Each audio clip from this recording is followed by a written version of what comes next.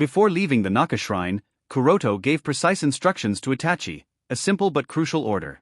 Stay close to Shursui. Shursui was in his adaptation phase, still recovering from the ordeal of his transplanted eye. His combat effectiveness had not yet returned to its peak, which made him vulnerable. And vulnerability was dangerous in a world where Obito, Danzo, and Orochimaru were actively scheming. Each of them had their own reasons to target Shursui. Obito needed him out of the picture to control the Uchiha clan. Danzo would go to any lengths to seize his power for himself. Orochimaru was fascinated by his genetic potential. Thus, Itachi had to protect him at all costs. Itachi understood Kuroto's concern. He would not fail. Satisfied, Kuroto bade them farewell and made his way home, his mind still calculating the shifting events of the day. The art of staying hidden in plain sight. As he walked, Kuroto reflected on his decision to remain low profile, despite possessing the Tenseigan. Had he flaunted his true power, he would have attracted too much attention. From who? Everyone. The Akatsuki. The 5 great nations. The hidden villages. Even those within Konoha might begin plotting against him. Power invites challenge, Kuroto mused. Had Obito discovered the full extent of his strength, he would have immediately sought ways to neutralize him. Unlike Obito, who feared nothing, Kuroto had weaknesses, people he cared about. Obito lost everything, he thought. But I still have something to lose. If Kuroto's power became known, his loved ones would become targets. And Obito? Obito was the worst kind of enemy, someone who had nothing to hold him back. Kuroto sighed. In another timeline, maybe I'd resurrect Rin and use her against him. But such an act would be too costly, far beyond his current capabilities. Thankfully, he had played his cards right. He revealed just enough to be seen as competent, but not so much that he appeared unstoppable. That way, he remained a minor obstacle, rather than a primary threat. The Shadow War, Amatsukami versus Akatsuki. Instead, all attention was focused on Amatsukami. Obito and Akatsuki had been diverted, forced to investigate an organization that barely existed in reality. They feared the unknown. And the unknown is always the greatest fear, Kuroto thought with a smirk. Nagato, with his Rinnegan, had barely survived his encounter with Amatsukami's leader. That single battle had paralyzed Akatsuki, forcing them to focus on strengthening themselves rather than making bold moves. Obito, too, had become cautious. He retrieved his Manjikyu Sharingan but did not attack the Uchiha clan. He avoided direct confrontation with Konoha. He focused on uncovering Amatsukami's secrets instead. And yet, they'll never find what isn't there. Kuroto's grand deception had worked. For now, at least. A different battle brewing. Kimamaro's vengeance. Elsewhere in Konoha's guesthouse, Kimamaro stood at the window, his piercing eyes locked onto the village skyline. His thoughts burned with one name. Hyuga Kuroto. The events of the day replayed in his mind. More than anything, what infuriated him was how Kuroto had openly mocked Orochimaru-sama. His killing intent flared. At that moment, a shadow moved in the darkness. Kimamaro turned sharply. His bone blade extended from his arm, ready to strike. But then, the intruder spoke. As expected of Kimamaro. The voice was familiar. Kabuto. Indeed, Kabuto Yakushi emerged from the shadows, a smirk on his face. I heard about today, Kabuto remarked. Tell me, how does it feel to crush the Uchiha prodigy? Kimamaro scoffed. He was insignificant. Kabuto pushed further. But what about Kuroto? Instantly, Kimamaro's expression darkened. Kuroto's disrespect toward Orochimaru was unforgivable. And Kabuto knew it. You want revenge, don't you? Kimamaro's jaw tightened. Kabuto smiled. I can tell you where he lives. Kimamaro turned. Tell me. Kabuto hesitated for a moment before handing him a map. Be careful, Kabuto warned. If he's really as strong as they say. Kimamaro didn't wait to hear the rest. He disappeared into the night. As soon as he was gone, Kabuto smirked. He, too, wanted Kuroto dead. But just as Kabuto basked in his moment of manipulation, a hoarse voice echoed behind him. Kabuto. I don't recall giving you permission for this. Kabuto froze. A chill ran down his spine. Orochimaru-sama. He turned to see Orochimaru stepping out of the shadows. The snake's golden eyes gleamed with amusement. And what, Orochimaru mused, will be your excuse? Kabuto swallowed.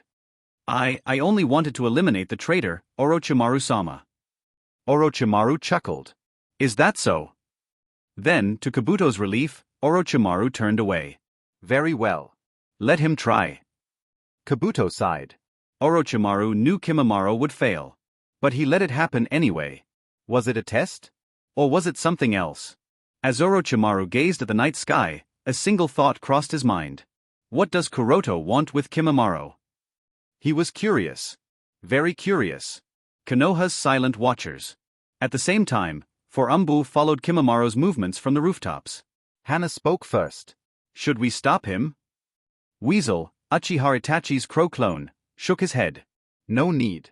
My summon is already tracking him. Rabbit frowned. But why is Captain Kuroto interested in him? Akame answered. He's a source of intelligence. A brief silence followed. Then Hana muttered, that makes sense. They said nothing more. They simply watched. Because if Kuroto was allowing Kimimaro to reach him, it could only mean one thing. The trap was already set. The dimly lit streets of Konoha were eerily silent, save for the soft footsteps of two Chunin making their way home after a long day of patrol duty. Today was exhausting, one of them muttered, taking a drag from his cigarette. His companion nodded. At least the alliance ceremony went smoothly. No unexpected trouble. With Konoha security at its peak, maintaining order had placed a heavy workload on genin and Chunin alike. The effort paid off though, the ceremony concluded without incident. The smoking Chunin flicked his cigarette but onto the ground and crushed it underfoot. It's so late already. I doubt anything major will happen now. The moment the words left his mouth, a shadow descended behind him, striking with precise and deadly efficiency. WH. Before he could react, a sharp jab landed at the base of his neck. Darkness swallowed his consciousness as he collapsed onto the street. His partner barely had time to reach for a signal flare before a powerful blow struck his abdomen, forcing a strangled gasp from his lips. His body arched under the impact, and he too slumped lifelessly to the ground. Standing over their unconscious bodies, Kimimaro furrowed his brows. They were weaker than I expected. It wasn't arrogance, just confusion. His understanding of strength was shaped solely by Orochimaru's teachings and the battles he had fought against formidable enemies. Against shinobi like these, they barely felt like a challenge. A silent infiltration. Dragging the two Chunin into a shadowed alley, Kimimaro bound their limbs with efficiency. Then, he pulled out the map Kabuto had given him, confirming his direction. His objective was clear. Hyuga Kuroto. With a flicker of movement, his figure blurred into the darkness, his transformation jutsu morphing him into one of the fallen Chunin. What he failed to notice was the lone crow perched silently on a nearby power pole, its crimson eyes watching every move. Within the Hyuga compound, moving undetected was easy. At this hour, the streets were mostly deserted, and the Hyuga guards who noticed him didn't even flinch. After all, he looked exactly like Hyuga Kuroto.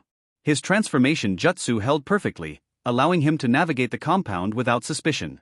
Landing silently on the roof of Kuroto's house, Kimimaro crouched, scanning the area with sharp eyes.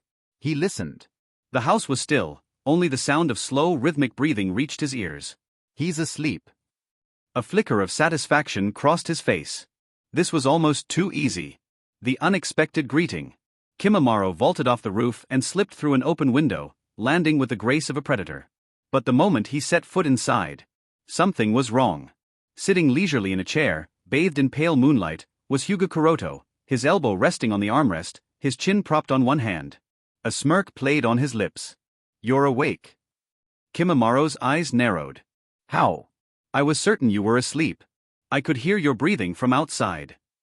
Kuroto chuckled, his gaze sharp. It seems my luck hasn't run out just yet. There was no surprise in his tone. No alarm. As if he had been expecting this. Kimimaro tensed. The trap is set. Everything suddenly made sense. Kuroto was prepared. The realization didn't deter Kimimaro, it excited him. A bone blade extended from his palm as he crouched, muscles tensing. Good. I prefer a fair fight. Kuroto snorted. Fair fight? There's no such thing in the shinobi world. Kimimaro hesitated. What?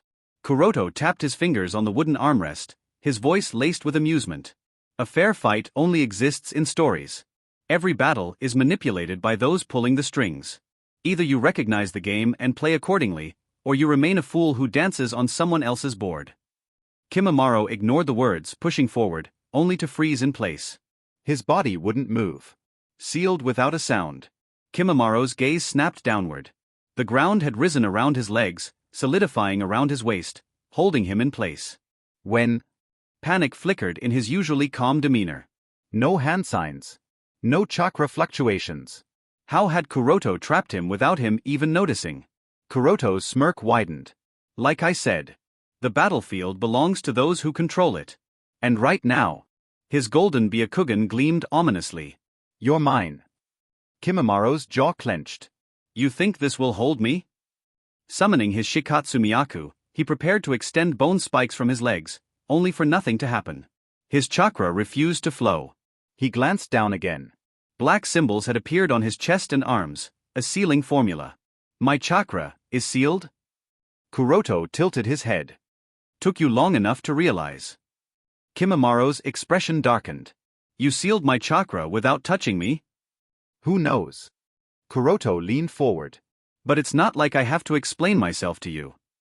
Kimamaro gritted his teeth. He still had a way out. If he activated the curse mark, he could force his chakra to flow. But the moment he considered it. Are you sure about that? Kuroto's voice cut in smoothly. Kimamaro froze. You think your actions have gone unnoticed? Kuroto continued. Do you really believe Konoha's Umbu don't know you're here? Kimamaro narrowed his eyes. So what? The moment you activate that mark, Kuroto said lazily, the entire village will know Otogekure is under Orochimaru's control. The implication sent a chill through Kimamaro's spine. If he used the curse mark, it wouldn't just affect him. It would expose Orochimaru. Kimamaro hesitated. Kuroto smirked. You don't want to cause him trouble, do you? Kimamaro gritted his teeth. He was willing to die for Orochimaru. But betraying him? Never. Kuroto had won. Seeing the hesitation, Kuroto pressed further. You have two choices. Kimamaro's gaze lifted warily. 1. You can use the curse mark, and I'll have the Umbu arrest your master tonight. Kimamaro glared. 2.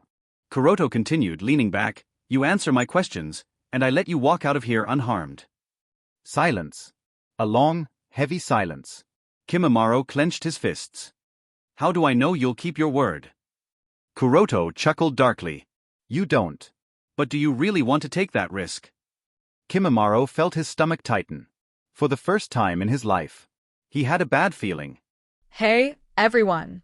If you enjoy my quantum audiobooks, you can support me by becoming a Patreon member. Your support helps me keep creating, and you'll get exclusive perks. You can also access my audiobooks directly through Google Drive. Check out the link in the description. Now, let's get started.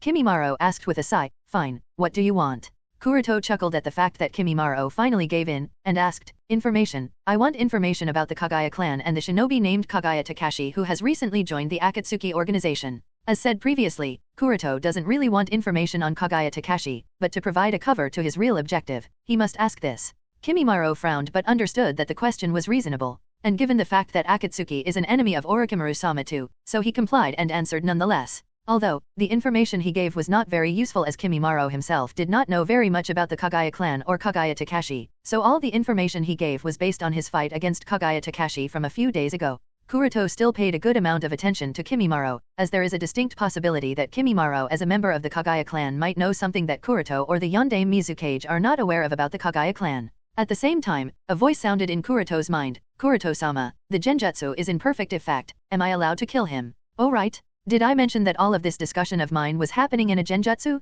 If I didn't then I guess now's the time to tell, thought Kuroto after he heard that voice, then he also focused his attention on the real world. Real world. In the real world, Kimimaro is standing motionless with a dazed expression. Kimimaro has yet to realize that the moment he stepped inside Kuroto's house, he has been under a genjutsu. Kuroto looked at Kimimaro, who is completely vulnerable at the moment. Kuroto nodded to himself, then looked at the person responsible for casting this genjutsu on Kimimaro. I must say, the genjutsu mastery of the three priestesses of Ryokai Cave is indeed praiseworthy, said Kuroto with a bit of an impressed tone as he looked at the floating girl next to him. Any Kuroto-sama, should I make him suffer mentally? Should I? Once he suffers a lot, his chakra will weaken and it will be on the verge of disappearance, and just before he dies, I can eat all of his chakra. I love chakra which is weak and is about to disappear. Ichikashima Haim asked in an excited tone as some of her snake characteristics appeared on her face and she licked her lips, greedy for eating Kimimiro's chakra. Kuroto immediately shook his head. No, he has to be kept alive. Ichika Haim seemed a bit dejected by Kuroto's refusal, but she quickly regained her cheerfulness and started to float around Kimimaro, observing his unique features. Since the genjutsu used by Ichika Haim is based on the use of natural energy, therefore it can be classified as a senjutsu. Therefore, breaking out of it is an extremely difficult task, not to mention breaking out, even realizing that one is subjected to a genjutsu is an extremely difficult task unless they are experienced enough with genjutsu. Although not as strong as the genjutsu used by the combined effort of the two great sage toads of Mount Myaboku, which is capable of trapping even the Rinnegan and Tenseigan bearers, it is still one of the strongest genjutsu there is. This is why Kuroto isn't really worried about the possibility of Kimimaro realizing his current situation, or being able to break out of it. At this time, Ichika Haim, who was floating around Kimimaro, asked Kuroto with a curious tone, "Since he is not here to be fed to me, then why is he here? Kuroto-sama? What do you want from this brat?" Kuroto did not answer Ichika Haim but took out a storage scroll and unsealed the contents inside it. The contents inside the storage scroll included several test tubes injections, as well as other pieces of equipment necessary to collect cell samples. Since he is a prisoner of mine, so naturally he must pay some ransom to be released, don't you think, Ichika Haim? I am not going to kill him as he is of use to me, but I will take some of his cells to carry out tests and experiments, said Kuroto to Ichika Haim, then proceeded to collect Kimimiro's cell samples. Although Ichika Haim didn't really understand what experiments Kuroto-sama wants to conduct, it didn't really matter to her. As long as she is fed chakra, she doesn't care what Kuroto does. Normally, Ichika Haim likes to eat decaying chakra, the chakra that is on the verge of disappearance, which is why she usually traps her victims in a genjutsu world, then makes them collapse mentally. But for some reason that even she doesn't understand, she likes to eat Kuroto's chakra too. Maybe it's because his chakra is yin dominant in nature. She can only think of this as the possible reason, as any other explanation doesn't make much sense. Oh well, it doesn't really matter anyway, but she doesn't really care too much about the exact reason either. On the other side, Kuroto considered that there wouldn't be many opportunities in the future, so he collected several times the normal and also made sure to take Kimimiro's blood samples, bone samples as well as hair samples, and then sealed them all in a storage scroll. After Kuroto was done in the real world, he focused his attention back on the genjutsu world that Kimimaro was trapped in. Genjutsu world. By now, Kimimaro has also finished giving out all the information that he knew about the Kagaya clan and the shinobi named Kagaya Takashi. After Kimimaro was done, Kuroto in the genjutsu world was silent for a while, then asked curiously, "By the way, is there anything unusual in your body?" Kimimaro frowned. "What do you mean by unusual?" Kuroto said, "In the sense that, have you been feeling any sudden weakness or unnatural paralyzing sensations in your body?" Kimimaro narrowed his eyes, and asked, "How do you know?" Kagaya Takashi has told him about the curse of the Kagaya clan, but Kimimaro has yet to tell anyone about it. Even Yugo gave his words to Kimimaro that he won't talk about this to anyone, even to Orochimaru-sama, unless Kimimaro instructs him to. Even before, Kimimaro did not mention anything about the curse of the Kagaya clan, because he did not want to give out information about his weakness. But the fact that Hyuga Kuroto knows about this has surprised him. Kuroto did not answer Kimimiro's question. Instead, he asked a question in return. "What is Orochimaru-sama's theory about the cause of your illness? And what treatment is he using?" Kimimiro's tone became heavier. "I have yet to inform Orochimaru-sama about it." Kuroto was stunned, then said, "It doesn't matter whether you have told him or not. He must have noticed that something is unusual with your body, but maybe he lacks the right information to be able to properly understand what it is. I advise you to tell him everything you know about your illness immediately. If he understands the true cause of your illness early enough, maybe you will be able to survive. You don't need to worry about my business or my well-being," said Kimimaro in a cold tone, although his expression said that he was seriously considering Kuroto's words. The reason why Kuroto advised Kimimaro is not because of his kindness or worry for Kimimaro, but to better understand Shikatsumayaku. At the same time, he also wants Orochimaru's research on this Kekkai Genkai and the results he obtains while trying to figure out a way about how to cure the curse of the Kagaya clan. Kuroto knows that the true potential of Shikatsumayaku is very high, and traces back to Kagaya's use of all-killing ash bones, which is a Kekkai Mora Jutsu. All-killing ash bones are even superior to the truth-seeking orbs when it comes to their potential. Just a single touch is enough to turn even the 6th-path level opponents into ashes. This is why Kuroto is very interested in it. And seeing that Kimimaro has taken his words seriously, Kuroto said nothing more, just released the seal on Kimimaro that was sealing his chakra, still in the genjutsu world. At the same time, the ground that was encasing Kimimaro also retracted backward under Kuroto's command, still in genjutsu world. Kuroto then said, "All right then, since I have obtained what I wanted, you can go back now. Also, this is Konoha, so you better not run around like this time. The number of people in this village who are capable of killing you is more than several dozens. Once you are caught snooping around, even he won't be able to save you." Kimimaro snorted and jumped towards the window, and just before he left, he looked at Kuroto coldly, and said, "This time I lost, but next time it won't be so easy for you, Hyuga Kuroto. You are a traitor and I will definitely eliminate you." Kuroto just chuckled. "Is that so? In that case, I will wait." Kimimaro snorted and jumped out of the window and went back towards the guest house. Poor kid doesn't even realize that the entire time he was in my house, he was under a genjutsu, thought Kuroto, then shook his head. Kuroto knows that Kimimura's potential is extremely high, but neither does he have any understanding of natural energy, nor any in-depth experience of genjutsu, so it was natural that in his normal state Kimimaro did not figure out that he is under a genjutsu. Of course, if Kimimaro had used Curse Seal, then he would have been able to sense that something is wrong and maybe be able to take countermeasures, but Kuroto of course did not allow Kimimaro to do so, as he wasn't interested in fighting a child. After Kimimaro was gone, Kuroto turned towards Ichika Shimaheim and said, "You can also go back, I will summon you if I need you." Ichika Shimaheim nodded, and just before disappearing in a poof of smoke, she did not forget to speak, "Don't forget to prepare prey for me, Kuroto-sama." Kuroto nodded, but not so seriously. Now with Kuroto left alone in the house, he murmured, "Obito and Nagato probably won't give me much time, so I need to speed up the project Godhood." Inside a secret underground base of Akatsuki organization, a spiraling whirl appeared in the void, and Obito, without a mask, walked out of it. Zetsu and Tobi Sr. came over and looked at the left eye of Obito and asked, "How does it feel? Do you have any method to turn this Sharingan into the Mangekyou Sharingan?" Obito indifferently replied, "It's already a Mangekyou Sharingan." Tobi Sr. said in a surprised tone, "Already turned into a Mangekyou Sharingan? You really are worthy to have been selected by Madara-sama." Obito shook his head, "No, it was Mangekyou Sharingan, even before I took it back." Having said that, Obito's face showed a trace of emotion and remembered the time when he witnessed Rin's death. Heitake Kakashi probably awakened the Mangekyou Sharingan at the same time as I did. Even Black Zetsu was surprised, but he chose not to speak anything. A shinobi who is neither an Uchiha nor a Senju or Uzumaki, and doesn't have any close blood relationship with the descendants of Hage Oromo, actually managed to awaken the Mangekyou Sharingan? In Black Zetsu's opinion, the talent of Heitake Kakashi is extremely high, one of the best talents to have ever been seen in the shinobi world. Obito doesn't seem to want to talk too much about Heitake Kakashi, or the Mangekyou Sharingan, so he turned towards Zetsu and asked, "Forget about these things, let's talk what's important. How is Nagato's condition? Has he adapted to the transplantation?" White Zetsu said with a smile, "It went unexpectedly good. The Uzumaki clan and the Senju clan are really worthy of being close relatives. His body almost perfectly adapted to Hashirama cells." Obito nodded, but also whispered to himself, "I will have to make sure that Nagato does not get out of hand." Obito is very clear, and perfectly understands that if Nagato is too strong it would be difficult to control him. At the same time, he is left with no other choice, because if Nagato were to die, and if the Rinnegan were to be destroyed, then the project Tsuki no Mi cannot be completed, so he was left with no choice but to transplant Hashirama cells in Nagato. But because the stronger Nagato will be extremely difficult to control, with Obito's previous strength, and this is one of the reasons why Obito took back his left eye as well as increased his direct control in the Akatsuki organization. Obito then turned towards Tobi Sr. and asked, "How is the adaptation of the person inside you?" Tobi Sr. crossed both of his arms, and said with an excited tone, "He was a perfect choice." Obito nodded, then said, "How much combat power do you think you have with him inside you?" Tobi Sr. thought a little, then said, "I think I will be able to suppress the 5 Kage quite easily. Even Yagura." Obito asked again, he knows that it is the case, but he just needs to be sure. Tobi Sr. nodded, After all, the one inside me has both the Sharingan and would release."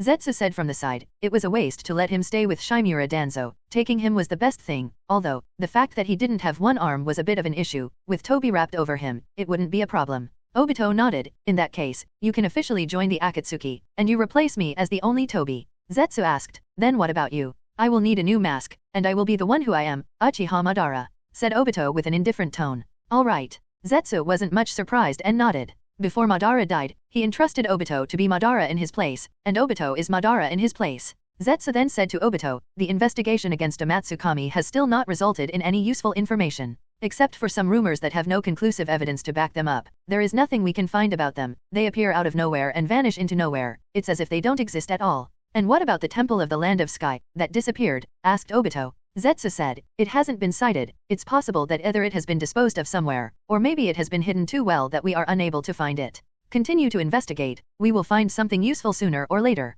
said Obito as he walked towards a glass wall. At a glance, the glass wall is made up of many glass containers, and a few of these glass containers seem to have something floating in them which looks like eyes at Novel bin Adat. Some of them were brought by Madara when he left Konoha. As the former patriarch of the Uchiha clan, Madara obviously had a lot of Sharingan of the dead Uchiha in his hands. So, when he left Konoha, Madara brought them with him. Then many others have been collected by Zetsu clones from the graves of the dead Uchiha, while some of them were stolen by Obito from the root base at the time when Shinichi defected. Looking at the Sharingan in front of him, Obito had a thoughtful expression. After considering for a while, he took off his Akatsuki robe, as well as his combat gear, then said to Zetsu beside him, "I need you to transplant a few Sharingan as a sacrifice for using Izanagi." Zetsu asked, "But you already have both of your eyes, where to transplant them?" Obito said indifferently, anywhere in my body where they are not directly visible to me, I do not want to see these eyes. Zetsu said, for the maximum effect, the eyes must be connected to the optic nerve. If it transplanted in other parts of the body, then the effect may decrease. Moreover, there is a distinct possibility of rejection.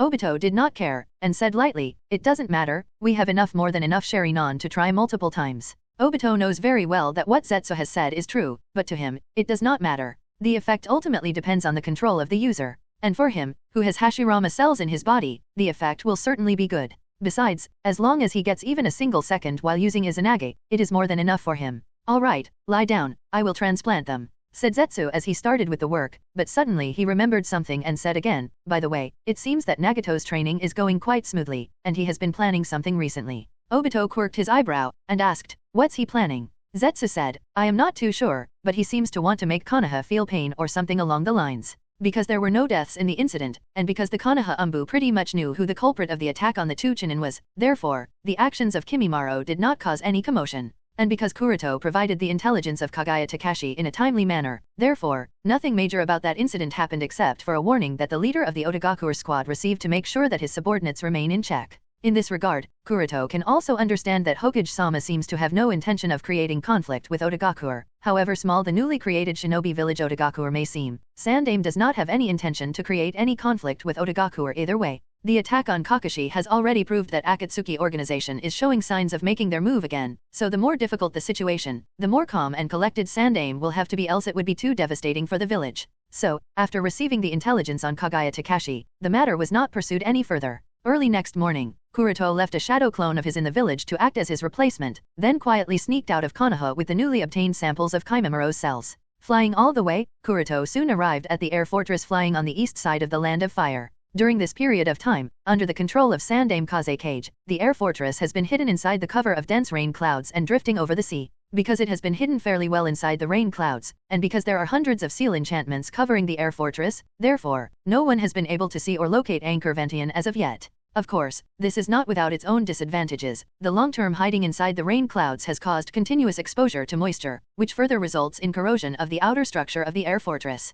The defensive enchantments that have been active 24/7 have prevented the corrosion quite a lot, but there is only so much that can be prevented. The defensive enchantments that remain active 24/7 cause a lot of shaker consumption, and it's only because of the existence of Morio that has been sealed in the energy room that such high chakra requirements are met. Otherwise, not only the air fortress would have been detected long ago, it would have even fallen down. After arriving at the air fortress, Kuroto first checked the current status of chimera buds he had planted a while ago, chapter 329 to 330. And as he expected, among all the chimera buds he had planted, 2 buds successfully combined with his cells, thus, making them suitable to be transplanted into his body for the chimera jutsu. Looking at the 2 successful buds, although Kuroto is happy that he is a step closer to the fusion ceremony, Kuroto knows that he can't be as reckless as Hiriko was because these buds have a tendency to even swallow the host. I will have to be cautious when dealing with them, thought Kuroto. The immature chimera buds may seem harmless at first or second sight, but Kuroto knows better than anyone that these buds are actually monsters that are capable of truly fusing the flesh and blood of several people into the host. Once such a monster gets out of control, it is difficult to imagine how disastrous the consequences will be. Kuroto has gained a deeper level of understanding of chimera buds after research and development for the past few months. No matter what he has been doing, the matter of chimera buds has never once left his mind. The approach that Hiriko used in dealing with the chimera buds was clearly seen and then repeatedly postulated by Kuroto. According to Hiriko's approach, he relaxed the restrictions on chimera buds to enhance the fusion ability of flesh and blood to increase the success rate of the ceremony. Of course, from a certain perspective, there is nothing wrong with Hiriko's approach. After all, in the field of science, the success rate matters most. After all, if the experiment itself results in a failure, then what's the point? That is to say, if Hiriko's existence itself would have been erased, then what would have been the point of there being hidden dangers present or not in his experiment? They would have been meaningless, right? Therefore, first, the experiment is carried with keeping the highest success rate in mind, which Hiriko did. Afterward, the subsequent improvements in various parameters are made to eliminate the hidden dangers while keeping the same success rate in mind, and later the success rate is further increased.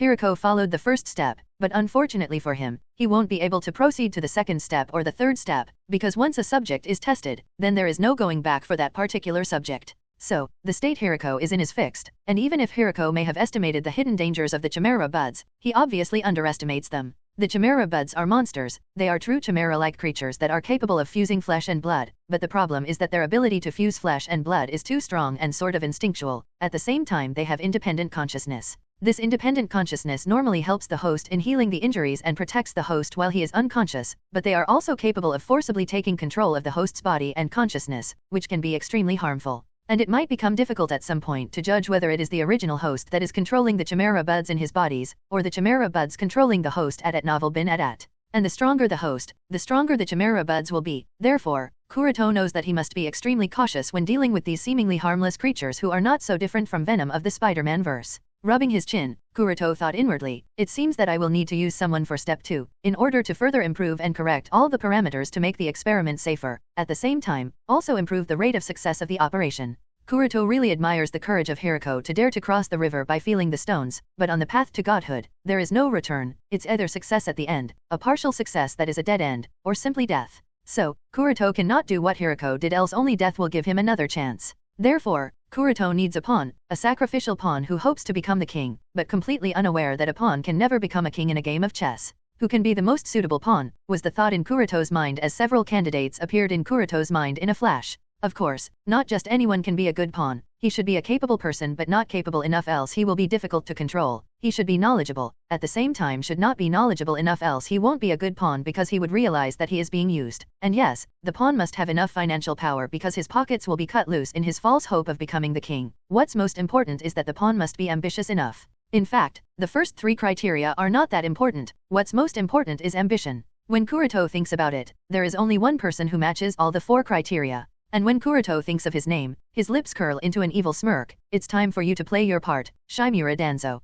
Shimura Danzo is the kind of man who will not hesitate to use the Chimera Jutsu upon himself. Kuroto can be sure about this. After all, the man has no bottom line. He actually dared to transplant Sharingan and Hashirama cells into his body. On a side note, Shimura Danzo is also one of the high-level leaders of Konoha, so he has a lot of political power and financial resources in his hand. He is capable of investing large funds in the further development of Chimera Jutsu. He is also capable and knowledgeable enough but is not knowledgeable enough as he often relies on Orochimaru and other researchers to achieve his objective. And what's more important is that he is an ambitious man. Even in the decaying old age, he still dreams to become Hokage and spends all his effort towards it. At the same time, he has no bottom line for it. After all, the man actually dared to issue several missions with the objective of assassinating Sandaime Hokage, so he is definitely the pawn Kuroto is looking for. Others might be able to resist the temptations of Chimera Jutsu, but Shimura Danzo, who has been trying to acquire this jutsu for such a long time, won't be able to resist the temptations, especially if Kuroto considers the recent restrictions Sandaime has placed on Shimura Danzo and his root subunit. With that understood, Kuroto sealed a copy of the scroll of Chimera Jutsu along with the incomplete Chimera buds that have no cell of his into a storage scroll, and thought, I guess I can sell this to Shimura Danzo for a good price that should be between 150 million ryo to 200 million ryo. It is not too expensive and not cheap either. After dealing with the matter of Chimera buds, Kuroto put it aside for now and focused his attention on the Wind Nature clone, and started to carry out the cell fusion process for the Wind Nature clone. As always, before carrying out the actual cell fusion process, Kimimura's cells need to be filtered in order to remove or decrease the potency of other chakra natures except for the wind chakra nature. At the same time, because Kimimura's cells also contain Orochimaru's curse seal of earth, therefore, the cursed seal of earth that contains Orochimaru's chakra needs to be removed too. So the whole filtration process took 3 days in total. Among the 200 cell samples that Kuroto used, 17 groups successfully survived the filtration process while still maintaining their strong vitality. In the process of filtration, Kuroto found that Kimimura's cells contained very large proportions of Yang chakra, so despite the repeated filtration a potent Yang chakra still remained in his cells.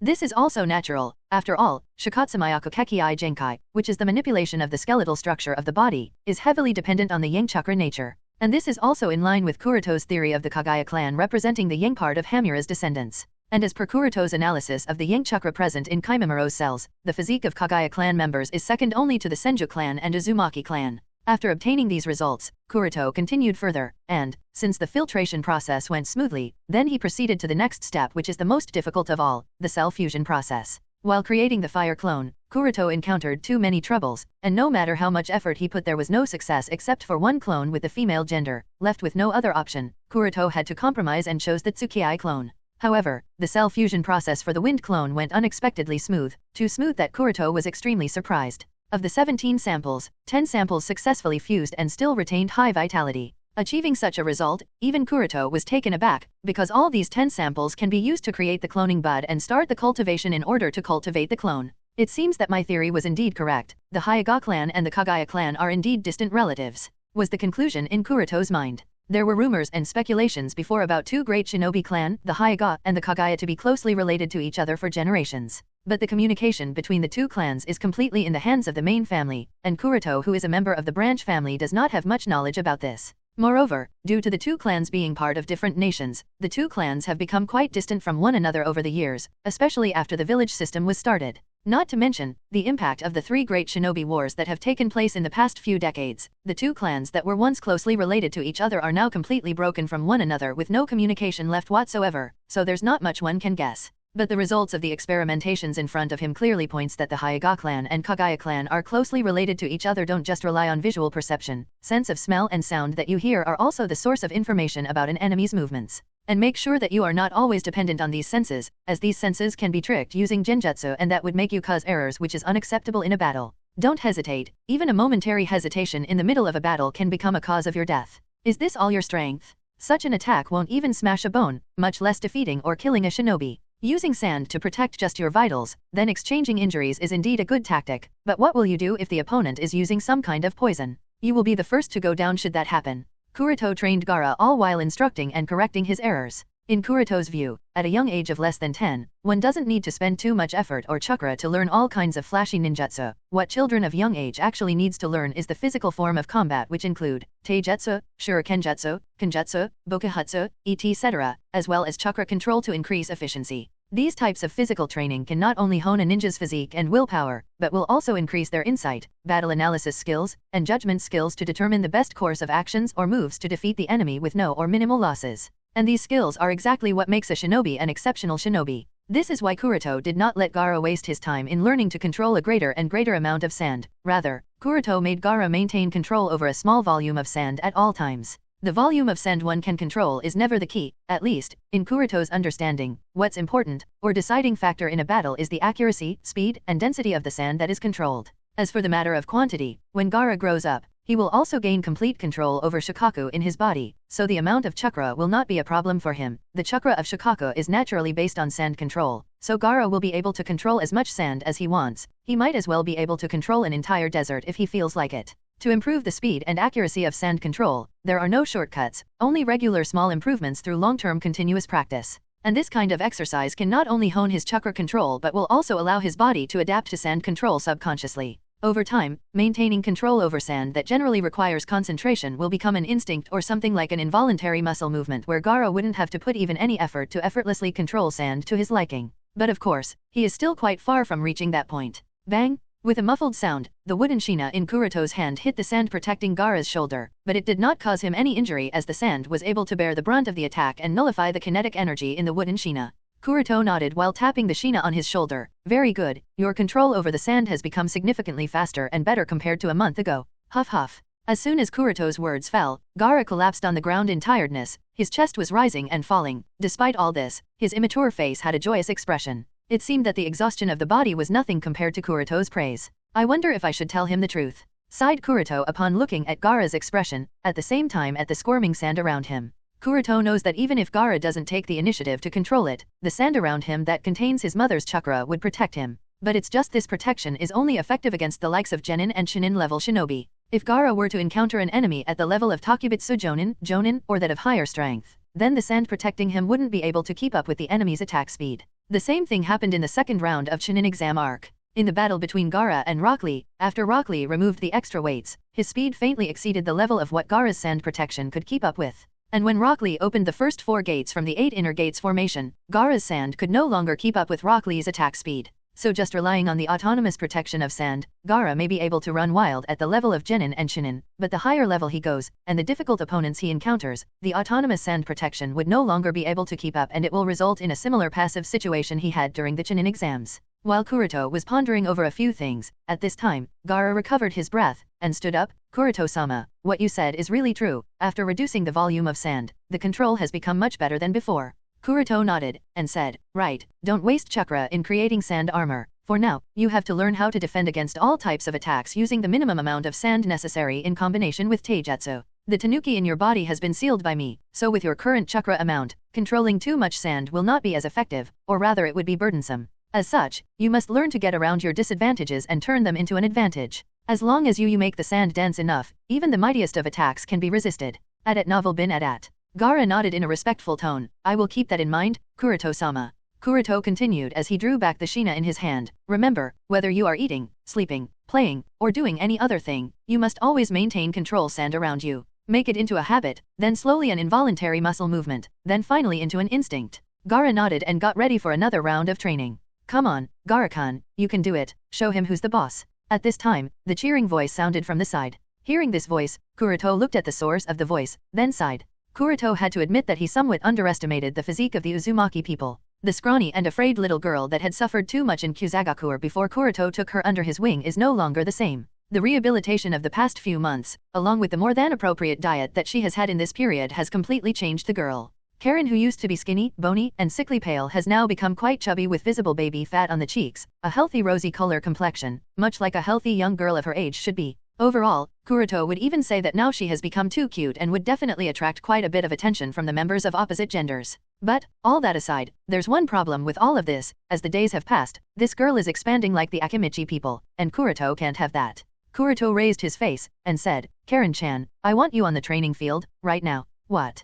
Karen, who was holding cheesecake in her left hand, and a stick containing dango dumplings in the right hand, suddenly opened her mouth in shock. Even the crumbs of cheesecake on her mouth fell to the ground. What are you staring in a daze for? Come here, said Kuroto with a stern tone, and continued, from today onwards, your formal training as a kunoichi will start. If you are unable to keep up with the daily training schedule, you will have to go to sleep on an empty stomach. Hearing Kuroto's words, Karen hurriedly put aside the remaining cheesecakes and dango dumplings, then after whispering a few words to the kaze cage puppet who was dressed as a nanny, she came to the training field. Hunger and an empty stomach will often bring back the painful memories of her time at Kyuzagakur, which is something Karen doesn't want to remember. Kuroto stared at Karen, then asked, I take it that you have completed all the basic tasks I assigned you. Karen said, I have learned calligraphy, as well as completed the mathematics part of the syllabus assigned to me. Kuroto nodded, then said, and, are you able to run chakra through your whole body smoothly? Yes, Kuroto-sama. Karen nodded and also demonstrated it. Very good. After a nod, Kuroto said, your basic lessons will be similar to Gaara-kun, and will involve taijutsu training along with chakra control exercise to increase your chakra control. Karen quickly asked, should I also practice the same form of taijutsu as Gaara-kun that involves around sand control? Kuroto shook his head, no, that style will be unique to Gaara-kun as only he can manipulate sand. You will have to choose some other form of combat that would match your style. Karen tilted her head to the side and said with a confused tone, but I don't know what style would suit me. Kuroto thought a little, then said, for now we can start with strengthening your basic physique and combat analysis skills, but sooner or later you will have to figure out a combat style of your own as your training schedule will be designed accordingly, understand? Karen nodded, I understand, but Kuroto-sama, how do I figure out what's the best style for me? Kuroto said, there is no best style for anyone at the start, one has to experience different combat styles and then figure out accordingly. Once you figure out which combat style you want to use, you will have to adapt yourself to that style and slowly improve yourself to make yourself the best at it. Karen nodded, alright, I will that in mind, Kuroto-sama. Kuroto then said, the style of combat aside, there is one thing I want you to continue to learn and master, and that is Funjutsu. You are an Uzumaki, and Funjutsu is in your blood. So, Funjutsu is a field where you will definitely progress rapidly, so do not stop your studies of Funjutsu. Yes, Kuroto-sama. Karen nodded happily. With that understood, Kuroto formally started Karen's training too. After instructing a few key points, Kuroto left 2 shadow clones, one for each one of the 2 kids, then left the training hall. After all, the 2 kids are still far from reaching the point where Kuroto would need to put more than a shadow clone's worth of effort to train them. After dealing with this, Kuroto walked towards the outer platform of the Sky Fortress, and after opening a small hole in the enchantment, Kuroto allowed the 2 crows waiting outside to enter inside Anchor Ventian. These 2 crows are the ones Kuroto sent to the current Mizu cage and the current Kaze cage before he sneaked out of Konoha. Since the current Mizu cage Karatachi Yagura and the current Kaze cage Pakura are his subordinates, so the secret archives of the 2 great shinobi villages are naturally databases to be used by a Matsukami. For this reason, Kuroto asked the 2 cage to send several documents that he needed to study. From Tsunagakur, Kuroto asked for the scrolls detailing magnet release and scorch release. These 2 Kekii Genkai involve wind as an element, therefore, Kuroto asked for this information. On the other hand, from Kirigakur, Kuroto asked for information on the Kagaya clan. After the extermination of the Kagaya clan, a large number of ancient scrolls and a lot of information detailing the origins of the Kagaya clan were confiscated by Kirigakur. Kuroto, of course, read many of these documents previously while he was staying in Kirigakur, but he did not read everything due to the lack of time, and even the ones he read, Kuroto did not pay too much attention to them, as at that point, Kuroto was more focused on studying many jutsu for his Sujin clone. And now that he is creating the wind clone using the genes of the Kagaya clan, so Kuroto needs to consider more things, and study the Kagaya clan in more detail. At the same time, there is also some interest in finding information about the relation of the Kagaya clan with the Hyuga clan. So carrying the 2 scrolls, Kuroto came to his study, and after putting aside the 2 storage scrolls, Kuroto focused his attention on the 2 letters that are sent to him by the 2 cage. After opening the letter sent to him by Yagura, Kuroto started to read. Firstly, Yagura described the recent changes in Kirigakure, the progress of finding and retrieving the lost 7 swords, and also the progress of hunting the Nukenin of Kirigakure. At the same time, he has also detailed the recent trainees that have been recruited to the 7 ninja swordsmen of Mist. Of all the trainees, 2 trainees, namely, Ringo Amarai and Hojiki Mainjutsu are quite good and are deemed to match with Kiba and Hiramekirei, respectively. There are many more such details, but Kuroto didn't pay much attention to it and started to speed read it to make sure he gets the basic gist of Kirigakure's situation. As he proceeded further, suddenly his expression changed as a certain piece of unexpected information caught his attention. Yagura has stated that recently, the Toad Sunin Jiraiya personally went to Kirigakure. Of course, his visit was extremely secretive so barely anyone knew about it, but more than his visit, the purpose of his visit was what surprised Kuroto at Novel Bin Adat. Jiraiya went to Kirigakure representing Sandame Hokage, and the purpose of his visit is to invite Yandame Mizukage Karatachi Yagura to the 3rd Gokage Summit. The reason Yagura wrote this letter to Kuroto is to ask whether he should participate in the 3rd Gokage Summit that is to be held secretly in Konoha. Kuroto was surprised by such a piece of information, and muttered to himself with a doubtful expression, "The village is going to hold a secret Gokage Summit? I didn't receive any news about it." Kuroto was doubtful, and in order to clear his doubt, he quickly opened the letter sent to him by Pakura. Similar to Yagura, Pakura firstly detailed the recent changes in Tsunagakure, to which Kuroto only paid a little bit of attention. Then there's the news about her recent action, which was to adopt an 8-year-old boy by the name of Itsuki as her son, to which Kuroto quirked his eyebrow because he did not expect to hear such a piece of information. The fact that Pakura went as far as to adopt this Itsuki boy must mean that he has something extraordinary, thought Kuroto, and his doubts were soon cleared because Pakura then describes that this boy named Itaka seems to be able to use magnet release Kekii Genkai. Huh? This is unexpected. If I remember correctly, there was no boy who could use magnet release at this point in time in Tsunagakure. Only Gaara, who could control sand, and it was many years after the 4th Great Shinobi War, that the boy named Shinki was adopted by Gaara, and that boy Shinki too could use magnet release, but that's another issue. What's important now is, where did this boy come from? Muttered Kuroto with a doubtful expression. Since Pakura, the Godame Kaze Cage has adopted him, so obviously she would have checked his background, which obviously includes no connection to the Akatsuki spies lurking in Tsunagakure. Therefore, Kuroto is not that worried that him being a spy or anything. What's Kuroto worried about is that fact that this kid did not exist in the canon at all, and yet here he is. What could be the logical reason for the reason he did not appear in the canon but is present here, muttered Kuroto while thinking to himself, and there is one theory that seems plausible. In the canon, this kid might have either died while performing some mission or, he might have died during one of Gaara's rampage. Gaara's rampage obviously killed many of the Tsunagakure people, and it wouldn't be strange if one of his rampages also killed this kid named Itsuki before he had the chance to awaken magnet release. But since Gaara has been taken in by Kuroto, and since one of the rampages was also stopped by Kuroto and Shisui, so it's quite plausible that this kid survived and later awakened magnet release. It seems likely, but I suppose I should still be careful. The appearance of an unknown element is clearly the work of butterfly wings, so it wouldn't be a surprise if more of such elements appear over time. So, it seems that I must become more cautious. After reaching this conclusion, Kuroto quickly went through the other information, before finally reaching the part that he wanted to read. And as he expected, Tsunagakure too received an invitation for the 3rd Gokage Summit that is to be secretly held in Konoha. The one to pass this information to Pakura was none other than Elder Cho and Elder Ebizo, who have recently returned to Tsunagakure following the conclusion of the alliance ceremony. After reading this information, Kuroto put aside the letter and thought, so, Sandame-sama really intends to hold Gokage Summit secretly in Konoha? And he has decided to not even inform the Umbu of such news. I mean, it's not that surprising considering how much of a serious blow the Tri-Alliance suffered against Akatsuki at the War of Summit in Omegakure, but still. Kuroto was really relieved that he has the Mizu Cage and the Kaze Cage as his subordinate, else he might have never even learned of this news. At the same time, Kuroto can also understand the thinking of Sandame-sama. The failure of Tri-Alliance consisting of shinobi from Konoha, Suna, and Kumo against Akatsuki, which even resulted in the capture of Nii Yujito, and the death of Yondame Kaze Cage. Then the later reveal of the Yondame Mizu Cage being secretly controlled like a puppet by Akatsuki. It has become a common understanding that the threat of Akatsuki is too great. At the same time, there is no telling who might be a spy of Akatsuki. So, Sandame doesn't seem to want to take any chances. This is why, the Gokage Summit, which used to be held openly in the past, can only be carried out in secrecy nowadays for the sake of the safety of the Gokage, and the 5 great shinobi villages. After all, if Akatsuki were to learn of the news of the Gakage Summit, and also learn of the location that the Gakage Summit is being held, there's no guarantee that they wouldn't take advantage of it. Either they can directly attack at the location that the Gakage Summit is being held, which would either result in the death of Gakage, or them becoming a hostage in the hands of Akatsuki, or Akatsuki could use their absence from their villages as an advantage and attack the villages to capture the Jinchuriki, at the same time destroy the entire village. Akatsuki certainly has the power, so it's obvious that the Gakage will be careful against them. It seems that Sandaime hasn't been sitting idle these days, muttered Kuroto, as he is really surprised by political maneuvers Sandaime has been making these days. Firstly, Sandaime drew the surrounding small shinobi villages, including Kusagakur, Takigakur, Otogakur, and tied them to Konoha's chariot using the alliance ceremony that was held a few days ago. With this political maneuver of his, the pressure on the borders of the Land of Fire would decrease significantly, allowing Konoha to shrink its strength to be deployed on important locations. Subsequently, Sandaime sent invitations to the other 4 great shinobi villages for the purpose of secretly holding the Gakage conference.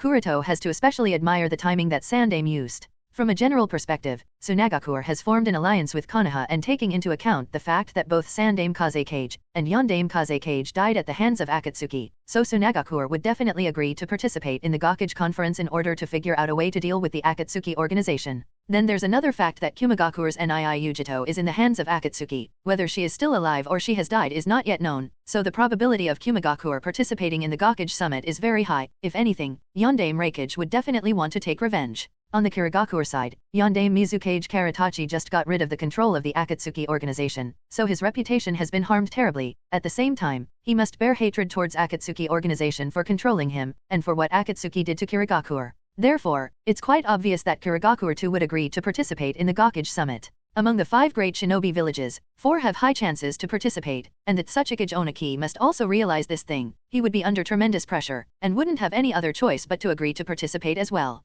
From all these political maneuvers of Sandaime, it can be seen that he has come to the realization that when fighting alone, no village is strong enough to resist the Akatsuki organization. As such, he has started to weave a big net for the Akatsuki to trap them inside it. And for this purpose, neither the Umbu members, Umbu squad captains, and not even the Umbu commanders were informed of this news of the Gakage summit. The fact that Umbu, the most trusted subordinates of Hokage, were not informed goes to show the level of secrecy this Gakage summit holds.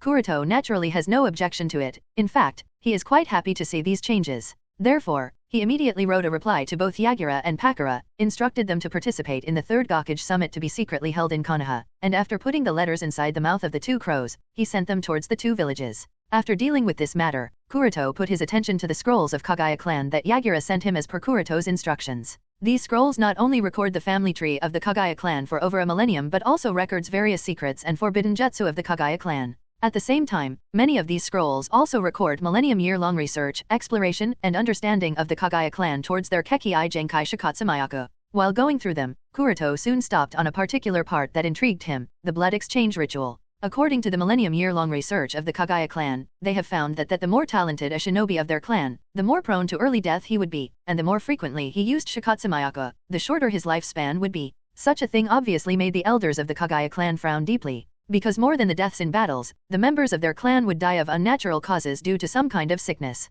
This cause of unnatural deaths due to some unknown sickness later came to be known as the curse of the Kagaya clan. Determined to find the reason for the curse, the bodies of the dead individuals were inspected, and after much research and postulation, Kagaya clan came to figure out the cause of this unnatural death. They were surprised to find that their bodies contain a certain type of toxin-like substance, and this toxin is the cause of their unnatural deaths. And this toxin actually takes birth in their bones and would later travel to all the body parts, thus, quickly spreading its effects all over their bodies. Their guess was only confirmed when they found that the more talented a shinobi, and the more he uses Shikatsumayaka, the higher the percentage of this toxin present in their body. This also made them understand if they don't use Shikatsumayaka, then they are unlikely to suffer from this unnatural illness, as the toxin would neither take birth nor spread to the whole body. But Shikatsumayaka is the foundation of the Kagaya clan. The members of Kagaya clan are heavily reliant on this Kekii Genkai of theirs. Using Shikatsumayaka was also their only option to survive through the chaotic years of the Warring States era. Upon finding these results, the Kagaya clan did what any clan would do in their situation. They blocked this news and forbid it to be ever disclosed to anyone. Other than the patriarch and a few select elders, no one would ever come to know of this. In order to have time and opportunity to break through the curse of the Kagaya clan, the members of Kagaya clan traveled from the Land of Fire where they once lived, and where the conflicts were prevalent, to the Land of Water, an isolated country with not so much conflicts at that point in time. Of course, they did not stop their research all this while and delve all their efforts into finding a cure to solve this curse of theirs. Many inhuman experiments were carried out. There were many sacrifices of not only those of the Kagaya clan but even those of the other shinobi clans. Even the innocent non-shinobi and common folks were also sacrificed in order to find a way to cure the curse of the Kagaya clan. But unfortunately for them, they never found a cure that could permanently solve this curse. Although they did discover the method through which this toxin spread throughout the body, it was obviously through their circulatory system, which means the blood was the carrier of the toxin. While keeping this in mind, Kagaya clan soon reached the conclusion that as long as the blood is purified or changed, the volume of toxins in the body would be greatly reduced and the shinobi after the blood exchange would be able to live more compared to before. This was a temporary solution and it greatly helped in ensuring the survival of the clan. And a few decades later, the Kagaya clan also discovered an herb that if refined in a particular manner into a medicine, and used in conjunction with the blood exchange ritual it would further increase the effects of the blood exchange ritual. Now they could increase their survival rate significantly and less prone to unnatural deaths, but the story doesn't end here. Of course, the blood exchange ritual proved to be effective, but it was not without its own disadvantages. Aside from the normal issues related to blood infusion that one has to deal with, one more problem started to emerge. The infused new blood, since it didn't belong to the shinobi himself, would cause some drastic effects on some specific parts of the brain, turning the members of the Kagaya clan into savage, bloodthirsty, battle-hungry, and ferocious from what they used to be. Initially, the members of the Kagaya clan did not have such a character. They were calm and peaceful people, much like those of the members of the Hyuga clan, but this toxin and its subsequent effects including the treatment changed them over time into what they became feared for, and what became the cause of their near extinction. But until the very end, they did not find any permanent solution to cure the curse of the Kagaya clan. It turns out that even after researching for centuries, the Kagaya clan couldn't find any solution. No wonder Orochimaru-sama, who had much less time and much less knowledge about the Kagaya clan, was unable to solve Kimimura's unknown illness, muttered Kuroto in realization. But after understanding this, Kuroto's expression turned into a frown. He hurriedly left his study and went to the incubation room. In the incubation room, 2 clones are being cultivated in 2 large incubation capsules, nutrition tanks. Although Kuroto obtained 10 samples of successful cell fusion, Kuroto's current finances obviously don't allow him to cultivate all the 10 clones at once, so he can only make do with what he has. Therefore, Kuroto chose the best 2 samples, the ones that seemed most active, and cultivated them into clones. And even if Tenseigan chakra is used to catalyze the cultivation process, the growth of clone will take at least a month, so the current 2 wind clones inside the large incubation capsules are only about the size of a palm. Staring at the 2 clones, Kuroto muttered inwardly, if the whole Kagaya clan suffers from the curse of the Kagaya clan, then I am afraid that even my wind clone will not be spared. The source of cells for the wind clone comes from Kimimaro, and Kimimaro seems to have already started to suffer from the curse of the Kagaya clan, so that means certain traces of toxin must have been present in the cells Kuroto collected. And no matter how many times Kuroto may have filtered these cells, there is no guarantee that it would have been washed away, so it is obvious that his wind clone too will suffer from the curse of the Kagaya clan. And according to the research, only a blood exchange ceremony can decrease the volume of that toxin in the body. What's more important is that the blood must belong to the members of the Kagaya clan, should be of the same type, and the person whose blood is being used in the ritual must not be suffering from the curse of the Kagaya clan at the time of donating the blood. In other words, it must be someone who is a member of the Kagaya clan, but shouldn't have awakened Shikatsumayaka. No other option would work. And according to the information given to him by Yagura, other than the Kimimaro and Takashi, no members of the Kagaya clan exist anymore, and even if they somehow exist somewhere, finding them would be much more difficult than finding a needle in a haystack, so that option is no longer useful for Kuroto. I must think of some way to cure the curse of the Kagaya clan. While thinking about how to cure the curse of the Kagaya clan, Kuroto suddenly thought, what exactly is this toxin? And why is it that it only affects those who use Shikatsumayako? And most importantly, if this toxin is related to the Kekii Genkai of the Kagaya clan, then why aren't the members of the Kagaya clan immune to this toxin? If this toxin is related to the Kekii Genkai of the Kagaya clan, then why aren't the members of the Kagaya clan immune to this toxin? Was the thought in Kuroto's mind.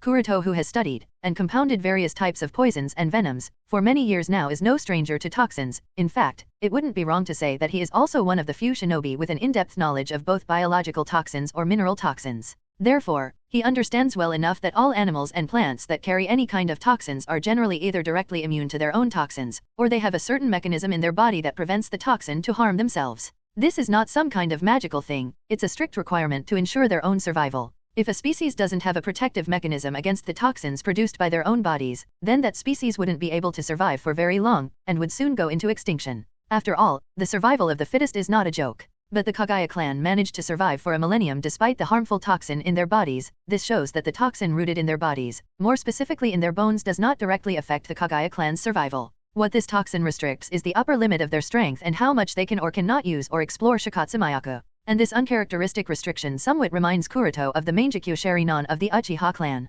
The Mangekyu Sharinon in a true sense is just the product of the Uchiha clan's in-depth development of their own Sharinon Kekii Genkai. True, there are several extra requirements involving emotional stimulations and whatnot, but at the end of the day, it is still the next stage of the evolution of their Kekii Genkai. Mangekyu Sharinon represents the pinnacle of visual prowess that a single Uchiha can have, before losing his light and eventually going to blindness upon continuous use unless he awakens the eternal Mangekyu Sharinon by taking the eyes of his blood relatives, preferably siblings. However, Atsutsuki Hagoromo and his eldest son, Atsutsuki Indra, never faced this problem of blindness. Why is that the case? It's obviously because their chakra was strong enough, but that alone cannot be the reason. After all, if it's just chakra, then Madara and Sasuke also shouldn't suffer from this blindness effect because they are reincarnations of Atsutsuki Indra, thus possessed Indra's chakra. Yet, they did and suffered, which means that strong chakra itself is not the key. Kuroto attributes this to the thinning of their bloodline. Rakudo Sennin and his son Indra's bloodlines were pure. As such, they never needed the eyes of their brethren. However, the blood of Rakudo Sennin in itself has gradually become thinner and thinner generation by generation over the course of 1,000 years of reproduction. Even if Uchiha clan took the policy of not allowing the blood of the clan from flowing out of the clan, or foreigners not entering into the clan, and limited marriage between the members of the clan only, it couldn't have been a 100% foolproof approach. There have to have been hundreds of instances in the millennia when the members of the Uchiha clan reproduced with the non-Uchiha, as a result, gave birth to half-Uchiha children whose bloodline was thinner compared to their parents. And this process went on until the bloodline of Indra became extremely thin. As a result, a single Uchiha is unable to support the huge consumptions caused by the Mangekyu Sharinon, and his eyes will inevitably be sealed the more he uses. The Uchiha clan should have been trapped in this problem for many years, but they eventually found a solution, which is the eternal Mangekyu Sharinon. That is, by the fusion of the Mangekyu Sharinon of two blood relatives, preferably brothers, they are probably able to bypass the thinness of their bloodline and obtain eternal light. This way, the problem of bloodline thinness is fundamentally solved for that particular Uchiha, and his eyes again evolve into the eternal Mangekyu Sharinon, a Mangekyu Sharinon, that does not go blind. And for some reason, the curse of the Kagaya clan seems a bit similar to Kuroto. Of course, there are many differences, but the matter of bloodline thinness seems to be the cause. Does that mean the cause of unnatural illness caused by this toxin in the Kagaya clan is also the result of their bloodline becoming thinner over course of the millennia? As this thought came into Kuroto's mind, he quickly realized that if his guess is correct, then the mysterious toxin rooted in the bones of the Kagaya clansmen is not a simple toxin. But this is just a guess, and it is not enough to prove Kuroto's theory. So, instead of speculating out of thin air, Kuroto started to carry out a few experiments that would help him in understanding the true characteristics of this toxin. Because the toxin is circulated throughout the bodies of the Kagaya clan members with blood as the medium, so Kuroto quickly took out the sample of Kimimura's blood and tried to extract the toxin out of it in order to research this toxin. And the extraction process went quite smoothly. Kuroto quickly identified the unknown toxic substance in the blood of Kimimaro, then separated it from the blood using the simple centrifugation process. But as the toxin particles were gradually separated from Kimimura's blood and collected in another solution, Kuroto soon encountered a problem. Kuroto was surprised to find that once this toxin present in Kimimura's blood was purified to a certain level, it became impossible to collect, or rather, impossible to hold somewhere. No vessels in his laboratory could hold the toxin, even if they were made of some of the best and strongest substances in existence, they would just collapse in the face of this toxin and turn into ashes. Kuroto never expected that a day would come where he would encounter such a problem. Holding a mere toxin has become an impossible task. Okay, not a mere toxin, but I think that the main point is still cleared. No equipment in his laboratory was capable of holding the purified toxin. Although he felt troubled, Kuroto did not let it bother him too much, because this phenomenon of things collapsing and disintegrating into ashes reminded Kuroto of the effects of Atsutsuki Kagaya's all-killing ash bones. Kagaya's all-killing ash bones are capable of disintegrating anything and everything with a mere touch alone, and unlike the truth-seeking orbs, which have similar effects, in the case of all-killing ash bones, even senjutsu is pretty useless, so anything that these bones touch soon collapses into nothing more than ash. Upon this discovery of his, Kuroto was more sure of his guess. It does seem that the Kagaya clan's ability to control their bones is a much weakened version of Atsutsuki Kagaya's ability to manipulate her bone structure into all-killing as bones. After understanding this, Kuroto's gaze flickered, and he entered a thinking mode at novel bin at. Atsutsuki Kagaya also protruded all-killing ash bones from her body, but she remained unharmed from them, which means that she is immune to the effects of all-killing ash bones. But the members of the Kagaya clan aren't. Of course, just because Atsutsuki Kagaya is immune to the negative effects of all-killing ash bones by no means imply that those of the Kagaya clan have to be immune too. It can also be attributed to Atsutsuki Kagaya being the progenitor of all chakra. Her Byakugan is a true Kekii Mora, and her body is extremely strong, probably the strongest in the shinobi world. This means that her body is strong enough to negate the negative effects of all-killing ash bones.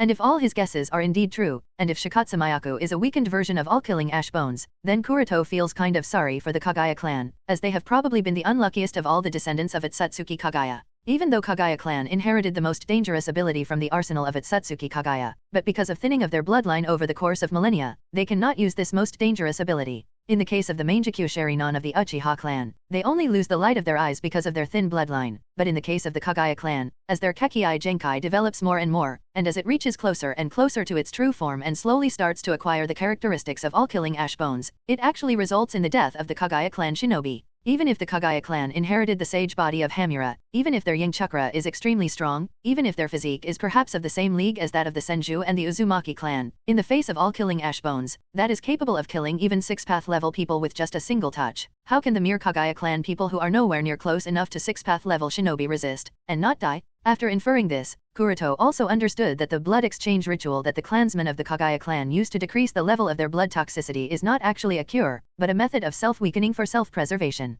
When the toxicity levels in their blood decrease, the speed at which Shikatsumayako develops into all-killing ash bones decreases, so although the members of the Kagaya clan get to live a longer life, they do so by sacrificing their strength. Of course, even this method of self-weakening is not a permanent cure, as sooner or later they do die, and this hasn't changed. The solution found by the Kagaya clan is completely incomparable to the Uchiha clan. The Uchiha clan has found a method to bypass the thinness of their bloodline and attained greater power in the form of eternal Mangekyo Sharinon. But the Kagaya clan has only found a temporary method to extend their lives for a few, and that too after sacrificing a lot of theirs. Of course, the ancestors of the Kagaya clan cannot be blamed or called incompetent for this. After all, no matter how much they try, dealing with all-killing ash bones is simply impossible. If there really is a method to cure the curse of the Kagaya clan, then it is by possessing bodies as strong as Kagaya, Hago Romo, and Hamura, so that the bodies can withstand the attacks of all-killing ash bones. Kagaya's Byakugan and Hagoromo's Rinnegan are Kekii Mora. In fact, Kuroto even speculates that Hamura's Tenseigan is probably Kekii Mora too, and as for how strong their bodies truly are, it is extremely hard to imagine even for Kuroto.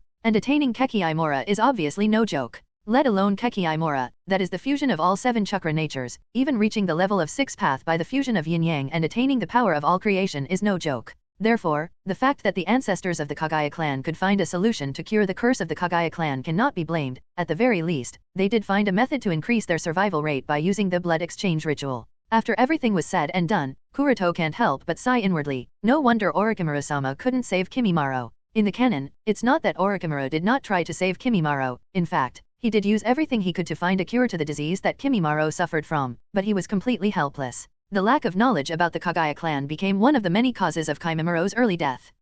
It is quite ironic to think that the curse of the Kagaya clan is actually a genius disease. The more genius a member of the Kagaya clan, the earlier he would die, sighed Kuroto. Kimimaro died at the mere age of 15. He did not even have any chance of leaving behind any descendants. However, Kuroto soon put aside the thought, and muttered to himself, it seems that I will not be using the blood exchange ritual. The so-called ritual is actually self-weakening, not healing, and I obviously wouldn't want to weaken the clone. Despite this, Kuroto isn't much worried, because he is working towards Project Godhood. And the Project Godhood would be completed when Kuroto attains Kekii Mora. When Kuroto attains Kekii Mora, his body would be as strong as its Satsuki Kagaya, so the curse of the Kagaya clan would obviously be meaningless upon him. The next day, Kuroto received a letter from Itake, and in the letter, as instructed by Kuroto, Itake jotted down all that he can and will do should the situation become desperate enough under the assumption that all the senior members of Amatsukami are dead, while the Uchiha clan, the village, and the entire shinobi world is facing the threat of Akatsuki organization.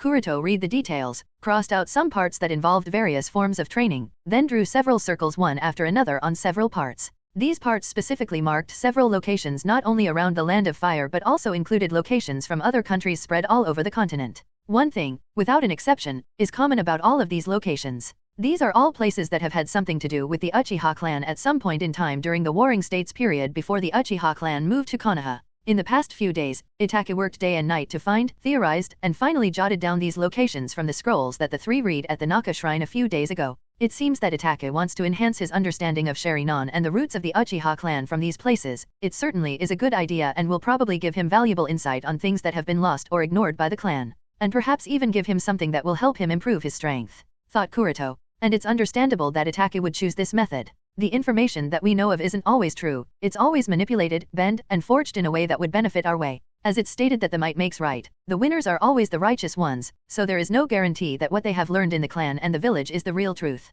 So, tracing back the past, the roots of the Uchiha clan, and the Sharinon might as well be what's needed for him to figure out his path ahead. The relics of the past can teach us a lot of things. Things that have been left out, things that were forgotten, things that were intentionally ignored, or the things that were unintentionally lost. things that were hidden from the others, and the things that no one knows anything about, can all be learned from the past. And perhaps tracing the past of the Uchiha clan is the only method to get Sword of Totsuka and Yata Mirror. Even in the original time-space, Itachi must have done something similar. At that point, Itachi's situation was much worse than it is today. He was in a real desperate state, had no one he could truly trust or rely on, so the relics of the past must have been his guide to forge his path ahead. And perhaps Sword of Totsuka and Yata Mirror are what he got his hands on while exploring the roots of the Uchiha clan, muttered Kuroto. Itachi's complex life in the original time-space is difficult to understand. His choices in life are not to be questioned. But keeping the track of his involvement in various things is quite simple. Itachi awakened the Mangekyo Sharingan at the age of 12, perhaps. Then, he destroyed the Uchiha clan when he was about 13 years old and left the village in order to spy on Akatsuki for the village. He worked in Akatsuki for 7 to 8 years, and by the time he was 21, Itachi died of his illness at an Uchiha hideout after sealing Amaterasu in Sasuke's right eye after their battle. Sword of Totsuka and Yata Mirror are special spiritual artifacts and require the use of Mangekyo Sharingan. So, it is very likely that Itachi acquired the 2 artifacts after he had left Konoha. Kuroto again held his chin with a thoughtful expression. Black Zetsu was watching the battle between Sasuke and Itachi, and when he saw Itachi use 2 artifacts, he was obviously quite surprised, which means that the Akatsuki organization had no clue about Itachi having the 2 artifacts in his hands. After eliminating the possibility of Rakudo Sennin intervening and helping him, the only possible location where Itachi could have gotten his hands on the 2 artifacts is one of these locations. If I want to find the 2 artifacts, then I must visit all these places. These are hundreds of places, and even then, there is no 100% guarantee that I will find those 2 artifacts in either of these locations. Kuroto couldn't reach a conclusion. Even after thinking about it for a very long time, Kuroto still couldn't find a solution, so he decided to put this matter aside for a few days. After all, Shisui is still in the recovery and adaptation period. Firstly, he has to return to normal levels, then further train himself in order to understand and then adapt to the increase in his strength levels. And all this while, Kuroto wants Itachi to stay by Shisui's side, not only protect him but also help him adapt to his new strength by sparring with him. On the other hand, Kuroto too has too much on his plate. Firstly, Kuroto has to keep a watch over the 2 wind clones that are being cultivated, then he has to research and further understand the curse of Kagaya clan at a deeper level. Then he has to study and understand various Kekii Genkai related to wind chakra nature, figure out what's best suited for the wind nature clone, and then learn that Kekii Genkai too. He has to also keep a track of all the Umbu missions Team Aro is and will be performing. Train Gaara and Karen, this is very important. Gaara is the Jinchuriki of Shikaku. If Gaara's strength is strong enough, then capturing him would further become difficult for Akatsuki. At the same time, Karen has the potential to become the best Irionin in the world, so obviously, she cannot be ignored. Create a completely new body for Sandaime Kaze Cage. The threat of Akatsuki has been increasing day by day, and Kuroto needs more people who have high-level combat power. Sandaime Kaze Cage is a good choice for a combat personnel, and if Kuroto creates a completely new and better body for him, then it is very likely that he will be able to display much higher power than his keep as the Kaze Cage. At the same time, Kuroto also needs to understand puppetry for many things. Then comes more crucial things. Kuroto has to learn senjutsu. This has been delayed for quite a while, but Kuroto doesn't think that he is in any position to delay this anymore, given how serious the current situation is. And the most important of all, Kuroto has to also keep an eye out for Akatsuki's revenge on Konoha. So, overall, it wouldn't be wrong to say that Kuroto is too busy and can't possibly spend any of his personal effort in the search of Sword of Totsuka and Yata Mirror unless he has some solid clue pointing towards their exact locations. Then there is also the fact that just because Itachi could find the clues does not mean other people can find them too. And, there is no guarantee that there won't be any repercussions along the way, so the safest approach is to let Itachi delve his efforts into finding them, as he did in the canon. This is why Kuroto has decided to wait until Shisui's body recovers and he gets used to his new strength. Then he would make both Shisui and Itachi run around together in order for them to investigate clues about the 2 artifacts. When the 2 of them are together, as long as they don't run into Nagato, both of them should be fine at novel bin at. With this objective in mind, Kuroto focused on the list of what he has to do as well and then started hustling. 2 weeks later, on one of the isolated islands somewhere in the land of water, the figure of 2 kids, both with red heads, can be seen playing along the shore, while the figure of 2 other people, one with brown hair and the other with purple hair, can be seen a little distance away. Yes, that's it, nodded Ichikishima Hime as she observed the blending of nature energy with the inner spiritual energy and physical energy of Kuroto in a balanced 1:1:1 ratio. I do feel a little different compared to usual. At the same time, I am also able to sense a completely different type of chakra, muttered Kuroto as he sensed his current chakra, the Senjutsu chakra, which is different from the Tenseigan chakra he usually uses. Senjutsu chakra is basically a balanced combination of natural energy with your own chakra.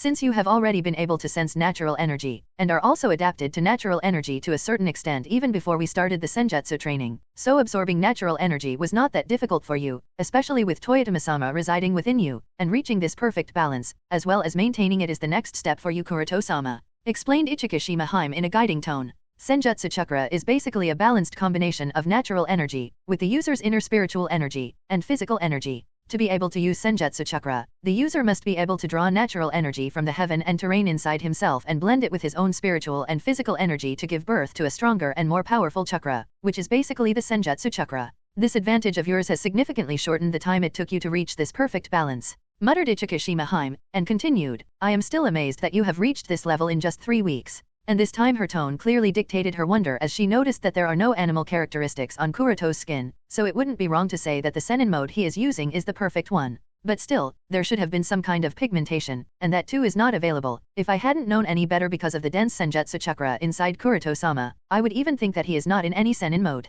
thought Ichikashima Haim as she looked at Kuroto's face. Unlike many Senin mode users, there is also no pigmentation of any color around the eyes of Hyuga Kuroto either, which is kind of strange in Ichikashima Haim's perspective. The pigmentation around the eyes is proof of entering the Senin mode. The users of Senin mode taught at Ryokai Cave have purple or black pigmentation around their eyes, along with vertical snake slits irides. The users of Senin mode taught at Mount Myaboka generally have orange, yellow, or red pigmentation around their eyes along with horizontal toed slats irides. And finally, the users of Senin mode taught at Shikotsu Forest have either black or perhaps blue pigmentation around their eyes as well as rest of their bodies at Novel Bin at. But Hyuga Kuroto has no pigmentation around his eyes, which is something new. Maybe it's because he did not use any external shortcut to speed up his learning. This was Ichikashima Haim's conclusion. To increase the speed of learning, and to make it easier for the users to sense natural energy present in heaven and terrain, each of the 3 unexplored sage regions has its own methods that they use. At Mount Myaboka, they use toad oil and rub it on the practitioner's skin to make it easier for them to perceive natural energy.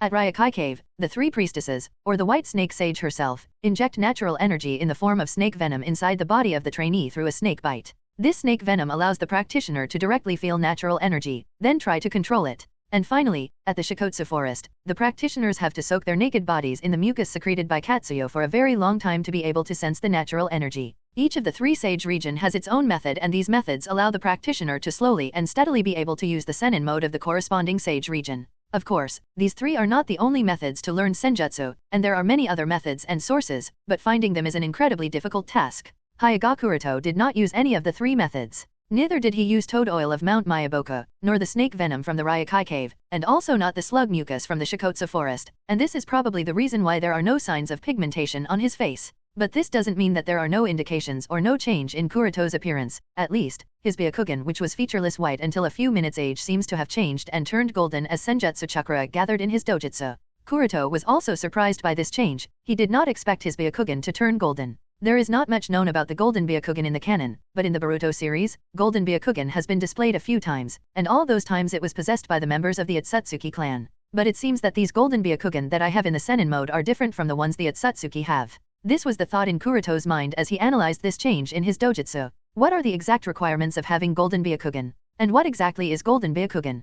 Kuroto doesn't have much of an idea. In fact, Kuroto isn't even sure whether the Golden Byakugan he has in the Senin mode is the same as the Golden Byakugan possessed by Otsutsuki Momoshiki and Otsutsuki Urashiki in the canon. After all, their methods of the transformation of this dojutsu are different. Otsutsuki Momoshiki ate the chakra of Otsutsuki Kinshiki in order to gain Golden Byakugan and the Golden Rinnegan, while Otsutsuki Urashiki ate the chakra of his fishing rod and container along with both of his dojutsu in order to awaken the Golden Byakugan and Golden Rinnegan. On the other hand, Kuroto did no such thing. He has only mastered how to be able to use Senin mode, so although his current chakra is stronger than usual, but Kuroto doesn't really think that it's enough to meet those requirements. In fact, Kuroto himself doesn't feel any big difference except for some obvious increase in the range of his vision. Whether these dojutsus are same or different can be determined sooner or later anyway. For now, I must focus on getting used to the Senin mode, muttered Kuroto as he got up from the tile he was sitting on atop a pointed rock. To absorb natural energy, one must stay still, as even a bit of body movement can result in the disruption of absorption of natural energy.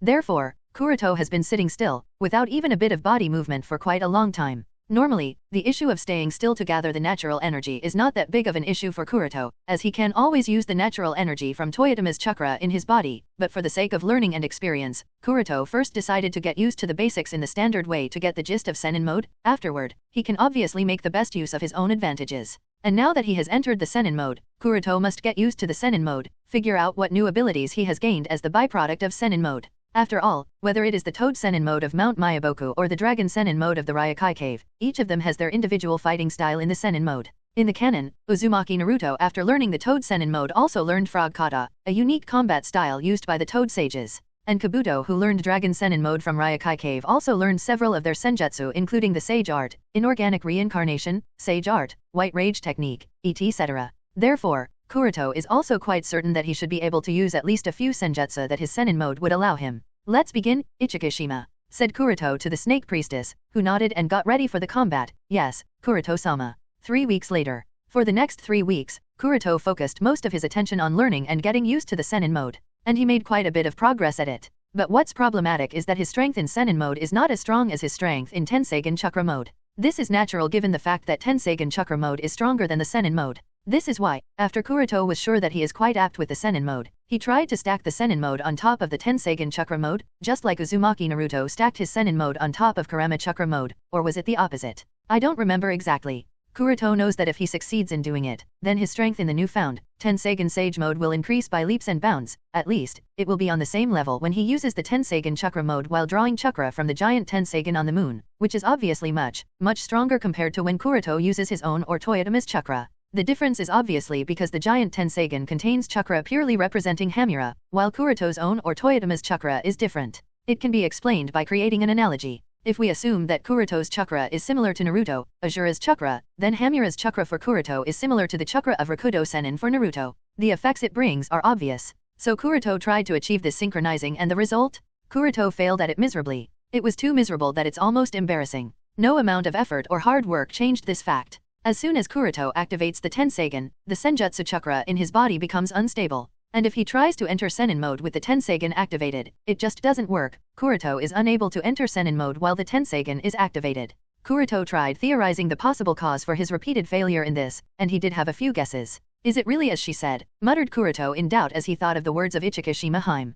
Kuroto is able to individually use both Tenseigan chakra mode and Sennin mode but is unable to combine them. According to Ichikashima Hime, the reason is an imbalance of spiritual energy and physical energy while the Tenseigan is active. According to the knowledge Kuroto has acquired up to now about Senjutsu and Sennin mode, and according to what Ichikashima has spoken, physical energy is more important to be able to use Senjutsu compared to spiritual energy. This is also the reason why the reincarnates of Asura can master the Sennin mode much easier when compared to the reincarnates of Indra or other people. This also explains why the Uchiha and Hyuga who represent Yin have never been known to use Senjutsu. Meanwhile, those of the Senju and Uzumaki who represent Yang are able to use Senjutsu if they manage to learn how to use it. That is. This is all because Asura inherited the physical energy from Rakudo Sennin. But if we go by this theory, Kuroto shouldn't be able to even learn Senjutsu much less use it. But that's not the case. The problem of physical and spiritual energy imbalance is not an issue for Kuroto while he is in base form and is not using the Tenseigan, because, with just his Byakugan active, Kuroto's physical energy is more than enough to keep up with the spiritual energy of the Byakugan. But this changes completely when Kuroto uses the Tenseigan. As soon as the Tenseigan is activated, Kuroto's spiritual power increases exponentially. True Tenseigan is a dojutsu of the same level as the Rinnegan, but different from the Rinnegan. The necessary condition to awaken it is not the fusion of yin and yang. In reality, the Tenseigan, much like the eternal Mangekyou Sheri-non, is a yin dominant. Awakening naturally increases the physical energy of the body in correspondence to the increase in spiritual energy over time, but the balance still remains yin dominant. So, Kuroto's chakra, all this while has been yin dominant. This is also the reason why Ichikashima Hime likes to eat his chakra. And because of all these reasons, when Kuroto tries to synchronize his Senjutsu chakra with Tenseigan chakra he fails at it. The physical energy is just unable to keep up.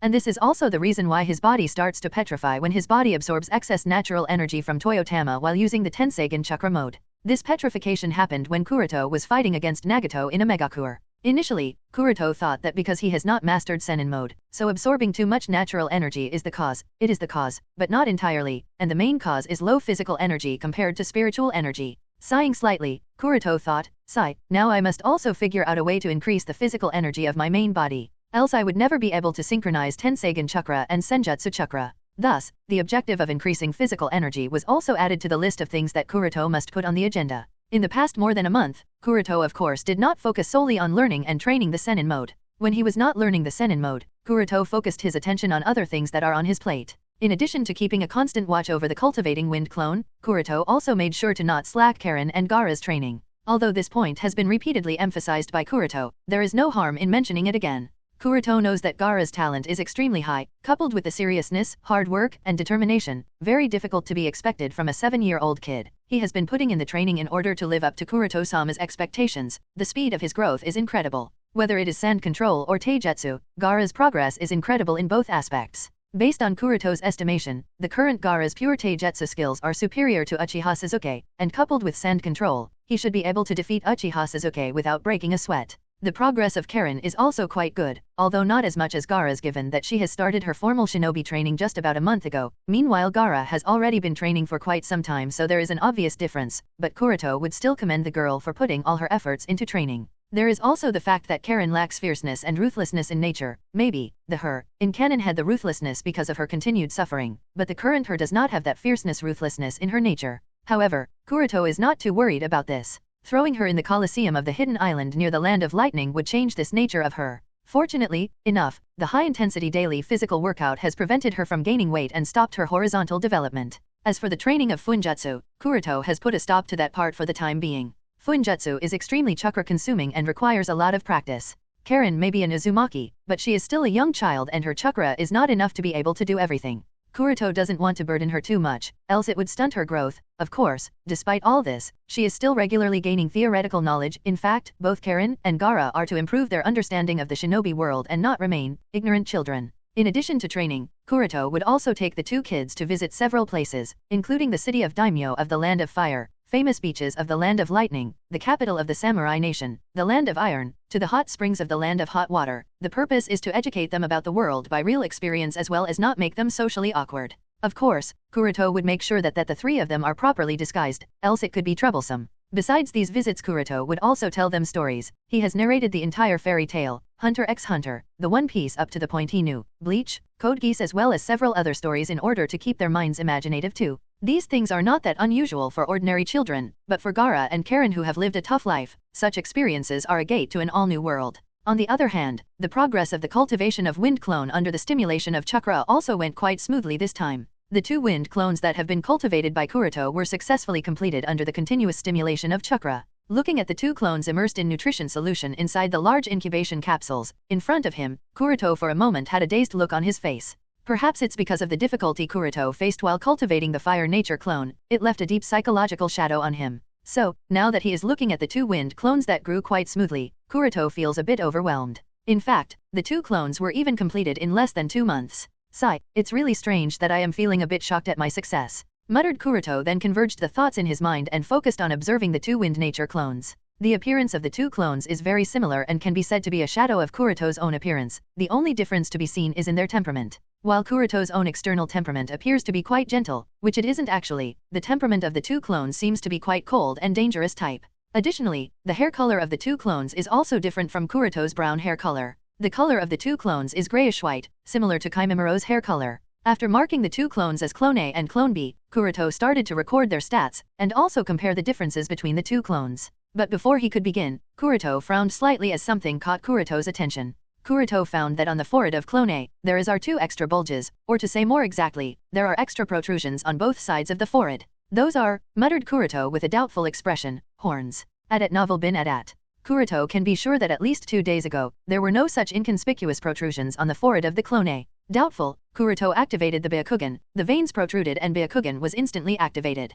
Kuroto looked at those protrusions carefully with his Byakugan and he had to admit that there really are bones protruding outside from the forehead on both sides, they really are horns. But this confirmation did not ease Kuroto's doubts, rather, Kuroto's frown deepened. The horns on the forehead are a dominant trait of the members of the Otsutsuki clan. And in Kuroto's knowledge, apart from the members of the Otsutsuki clan, only the Kinkaku and Ginkaku brothers have a pair of horns. It is said that the Kinkaku and Ginkaku brothers have the blood of Rakudo Sennin flowing in their bodies. When swallowed by Kyuubi, the 2 brothers managed to survive for 2 weeks in the stomach of Kyuubi by eating his flesh and were later spit out Kyuubi. And what's amazing is that after eating the flesh of Kyuubi, not only the 2 brothers did not die, but in fact, they also managed to gain a small fraction of Kyuubi's power. The fact that they did not die immediately after eating the flesh of Kyuubi alone is amazing. After all, there was an instance when someone from Kumo tried to swallow the flesh of Hakubi, and he died. So, the fact that both Kinkaku and Ginkaku are related to Rakudo Sennin cannot be ruled out. Anyway, except for the true Atsutsuki clan and Kinkaku and Ginkaku brothers, nobody seems to have horns on their forehead, not even the members of the Atsutsuki clan on the moon, at least not under normal circumstances. A single horn on Tonari's forehead does appear when he enters the Tenseigan chakra mode, but that's just a horn made out of chakra. As for Uchiha Madara and Uchiha Obito, the two of them also had horns on their foreheads, but it was after they became the Jinchuriki of Juobi. In normal condition, neither of the two had horns. Realizing what this meant, Kuroto muttered, "It seems that some kind of mutation has happened due to the combination of Hyuga and Kagaya bloodline. As a result, the body seems to have produced a pair of white horns. But whether it is the Hyuga clan or the Kagaya clan, both of them are the descendants of Atsutsuki Hamura, so the appearance of horns is not a bad thing. It only means that due to the combining of the two bloodlines, the DNA combination of the clone A became quite closer to Hamura, so Kuroto estimates that the strength of the clone A must be exceptionally high." With some expectations in his heart, Kuroto drained the used nutrient solution from the large incubation capsule, then took out the clone A from the capsule and placed it on the test bench. After recording the basic physical stats of the clone A, without any weight, Kuroto immediately used the Tenseigan soul descent to transfer his soul from his main body into the clone A body. As Kuroto used the Tenseigan soul descend, the eyes of the main body were closed and the very next instant, the eyes of the wind clone A, lying on the test bench, opened. Kuroto, who has just changed his body, sat up from the test bench. While trying to get used to this new body, and moving his limbs, Kuroto also condensed chakra by combining the spiritual and physical energies, then directed it to flow through the chakra pathway system of the clone A. This feeling, and the result, surprised him. For some reason, clone A gave him a weird feeling. It felt as if it has already been developed, and the synchronization between Kuroto's soul and the clone A body seems almost perfect. There were no signs of sluggishness, and the control over the body seems almost perfect. This is completely different and exponentially faster from what Kuroto experienced while developing the soul-body synchronization with the water nature Sujin clone, and the fire nature Tsukii clone, as their development took a long time and is still going on. This was weird in Kuroto's understanding. After all, it seems as if this clone has already been developed. Why is this the case, thought Kuroto, as he never expected such a result. According to Kuroto's own guess, and based on the previous experience of developing the Sujin and Tsukii clone, the run-in time is necessary for the development of clone A. There are no shortcuts to this, and it would generally take about 3 years of stay in the clone body, or several fierce high-speed battles to achieve this soul-body synchronization. But this wind clone A is different. From the very beginning, it seemed to be tailor-made for Kuroto's spirit body, and the synchronization of soul and body seems to be on the same level as his main body. There is no resistance at all. Is it because of these horns? Muttered Kuroto as he felt the pair of horns on his forehead. After suppressing the doubts in his mind, Kuroto started to individually check the various parts of the clone A body. Byakugan. As the chakra was poured into the eyes, the nerves on the side of his eyes bulged and Byakugan was activated. This pair of Byakugan is really of a higher purity than the main body. After taking a look around, Kuroto even felt that this pair of Byakugan is extremely pure, of the same or perhaps even higher purity than the Byakugan of his main body. It must not be forgotten that because of injecting gene activation fluid in his main body, the Byakugan of his main body is perhaps the purest in the entire shinobi world, including the main family and the branch family of the Hyuga clan. And now it turns out that the pair of Byakugan of this clone is of a higher purity compared to the main body. So, it is surprising that this clone, which perhaps doesn't even have all its gene activated, has a pair of Byakugan of a higher purity compared to his main body. While observing his surroundings, Kuroto also observed inside the body of this clone A and soon discovered that the volume of chakra that this clone has is also amazing, far beyond what Kuroto expected. The chakra volume of this clone is even higher when compared to his main body. What the heck? The data on all aspects of this clone is too exaggerated. It already has a soul-body synchronization. The Byakugan is of a higher purity than even his main body. At the same time, the chakra volume of this clone is higher when compared to his main body. Did I find a treasure or something? Or is it that other wind nature clones are also this good? Muttered Kuroto with a doubtful expression. Thinking of his doubt, Kuroto subconsciously turned to look at the wind nature clone B suspended inside the nutrient solution in the other large incubation capsule. With the same doubt, he drained the used-up nutrient solution from the incubation capsule, then took out the clone B and placed it on a test bench. After recording the basic stats, Kuroto again used Tenseigan soul descend and transferred his soul inside the clone B. Upon his inspection, Kuroto soon discovered that the clone B is much more normal. The quality of clone B is also very high, but not as exaggerated as that of clone A. Whether it is soul-body synchronization, Byakugan purity, or the chakra volume, it is far inferior when compared to the clone A. After carefully comparing the data on all aspects of both the clones, Kuroto murmured, "It really is some kind of mutation." Understanding this, Kuroto transferred his soul back to the clone A, and after dressing himself in a simple white kimono, Kuroto walked out of the incubation room. He soon walked towards the personal training site, and on the way, he also picked up the scroll that records the jutsu of the Kagaya clan. While walking, Kuroto unfolded the scroll and studied it carefully. The jutsu that Kagaya clan uses are mostly taijutsu with the combination of their Kekkai Genkai Shikatsumayako, and since the main chakra nature of the Kagaya clan is wind, so they are also experts in taking aid of the wind for a better cutting effect. With this combination, even those with mediocre qualifications, as long as they have awakened Shikatsumayako and received even a bit of training, can smoothly grow into qualified shinobi. Therefore, almost all the members of the Kagaya clan, once they awaken Shikatsumayako, are capable of fighting well and are among the best of shinobi. Upon arriving at the training site, Kuroto put aside the scroll, then stretched out his right hand towards the target at a 50 m distance. Then after brewing chakra, Kuroto shouted, 10-finger drilling bullets. As soon as Kuroto's voice fell, the skin of his fingertips ruptured, then bullets made out of bone were fired from the fingertips of his hand and shot towards the target at the 50 m distance. Swish swish swish swish swish. The bullets while moving towards the targets also started to spin and drilled through the target at Novel bin Adat. Not only that, after drilling through the wooden target, the momentum of the bullets did not stop at all, and one after another, they rushed towards the wall behind the target. Even the reinforced wall was not enough to stop the bone bullets, and carrying the previous momentum, they drilled out 5 holes in the wall that is reinforced with condensed iron sand and rushed towards the next room. Looking at the fragmented target board, at the 5 holes in the wall, then finally at his own fingertips that were healed visible to the naked eye, Kuroto had a stupefied look on his face. His objective was to try out and see if he could successfully use Shikatsumayako, the Kekkai Genkai of the Kagaya clan, but he never thought that it would actually turn out like this. Looking at his fingertips that healed instantaneously, and then thinking back at how easily he managed to use the Shikatsumayako jutsu just a few moments ago, Kuroto can't help but mutter in wonder, is this how a genius feels? The 10-finger drilling bullets that Kuroto used a few moments ago was used with incredible ease. There was no resistance, no need for guidance, nothing at all. No, it felt natural, as if he should be able to use it without a doubt, sort of like an instinct to the body. And this feeling made Kuroto sort of overwhelmed. After all, he has always had a mediocre talent and has always required a lot of practice and hard work to gain proficiency in any ninjutsu.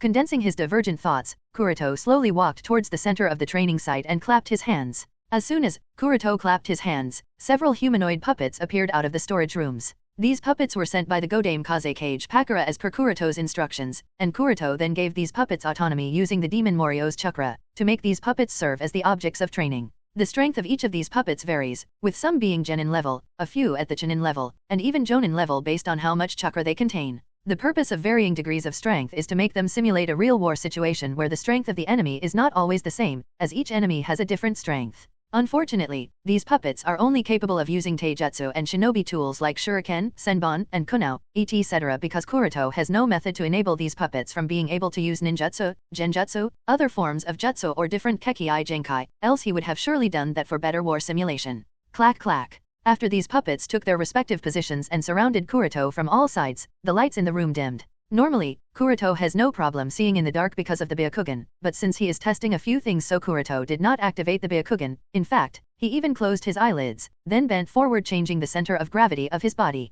Let's start, and the very next instant, these puppets started to attack Kuroto in a perfectly coordinated manner. All sorts of kunao, shuriken, and senbon rushed towards Kuroto from all directions. The attacks weren't solely focused on him but arranged in such a manner that his retreat options were also very limited. And since Kuroto's eyes were closed, so he did not know of which directions to take. Well, technically, he shouldn't have known of which directions to take, but for some reason he did. Feeling the minimal changes in the airflow around him, and listening to the sound of each shuriken, kunao, and senbon cutting through the air, Kuroto murmured slightly as his lips arched in a smirk, I feel it. Just before the tools hit him and cause an injury, Kuroto's figure turned into an afterimage. And this afterimage was like an inexplicable ghost, moving all over the room, calmly evading each and every attack by the use of minimal movements necessary. This is the feeling, muttered Kuroto, as he easily dodged another rain of shuriken and a blade attack. What Kuroto is currently practicing is another jutsu of the Kagaya clan, the Dance of Willow, that was recorded in the scroll. The Dance of Willow is not as simplistic as it appears. In fact, not even a single dance of the Kagaya clan is as simplistic as they appear to be. The dances of the Kagaya clan highly revolves around sensing the minimal changes in the surrounding airflow, then responding accordingly at Novel bin Adat. Those of the Kagaya clan rely less on vision and more on the changes in airflow, and thus their moves appear to be bodily instincts. Clang clang ding ding. A series of metal crashing sounds rang through the room and the kunao and shuriken cut by the bone blades fell to the ground. Kuroto finally stopped at this moment, and the several bone blades that were protruding out of his palm, elbows, shoulders, and knees retracted back inside the body. At the same time, the skin that had ripped wide open was healed again. Next is Dance of Camellia, muttered Kuroto as he pulled out a single modified sword made out of his upper arm bone, and using this sword made out of bone, Kuroto started to repeatedly stab the various puppets at such rapid speed that it literally created several afterimages. Each stab was directed at a different part of the puppet, and at a different angle with slightly different regularity, so Kuroto's movements became increasingly difficult to predict. By the time Kuroto stopped, all the puppets in the room along with the swords in their arms were cut into pieces by the bone blade and collapsed on the ground. Seeing this scene, Kuroto squatted on the ground and looked at the fragments of the puppets and the swords scattered on the ground, and he wasn't much surprised to find that each cut was extremely neat and smooth, clearly indicating the sharpness that the bone blade carried. After pondering a little, Kuroto again shook his right hand, and a bone blade stretched out from the palm of his right hand. Then, Kuroto picked up a kunao lying on the floor. Ding! The bone blade and kunao were struck against each other and accompanied by a sharp sound. The metallic kunao was immediately cut into 2 fragments by the bone spur. The sharpness of the bone is extraordinary, muttered Kuroto as he looked at the bone blade in his hand. The kunao was cut into 2 pieces when Kuroto did not even put too much force in it. This alone shows how sharp a simple bone blade is. Normally, Kuroto should be happy about it, but he was not, and a trace of worry grew in his heart. The more talented the members of the Kaguya clan, the earlier they die. Kuroto certainly has very high expectations from this wind nature clone. The high volume of chakra, Byakugan purity, and body-soul synchronization alone is more than enough to make the potential of this clone very high. This is why Kuroto didn't need this clone to have very strong potential towards Shikatsumayaka, because the strong the potential of Shikatsumayaka, the severe disease to the body, and the earlier this clone would be destroyed. After thinking for a while, Kuroto decided to use Shikatsumayaka less in the future, and immediately after that, he pondered on which Kekii Genkai to master for this clone. There is more than one option at Kuroto's hand, as Kuroto has information of quite a lot of Kekii Genkai with wind as one of the chakra nature of that Kekii Genkai. Ice release, scorch release, magnet release. But neither of these 3 is a Kekii Genkai purely based on wind release. Ice release can be discarded because it contains too much water nature chakra, so the 2 options in front of Kuroto are magnet release and scorch release.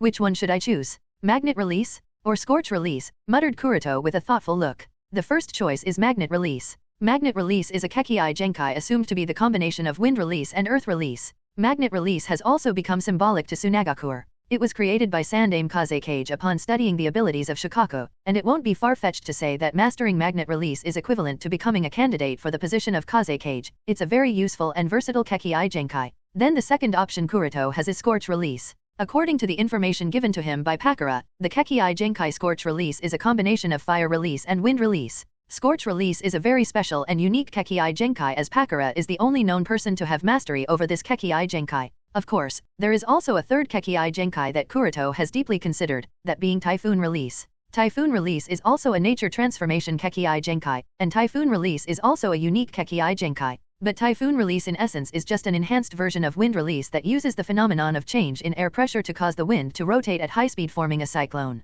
And given the fact that the wind chakra nature of this clone is too high, so Kuroto doesn't even feel the need to master this Kekii Genkai. It can even be said that this clone was already born with Typhoon Release. So after a whole lot of consideration, Kuroto decided to learn both magnet release and scorch release, the reason being that neither of the 2 has wind as their primary chakra nature. So, mastering both the Kekii Genkai, along with the Typhoon Release will make this clone's mastery over the wind release extreme, which is what's Kuroto's primary objective. Now Kuroto isn't really worried about the need to have to master the earth chakra nature and fire chakra nature for learning both the Kekii Genkai. The reason for this is, although unwanted, is quite unchangeable. In fact, despite Kuroto washed his own and Kimimaro cells repeatedly to clear away the other chakra natures, except for wind chakra nature, when Kuroto passed the chakra of this clone through chara induction paper, the paper split into 4 unequal parts. The largest part turned into dirt and crumbled, the second largest part was ignited and turned into ash, then the third part wrinkled and finally the smallest part became wet, which indicated that this clone has an affinity towards all 5 basic chakra natures because of the split, crumble, burn, wrinkle, and wetting.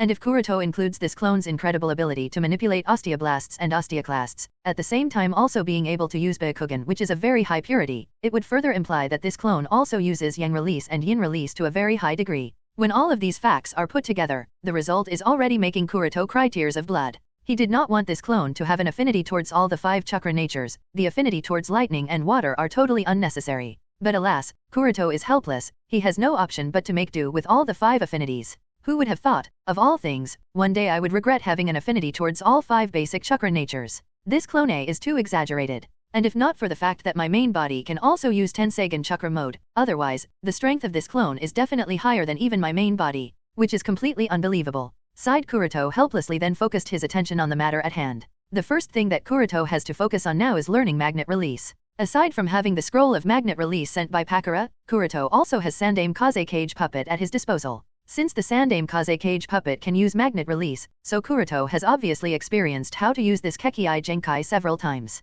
So, it wouldn't be wrong to say that of the people currently alive, Kuroto's understanding of magnet release is second only to Sandaime Cage, the creator of magnet release. Magnet release, as its name suggests, involves controlling the magnetic force. Normally, magnetism is involved, or should have been involved with lightning release to generate magnetic force and magnetic field by the use of electricity, then use that magnetic field to control metallic dust. But that's not magnetism, that's electromagnetism. Magnet release actually involves earth release and wind release. Each element, elements of the periodic table not nature affinities, has its set of positive and negative ions in its nucleus and electron shells. The result of the number of positive and negative ions determines the resultant charge of that atom. The resultant charge could either be zero, positive or negative depending on the overall sum of the charge. Each of these stable atoms when viewed in a mass quantity have an overall zero polarity because the positives cancel out the negatives, resulting in a stable zero charge substance. Overall, zero charge is necessary, else the element would be highly reactive, and wouldn't be able to exist as an individual element in nature, rather it would exist either as a molecule, or in some kind of bond, be that chemical, physical, or metallic with itself or some other element so as to maintain an overall zero charge for stability. However, when particles vibrate or are rubbed against each other by any means, they gain some form of polarity which results in a static current, just how pieces of paper are attracted towards a plastic comb that is rubbed on hair. This combination of static current produced from countless particles produces a large amount of current which induces an overall magnetic field. This induced magnetic field can be used to control metallic substances, such as iron dust, gold dust, sand dust mixed with many different types of magnetic elements, or metallic substances like shuriken etc. So, in a broad sense, it wouldn't be wrong to say that magnetic force is generated using earth release chakra, and it is the basic mechanism of magnet release. But it's not so simple, as there is also a natural magnetic field of the planet, which would most of the time cause deviations in the resultant vector. Then there is also gravitational field which would act on the substance, again changing the direction and magnitude of the resultant vector at novel bin at. Additionally, there is also air resistance, which would further influence the resultant vector and decrease the power output. All these natural forces naturally affect the resultant vectors and decrease the power output. So, to overcome this problem of various deviations, wind release is used in conjunction with the earth release. Instead of using the magnetic field to guide the metallic substances, wind release is used to guide the magnetic substances, while the magnetic field is only used to shape the magnetic substances. By doing this, the magnetic field is only limited to the substance. As a result, it is not easily influenced by the magnetic field of the planet. And wind release also decreases the air resistance, as wind easily cut through the air, further decreasing the amount of chakra needed for many things. And that's how magnet release functions, well, theoretically at least. After understanding the principles and mechanism of the magnet release, Kuroto summoned Sandaime Cage puppet to the training site. For Kuroto, who has already mastered ice release, blaze release, Ashihamimai, and Hojiki clan's hydrification Kekkai Genkai, learning magnet release is not that difficult. So, Kuroto borrowed some iron sand, gold sand, and other types of metallic sand, and normal sand from the Sandaime Cage and quickly began practicing magnet release. There is a reason for taking different types of sands. Each person has a different type of chakra and their chakra matches with a different type of magnetic substance. For example, Sandaime Kazekige's chakra matches up with iron sand, which is a paramagnetic substance, while the Yondaime Kazekige's chakra matches up with gold sand, which is actually a diamagnetic substance. Gaara's chakra matches up with both paramagnetic and diamagnetic substances, but that's just an individual case. Kuroto doesn't know what type of substance does his chakra matches up with, as there is no method to determine it without actually controlling the substance with magnet release. Therefore, he has both paramagnetic and diamagnetic substances in the training site. Under the guidance of Sandaime Cage, Kuroto became more and more focused on inducing magnetic force within the particles of different types of substances lying before him. The state of concentration reached such a degree that aside from himself, and his objective at hand, nothing around him caught his attention. Undoubtedly, being able to induce constant and regulated magnetism in these substances is a very difficult task. After all, the polarity and magnetic movement of each atom differ, so rearranging the polarity of each atom in a particular direction to induce the maximum static electricity and maximum magnetic force is not an easy task and requires extreme control over chakra. Because even if magnetism is induced, it won't be permanent and will slowly diminish as energy is lost. Therefore, a need for constant chakra supply and control arises, and maintaining a permanent chakra control is not an easy task. This is different from general ninjutsu because once a particular volume of chakra is dedicated while using a particular ninjutsu, there is no further need to direct chakra into it. There is just a need to control it telekinetically, but this is different for magnet release, as the user has to constantly keep the magnetic field induced, else the magnetism will be lost, and this process is not only extremely hard but also extremely chakra consuming, thus tiring. Precisely why even though Tsunagakur has figured out the process of learning and training magnet release, very few are able to actually use it, and have truly mastered it. In Kuroto's memory, at this point in time, only the boy with the name Itsuki, the adopted son of Godame Kazekage Pakara, is able to use magnet release, and he too has awakened it naturally. Of course, awakening magnet release naturally is not really impossible. Gaara awakened magnet release naturally. Gaara's ability to manipulate sand is, of course, inherited from his mother, but not magnet release. Maybe magnet release was the result of being the Jinchuriki of Ichibai, but there is also a second possibility. Maybe he inherited magnet release from his father. Anyway, as Kuroto continued on the process of magnetizing the particles in deep concentration, few iron sand particles started to get affected by the magnetic force, and slowly but steadily, more and more of them, under the effects of magnetism, started to rise into the air.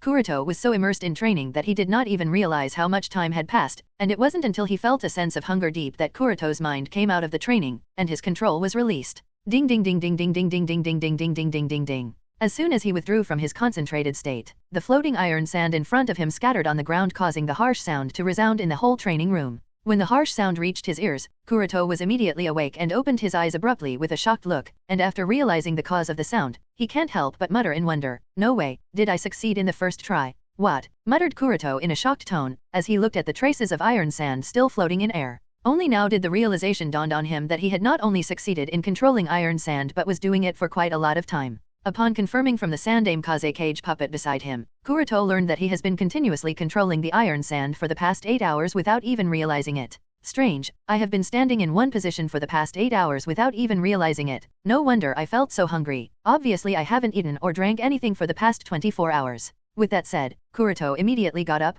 went to the kitchen section of the Anchor Ventian, found himself something to eat which also included milk, as calcium is extremely important for Shikatsumayaku. And while filling his stomach, Kuroto also thought about a lot of things, in particular related to magnet release. On the first attempt, a weak magnetic field was induced by him. Of all the metallic sand scattered in the room, the iron sand, in particular, reacted the most. Other types of sand also reacted, but iron sand was most affected, which means that this clone AS chakra synchronizes with the paramagnetic type substances more. Whether this is a good thing or not is yet to be determined, but Kuroto is without a doubt happy. After all, he managed to succeed in the first attempt. This is by no means a small accomplishment. Aside from Kuroto's own understanding, the reason for success is perhaps also related to the clone AS natural affinity towards all the 7 chakra natures at Novel Bin at. Additionally, there is also another reason for his success. The iron sand that Kuroto used was borrowed from Sandame Kazekage puppet, who occasionally uses this iron sand while using magnet release. And because of repeatedly being magnetized, the iron sand used by him is quite sensitive to the magnet release chakra, so even if there is small magnetic induction, it is more susceptible to react.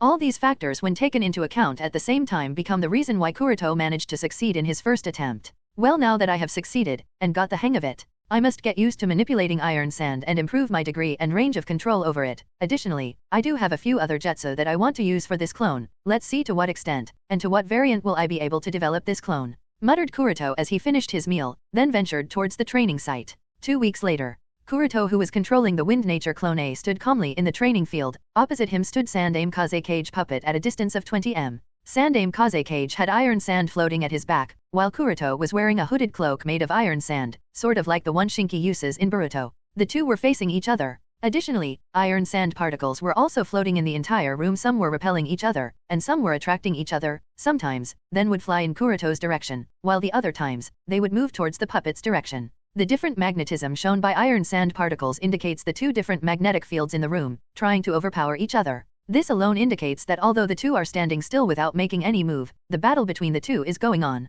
It appears that I will be the one to make the first move. After a while of trying, Kuroto realized that in the face of experienced Sandame Kazekage, Kuroto is the one slowly losing, so he changed his tactics and chose to make the first move. Magnet release, iron sand, black iron wings. His cloak unfolded and took the shape of iron sand wings. Instantly, Kuroto rose into the air and fired countless iron sand feathers towards Sandame Kazekage puppet. Magnet release, iron sand drizzle. Sandame Kazekage printed the hand seals and instantly controlled the iron sand around him, forming hundreds of iron sand bullets. The iron sand wings and iron sand drizzle were fired toward the enemy at the same time and countered each other. Kuroto did not waste this opportunity. Instantly, a large part of iron sand covering him appeared out of the cloak and took the form of several small iron balls with a sharp end. Then, under Kuroto's further control, these iron balls with a sharp end started to revolve over his head at an extremely high speed, and this speed continued to increase, faster and faster and faster, gradually forming a chakram of visible current around it. Magnet release, electromagnetic chakram. Instantly, under Kuroto's control, the revolving chakram rushed towards Sandame Kazekage.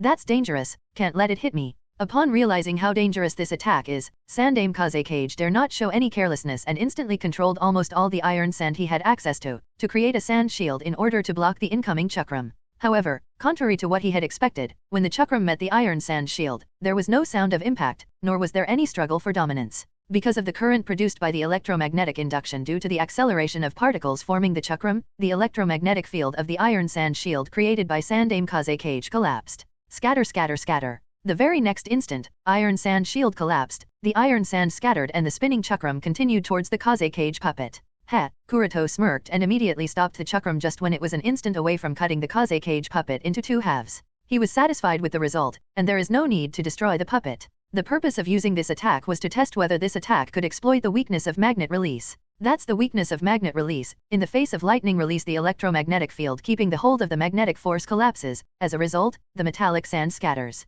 Kuroto of course knows that this weakness of magnet release can also be exploited by others against him. Therefore, he worked on methods to negate that effect. Induction of current by the use of the high-speed rotation of charged iron sand particles is the best way to counter it. As long Kuroto continues to supply chakra, the acceleration of charged iron sand particles will not stop. As a result, it will continue to produce currents through electromagnetic induction which will negate lightning release attacks to a certain extent. After spending more than 2 months out of the village, Kuroto returned back to the village at Novel Bin At. In the past 2 months, Kuroto learned Senin mode, created and trained Wind Nature clone to some extent, trained both Gaara and Karen, and also did a few other things. And after he was done, Kuroto returned back. Of course, before returning, Kuroto did not forget to check up on the status of the 2 new clones he has set up in the incubation capsules 2 weeks ago. These 2 new clones are made up of Sandaime Kazekage's cells. As per Kuroto's initial plans, the puppet body of Sandaime Kazekage is to be discarded and an all-new enhanced body is to take that place so that the strength of a Matsukami can be increased. Since the creation of these 2 clones had nothing to do with the fusion of cells or anything tedious, so the initial process was very easy, and after the cloning bud was created, the clone was set up in the incubation capsules to be grown.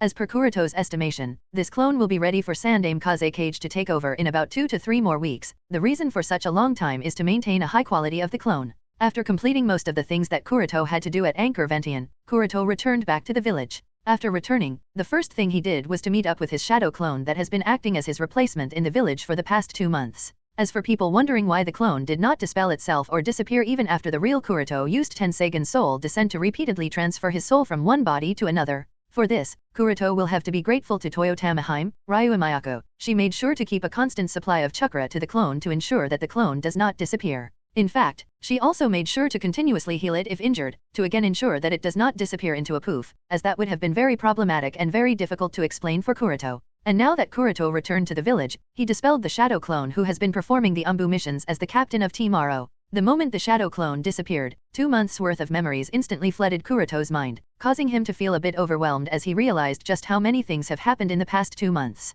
After recovering from the migraine caused by the sudden influx of memories, Kuroto slowly started to sort out the memories one by one to get a general idea of everything that the shadow clone went through. In the past 2 months, after Konoha's alliance with the surrounding nations was concluded, everything on the surface became extraordinarily calm and peaceful, giving great relief to the villagers exposed to the light, but those working in the shadows, i.e., the Umbu in specific, were more than clear about the wind and waves that have started to blow, and clearly showing signs of a storm that is soon about to hit this shinobi world.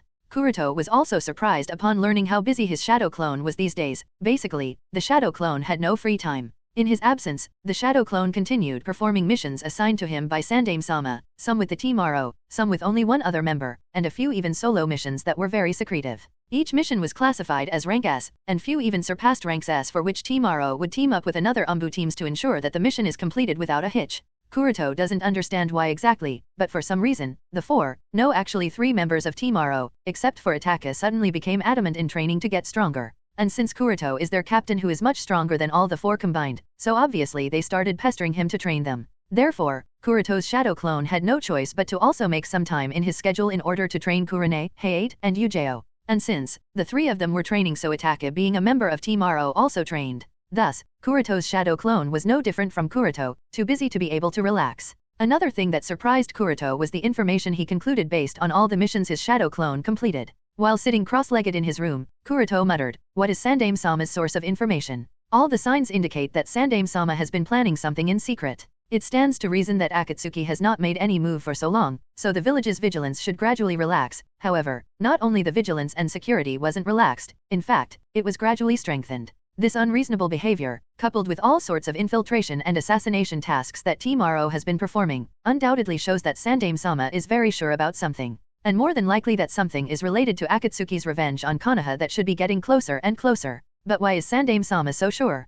Kuroto can't help but doubt this. All the knowledgeable people understand that Akatsuki would undoubtedly seek revenge on Konoha, but given the fact that so many months have passed and yet there was no sign, so obviously many thoughts have started to emerge. One of them is about the possibility of Nagato's death. Yet, Sandaime-sama dare not relax the vigilance. Why exactly? Is he aware of something? I am not. But if that's the case, what exactly, and how exactly, muttered Kuroto as the frown on his face deepened. Since the summit war at Omegakure, Kuroto has completely lost contact with Uchiha Shinichi, and as time passed by, Kuroto has become more and more worried about Shinichi's safety. There are only two possibilities: either Shinichi's identity has been exposed and he has already been killed by the Akatsuki organization, or Shinichi has been put under 24 hours surveillance, so he is unable to deliver any message. Of course, Kuroto hopes that it is the latter option, not because he is worried about Shinichi's life, but he is worried about the intelligence that Shinichi has. Shinichi has also seen Kuroto's Tenseigan chakra mode, so he knows the true identity of Yama. If his identity as a spy is exposed, then is very likely that all his memories have been extracted by Nagato, which would mean that Nagato also knows about Kuroto, and this is something Kuroto does not want.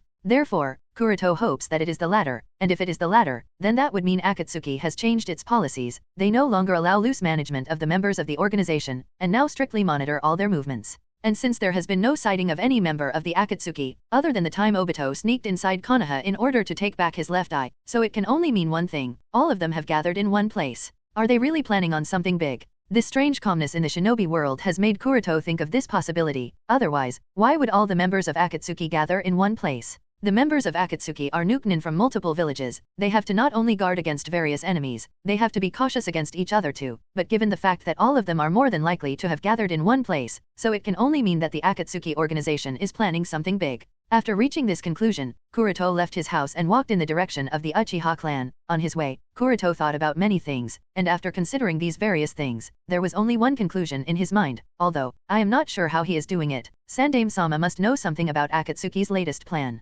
Since the failure of the joint raid at Omegakure, Sandaime has become more and more secretive. Even the well-informed and trusted Umbu members loyal to him are not aware of most of the things. No one is able to figure out what exactly he is doing. Even Kuroto is unable to. If it wasn't for the fact that Kuroto was a member of Umbu Team 11, and had a close friendship with Kakashi, else he wouldn't have gotten any information about the attack on Kakashi. At the same time, if not for the fact that Pakura and Yagura are his subordinates, Kuroto wouldn't have gotten any wind about the upcoming Gakage summit that is going to be held in secrecy in Konoha. Sandaime suppressed the news of the attack on Kakashi, renounced Shimura Danzo's control over Root subunit, then coupled with all these assassination missions Team RO is performing to stabilize peace in the Land of Fire, all signs indicate that Sandaime-sama is trying to show or maybe confuse others and making them think that Konoha is safe. At the same time, we secretly contacted the cage of the other 4 great shinobi villages to hold a secret Gakage summit in Konoha, meaning he wants the other 4 cages to be in Konoha, covering signs of all enemies' activities in the village and the country, while summoning the other 4 cages in the village. It is as if Sandaime-sama knows when and what is going to happen in the village, and deliberately summoned the 4 cage to help Konoha, muttered Kuroto in a shocked tone, and even he was taken aback by this absurd guess of his. But if this absurd guess of his is correct, then Sandaime is not only secretly weaving a trap against Akatsuki organization but is also using the other 4 cage in this trap. He may have gotten old and weak with time, but there is no change in his savvy character. In the name of Gakage Summit, he intends to use the other 4 cage to protect Konoha, muttered Kuroto in an admirable tone. Then he no longer cared about it, and proceeded towards the Uchiha clan. Sooner or later, his questions will be answered anyway. Pakura and Yagura will give him information. It didn't take long for Kuroto to arrive at the back forest of the Uchiha clan, and he saw Shisui and Itaka training. Noticing Kuroto's arrival, the 2 Uchiha teenagers who were busy in high-intensity combat stopped tacitly and quickly greeted him. Kuroto returned the greeting, then asked Shisui, "How is your physical condition, Shisui?" Shisui said with a genuine smile, "My body has completely adapted. There is an additional increase in my physical strength, and my chakra volume has almost quadrupled since the day of transplantation." "That's good." Kuroto nodded. He wasn't much surprised as these were expected results. After the recovery and training of more than 2 months, it is natural that Shisui's body adapts to the Hashirama cells. In fact, aside from his physical strength and chakra reserves, his visual prowess has also increased quite a lot.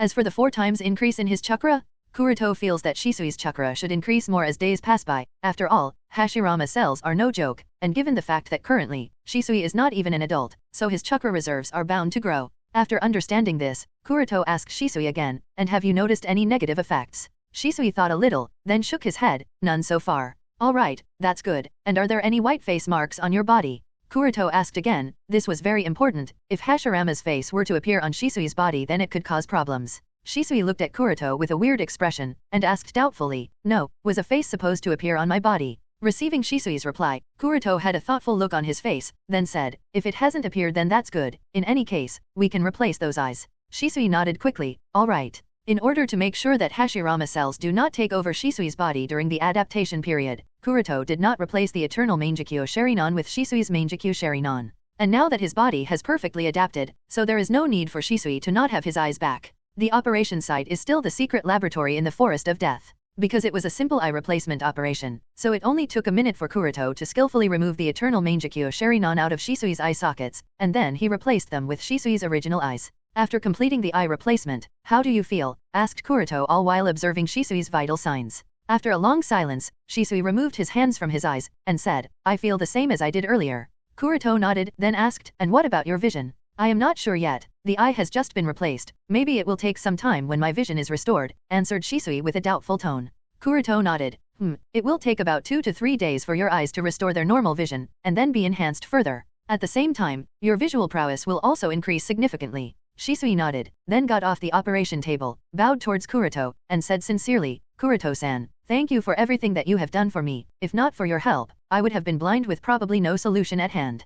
Kuroto waved his hand, and said, don't worry about it. You are a member of the organization, so obviously, there are some special benefits. And I am just doing what's important for the village and the organization, nothing more. Shisui said again, even so, I am grateful. Kuroto smiled and didn't say anything more. He just proceeded to take a sample of Shisui's cells in order to study the changes in Shisui's cell and DNA structure. In this transplantation operation of Shisui, Kuroto also gained a lot of things. In addition to the obvious increase in the visual prowess of the eternal Mangekyo Sharinon under the nurturing of the Hashirama cells, Kuroto also gained experience of transplanting Hashirama cells in a living person's body. This experience is very useful, and will definitely come in handy in the future while Kuroto plays around with the Hashirama cells, especially when he creates the Yang Nature clone. Therefore, it is Kuroto who should be grateful to Shisui for willingly allowing Kuroto to experiment on his body, not the other way around. But even if Shisui had known Kuroto's thoughts, he would have been grateful towards Kuroto either way. After the transplantation operation was completed, Kuroto discussed his guess with Shisui and Itaki. Upon listening to Kuroto's guess, Itaki asked doubtfully, if Kuroto-san's guess is correct, it means that Hokage-sama not only knows about Akatsuki's plans, but he also has a rough understanding of the time Akatsuki will attack. Such a piece of secret information, how can Hokage-sama know about it? Shisui also said, did Hokage-sama also planted a spy in the Akatsuki organization? The reason for using the word, also has only one meaning, that being the identity of Uchiha Shinichi. Shisui by now is more than certain that Uchiha Shinichi is a spy Kuroto-san has planted within the Akatsuki organization. After all those pieces of intelligence that Kuroto-san knows have to come from somewhere, right? And Shinichi once gave them information about Shino and Anchor Ventian, although Uchiha Tsukii never explicitly stated that Shinichi is a spy and that was only a one-time thing. Shisui had some other thoughts. Then there's also the fact that Shinichi did not cause too much damage to the Tri-Alliance at the Summit War, and coupled with few other theories, Shisui is certain that Shinichi is a spy. After all, Kuroto never talked about Shinichi as a threat. This can only mean that Uchiha Shinichi is a spy. Otherwise, how else did he survive against Kuroto-san back when he defected? Kuroto did not point out Shisui's also, and Itaka did not comment on it either. The two of them consciously ignored it. Then Kuroto said, unlikely, Akatsuki had suffered a serious loss not long ago. Their base Omegakure was completely destroyed, and their leader Nagato almost died. Now they would definitely be very careful, so infiltrating into Akatsuki as a spy would be very difficult in my opinion, much less be aware of their plan of action. Even Shinichi, who has already become a trusty member of the Akatsuki, does not have the opportunity to pass back any piece of information, so how can Sandai manage to make his spy not only infiltrate the Akatsuki organization but also pass back the intelligence in such a sensitive period? After pondering a little, Itaka said, which means Hokage-sama must have some external means to get intelligence on Akatsuki's movements. Kuroto nodded slightly, I suspect the same. Most likely, there is some other organization that is collaborating with the Akatsuki, and Sandaime-sama has either managed to make someone infiltrate that another organization, or he has managed to sway some of the members of the second organization to side with him, and this spy, or this someone, is the source of intelligence. The second organization can be any other shinobi village, or some other organization, or perhaps some individuals. Kuroto isn't sure as to who exactly are they, but this possibility is the most reasonable. Shisui asked, if that's the case, what should we do? If Akatsuki were to attack Konoha, it would cause serious losses to the village. Kuroto nodded, took out the training plan Itaka sent him about 2 months ago, and said, I am giving the two of you a new mission. Visit all these places marked on the attached map and search them thoroughly. Shisui took the pages that Kuroto handed to him, and was taken aback. He obviously knew what these pages are. These pages are part of the training plan Itaka created to improve his strength as per Kuroto's instructions. But what's strange is that everything related to actually improving strength, including Taijutsu, Shurikenjutsu, Genjutsu, Dojutsu etc. has been crossed out, leaving only the part that recorded the locations of places that had some connection with the Uchiha clan at some point in time before the establishment of Konoha at Novel Bin at. Itaki also looked, and was surprised. Kuroto-san, are you serious about this? Kuroto nodded, and explained, while researching about my own Kusanagi sword, I happened to learn about 2 artifacts that once existed in the shinobi world. One of the 2 artifacts is called Sword of Totsuka, a variant of the Kusanagi sword that is capable of sealing the targets it pierces through inside a genjutsu-like world of drunken dreams for all eternity. I used various means to search it, but couldn't really find it, but there was a clue I managed to obtain, and it pointed towards the Uchiha clan. So, if my guess is correct, then this sword is very likely to be hidden somewhere in the Uchiha clan. And perhaps only an Uchiha can find this sword. Itaka was stunned and remembered various past instances in a flash. No wonder you mentioned the Sword of Totsuka and Yata Mirror several times to me. I did some personal research on these 2 artifacts, but there wasn't much I could find about them.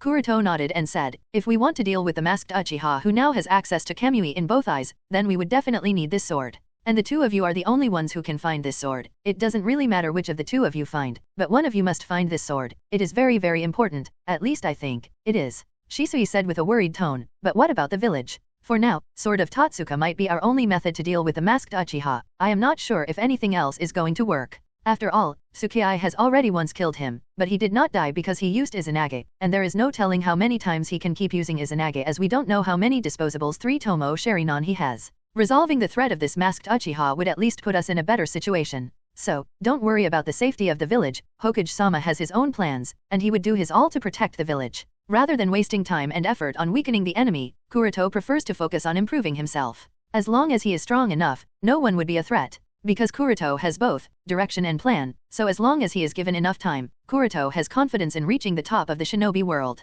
Once he reaches the top, no one can threaten him and he calmly deals with everything with just a few flicks of his fingers. So, aside from their enmity, Akatsuki and Amatsukami are also in a race. A race to ascend. Whether Project Godhood is completed earlier, or Project Tsuki no Mi is completed earlier will determine everything. Whether Kuroto achieves Keki Imora earlier, or Nagato/Obito/Madara becomes the Jinchuriki of Juobi earlier will determine everything. If Kuroto achieves Keki Imora earlier, then all the problems this shinobi world is facing will not be problems anymore. But if Akatsuki were to revive Juobi earlier and any one of Nagato/Obito/Madara becomes the Jinchuriki of Juobi first, then Kaguya would come back to life, and Kuroto would have no choice but to face Kaguya, and obviously, Kuroto would die in that situation, because he would be no different from a slightly stronger cannon fodder as the current Kuroto is far from reaching the level Sasuke and Naruto after they received Rakudo Senin's chakra. Therefore, other than preventing the revival of Juobi, Kuroto doesn't care about what actions Akatsuki is taking, and he is not very interested in wasting his energy on every action that Akatsuki takes.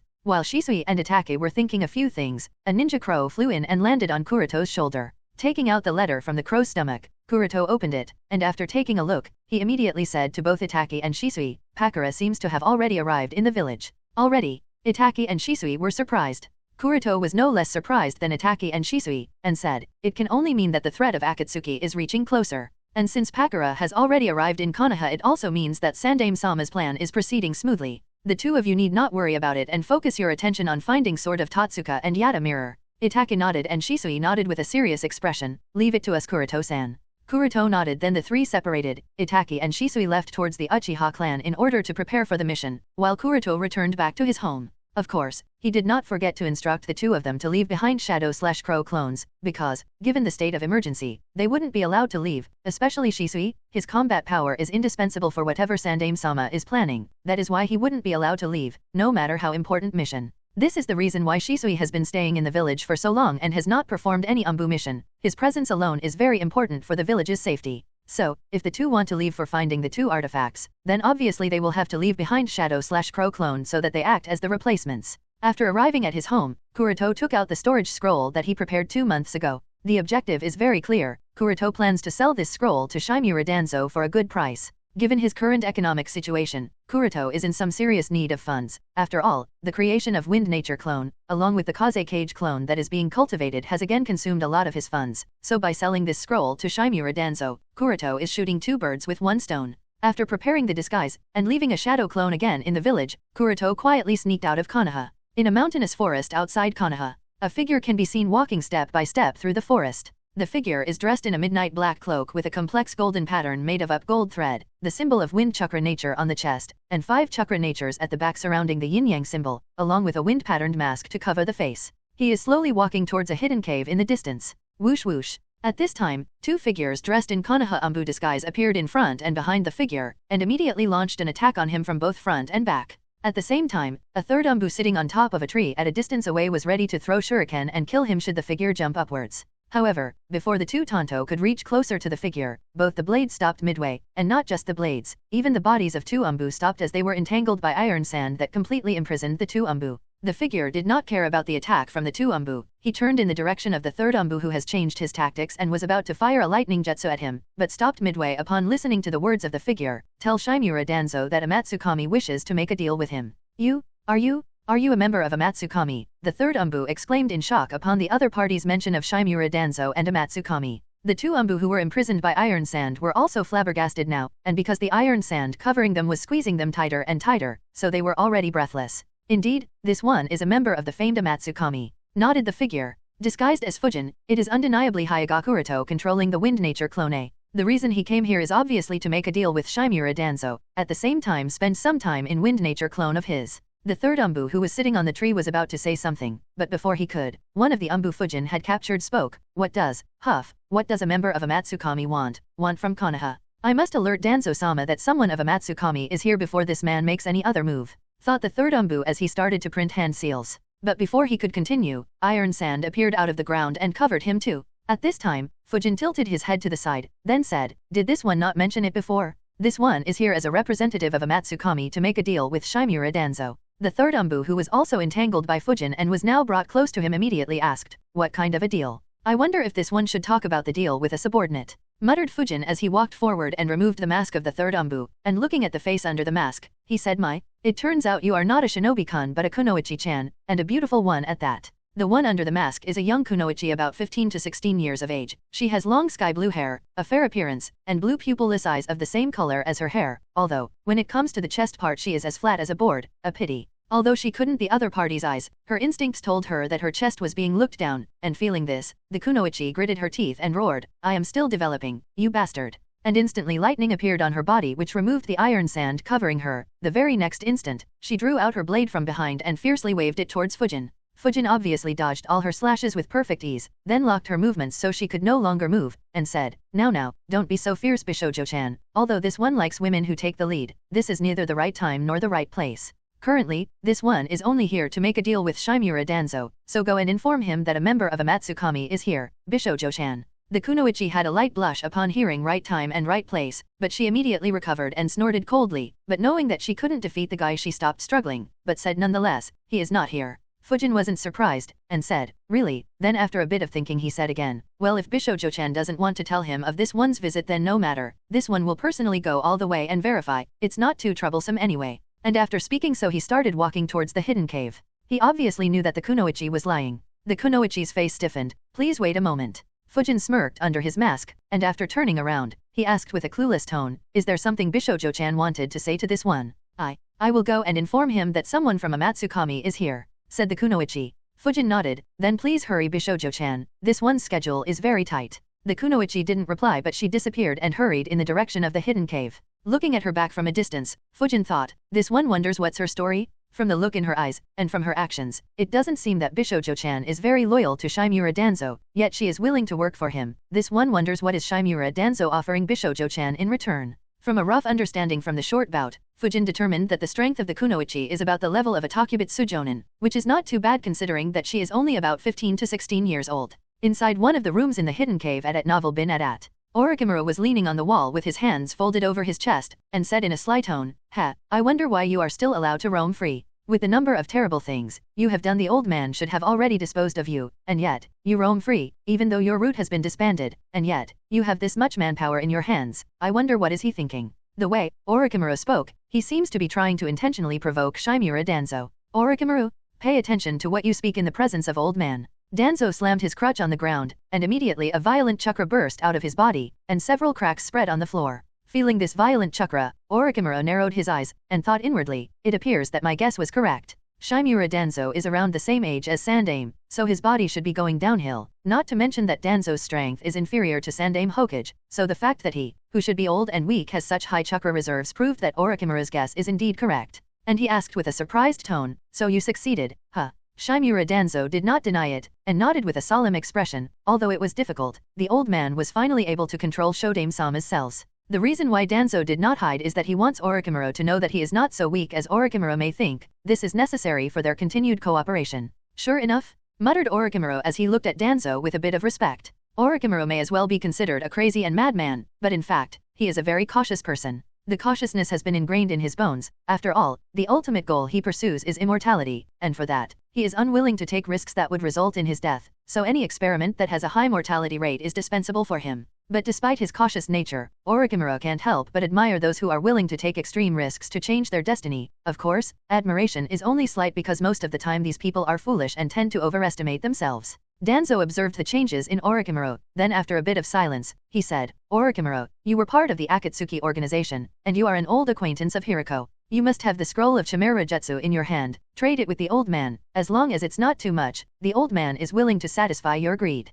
Orochimaru licked his lips and was about to speak. Whoosh. But before Orochimaru could speak, a root umbu appeared next to Danzo and whispered words to Danzo. Danzo frowned upon hearing the words of the root umbu, and his expression changed suddenly by the time the root umbu was finished. After a while of thinking, he questioned, are you certain? Danzo was silent, then looked at Orochimaru from the corner of his eye, then instructed the root umbu, all right, bring him in. Yes, Danzo-sama. The root umbu nodded with a respectful tone and immediately disappeared from the room. With the root umbu gone, Orochimaru, who was standing on the side, asked, who is coming? Danzo said with a playful tone, why don't you try guessing? Someone can make you temporarily suppress the desire for Chimera Jutsu. The identity of the other party must be extraordinary. After a pause, Orochimaru continued but with a chilling smile, especially since Danzo looked at him before instructing the root umbu. It wouldn't happen to be a member of Akatsuki organization, right? Danzo shook his head. No, if it was Akatsuki, then it would have been Danzo running towards the village, not inviting the other party to his base of operation. Orochimaru thought about it and he too felt that it wouldn't be Akatsuki organization, so he asked again, then is it, the Amatsukami? I wonder, muttered Danzo, then moved his gaze towards the entrance of the room. After a while of wait, a figure in very familiar clothing and a wind-patterned mask walked into the room under the escort of 3 root umbu. The previous root umbu was in the front, while 2 more were behind him. Orochimaru immediately cast his gazes and looked up and down at the figure of Fujin.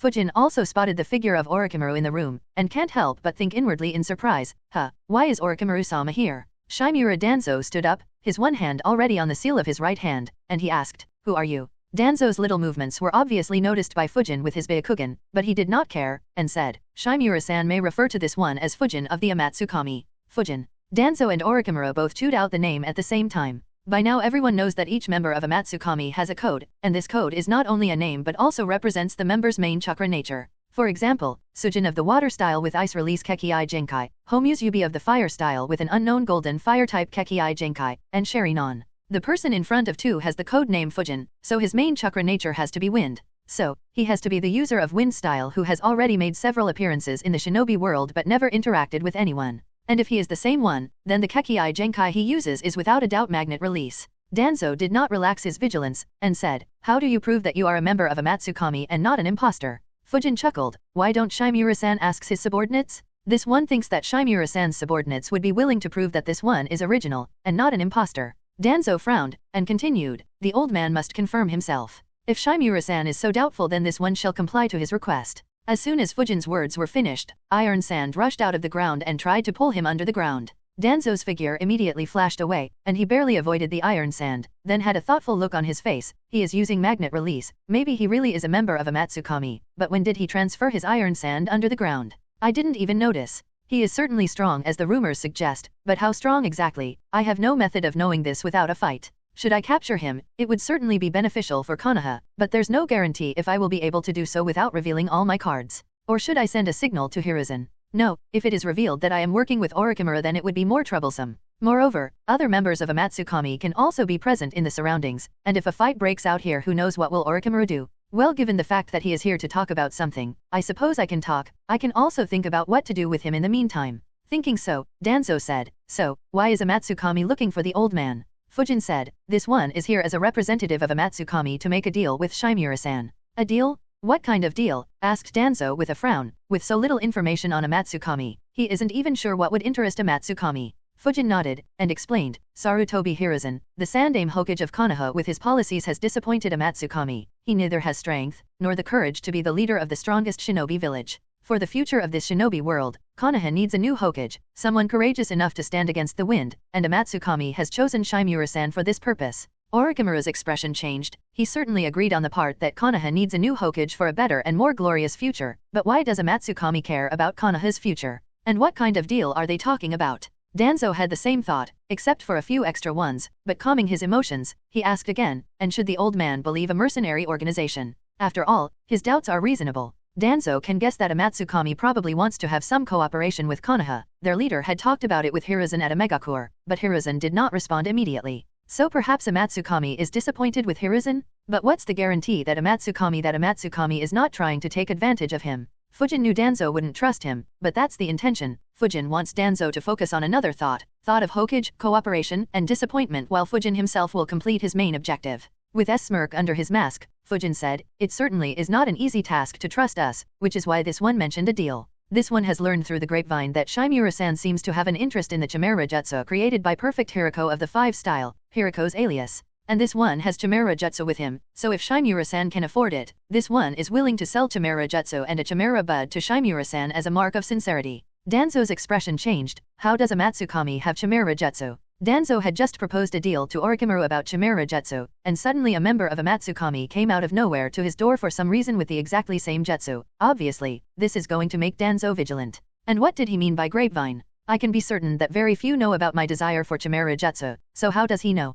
Fujin said without hiding, some time ago this one killed Shino who used to be a member of a Matsukami, and back then this one obtained Chimera Jutsu. Orochimaru immediately thought, so it really was a Matsukami who killed Shino. It must mean that a Matsukami has also acquired Anchor Vantian. Very few people knew about that floating fortress and Orochimaru obviously did. While Danzo had a different thought, so, they acquired from Shino. It must at least be genuine. And after a while of consideration, he asked, and what does a Matsukami want in exchange for the scroll of Chimera Jutsu? Fujin thought a little, then said, how about 170 million ryo? Danzo suddenly frowned, so cheap.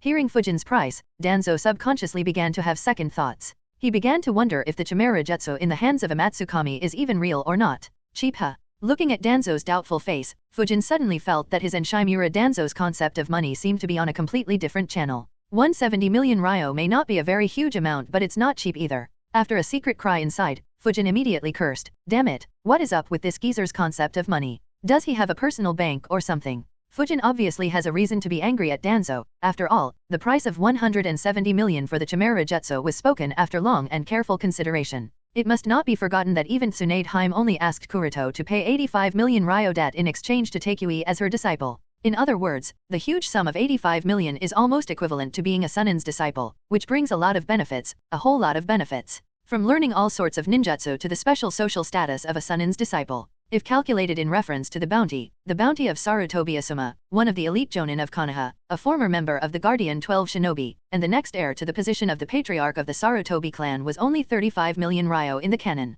Even Shisui's current bounty is only 50 million ryo, and that is when his strength has already surpassed the level of a Kage. Not to mention that even the bounty on the head of Hyuga Patriarch is only 100 million, which is equivalent to getting one's hands on the Byakugan and its secrets. Therefore, 170 million ryo, which is double what Tsunade Haim asked. 70 million ryo more than the bounty on the head of Hyuga Patriarch can be considered a good sum of money for just a scroll of Chimera Jutsu at Novel Bin Adat. In fact, Fujin was even thinking that his price is a bit unreasonable and Shimura Danzo might not agree to it, but the opposite party is saying, cheap. So, obviously, Fujin can't help but be surprised. Bang. At this time, Danzo banged his crutch on the ground, and said in a deep voice, as long as the scroll of Chimera Jutsu in your hand is genuine, money is not a problem for the old man. Had it not been for maintaining the majesty and mystery of a Matsukami, Fujin really wanted to change the price to 1 billion ryo on the spot and make a new offer. But the price has already been said. At this time, if Fujin were to change his words, Danzo would definitely look down on a Matsukami. So, Fujin suppressed the anger in his heart and said with a smile, if Shimura-san feels doubtful, he can take a look at the scroll of Chimera Jutsu first and then pay the price. After that, Fujin took out the pre-prepared storage scroll from the inside of his cloak and threw it towards Shimura Danzo. He isn't really worried that Shimura Danzo would dare to betray by not paying the price. After all, 170 million ryo is cheap for the other party, so obviously for just a small sum of money he wouldn't want enmity of a Matsukami, right? because the consequences of enmity from both Akatsuki and Amatsukami can be too terrible. Before the scroll could reach Shimura Danzo, one of the Umbu standing on the side appeared in between and caught the scroll. After checking the scroll completely and making sure that it wasn't rigged with any booby trap, he respectfully passed it to Shimura Danzo. Worried that it would be a trap?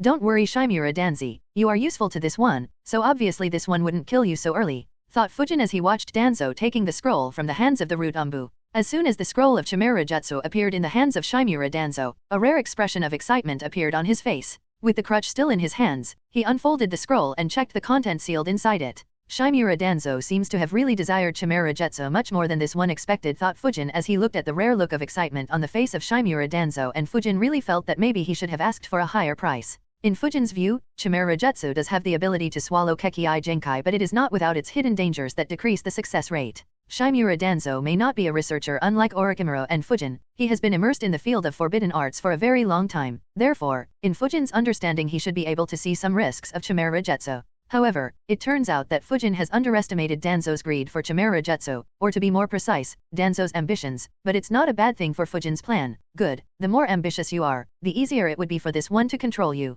On the other side, after taking a closer look at the contents of the scroll of Chimera Jutsu and then at the Chimera bud, Shimura Danzo suppressed the joy in his head and looked at the person standing not far away. Orochimaru, see if this scroll is genuine. Orochimaru, who has been observing everything silently with a curious look, took the scroll from Shimura Danzo's hands and took a closer look. He soon found out that the contents of this scroll are much more detailed and more in-depth than the scroll he had obtained from Shino back then. Obviously, Hyuga Kuroto made many improvements in this scroll as per his understanding and research of the Chimera Jutsu, so when Orochimaru read it, he became quite interested and paid more attention. After a while of silence, he folded back the scroll and nodded. Well, it's genuine, in fact, it's quite advanced than the one I have. After getting the affirmative reply from Orochimaru, Shimura Danzo's excitement increased. He ignored the majesty that an elder of Konoha should have, and picked up the Chimera bud as if it is a priceless treasure. Fujin, who had his Byakugan activated the entire time, looked at Shimura Danzo. There was something he was curious about, and he wanted to verify it. In his Byakugan vision, he was able to clearly see that there are two chakra sources inside Danzo's body that are constantly fighting for domination. Expected, thought Fujin as he looked at the two different types of chakra signatures in Danzo's body. Danzo's current body is half fire and half ice, and both fire and ice have reached a weak balance, which makes him very lucky to survive. Fujin had known about Danzo's Sharinon and Hashirama cells transplantation for quite a few years now. At that time Kuroto hadn't researched Hashirama cells and Sharinon enough, so he wasn't aware that taming Hashirama cells and Sharinon is not so easy as it seems, and it takes years to perfectly tame them unless transplantation is at the genetic level, which is the case in Shisui. Shimura Danzo's case is obviously very different from Shisui's. His transplantation is not genetic, and because he is not an Uchiha, so even though he may have managed to take control of Hashirama cells, the yin chakra of Uchiha and the yang chakra of Senju are not yet combined into one and are raging for dominance. If he were to face a dangerous battle and if either side is overdrawn, then this weak balance will be disrupted and his own body will be swallowed by the other side. Thinking of this, Fujin decided to remind Shimura Danzo, do not underestimate Chimera Jutsu Shimura-san, its ability to swallow flesh and blood is beyond imagination. Amatsukami has conducted its own research on this forbidden jutsu, and we have determined that it is very difficult to control and the survival/success rate is very low. If you wish to become a perfect shinobi similar to Hiriko, then you must be fully prepared when you use it. Shimura Danzo did not expect Fujin to give him such a warning when he clearly didn't have to, and he looked at Fujin in a completely new light. Orochimaru also squinted and cast his gaze on Fujin, then thought, Amatsukami is being such kind towards Danzo, do they really want Danzo to take the position of Hokage? What Fujin had said is indeed the truth. Of course, it is not that he is being kind towards Danzo or care about him, it's just that Danzo is a test subject, and if he really wants to use all of Danzo's worth, then he has to give Danzo this warning. After all, Fujin wouldn't want to see the scene where Danzo just transplanted the Chimera bud and died inexplicably, right? But what Fujin didn't expect was that Danzo actually took his warning to heart. He waved his hand and said with a warm smile, it's merely a Chimera bud, worry not Fujin Dano, the old man will make them surrender. Fujin was stunned by the respectful tone of Danzo.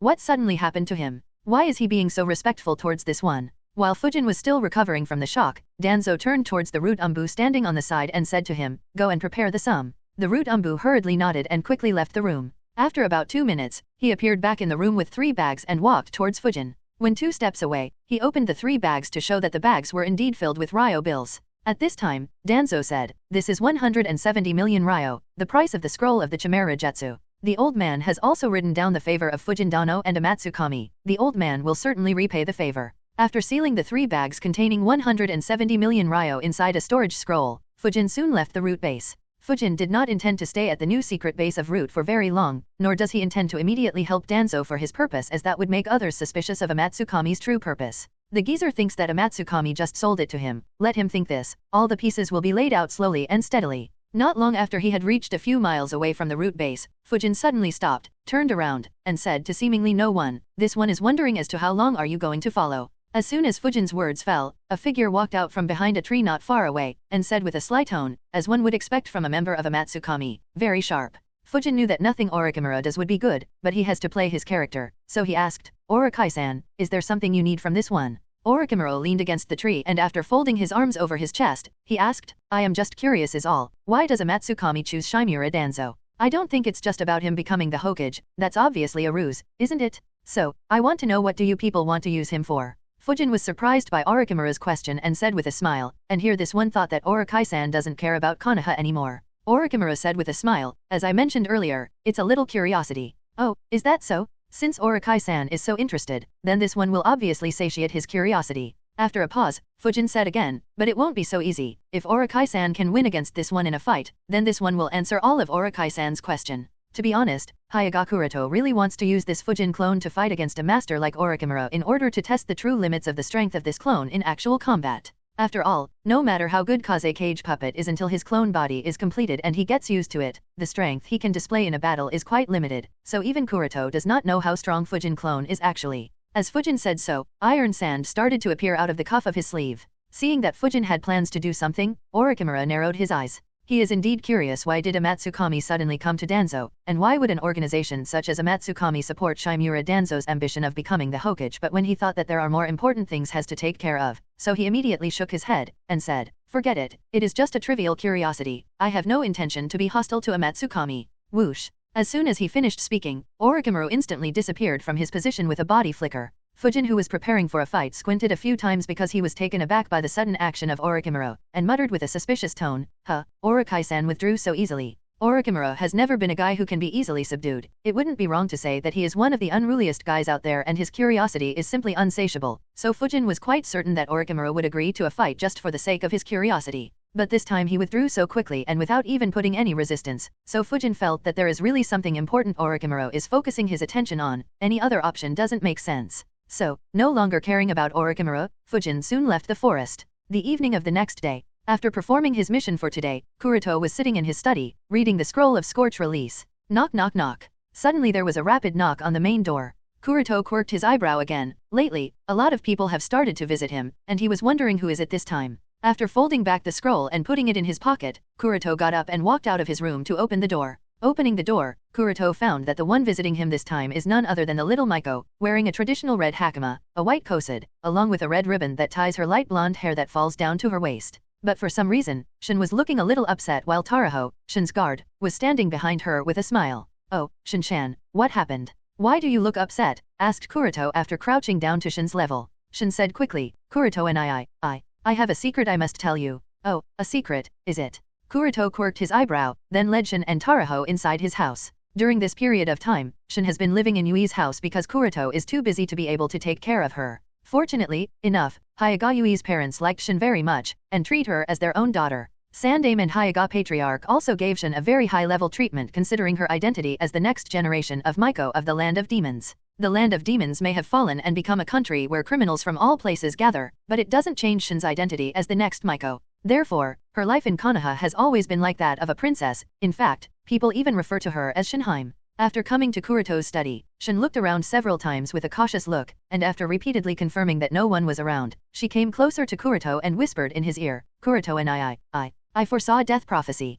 Kuroto, who was sitting casually and waiting to listen to Shin's little secret, suddenly changed his expression as soon as he heard Shin's words, and asked, "Whose death did you foresee?" Shin immediately said, "It's the Obasan who sells takoyaki." Taraho, sitting on the side, quickly explained, "Kuroto-sama, she is the owner of Tanikawa Takoyaki located near the Konoha hot spring." A civilian. After thinking so, Kuroto asked Shin, "How did the Obasan die in the prophecy?" Shin entered a deep concentration mode, with a small bulge in her mouth and her finger constantly tapping over her cheek, which Kuroto found kind of cute. After a while, Shin said, "She seems to have been buried by the roof." "No, not right. She seems to have been smashed by the big wooden door of the shop." "No, or maybe, whatever. The picture isn't very clear as there seems to be some kind of chaos. I can't remember how exactly did the Obasan die." Kuroto pat her head, and urged, try to remember Shin-chan, what else did you foresee in the prophecy? Shin held her chin and tried remembering other details, then said, she died at night, and there seems to be something huge in the sky, moreover, there was also fire lit over the village. Kuroto said again, something huge, and fire, is it?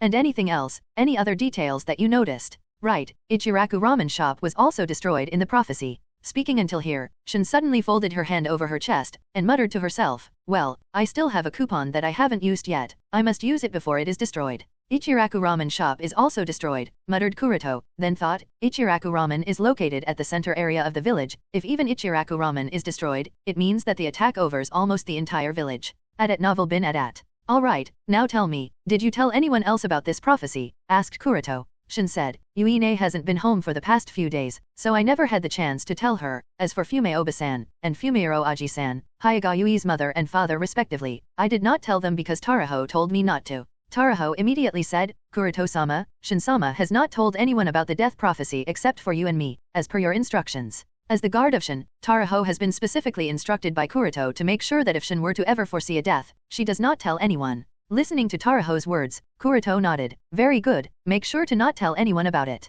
This is for the safety of both Shin and those around her because once this ability is exposed, the people around her will subconsciously stay far away from her, which is not good for her. As for the others, knowing when and how one will die is not a good thing, specifically, it cannot be changed. Just because Uzumaki Naruto can change the destiny of his death does not mean everyone can change the destiny of his death. Shin asked in a low voice, but Kuroto and I, shouldn't we inform Hokage-sama? In the prophecy, I foresee many people getting injured too. Kuroto pat Shin's head, and said, I will take care of notifying Hokage-sama, you don't have to worry about it.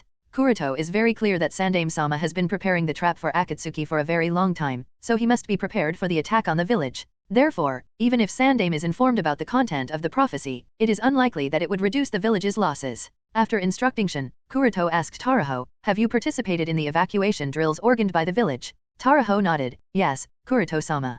Kuroto nodded, and said in a low voice, if something happens in the village, your only task is to give priority to the safety of Shin, do not care about others, just make sure that Shin is safe, understand? I understand, Kuroto-sama. Taraho nodded with a solemn expression. After the matter of death, prophecy was finished, Kuroto asked Shin about her progress in training. Since Yui is extremely busy so Shin's training is also affected, but there's not too much problem because Shin is going to be joining the academy soon enough. A while later Shin and Taraho left Kuroto's house and now him alone in the room. Kuroto muttered, what could be that something huge in the sky? Kuroto probably knew the answer to his own question, and thought, I suppose I should go and see Pakura, although chances are low given his wickedness, perhaps I can get a better understanding of Sandaime-sama's plan, and also use this opportunity to personally experience Scorch release from her. Uchiha clan ruins from the Warring States period. Uchiha Shisui stroked the murals on the walls with a deep look and shouted, Itake, come here and take a look at these. Uchiha Itake, who was not very far away, walked over and carefully studied the murals Shisui pointed at. The murals tells the tale of an Uchiha shinobi. Long ago, there was an Uchiha. He and one other child were born as the children of the patriarch of the Uchiha clan, and a kunoichi from some other clan whose name hasn't been mentioned. Perhaps she was a Senju, Uzumaki, Hyuga, Kagaya, or maybe some other shinobi clan. But it didn't matter because soon after she gave birth to the two children, twins, she died due to severe weakness and exhaustion. The existence of the two children, one boy and one girl, was kept a secret and the two of them were raised by one of the loyal subordinates of the patriarch. The boy, older of the two, was trained to become the next patriarch of the Uchiha clan, and he was an exceptional shinobi the Uchiha clan had ever seen. Whatever was taught to him, he would always grasp it at once and improve it to various degrees. His wisdom was unlike any other. He always fought on the front, and never lost even a single battle. Rumors said that he was born with a special body and whatever injury he received healed soon enough. There was no correct answer as to what was the exact cause, but he was deemed to be the strongest of all, strongest to have ever lived. When his father died, his eyes changed into a different pattern and he gained more power. He used that power to kill more enemies. With him on their side, the Uchiha clan was confident in being able to dominate the Senju clan. With him on their side, the Uchiha clan was confident in finally dominating the entire shinobi world. But one day, when the Uchiha clan was returning from the war against the Senju clan, something happened. What exactly happened was unknown, but it was a disaster for the Uchiha clan. The invincible Uchiha who was said to be undefeated died of assassination, and the person who killed him was none other than his own younger sister. After killing her brother, the sister also mortally wounded the wife of her older brother and then fled the scene. The wife, because of her critical injury, died soon after. The Uchiha clan searched the shinobi world to find the whereabouts of the treacherous sister for months and years. They had to punish her for her treachery, but they could never find her. Perhaps she had escaped to the edge of this world and died, or maybe she committed suicide out of guilt. The true cause of her disappearance was unknown, but she was never seen again. Strange, why would the sister kill her own twin brother for seemingly no reason, muttered Itachi with a thoughtful look on his face. Shisui was also confused, and said, there could be countless reasons, and we wouldn't know the exact cause, but that aside, look here, do you see this? Itachi followed Shisui's gaze and looked at two different murals. There too were paintings of two different Susanoo facing each other. What's noticeable about these two Susanoo is that they seem to carry two different types of weapons. The first Susanoo carries a huge gourd while the other Susanoo carries a huge shield. Itachi said with a doubt, a huge gourd? And a giant shield. Shisui added, moreover the color of both gourd and shield is completely different from the color of the two Susanoo, which is black and white respectively. Perhaps these gourd and shield are not a natural part of the Susanoo. Although, these paintings are centuries old, reading and deciphering them is not a problem for Shisui and Itachi. The color contrast between black and white Susanoo and the two red weapons is so conspicuous that it is a bit difficult to not notice. And Itachi and Shisui are Uchiha who have experience of using Susanoo, so obviously they can recognize these differences. Both Shisui and Itachi understand that Susanoo is actually the manifestation of one's own chakra through Mangekyou Sharinon. The color of one's chakra can never have many distinct colors, therefore, any weapon of Susanoo should be of the same color as the main Susanoo body. Itachi said, the gourd is most likely sword of Totsuka. Shisui muttered with a frown, but isn't sword of Totsuka supposed to be a sword and not a gourd? Itachi said after a bit of thinking, according to what Kuroto-san has told us, the sword of Totsuka is a sword of sealing. It's quite special and different from other Kusanagi swords. Its appearance may not be as simple as we think. Shisui nodded, then said, if that's the case, then the shield is most likely Yata mirror, right? Itachi nodded, quite possibly. After reaching a consensus, the two separated and searched the ruins for any more clues that they can find. However, even after searching for a long time, the two never found any more clues related to the gourd or the shield in the mural. After meeting again, Shisui said, there was no record of this gourd or shield in the clan archives. If we assume that one of the two artifacts was that of the brother, does that mean it is buried with the body of the brother? Itachi also thought of the same possibility. If this gourd and shield are so powerful, there should have been some kind of record about them in the clan, yet nobody knows about them, no records were left. In fact, there is also no information about the twin siblings. This can only mean that everything related to the pair of siblings including all the information was either destroyed or lost. This strangeness made both Itachi and Shisui realize that something is wrong here. Unfolding the map, Itachi drew a few circles on the map based on his memory, then said, I have checked the archives within the clan. These locations are the burial grounds. Maybe we can find some information here. After Konoha was founded, all the deceased ninja and civilians were buried at the Konoha cemetery, and the clansmen of the Uchiha clan were no exception. Therefore, the Uchiha clan cemeteries that were used during the Warring States period have long been abandoned and most of them are left unattended at Novel Bin Adat. With a bit of hesitation, Shisui nodded, alright, let's go take a look. Although, disturbing the slumber of the deceased ancestors is a very rude thing, in contrast, protecting the village and the clan is more important. So, if they can find any clue about the legendary sword of Totsuka in the graves of the deceased ancestors, Shisui would rather disturb the slumber of the ancestors so that they can get their hands on the sword of Totsuka so as to protect the village and the clan. There was no hesitation in Itachi's eyes, and he nodded, Shisui-san, I believe that the ancestors would be willing to forgive us. Itachi believes that the ancestors would be willing to forgive the two youngins of their clan as he and Shisui are doing this for the peace of Shinobi world and for the Uchiha clan. Shisui nodded and the two left the site to start the grave robbery. At the old base of Root. Ah, Kuroto-sama, please don't be so rough, otherwise I will truly break. Nya, can you please shut up already, and stop acting like a masochist? It's not only embarrassing but also very creepy given the situation. I am only diving inside your brain, not doing anything of that sort, said Kuroto in an annoyed tone. But by diving inside my brain, and reading all my memories, Kuroto-sama is also able to see my darkest and dirtiest secrets, and it's making me go crazy, in a good way, said Kazekage Pakura with a visible blush on her as her breathing started to get rough. Kuroto looked at the current Pakura with a dead fish eye look, and said, I only want to see the memories related to Scorch release, nothing else. Besides, I have already read all your memories back then, so would it really matter if I look through them again? Pakura's blush deepened when she remembered the time she was tortured by Kuroto-sama and can't help but shudder in pleasure. She was never a masochist, but on that day something awakened within her. Of course, she has kept it well hidden from all her people in Suna, and perhaps even her disciple Maki is not aware of this newfound quirk of her sensei, but now that Pakura is in the presence of her master and that too alone with him, she can no longer hide it. The desire to get spanked in the butt is burning within her. But she also knows that her master doesn't have any interest in SM play. It's a pity that Kuroto-sama doesn't have any interest in me either, sighed Pakura as she controlled herself, so as to not anger her master. Alright, Kuroto-sama, you can use that jutsu of yours, said Pakura as her rough breathing also returned to calm and she focused on the important objective for which Kuroto-sama has come to her room. Kuroto nodded and without any weight, he used Tenseigan Soul Descent to take over Pakura's body. Because Kuroto has become quite proficient in using Tenseigan Soul Descend and because Pakura did not pose any resistance and actively allowed Kuroto to enter her body and take over her consciousness, therefore, Kuroto easily managed to take the dominant position. Now, I want you to use a small-scale jutsu of Scorch Release. Make sure to take it slow and steadily so that I can personally feel and understand the entire process, instructed Kuroto. Pakura in her consciousness nodded and decided to create a few very small scorch orbs. Under her control, the chakra in her body soon turned into a few small orbs and appeared around her hands. Kuroto of course observed the entire process and soon understood its mechanism. At the same time, Pakura also said, Kuroto-sama, I take it that you have read the scroll of Scorch Release that I sent you. Kuroto nodded. Yes, I understand the theory and mechanics behind Scorch Release quite well. Adat novel bin adat. Pakura nodded then said, alright, but even so, I guess I should explain Scorch Release once again. Kuroto did not mind. Perhaps it would give him a better understanding if Pakura were to explain Scorch Release personally. Basically, Scorch Release is an advanced nature transformation that combines fire and wind chakra to generate scorch orbs and manipulate scorching heat waves. Scorch Release is similar to Fire Release but is quite different at the same time. The Fire Release involves the use of fire to burn the target itself, but Scorch Release is different in this aspect. In Scorch Release, fire is condensed then amplified with wind to very high temperatures in order to create scorching heat orbs. And wind is again used to carry these scorching heat orbs and heat waves to boil and then evaporate the water from the target. I understand this part. Fire is fueled by the wind to create high-temperature fire orbs that radiate high-temperature heat waves to evaporate moisture from the targets, as a result, mummifying them? Is the gist right? Kuroto nodded as he controlled the 9 small scorch orbs that are a bit similar to truth-seeking orbs, but much weaker and simpler in terms of power and functionality. Pakura nodded. Now despite being an incredibly powerful Kekii Genkai, Scorch Release is also quite limited as it's mainly a close-range style of elemental technique,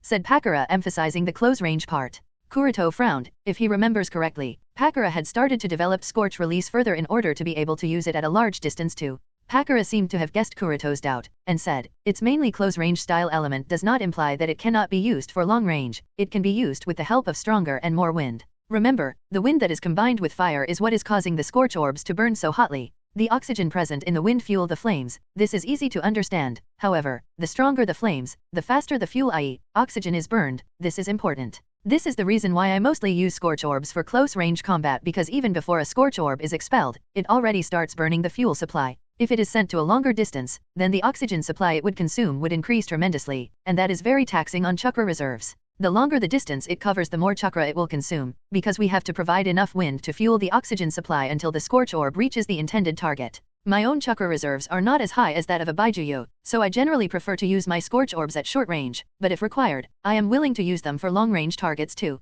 Kuroto nodded in understanding, but he wasn't much worried about the problem of chakra reserves. The chakra reserves of his Fujin clone are even higher than his main body, and it wouldn't be an exaggeration to say that the chakra reserves of his Fujin clone are as high as that of Nibi or probably Sanbai, which is considered a lot. In Kuroto's view, Scorch Release is indeed an incredibly powerful Kekii Genkai, and is incredibly rare too, as there have been very few users of Scorch Release in history. It's very versatile and dangerous, therefore, Scorch Release is very important for the Fujin clone. Scorch Release also made Pakura the hero of Suna during the Third Great Shinobi War, and Pakura's exploits speak for themselves about this Kekii Genkai. The only weakness of Scorch Release is perhaps water release, so Kuroto will have to figure out a way to get around that, but it's no big deal in the end as Kuroto also has other Kekii Genkai for the Fujin clone. After completely understanding Scorch Release, Kuroto began to have a discussion with Pakura about the limits of Scorch Release, and various other details about it. Konoha Training Ground 21. After completing her daily training regimen, Yui Kurane walked to the side of the field, picked up a towel to wipe off the sweat, then drank water from the water bottle to replenish her water levels. Although she has to constantly perform missions as part of Team RO, Kurane is unwilling to relax her training. She would still spend most of her free time in training in order to hone her skills so as not to be a burden in the Team RO. The mission of assassinating Yonde Mizukage left a deep shadow on her. She couldn't accept the fact that she wasn't even qualified to accompany the captain on the mission, and because of that the captain had to leave the other members of the team behind, else they would only be a burden on him. This is completely unacceptable. I will definitely surpass him. Kurane would always encourage herself by thinking this. She wants to prove that she is no worse than the shinobi with dojutsu Kekii Genkai like that of Hyuga Kuroto and Uchiha Shisui. Although sometimes Kurane is annoyed at Hyuga Kuroto's blunt words and how he always looks down on her, she also understands that some of his advice is indeed correct. This is why she has been trying to constantly improve her taijutsu proficiency. At the same time, integrate her genjutsu with taijutsu so as to cover up her weakness. At the same time, she has also started to learn ninjutsu in order to become a more versatile kunoichi. Genjutsu is her specialty and she wants to continue improving this aspect of her, but she has also decided to not let genjutsu limit her. While Kurone was busy thinking about how to proceed further, a young man coincidentally happened to pass by. He noticed Kurone, so decided to come and walk over and greet her. "Oh Kurone-chan, such a coincidence. I did not expect to meet you here. By the way, it seems that a new restaurant has opened in the village today. Would like to go have dinner there." The young man is none other than Sarutobi Asuma, who has returned back to Konoha not long ago. After several years of experience working as a ninja in the Guardian 12, Asuma has obviously matured a lot. He is no longer the rebelling teenager he used to be back in the day. Kurone was broken out of her thought because of the sudden words. She looked at the person in front of her only to notice that it is none other than Sarutobi Asuma, then shook her head. "I am sorry, Asuma-san. I have a mission tomorrow, so I must sleep early. Good night." Asuma quickly nodded. "Oh, a mission, huh? It's alright then. We can visit the restaurant on some other occasion. By the way, good night to you too." Kurone neither agreed nor denied, and after picking up her belongings she directly passed by Asuma and left the training field. In fact, she was too tired and did not even pay much attention to Asuma's words. Looking at Kurone's leaving figure, Asuma murmured, was there a problem in my approach? But Kakashi said that it should work this way, or did I make a mistake somewhere? It seems I will have to take more suggestions from Kakashi. Asuma may have matured a lot as a person, but he is still far from reaching the point where he could court Ui Kurone. Kurone came back to her home and wanted to take a hot bath, but before she could proceed to the bathroom to prepare hot water, Kurone suddenly stopped, the reason being that her senses were screaming at her. It felt as if a vicious snake was looking at her as prey. "Ui Kurone, you were able to notice my presence. It seems that you too have matured. Shinku-san would be proud of you." At this time a faint hoarse sound that seemed to contain hypnotic power came from behind her. Kurone was shocked and turned around violently, as she drew out a kunao from her shinobi bag, but looking at the person who had unknowingly snuck into her house, Kurone's face turned from shock to a horrifying look. The person walked forward and said with a smile, My, no need to be so nervous Kurone dear, it's not as though I am going to eat you. Orochimaru, how did you sneak into the village? And, what do you want to do? Kurone spoke in a panicked tone because the one standing before her is none other than the snake sun in Orochimaru. The strength of Orochimaru has been carved into the heart of every Konoha shinobi, especially the ones who have personally seen his power. Even Heitake Kakashi, the best and strongest of their generation, was frightened when facing Orochimaru. In the canon, Kakashi's first reaction in the face of Orochimaru was to do his best to be able to die together with Orochimaru, and later he realized just how absurd this thought of his was. So, how can Kurone, who is obviously not the best of their generation, not be panicked in the presence of Orochimaru? Kurone's first thought is not to die together with Orochimaru because she knows that even if she does her best, she won't be able to die together with Orochimaru. So, her first thought is to figure out a way how to get out of here, or at least how to notify her Umbu captain and the village that Orochimaru has sneaked inside the village. After forcibly calming her tensed nerves, and taking a deep breath, Kurone asked, what is your purpose of sneaking inside the village? "Oh, I just need you to do something for me, it's not that big of a task," said Orochimaru as he observed every move of Kurone. "You want me to do something for you? But why me? In the first place, how did you sneak inside Konoha?" Obviously Kurone is trying to extract intelligence out of Orochimaru. Orochimaru, still as casual as ever, said, "Did no one ever tell you that knowing too much is not a good thing?" Kurone snapped, "Just to delay time, even if you are one of the 3 legendary Sunin, you will pay the price if you continue to look down upon me," as she started to print hand seals to use a genjutsu in order to create a small opportunity that she would use to sneak out of her house. "Oh, is that the case?" Orochimaru smiled, not caring about Kurone's attempt of using genjutsu, and asked, "What kind of price will it be?" He is not afraid that someone will notice his presence in the village. Kurone was full of doubts upon seeing that Orochimaru doesn't seem to have any intention of making a move to stop her. How tight the security of current Konoha is, Kurone as an Umbu of the elite team RO is very clear. Umbu shinobis are on full-time duty to make sure that the security of the village is high. The members of the Konoha military police force are also taking rounds around the village. Moreover, several cage-level ninjas including Sandaime Hokage, Sunin Jiraiya, Sunin Tsunade, Uchiha Patriarch, Uchiha Shisui are also present in the village. So, no matter how strong Orochimaru may be, he will definitely suffer if he were to fight so many cage-level shinobi. Therefore, Kurone was very surprised that Orochimaru, who specifically sneaked inside Konoha because he wants to use her for something, and yet he is in no rush to knock her out or stop her from using genjutsu. Just as Kurone was about to complete the hand seals, she suddenly realized her mistake. No. The only reason Orochimaru is not in a hurry to make a move is that he has already made a move long ago, but by the time Kurone reacted, her consciousness was already a little faded, and she staggered a few steps, fell on the ground, and said intermittently, "Poisonous gas, you." Orochimaru smiled. He walked over, and after squatting in front of Kurone, who had lost all ability, he said, "This is a new poison I created. Its specialty is that it's colorless, tasteless, and odorless, so it cannot be detected by normal senses. And the best part about this poison is that it does not take effect unless the target uses their chakra, and once a target uses their chakra, this poison would instantly plague their bodies, making them useless unless, of course, an antidote is provided. So, it's very deadly against shinobi. Now then, Ui Kurone, tell me, how do you feel?" You won't get away with this, were her last words as she lost consciousness. Being dealt with so easily by poison was the last thing she expected. But the kind of poison Orochimaru used is a really dangerous one. If this poison enters the body of a shinobi, it basically renders them incapable of using chakra, because using chakra would mean spreading the poison all over the body. But not using chakra would mean that they cannot put up a fight against Orochimaru. After Kurane lost consciousness, Orochimaru, who is immune to the poison, stretched his hand to coil around Kurane, picked her up, and muttered, "I suppose I should get going there." After that, Orochimaru cleared away the traces of his poison and disappeared from Kurane's house. At Novel Bin at. Through the murals at an abandoned site, Shisui and Itachi, who had found some clues related to the pair of twin siblings and the wife, separated and started to search for further clues related to the three. Solving the mystery behind the death of these three will probably lead them to the sword of Totsuka and Yada mirror. This is their conclusion. Because Shisui and Itachi do not know the name of either of the three, nor do the two know the year those three lived in, so obviously all graves had to be dug to find clues related to the three. Both Shisui and Itachi are from the Uchiha clan, and because of their previous searches, both of them know the distribution of the Uchiha clan's cemeteries, coupled with their fast mobility, so in just a few days the two overturned several cemeteries. Most of the graves were dug by the two, even several old tombs were also unsealed, but they found nothing useful, so there was still no new clue about the two spiritual weapons. But Sword of Totsuka is important to the safety of the village and the Uchiha clan, so neither of the two have any intention of stopping, and they continued their mission of robbing graves. After unsealing another tomb, Itachi walked inside the gloomy passage with a thoughtful look on his face. Although he has yet to see the coffin inside, but based on the length of the passage, and several decorations and murals on the walls of the passage, Itachi can judge the identity of the person resting here must be extraordinary. When he reached the end of the tomb, a stone stele greeted Itachi's eyes. He looked at it and saw that this stone stele is quite familiar. It seemed that when Itachi was exploring a certain ruin, he had seen the exact similar stone tablet, except for an obvious protrusion at the center of the stone tablet. After carefully studying the stone stele with his Mangekyou Sharinon, Itachi immediately reached out and pressed the protrusion at the center of the stele.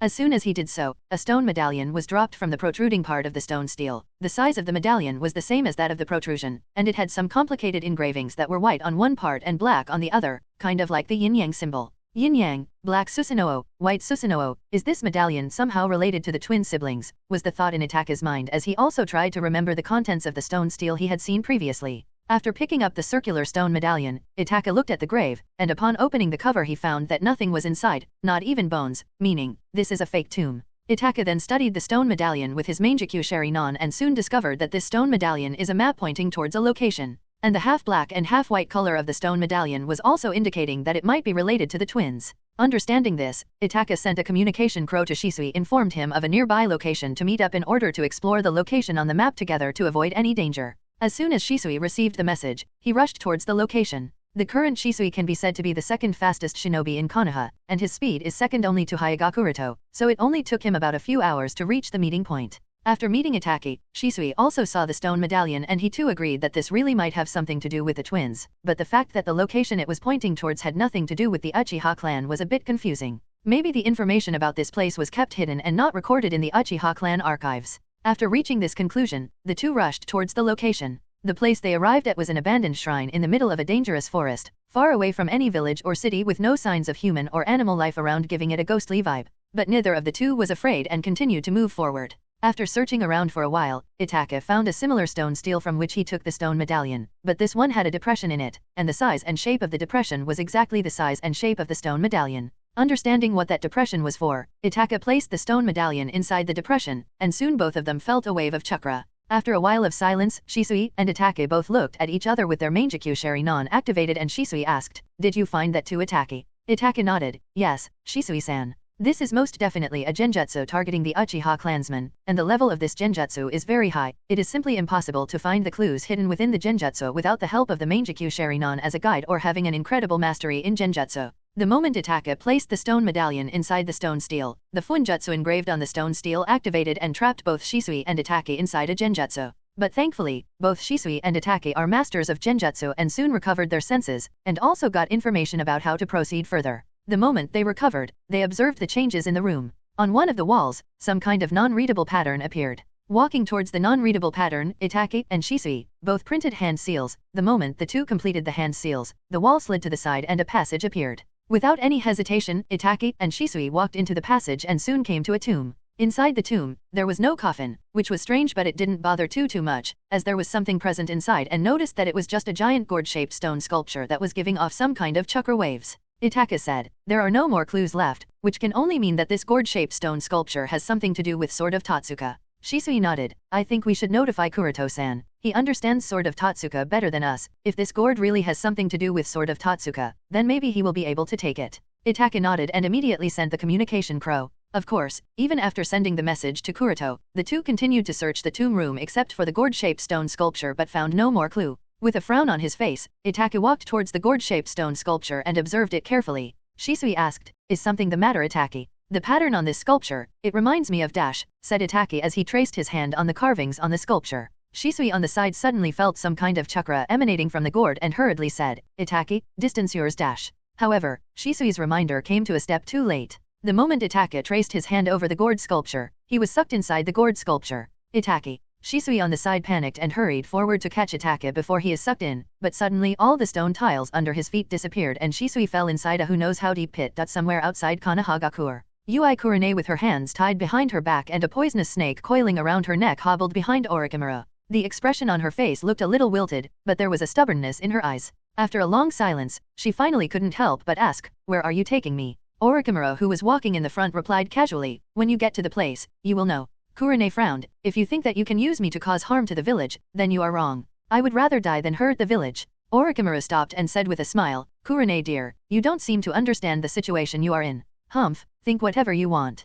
Kurone snorted and turned her head to the side. She is no longer afraid of Orochimaru's threat. Staring at the resolute Kurone, Orochimaru chuckled lightly and retracted his gaze. He then took out a half-black, half-white round stone medallion from his pocket and looked at it thoughtfully. After a long silence, he said, You just need to do something for me. If it goes well, I can consider sparing you alive, and fear not, this matter has nothing to do with Konoha. If Itaka was here, he will find that the round stone medallion in Orochimaru's hand is exactly the same as the stone medallion that Itaka found out from the fake tomb. Obviously, Orochimaru has also been following clues of the Sword of Totsuka, and he has been searching the whereabouts of the Sword of Totsuka for a decade now. After years of search, he finally got his hands on this round stone medallion in one of the old ruins and soon figured out the location of that shrine that this stone medallion pointed towards. He also found the stone stele at that ghostly shrine and placed the stone medallion in the depression. But unlike the case with Shisui and Itaki, when Orochimaru installed the stone medallion inside the depression in the stone stele, the genjutsu trap blocked him. He couldn't find the solution in that genjutsu. Therefore, his search came to a halt.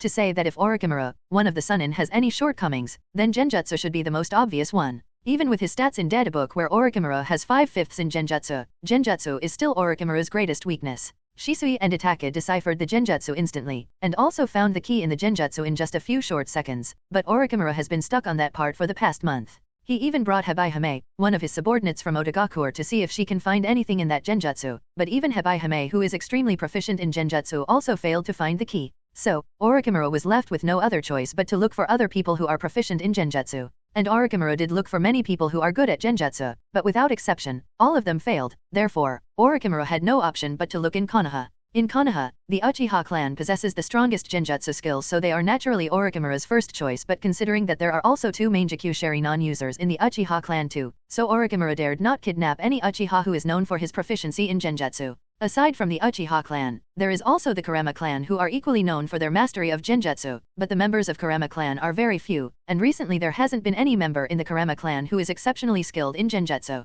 So, Orochimaru finally directed his attention to the Yui family. Currently, Yui Kurone is the only member of the Yui family, therefore, she has no solid backing and is easier to kidnap. And even though Yui Kurone's overall strength may not be very high, but based on the reports Orochimaru has received about her, her mastery of genjutsu is second only to the Kurama clan and the Uchiha clan, so naturally she became Orochimaru's next choice. Of course, Kurone is not the only choice of Orochimaru. If even she can't find the solution, then Orochimaru would think of using the members of the Kurama clan, and maybe even those of the Uchiha clan if required. But Orochimaru certainly hopes that Kurone can solve the key. After putting the round medallion back in his pocket, Orochimaru glanced at Kurone, and thought, maybe she will be able to find the key in the genjutsu, but if I want to use her, I will have to be quick. If Kuroto Kunwi to find that I was responsible for her disappearance, then it might lead to another trouble. From the information he has obtained from Shimura Danzo, Orochimaru knows that Yui Kurone is Hyuga Kuroto's subordinate in the Umbu. So, he knows that if Kuroto were to connect the disappearance of Kurone to him, then the situation might become troublesome, as Orochimaru is not sure if Kuroto wouldn't give the intelligence of Otogakure being connected to him to Sandaime Hokage. Frankly, Orochimaru doesn't care about Otogakure that much, but it could hinder Orochimaru's attempt of searching Sword of Totsuka. Therefore, Orochimaru wants to avoid unnecessary trouble. So, in order to avoid any trouble, Orochimaru held the languid Kurane by her collar and hurriedly rushed towards the ghostly shrine. Kanahagakur, Ui Kurane's home.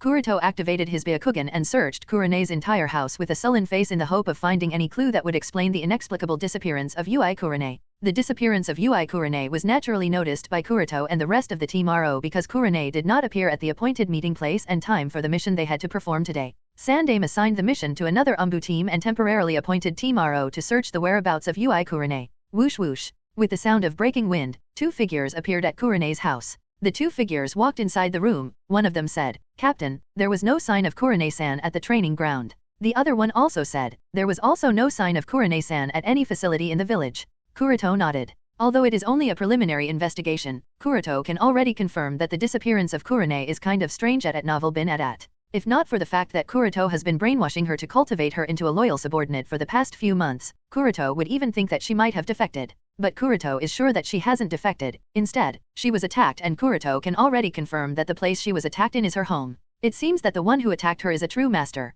Kuroto, who has been training Kurane for the past few months, understands her strength better than anyone. Her recent progress has been quite rapid, especially with the special training she has been carrying out in secret.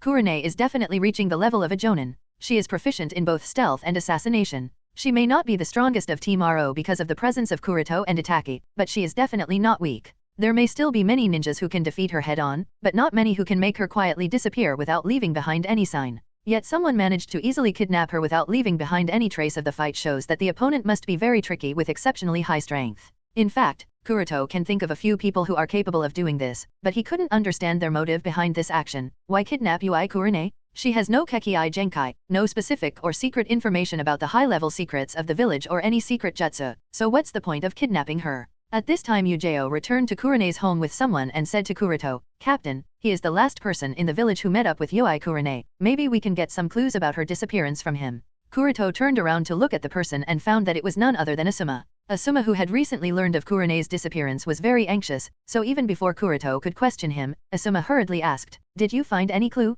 How could Kurane-chan disappear for seemingly no reason?" Kuroto looked around the room, then said, "She should have been attacked here." Asuma was angered, and asked, Who did it?" Kuroto silently shook his head, "We are not sure yet." Yujeo said, "In any case, we will have to figure out a way to rescue her." Kuroto did not reply, he was silent. Judging from the current situation, unless the attacker has some use of her, the probability of Kurane being alive is very very low. And Kuroto can't think of anything special that Kurane could give to her attacker other than some pieces of information that she knows as an umbu. And once the information has been tortured out of her, obviously she would either be executed or imprisoned who knows where. "I will find her, I will definitely find her." But Asuma was too anxious to realize this. He was also a little lost and rushed out of the room with a dazed expression. With Asuma gone, Kuroto's eyes grew colder and he muttered to himself, "How dare you move your hands and feet on my subordinate? Don't let me find you, otherwise the consequence would only be death." Brainwashing is not an easy task, and Kuroto has been slowly brainwashing Kurane, Yujeo, and Hei to make them loyal subordinates. But now someone dared to kidnap one of his subordinates, so naturally, Kuroto would be angry.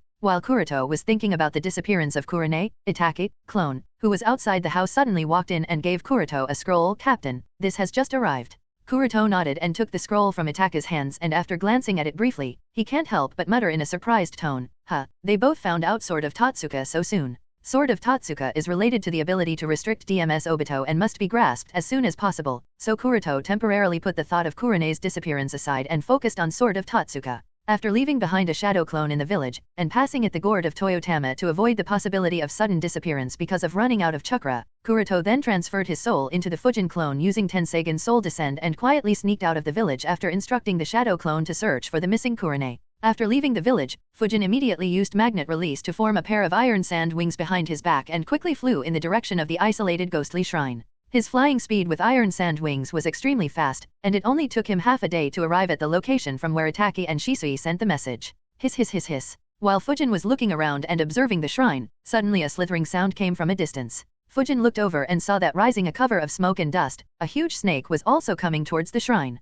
Under the wind mask of a Matsukami, Fujin's Byakugan was activated and he looked in the direction of the smoke to see the cause of such a big movement. Seeing the identity of the person coming towards the shrine, Fujin frowned. Orochimaru. The cause of such big movements is none other than a huge green snake with two people standing on the head of the snake, and these two people are none other than Orochimaru and the missing Ui Kurane. So, it turns out that it was Orokai-san who kidnapped Kurane. No wonder it was so clean and clear, and with no clues were left behind. thought Fujin, but there were still many questions he had to figure out the answer of. Why did Orokai-san kidnapped Kurone? Judging from the huge snake's path and given this specific shrine, it wasn't hard to judge what Orochimaru is here for, and thinking of this, Fujin was stunned. No wonder Orokai-san walked away so simply the last time and denied fighting this one. It turns out that he too has found clues of Sword of Totsuka, and the reason he kidnapped Kurone, it must because of the need of a genjutsu master. Fujin wasn't much surprised to see that Orochimaru has also found the clues of Sword of Totsuka. Even in the canon, when Orochimaru was sealed by Uchiha Itachi using the Sword of Totsuka, he did say to Itachi, "Itachi, you had it all along," and Black Zetsu mentioned that Orochimaru was searching for Sword of Totsuka for all his life.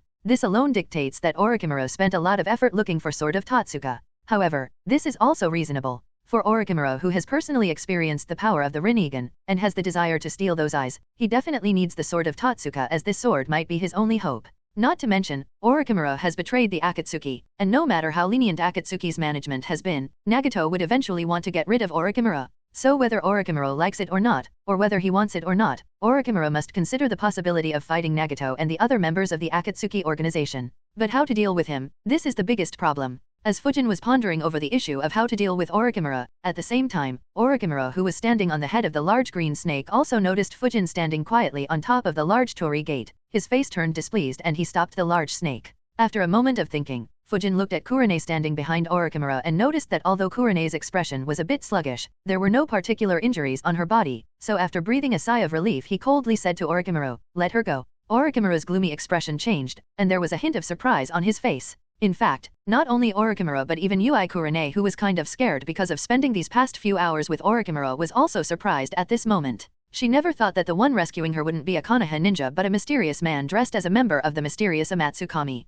Fujin did not say let her go because he is worried about Kurone, that's not the case at all. The reason he said so is that he wants to confuse Orochimaru as to why did a member of Amatsukami appear here? Although Sword of Totsuka is a spiritual weapon and is capable of sealing all its targets in the genjutsu world for all eternity, but similar to every other jutsu, it too is not omnipotent. To be truly effective and to display its real role, Sword of Totsuka needs to be a surprise and unexpected. If the intelligence that Sword of Totsuka is in the hands of a Matsukami is known by anyone, then it's possible that Akatsuki organization might learn about it too, and therefore, Obito would definitely be vigilant against it. And if Obito is vigilant against Sword of Totsuka, then this Sakigari longsword would lose its effectiveness. This is why Fujin wants to confuse Orochimaru as to why did a member of a Matsukami appear here. Fujin doesn't want Orochimaru to conclude that a Matsukami too is looking for Sword of Totsuka. But this is a very difficult task given the peculiarity of this location and a member of a Matsukami appearing here of all places. So, protecting Yui Kurone, who just happened to have been kidnapped by Orochimaru, becomes the only method of confusing Orochimaru.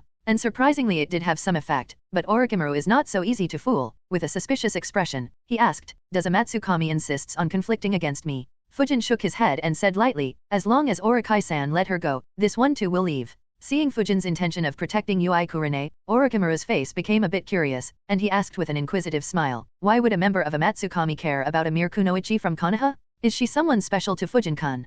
Fujin replied with a flat tone, "It has nothing to do with Orokai-san." Orochimaru smiled. He reached out his hand to hold Kurone's chin and looked at her with a scrutinizing gaze. Feeling Orochimaru's gaze on her, and his hand on her chin, Kurone felt uncomfortable and immediately shook her head to shake off Orochimaru's hand, and said, "Don't look at me, I don't know him, neither have I ever seen him, nor do I know why is he trying to save me." Afterward, she looked at the member of a Matsukami standing on top of Torii Gate with a confused expression and thought, he is wearing the wind-patterned mask, so he should be the one who uses magnet release, but, why would he bother trying to save me? Is it possible that he is one of my acquaintances? This can't be right. Nobody I personally know uses magnet release, so who is he? And why bother saving me? Looking at Kurone's confused expression, Orochimaru put away his smile, and said with a solemn tone, "There's no need for us to be hostile, just give me 3 days, I shall return her safe and sound in your hands after 3 days, I believe we can reach an agreement, right?" After listening to Orochimaru's words, Kurone looked at Fujin with a nervous expression. She was not sure if the other party would be willing to face off against Orochimaru, one of the Sunin, just for saving her.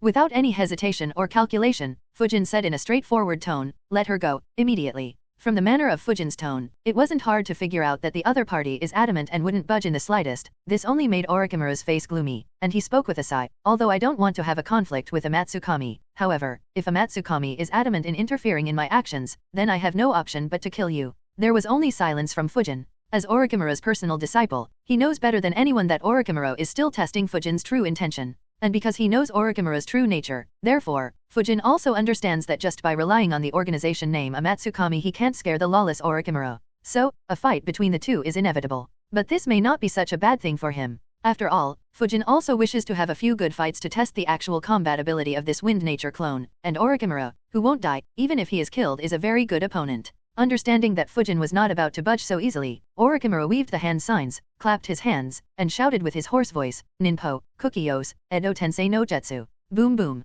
As Orochimaru weaved hand signs, 2 coffins appeared out of the back of the green snake with a loud bang. Looking at the 2 coffins, and noticing the lid of the 2 marked with Shadame and Nidame, even Fujin, who was eager for a fight, suddenly changed his face. Huh? Summoning those 2? Is he so serious? Although it has been known that Orochimaru has been studying the forbidden art of reviving the dead in the form of Edo Tensei, Fujin never really thought that at this moment, he would be facing Shadame Hokage and Nidame Hokage at the same time. Band bang. As the coffin lid slowly fell to the ground, 2 figures wearing red and blue armor walked out of the coffin. Edo Tensei again, muttered Tobirama with a grumpy tone at novel bin at. Who is that individual? Hashirama on the other hand curiously looked at Fujin standing on top of the torii gate. On the other hand, Kurane was shocked as soon as she realized the identity of the 2 people. Shadame Hokage-sama? Nidame Hokage-sama. Although it has been decades since the first 2 Hokage died, as a senior Konoha Kunoichi and a member of the elite Anbu squad, Kurane is well aware of the identity of the 2, and she was shocked that they are brought out. Orochimaru, you actually revived Shadame Hokage-sama and Nidame Hokage-sama? How dare you deride the souls of the dead?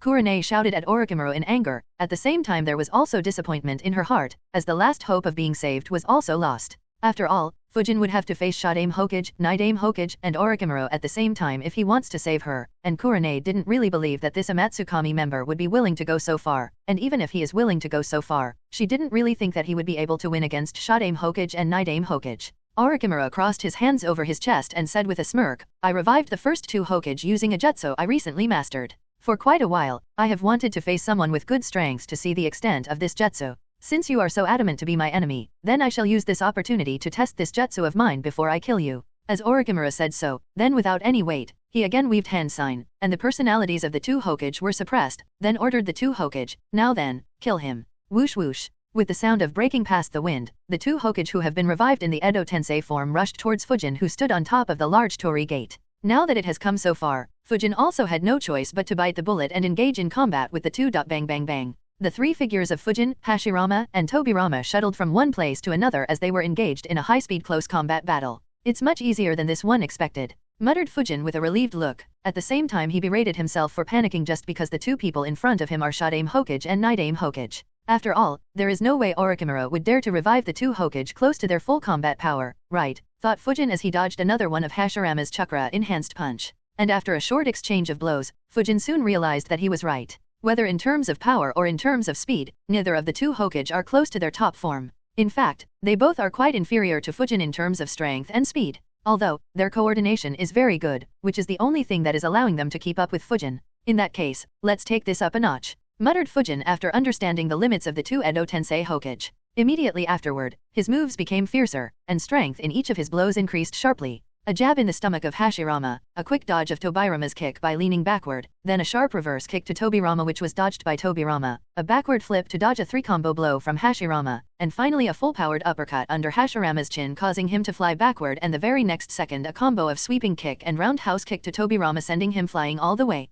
Boom boom crack crack. Amidst the sound of cracking of the wood and breaking the walls, Hashirama and Tobirama that were blown away by Fujin crashed into the walls of the shrine after passing through several rooms, and there were some obvious depressions in the bodies of the 2 Hokage, which clearly showed how much power Fujin had in each of his strikes. On the other side, Orochimaru, who was standing on the head of the large green snake, muttered in a surprised tone, Damn, can't afford to be hit by him, the power in each of his strikes is even higher than Tsunade's. As the controller of the 2 Edo Tensei Hokage, Orochimaru is naturally aware that these 2 reanimations cannot be compared to the real thing in their peak state. There are multiple factors responsible for this, but the strength of the sacrifices used and the limitations Orochimaru personally imposed are the main reasons. Because the development and research of Edo Tensei are still not completed, and since various aspects have to be considered, so Orochimaru has only used sacrifices that are at most at the level of low-tier jonin to revive the 2 Hokage. And coupled with the fear that the 2 Hokage might undo the binding, Orochimaru specifically added a lot of many seals in order to keep the 2 under his control. Although all these measures allow Orochimaru to perfectly control the 2 Hokage, their strength is also weakened quite a lot. So, the current strength of the 2 Hokage is not only much inferior to their peak state but also weaker compared to the time they were revived using the White Zetsu clones. But even with all these constraints, they are still much stronger than the state when the two fought against Sandaime Hokage. On an analogical basis, it wouldn't be wrong to say that Tobirama is at the level of elite Jonin, while Hashirama is at the level of a Kage, and with both of brothers working together they are capable of suppressing even the likes of Reikage. Orochimaru himself isn't confident enough to be able to defeat the two, so, the fact that Fujin was able to dominate the battle fairly easily, greatly surprised Orochimaru and also made him vigilant of that tyrannic strength. Now then, after sending the two Hokage flying away, Fujin waved both of his hands fiercely. Immediately, iron sand appeared out of the ground and wrapped around Hashirama and Tobirama firmly, restricting their movements by binding them inside cocoons made of iron sand. After having dealt with the two Hokage, Fujin's gaze turned towards Orochimaru and Kurenai, who stood on the head of the giant green snake. Feeling the killing intent from Fujin, even Orochimaru, who has never been afraid of anything, was a little dazed. His heart trembled, and his joking expression changed. And on the side of Orochimaru, Kurenai, who also observed the short battle, was surprised and can't help but mutter in admiration, "So strong." Whoosh! Fujin's figure flashed, he leaped high into the sky, and instantly, a pair of black iron sand wings spread behind his back, allowing Fujin to float high into the sky at Novel bin Adat. On the back of the green snake, Orochimaru and Kurenai involuntarily raised their heads and looked at Fujin high above in the sky. The pair of huge black wings behind him, combined with the black cloak with gold threading, and a mask of wind pattern covering the face, gave an elusive look to Fujin in the night.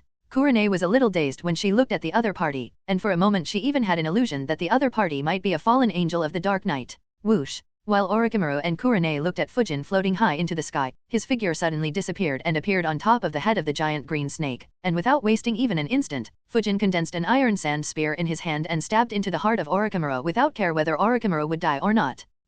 Before Orochimaru even realized it, Fujin was already standing in front of him, and an iron sand spear was piercing through his heart, and by the time he realized it, his expression changed into horror as he slowly lost consciousness. Kurenai was also taken aback. He killed Orochimaru so easily. Fujin said lightly, "Put away the act, you aren't fooling anyone with that crappy performance of yours." Listening to Fujin's words, Orochimaru's expression changed back, and the corner of his mouth twitched in annoyance. "I used to think that you are just the most inconspicuous guy in Amatsukami, and the rumors about you being stronger than Homu's Yubi and Sujin were false and deliberately spread, but it appears that I was mistaken and I underestimated you." After finishing his words, Orochimaru's body turned into mud and collapsed. Fujin hovered above and rushed in the direction of the two Hokage. He could see that Orochimaru was rushing in that direction in order to free the two Hokage from the iron sand binding. Orochimaru also noticed that Fujin has noticed his intention, and muttered, "Let me see what will you chose." Immediately afterward, he weaved the hand sign, and the huge green snake under Kurenai's feet disappeared in a poof of white smoke. "Huh? Ayah!" Kurenai exclaimed as the sudden disappearance of the giant green snake caused Kurenai's body to suddenly lose her footing, and because both her hands were tightly tied behind her back, and her chakra was sealed, so Kurenai started to fall towards the ground. The length of the giant green snake was at least 100 meters long, and before disappearing about half of its body was erected above ground, so the moment it disappeared Kurenai fell to the ground from a height of at least 50 m. Because hands are tied behind her back and chakra is sealed, so if Kurenai were to fall on the ground from such height, it would mean instant death. Fujin of course understood this, and with a sigh, he turned back and flew in Kurenai's direction. As Kurenai saw the ground approaching closer and closer, she also understood that it wasn't the ground, rather death, and Kurenai closed her eyes. "There is no way I would survive this fall." But suddenly, her body, which was only half a meter above the ground, was caught. Just as Kurenai's body was about to collapse on the ground, Fujin leaped towards the ground and caught her in his arms. "What?" Feeling the sudden jerk and realizing that she hasn't yet died, Kurenai opened her eyes only to find that Fujin held her in his arms, and the rope that had bound her hands was also cut open by him at some point. After saving Kurenai, Fujin asked, "Are you okay?" Kurenai froze for a moment, although she doesn't think that she knows the other party. For some reason, it seemed as if this member of Amatsukami really cared about her. Seeing Kurenai frozen and not responding, Fujin thought that Orochimaru might have used some mind-controlling jutsu on her. A little worried, Fujin observed her body with his Byakugan and asked again while lightly slapping her cheek, "Hey, are you alright?" He asked this because although he could see that her chakra was sealed, there was nothing else wrong with her body. The stunned Kurenai immediately recovered, pushed Fujin's hand on the side, and tried to get away from him, only to realize that they are still in midair and if she makes any extra movement, she would definitely fall to the ground. Wait a second. Fujin realized that perhaps Kurenai felt uncomfortable. He landed on the ground and allowed her to stand on her own 2 feet. As soon as Kurenai landed on the ground, she asked Fujin, "I am fine, but who are you and why bother saving me? I don't even know you." Just as Fujin was about to make up something in order to divert the conversation, suddenly an earthquake came and the ground trembled. Because of the sudden earthquake, Kurenai lost her balance and fell on top of Fujin. I am sorry." Kurenai apologized with an embarrassed expression given that she even dragged Fujin as she fell. Fujin did not care. He got up from the ground and looked in the direction from where the earthquake came, and muttered, "It appears that we are in trouble." With Fujin's support, Kurone also got up and asked, what's the trouble? Before Fujin could reply, the sudden change in the surroundings answered her question, as one after another, trees started to rise from the ground. And the trees that were originally present in the surroundings also came to life and started to grow wildly. Shadame Hokage Sama's wood release, muttered Kurone. The appearance of wood release means Orochimaru managed to remove the iron sand covering the two Hokage, and Fujin understands that he must make haste. Hold me tight. Without giving Kurone any time to react, Fujin held her and rushed out of the forest. The Edo Tensei form allows them to continuously use chakra without any worry of running out of it, and a forest is Hashirama's home ground. Therefore, if Fujin were to remain in the forest, he might be at a territorial disadvantage, as even with his iron sand, it would be a bit difficult to resist an endless stream of trees. Whoosh! So, without any more wait, Fujin again unfolded a pair of black iron sand wings, and immediately after that, he took off the ground in order to get out of the forest. However, the trees that were growing out were wildly started to weave a big net, trying to trap Fujin and Kurone inside a cage. As Fujin shuttled through the forest while carrying Kurone, Hashirama, and Tobirama, also started to flexibly chase after him, and soon pounced at him from different directions. Orochimaru, who was following the three from a safe distance, looked at the four with interest. Is Fujin really here because he intends to protect Ui Kurone? He knows better than anyone that the current Kurone cannot put up a fight, even a little bit of fight, so she is complete baggage in the middle of combat. And Orochimaru has ordered the two Hokage to kill both Kurone and Fujin, especially focus on Kurone. There is only one reason for doing this. Orochimaru wants to test Fujin's real intentions. Previously Orochimaru didn't believe in Fujin's rhetorical words, rescue Ui Kurone, as if Orochimaru didn't think that the sudden appearance of Fujin at this shrine was just to rescue Ui Kurone. After all, the girl is just a Takebutsu Jonin, and in terms of political status she is of civilian background, unlike the Uchiha, Senju, Hyuga, or Uzumaki that are noble shinobi clans, and Ui Kurone neither has any special Kekkai Genkai nor any secret jutsu that would be useful to a Matsukami, at least not that Orochimaru can think of.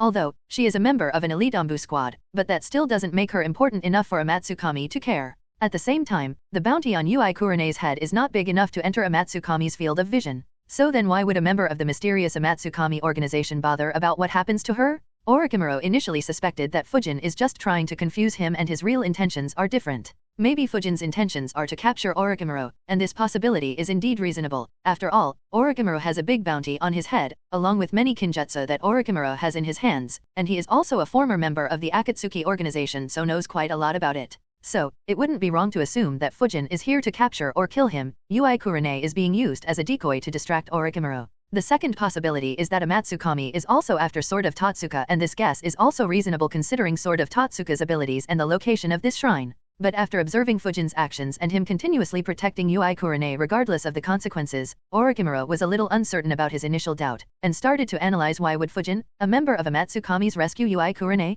Suddenly, Orochimaru had a guess in his heart. Fujin probably knows Ui Kurone on a personal level, and there is an uncertain relationship between these two, and it is also possible that Ui Kurone has as a Matsukami's spy in Konoha. This guess of Orochimaru is also not unreasonable, because he can't think of any other possible reasons that would make a Matsukami care about Ui Kurone's safety, so it is very likely that Ui Kurone either has an uncertain relationship with Fujin and knows him on a personal level, or she is a spy and probably knows some secret information about the Amatsukami organization, and Amatsukami doesn't want that information to get in others' hands, as it could be detrimental to their organization. Thinking so, Orochimaru licked his lips. Now he is also curious and eager to know what information does Ui Kurone hides. With these intentions of his, Orochimaru muttered, let's take this up a notch, and weaved hand seals. On Fujin and Kurone's side at Novel Bin Adat, numerous trees crazily grew and continuously tried to entangle Fujin and Kurone. Although Fujin wasn't struggling much and was able to continuously cut down these growing trees, the area he could move around was also getting limited as time passed. As for why wasn't he flying away and getting away instantly,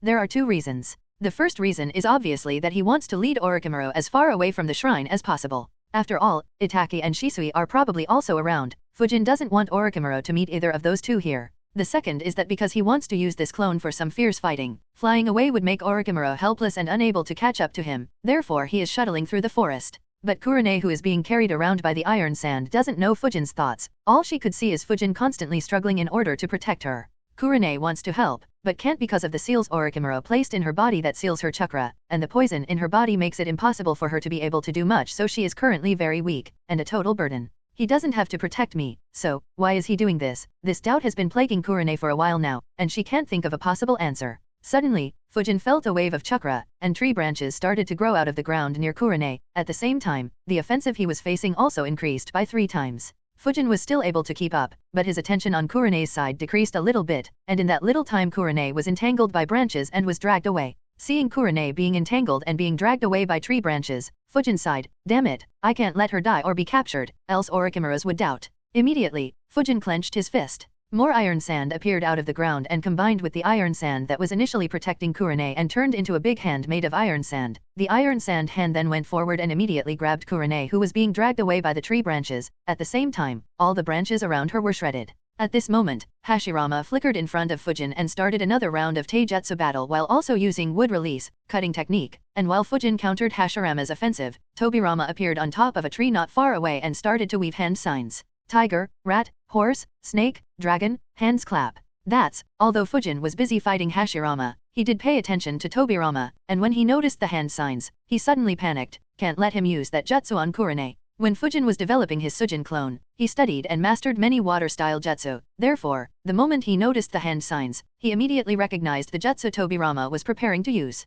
It's the highly dangerous water-style water-severing wave. After needing enough chakra in his stomach, Tobirama spat out an extremely high-pressured jet of water from his mouth. Swish.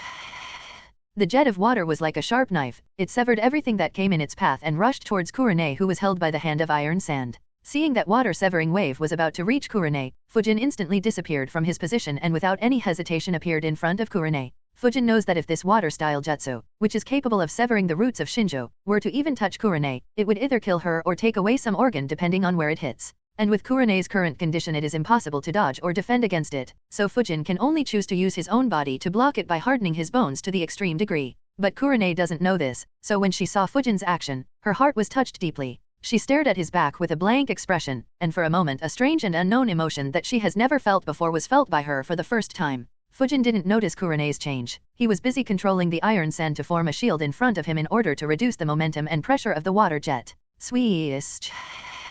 As the water came into contact with the iron sand shield, it instantly cut through the iron sand shield guarding Fujin's body and made an ear-piercing sound that shook the eardrums of all the three alive people, and at the same moment, the water jet that slashed past the iron sand shield rushed towards Fujin without any decrease in pressure or momentum. The iron sand shield was completely useless, thought Fujin in amazement as he was also surprised by this. Although, the iron sand shield was hurriedly created and was in an incomplete state, so Fujin knew that it wouldn't be much effective, and didn't have many expectations of it to be able to stop the water-severing wave. However, the fact that it didn't pose even a little bit of resistance still surprised Fujin, albeit slightly. Swish.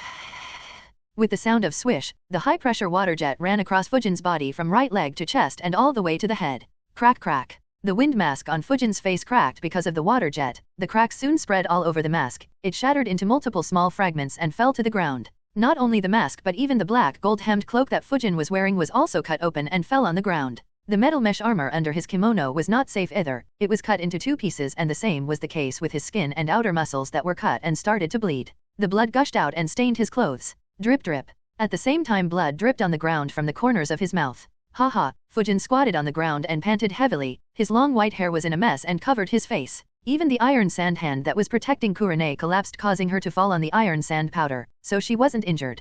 Kurene was at a loss at what was happening. She got up with some difficulty and walked closer to Fujin with the intention of helping him stand up. Upon walking closer, she noticed the blood on the ground and also on his clothes, and unknowingly to her slight trickle of tears started to stream down her face. Kurene tried to help Fujin get up but was rejected by her. Worried about his condition, Kurene eagerly said to Fujin, "Please, just go. You don't have to worry about me. You don't have to put yourself at risk for my sake. I am only an orphan, so whether I live or die would make no difference for anyone. Nobody would more dash." "Shut up," Fujin said in a low tone. "But you are seriously injured and he is after me. You don't ha-dash," Kurene tried to retort. "I said shut up," shouted Fujin in anger, and after taking a breath he continued in a deep tone, "I won't let you die here. So, just shut up and stay behind me." Kurene was silent as she stared at Fujin. She didn't know what to say. She doesn't know what to do. All she could feel was her heart that was beating faster as she looked at the man in front of her. The fear and loneliness in her heart were also being cleared up. Truthfully speaking, Kurene was scared, very scared. From the moment Orochimaru kidnapped her, she knew that Orochimaru would kill her after he uses her. After all, what reason does he have to keep her alive after he achieves his purpose? And even if he doesn't achieve his purpose, he would kill her regardless. After all, he wouldn't want to leak intelligence about his purpose, right? So, once she is dead, it would be all over for her. Her mother died in the Third Great Shinobi War, and her father died on the night of Kyuubi's attack. She is an orphan, therefore no one would know or deeply care about how she died and who killed her. In a way, it's not that bad. After all, Kurenai has been suffering from fear and loneliness for years ever since she lost her father. So death could be a fitting end to it all, because even if she doesn't want to die, who would save her from Orochimaru? True, she has friends she can generally count on, but none of them is capable enough to rescue her from the hands of Orochimaru. Heck, they wouldn't even know who is the perpetrator. And even if they do know, they wouldn't be able to find her here in the middle of nowhere. Kurenai understands this full well because Orochimaru made sure to not leave any tracks behind. As for the village, would village really care if an Umbu went missing? After all, this isn't too strange. The death toll in Umbu is very high, and as a member of the elite, Temaro Kurenai has also personally experienced the village's darkness and knows full well that if she went missing for a long time, she would either be considered dead or a missing nin. Rescue is unlikely, and both cases would ultimately mean death. And nobody would really mourn her death. Her friends may feel sad for a few days, but they would soon forget her and move on, although that's cold. This is how shinobi are. This is shinobi's true nature, ruthless in their bones. Everyone has witnessed too many deaths to care about one more. This is why, when she sees this man fighting against Orochimaru to rescue her, giving his all just to protect her from him, and going as far as to shield her with his own body without any care about his own life, Kurenai is deeply touched. She doesn't know if she knows who this man truly is, but she doesn't want him to die for her. Yet, when he says, "I won't let you die here. So, just shut up and stay behind me," all the fear in her heart vanished instantly, and strong emotions burst out of her heart. All the words she wanted to use to persuade Fujin were choked back and she could only nod obediently. Following Kurenai's nod, Fujin stood up and pulled Kurenai behind him. Even though his current state looked a bit miserable because of all the blood, he wasn't really all that injured. The water-severing wave didn't cut deep enough to reach viscera, and the jet of high-pressured water was completely blocked by periosteum made of incredibly hard and dense bones. So, although there is a lot of blood because of tearing of the skin, making it seem as if he is seriously injured, but it's just skin injury and doesn't affect his combat power in the slightest. After pulling Kurenai behind him, Fujin looked in the direction where Orochimaru was hiding and cursed inwardly. "Orochimaru, don't force me to use Shikatsumayaku, otherwise, I can't help it, and might really end up killing you." Shadame Hokage Hashirama and Nidame Hokage Tobirama are both Edo Tensei, so they are almost immortal. No matter how many times they are destroyed, they will keep on resurrecting unless their souls are pulled out of their bodies. If he was Hyuga Kuroto/Yama, that means using his main body, then he would have been able to pull out the souls of the two Hokage, or used truth-seeking orbs to permanently destroy the two Edo Tensei, or maybe used puppet cursing sphere on the two Edo Hokage to either take control of the two Hokage from Orochimaru or used it on Orochimaru to make him print the Edo Tensei release hand signs. But unfortunately, currently, he is Fujin. Therefore, neither can he pull out their souls nor can he destroy their bodies with truth-seeking orbs, nor can use puppet cursing sphere to control either of the three. If he was Homusubi, then he would have either used Genjutsu on Orochimaru to control him and release him using the Edo Tensei release hand signs, or simply used Onten, Ashihamimai to continuously burn the two Edo Hokage. But unfortunately, currently, he is not Homusubi, so this option doesn't work either. And if he was Sujin, then he would have used Ice Collar of Subordination on either of the three to make them a puppet of his, or used chakra-locking ice cuffs to completely seal their chakra. But unfortunately, he is not Sujin either, so all these methods that could have easily dealt with Edo Tensei can't be used by Fujin. As for other methods, there is only Fuinjutsu, and not just any Fuinjutsu would work. The only one that would work is the Shiki Fujin/Reaper Death Seal that can seal the souls of the two Hokage inside the belly of the Shinigami. Sandaime Hokage also used Shiki Fujin/Reaper Death Seal when he faced the same situation. Just how experienced Sandaime Hokage is already well known. He is not called Professor for nothing and has mastered almost all the jutsu in Konoha, except for the Kekkai Genkai and Hidden Jutsu, so the fact that even Sandaime Hokage had to resort to Shiki Fujin/Reaper Death Seal in order to deal with the two Edo Tensei Hokage clearly implies that only Shiki Fujin/Reaper Death Seal can permanently deal with Edo Tensei at novel bin at.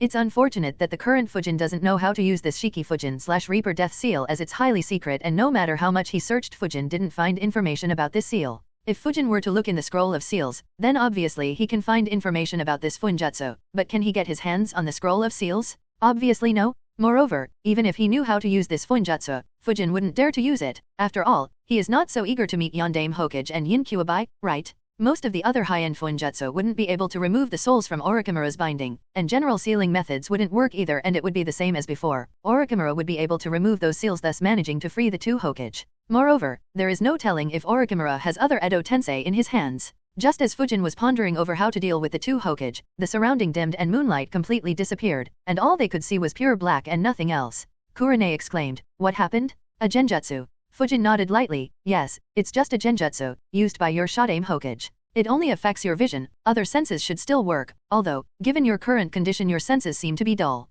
Kurenai was silent. She doesn't know how to respond to him. Fujin sighed and said, "Anyhow, stay close." "All right." Kurenai nodded. Fujin obviously knows this genjutsu, as he has also learned it. Infinite Darkness Jutsu places hallucinatory darkness on the target's eyesight, causing them to see nothing but black. Although the target cannot see, they can still sense chakra and rely on their other senses. Besides, this genjutsu is completely useless on Fujin as he has Byakugan and can directly see chakra. Huish huish. As soon as Fujin finished speaking, the surrounding trees again rushed at him in the cover of darkness. Seeing the endless stream of trees about to swallow Kurenai completely, Fujin had no choice but to get serious now. Immediately, he slammed his hands together and controlled the iron sand. Clap. As soon as Fujin clapped his hands together, the magnet chakra in his body surged and under his control, all the iron sand that he could use quickly combined and formed a thick spherical metallic shell with a few small holes in it for the passing of air. The metallic shell was formed around Kurenai so it trapped her inside, at the same time it made sure that the trees would no longer be able to reach her. Although the spherical shell protected her, it also isolated her in complete darkness.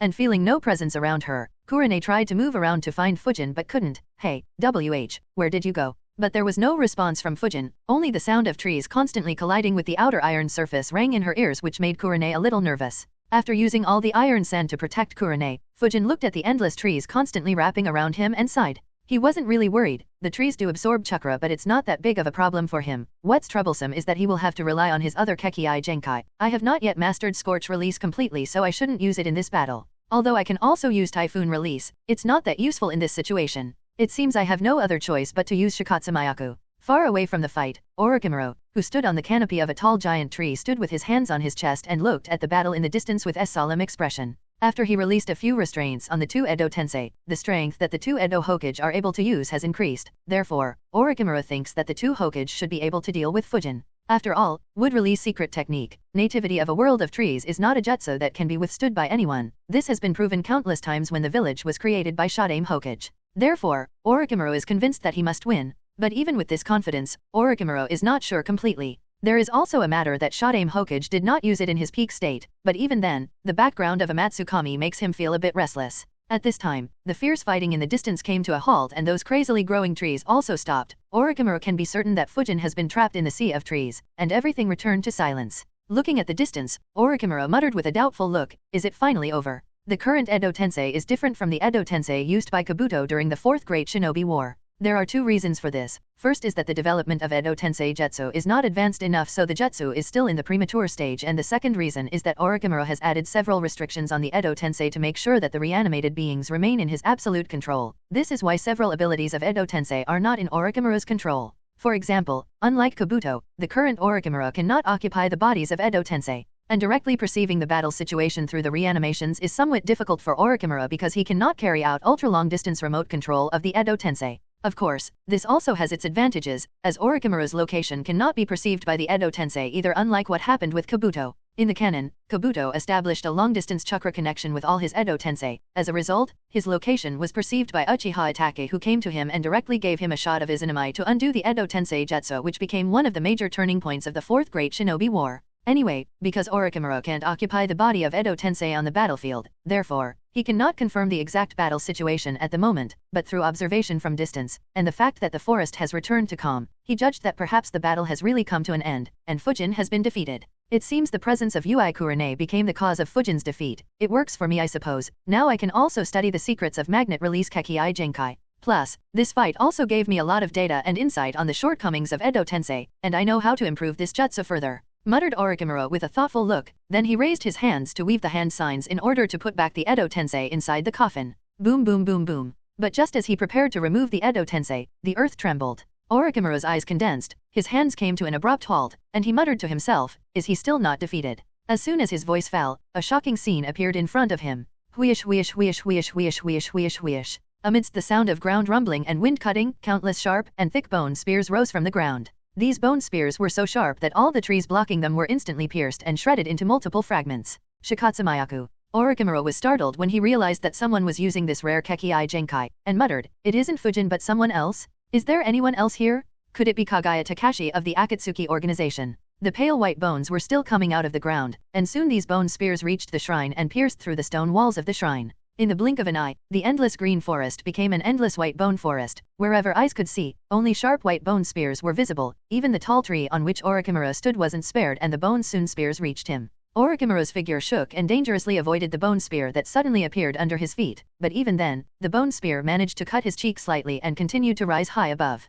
Orochimaru landed a little distance away and looked at these bone spear with a dignified expression, then tried to locate the new enemy who was using Shikatsu Mayako. While Orochimaru was trying to locate the new enemy, suddenly a figure appeared on a bone spear behind him. The figure raised the bone blade extending out of the palm of his hand and slashed it horizontally without any hesitation. Slash, puff. The bone blade was slashed across and soon brought a bloody flower. Although Orochimaru was able to perceive the sudden appearance of the person behind him because of sensing the body heat, it was a step too late because the enemy's speed was too fast. He did manage to dodge the attack, but he was still harmed as the person behind him managed to cut his back deeply to the point that inner bones were visible. Dodged it the person didn't care and again merged back into the bone spear. Orochimaru, who has retreated sharply, turned around and barely managed to see the person who attacked him, and noting the identity of the person, he can't help but frown. Fujin. Although, he didn't clearly see the appearance of the person and soon lost trace of his presence, however, Orochimaru was quite certain that it was Fujin. Fujin also has Shikatsu Mayako Kekii Genkai. Immediately Orochimaru's heart shook, and he muttered to himself, Fujin can not only use magnet release but also Shikatsu Mayako, 2 Kekii Genkai at the same time? Was he born with 2 Kekii Genkai similar to Terumime of Kurigakure, or has he stolen them from different Kekii Genkai shinobi similar to Hiriko by using Chimera Jutsu? Both doubts are reasonable but their implications are different, but now is not the time to delve too deeply into this matter, so after suppressing the doubts in his heart, Orochimaru looked around with utmost vigilance. Orochimaru knows the jutsu the other party is using. It is one of the secret jutsu of the Kagaya clan. The name of this secret jutsu is Dance of the Seedling Fern, and it is one of the strongest jutsu of the Kagaya clan. Once this jutsu is used, a forest of bones will appear and this entire bone forest will become the opponent's area of control. With this jutsu, Fujin can freely shuttle from one bone spear to the another without any worry of being perceived by the enemy. The only shortcoming of this jutsu is that it has high chakra consumption and places a heavy burden on the body of the user. Even the patriarch of the Kagaya clan dare not use it casually, and even if he is in a serious pinch, the patriarch would only use it as a last resort. Orochimaru looked around vigilantly and didn't really care about the injury on his back, as the wound on his back was quickly healing at a speed visible to the naked eye. The wound on his back was indeed fatal, but was only for ordinary ninjas. For Orochimaru such a wound is nothing. After all, he has mastered the secret technique of physical regeneration and the forbidden technique of living corpse reincarnation. Orochimaru can unscrupulously squeeze the potential of the body without a care in the world, and even if the upper limit of maximum cell division in the body is exhausted, it's not that big of a deal for him, as all he has to do is change the vessel. Boom boom boom. While Orochimaru looked around vigilantly, the battle between Hashirama and Fujin's bone clone was still going on. Trees and bone spears were fighting against each other and it was a total mess. Attracted by the sound, Orochimaru glanced at the far end. At this moment, the Edo Tensei Hashirama and Tobirama were entangled in the forest of trees and forest of bones, which is completely meaningless. After all, the main enemy is here, so Orochimaru decided to call them here. As long as those 2 Edo Hokage were to arrive near him, Orochimaru has the confidence of winning the battle by dragging it out until Fujin's chakra reserves are exhausted.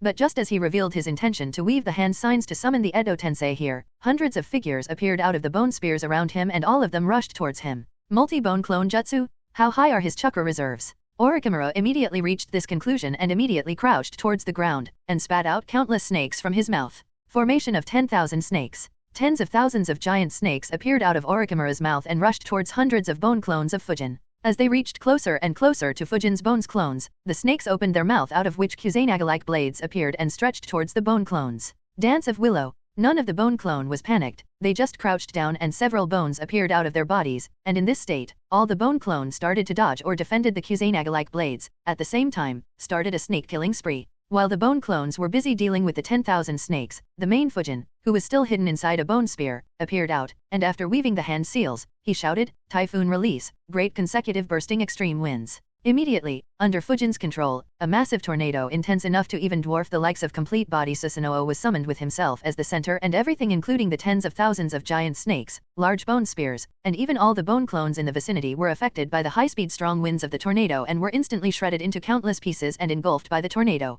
Typhoon Release? Another Kekii Genkai, it seems my guess is indeed correct. Orochimaru thought upon noticing the appearance of such a massive tornado. He didn't dare to be careless in the face of this jutsu and immediately used hiding in the surface technique to hide under the ground and then traveled towards the eye of the storm in order to exploit the weakness of this jutsu. The eye of the tornado is the weakness of this jutsu, as there are no winds in the center, so the user is left defenseless here, and Orochimaru intends to exploit this weakness. But how could Fujin not know such an obvious weakness? So, the moment Orochimaru entered under the surface area of the eye of the storm, the bone spears that were still present in the ground immediately started to grow, but different from before, this time, the bones did not grow like spears or blades. Instead, they grew like fibrous roots in order to kill Orochimaru, and if not kill then make him come out of the ground. The moment Orochimaru noticed the bone roots spreading under the ground and restricting his movements by continuously attacking him, Orochimaru was again surprised and immediately ejected himself out of the ground, then jumped upwards. Since currently the two of them were in the eye of the tornado, so Orochimaru still intended to use this opportunity, and immediately after weaving hand signs, he shouted again, "Earth release, swamp of the underworld." Under Orochimaru's control, the ground in the surrounding turned into a large swamp, so the bone spears that were standing high inside the eye of the storm immediately started to sink. Of course, Fujin had to continuously jump from one bone spear to another in order to not get swallowed by the swamp that was spreading. Seeing that Fujin was jumping around from one bone spear to the other, maintaining his balance in order to stay away from the swamp, Orochimaru smirked and immediately stretched out both his hand towards Fujin, many hidden shadow snake hand. Whoosh whoosh whoosh whoosh. With the sound of breaking wind, dozens of large snakes shot out of Orochimaru's sleeves and pounced towards Fujin. However, even before those dozens of large snakes could approach Fujin, they were all chopped into countless pieces by Fujin's white hair that had elongated and took the form of multiple sharp blades. And Fujin didn't stop there. Immediately after dealing with the many shadow snake hands, he controlled his long white hair and shot hundreds of large hair senbon towards Orochimaru, hair needle senbon. Orochimaru's expression shrank as soon as he saw countless hair needles coming towards him, but soon returned to calm. As one of the legendary Sannin, Orochimaru has also seen Jiraiya use this jutsu countless times and knows that dodging this jutsu by the virtue of speed alone is almost impossible, so the only method to counter this jutsu is by blocking it. Of course, that's the case for most of the shinobi, but not for him. Slithering snake mode. Orochimaru turned the lower half of his body into a snake's tail, then opened his mouth to appear out of it in order to avoid the range of attack, then again opened his mouth, but this time the Kusanagi blade stretched out towards Fujin at lightning speed. The hair senbon of course did their job and pierced Orochimaru's body, but the original Orochimaru had already escaped out of his body by transforming his lower body into a snake. At the same time, the Kusanagi blade was coming towards Fujin at a lightning speed. Of course, Fujin wasn't all that panicked, and hardened all his bones to the utmost degree. The extended Kusanagi sword couldn't successfully pierce through Naruto's four-tailed Kyuubi cloak, so how could it pierce through the extremely hardened bones in Fujin's body? But Orochimaru didn't think so, and seeing Fujin's foolish actions, he smirked. Hehe, you are mine now. After all, only an idiot would try to resist the attack of sword of Kusanagi head-on, right? And just as Fujin expected, the tip of the Kusanagi blade reached near his heart and tried to pierce through, but couldn't because the bones were extremely hard and dense. What? But how could it be possible? This time Orochimaru was really shocked. He never expected that the bones of Fujin could become as hard as the Kusanagi blade. This is simply unbelievable. It must not be forgotten that this sword of Kusanagi in Orochimaru's stomach is also a legendary blade. It can even cut through the adamantine staff, Inma of Sandaime Hokage, yet it couldn't pierce through Fujin's bones? Just how hard are those bones? The degree of Orochimaru's shock can be imagined. Fujin didn't have any change in his expression. Just as the tip of Kusanagi blade touched his chest, he controlled the bone around his chest to wrap around the tip of Kusanaga's blade to make sure that Orochimaru can't dodge his next attack, then stretched out both of his hand and shouted, 10-finger drilling bullets. Whoosh whoosh whoosh whoosh. One after another 10 bone bullets rushed towards Orochimaru, who was hanging in midair. Orochimaru's expression shrank. He immediately released the sword of Kusanagi out of his stomach, then dropped towards the ground, but Fujin was prepared, and he has already used the next jutsu, Art of the Raging Lion's Mane. Instantly, under Fujin's control, his long white hair again stretched out towards Orochimaru, who was in midair. Orochimaru hurriedly weaved hand seals, and shouted, fire release, flame bullet. At novel bin at. Immediately, Orochimaru spat out fire from his mouth to burn the hair that was coming towards him, and of course, he succeeded. As Fujin's hair that was coming towards Orochimaru was burned by the flame bullet, a thick smell of protein being charred covered the air. And immediately after defending, Orochimaru stretched out his hand to take back the control of the sword of Kusanagi. The sword of Kusanagi that was earlier piercing Fujin's chest, rotated under Orochimaru's control, but it seeing that it really couldn't penetrate, Orochimaru had it retract back and held it in his hands as he landed on the ground and looked at Fujin with a vigilant expression. As for why couldn't Fujin take control of the sword of Kusanagi? Obviously, because it seems to be spiritually bonded with Orochimaru. Cutting that spiritual connection is not impossible, but it would take time,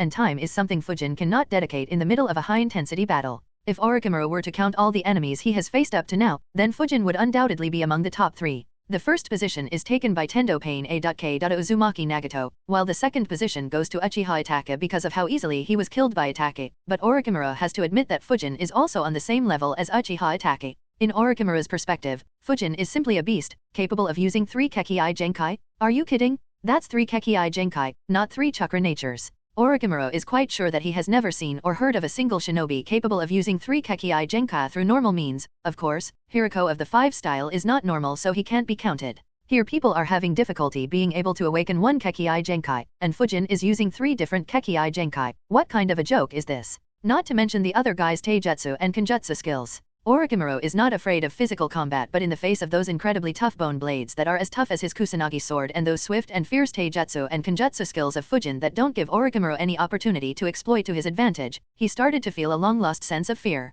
Even when facing the demigod Hanzo of the Salamander, or the self-proclaimed god Tendo Pain, Orochimaru didn't feel even a bit of fear, but now he was feeling it because the other party is able to see through him at a glance. After all, if his body were to be chopped into multiple pieces, then even the secret technique of physical regeneration would be meaningless as he can't reattach all his body parts. Ding ding ding ding ding. Metal collision symphony resounded in the field and Orochimaru kept using his Kusanagi sword to resist or parry the attacks of Bone Blade. Even when it was metal vs bones, the sound still felt metallic and sparks flew, which again shows how sharp those bone blades are. How could this guy's physical still be so strong? And what's up with that monstrous strength? Even Tsunade didn't hit so hard, is he a Senju or what? These doubts were deeply plaguing Orochimaru's mind as he could see that he was being dominated in the battle. Orochimaru admits that he is not the best when it comes to taijutsu and kenjutsu, but even then his taijutsu and kenjutsu skills are not weak. Orochimaru has faced countless shinobi who specialize in close combat and he is generally not afraid of physical combat against anyone, not even against the likes of Senjutsu Tsunade of the legendary Sennin.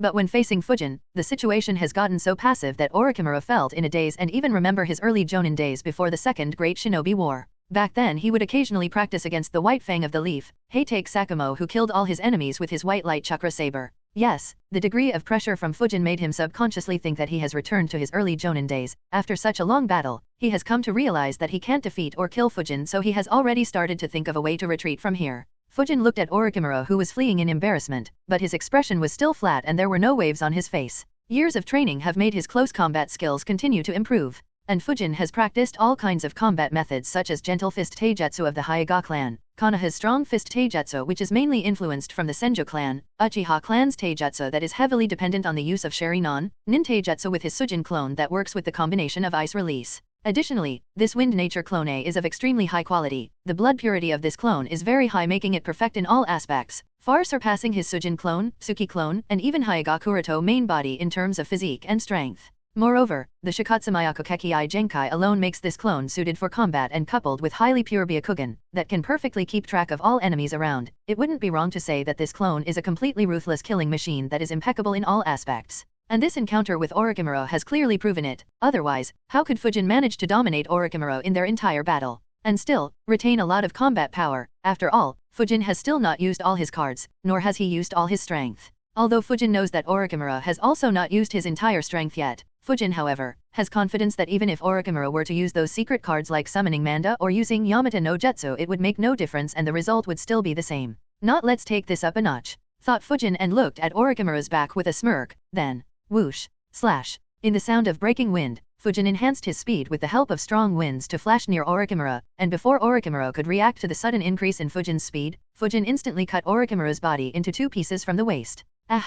Shouted Orochimaru in pain as his body was divided into the upper and lower half. Blood splattered all over the place, and dead white snakes that were cut from the middle started to wriggle and struggle out to reconnect with the lower half, but to no avail. Orochimaru, who was only half now, groaned while trying hard to climb on the ground, struggling to move, but in vain. At this moment, Fujin stepped out of the bone spear and indifferently glanced at the struggling Orochimaru. From the observation with his Byakugan, Fujin can confirm that Orochimaru in front of him is indeed the actual body, not any type of clone. After confirming this, Fujin walked step by step towards Orochimaru. Orochimaru rolled over with some difficulty and looked at Fujin coming towards him step by step, and as he noted Fujin's appearance, he was completely taken aback. Your eyes? They are. Even if Fujin's mask was destroyed by Tobirama using the water-severing wave, Orochimaru was unable to see Fujin's true appearance in the middle of the battle because most of the time, Fujin's face was covered by his white hair. But now that Fujin appeared in front of him, and since there was no obstruction of hair, so Orochimaru finally looked at the Fujin's face, and more specifically at those pure white eyes in the eye sockets of Fujin, and he instantly recognized them. How could he not? That's Byakugan? One of the 3 great dojutsu that's exclusive to the Hyuga clan? After discovering that Fujin also has Byakugan, Orochimaru was more than convinced that Fujin must have used Chimera Jutsu to absorb several Kekii Genkai. Otherwise, it is really hard for him to imagine that a shinobi could use any other means to possess not 1, not 2 but 4 and possibly more Kekii Genkai. It is simply impossible. Byakugan, Shikatsumayako, Magnet Release, Typhoon Release, and perhaps other Kekii Genkai too. So obviously, Fujin had to have used Chimera Jutsu just like Hiriko did. This was Orochimaru's conclusion. Of course, noting Fujin's appearance, Orochimaru for a moment even speculated that Fujin in front of him is his own disciple Hyuga Kuroto because there's an uncanny resemblance between the two, but Orochimaru soon denied this possibility because of various reasons. Although there is a clear shadow of Hyuga Kuroto in Fujin, there are also various differences, such as that pair of horns on Fujin's forehead, those reed markings above the eyebrows and red under-eye shadows that are unique to the Kagaya clan. The difference in hair color, Hyuga Kuroto's hair is brown while Fujin's hair is pale white with a grayish texture, along with the zigzag division in the middle.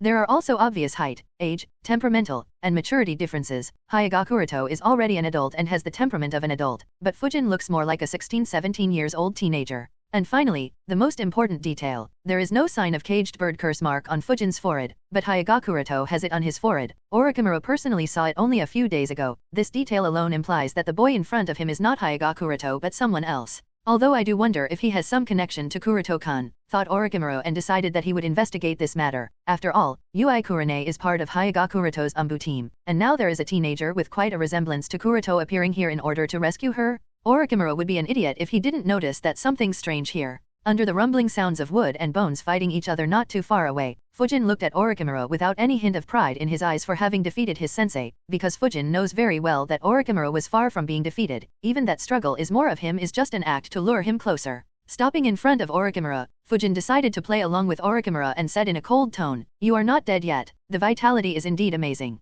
Although Orochimaru's spirit seems a bit languid at this moment, he still grinned and said, as to be expected from the members of Amatsukami, none of them can be underestimated. Fujin stared at Orochimaru and questioned, "Are these your last words?" Orochimaru smiled slyly upon listening to Fujin's question, then he suddenly opened his mouth and spit out green smoke, venomous fog jutsu. The well-prepared Fujin immediately retreated backward, and immediately after weaving hand signs, he shouted, "Typhoon release, great balloon." Under Fujin's control, an enormous amount of wind was gathered and after taking the form of a tornado it rushed towards the cloud of green poison mist. The poisonous green mist was immediately engulfed by the tornado and became a part of it. Fujin then directed this venomous tornado towards Orochimaru running in the distance. Obviously, using the cover of venomous green mist, Orochimaru used his unique substitution jutsu to escape towards the two Edo Hokage in the distance, so the body that was laying on the ground was just the outer skin Orochimaru shed, while his actual body was already moving in the direction of Hashirama and Tobirama.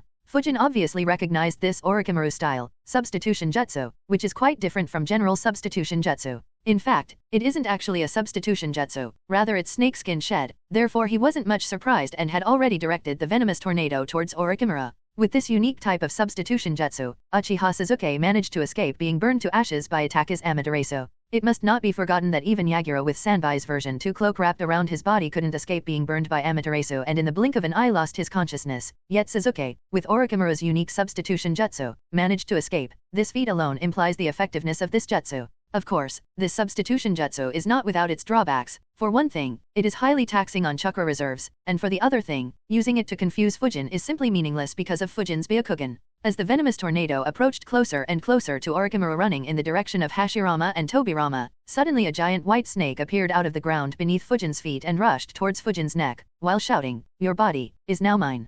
Fujin sighed. He didn't even bother to reply and directly used the jutsu, Needle Jizo. Under Fujin's control his hair elongated and hardened, then formed a protective barrier around him to make sure that this snake gets discouraged to implant the cursed seal on him unless it wants to die at novel bin at. And of course, the white snake was a bit discouraged, because approaching closer would mean being impaled by hardened hair. Fujin did not stop there and immediately used Art of the Raging Lion's mane to completely bind the white snake, and then killed him by cutting him with hair blades. Immediately after killing this snake, Fujin flashed and rushed towards the real Orochimaru. Earlier he wasn't sure whether this one was the actual body or the one rushing towards Hashirama and Tobirama is the actual body. But now that he has killed this white snake, and the fact that the other one did not die because of the venomous tornado implies that the other one is the actual body. The reason for being so sure is also because there is no other Orochimaru that Fujin sees in his Byakugan vision. With that understood, Fujin chased after Orochimaru. Even if Fujin didn't shuttle through the bone spears, and did not use iron sand to fly, the speed with just chakra enhancement was also extremely fast, better than his main body in the base state, and perhaps even faster than Shisui's body flicker.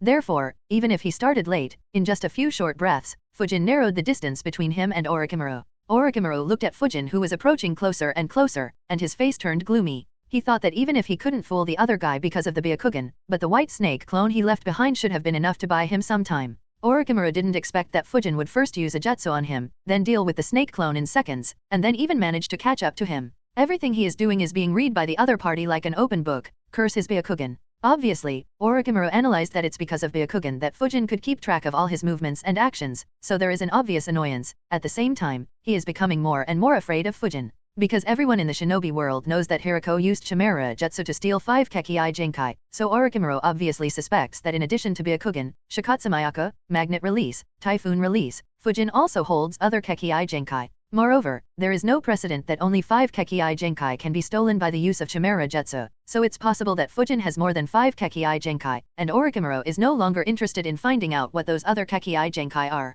After a while of chasing and fleeing, the two quickly arrived at the other battlefield at Novel Bin Adat. Seeing that Fujin was about to cut him again, Orochimaru hurriedly ordered the two Hokage, "Hurry up, kill her." Hashirama and Tobirama, who have just dealt with the bone clones and were now trying to break the iron sand shell that locked Kurenai inside it, cast their sluggish eyes on Fujin behind Orochimaru. "Already defeated my bone clones." Fujin sighed. He gave up cutting Orochimaru and immediately used body flicker jutsu. Whoosh. In the blink of an eye, Fujin broke through the speed of sound. With this fast speed he appeared behind Tobirama and slashed with his bone blade. Under the sharpness of Fujin's bone blade, the Edo Tobirama was no different from butter under a hot knife. And with just a casual swipe he was cut into two without any resistance, and his body was divided into two parts, the upper and lower half. Fujin wanted to take this opportunity to temporarily paralyze Tobirama and put a seal on him that would at least restrict his movements, even if it won't release the reanimation. So he started to print the hand signs, but before he could finish, several vines grew out of the ground, and after entangling around his ankle they yanked him away. Being thrown into the air, Fujin's expression remained unchanged,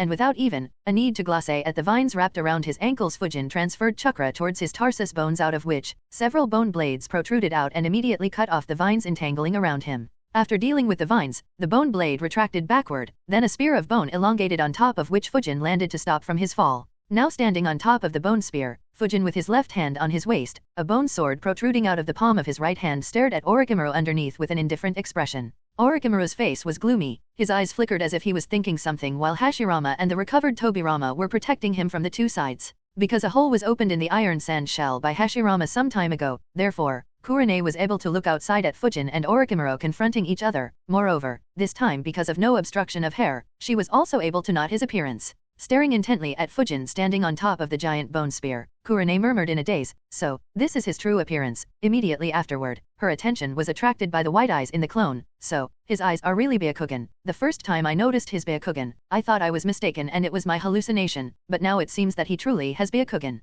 Because the Umbu captain, Hyuga Kuroto, is a member of the Hyuga clan, therefore, Kurenai is no stranger to the Kekkei Genkai of the Hyuga clan. This is why she recognized those eyes. And he has an uncanny resemblance to Kuroto-kun. But, while thinking so, Kurenai looked at the forehead of Fujin and thought, unlike Kuroto-kun, he doesn't have the caged bird cursed mark on his forehead. Instead he has the symbols of the Kagaya clan along with those horns. Is he from the main branch family with some kind of connection with the Kagaya clan? Muttered Kurenai with a confused expression. Unlike Orochimaru, Kurenai didn't really think of Chimera Jutsu being the cause of Fujin possessing 3 Kekkei Genkai. She doesn't know about Typhoon Release. Instead, she thought that perhaps Fujin is from the main branch family and either one of his parents was from the Kagaya clan. And similar to Orochimaru, Kurenai did not think that Fujin is Hyuga Kuroto. The reason is very simple. Hyuga clan is an ancient clan and practices internal marriages to prevent the outflow of their Kekkei Genkai, so it wouldn't be too strange if a few members of the Hyuga clan were to have a slightly similar appearance. While Kurenai was thinking various things, the battlefield had come to silence, and a breeze blew by, swaying the leaves and dust.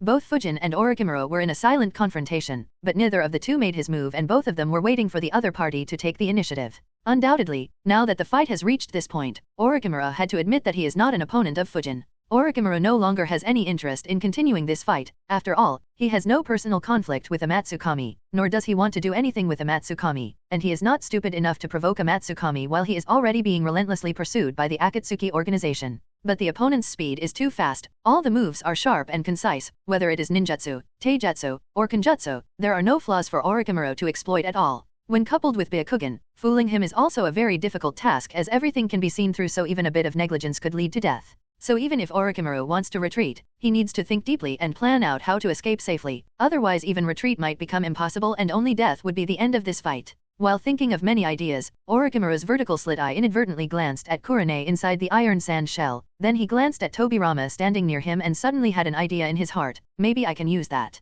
As soon as the plan was formed, Orochimaru smirked and licked his lips, then slowly lifted his hands and pressed them on the backs of Edo Hashirama and Edo Tobirama. Immediately after that, both Hashirama and Tobirama simultaneously weaved hand signs and launched their ninjutsu. Wood release, Hobi technique. Water release, water colliding wave. Tuk tuk tuk tuk. Amidst the sound of wood piles closing, a protective wooden dome with the dragon's face was formed around Orochimaru and protecting him inside.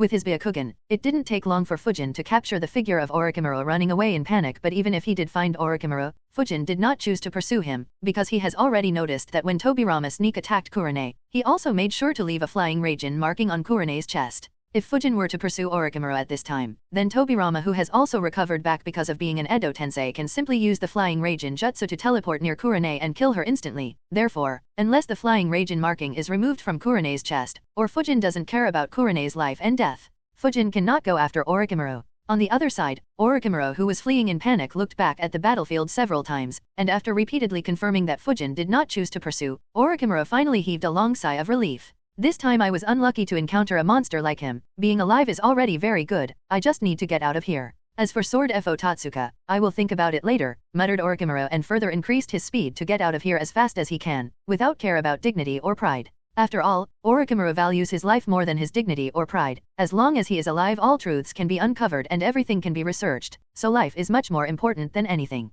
This is also the reason why, earlier, as soon as Orochimaru noticed that even under such a deadly attack as infinite explosions caused by mutually multiplying explosive tags, Fujin was not dead, so he had already started to flee in panic. Are you kidding? Even the explosions caused by Tobirama's mutually multiplying explosive tags cannot kill him, so Orochimaru can hardly imagine what jutsu will be capable of killing Fujin. It must not be forgotten that in terms of danger level, the infinite explosions caused by the mutually multiplying explosive tags somewhat match the danger level of Tsuchikage's dust release, and Night Aim Mizukage's steam and danger tyranny, and yet it couldn't kill Fujin? So, which can kill Fujin? Although Orochimaru is curious to find out, however, Orochimaru is not an idiot and has restrained his curiosity, because curiosity often kills the cat, and he is not a cat, he is a snake, and snakes are more cautious than anyone. Therefore, Orochimaru cares more about his life than finding out what can kill Fujin, for now at least. After making sure that Orochimaru was really gone, Fujin turned his attention towards Kurenai. Seeing Kurenai's state, Fujin's eyes condensed and he looked at Kurenai's injuries with his Byakugan to see if she will live or not. After noting all the damage to her body, Fujin breathed a sigh of relief. Fortunately, she can live. At this time, Kurenai had already passed out due to excessive blood loss. Her chest was stained with blood. Moreover, there is a deep cut from her shoulder to her right breast. There are several fractures in her body, including the ribs, hips, and ankle. Additionally, she seems to be having a very high fever. There is poison in her circulatory system. Even her chakra is sealed. And finally, her clothes are also torn into fragments, so her private body parts are also pretty much exposed. So it wouldn't be wrong to say that Kurenai's current condition is really bad, but none of these injuries are immediately fatal, not even the deep cut caused by Tobirama. Because the purpose of Tobirama's sneak attack on Kurenai was to hold off Fujin and create an opportunity for Orochimaru to escape. Therefore, Tobirama made sure to avoid all her vital organs, including the brain, throat, heart, lungs, etc., and only inflicted a long and deep wound on her chest that would cause blood loss but will not immediately endanger her life. Of course, if Fujin does not provide immediate medical treatment to Kurenai, she will die without a doubt, so he had no choice but to treat her.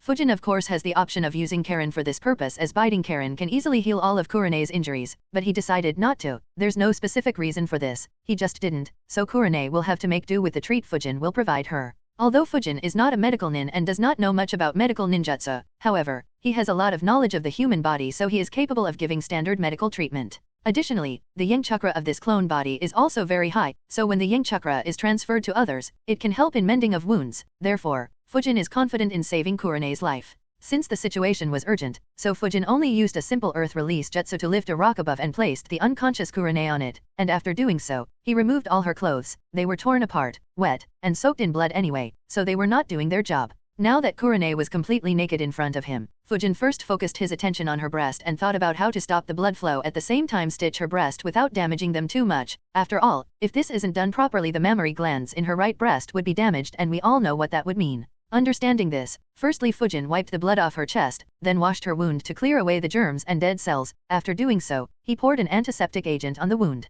After the basic forensic tasks were completed, Fujin placed his right hand above the wound and started to slowly pour yang chakra on it to start the healing effect. Under the stimulation of therapeutic yang chakra, a healing effect appeared and steam started to rise from the wound. Of course, the wound wouldn't be healed completely, only bleeding will stop, and that too temporarily. After the bleeding was temporarily stopped, Fujin immediately plucked out a strand of his hair, and after covering it in a thin layer of chakra, Fujin used it to carefully stitch the wound. Unfortunately, it will leave a scar, muttered Fujin, realizing that this is because he is not a professional medical nin, so his treatment will definitely leave a scar. I think she wouldn't mind a scar. After all, it's just a scar, it's better than dying, right? Nodding to himself, Fujin then focused his attention on the fractures. Since Fujin himself is capable of manipulating osteoblasts and osteoclasts, because of his Shikatsumayako Kekkei Genkai therefore, mending fractures is not that big of a deal for him. However, that is only the case for his own fractures. Treating fractures in others' bodies is not such an easy task and it will consume a lot of chakra, and Fujin doesn't necessarily have to treat those fractures. Since I have already started to treat her injuries, so I might as well take care of those fractures,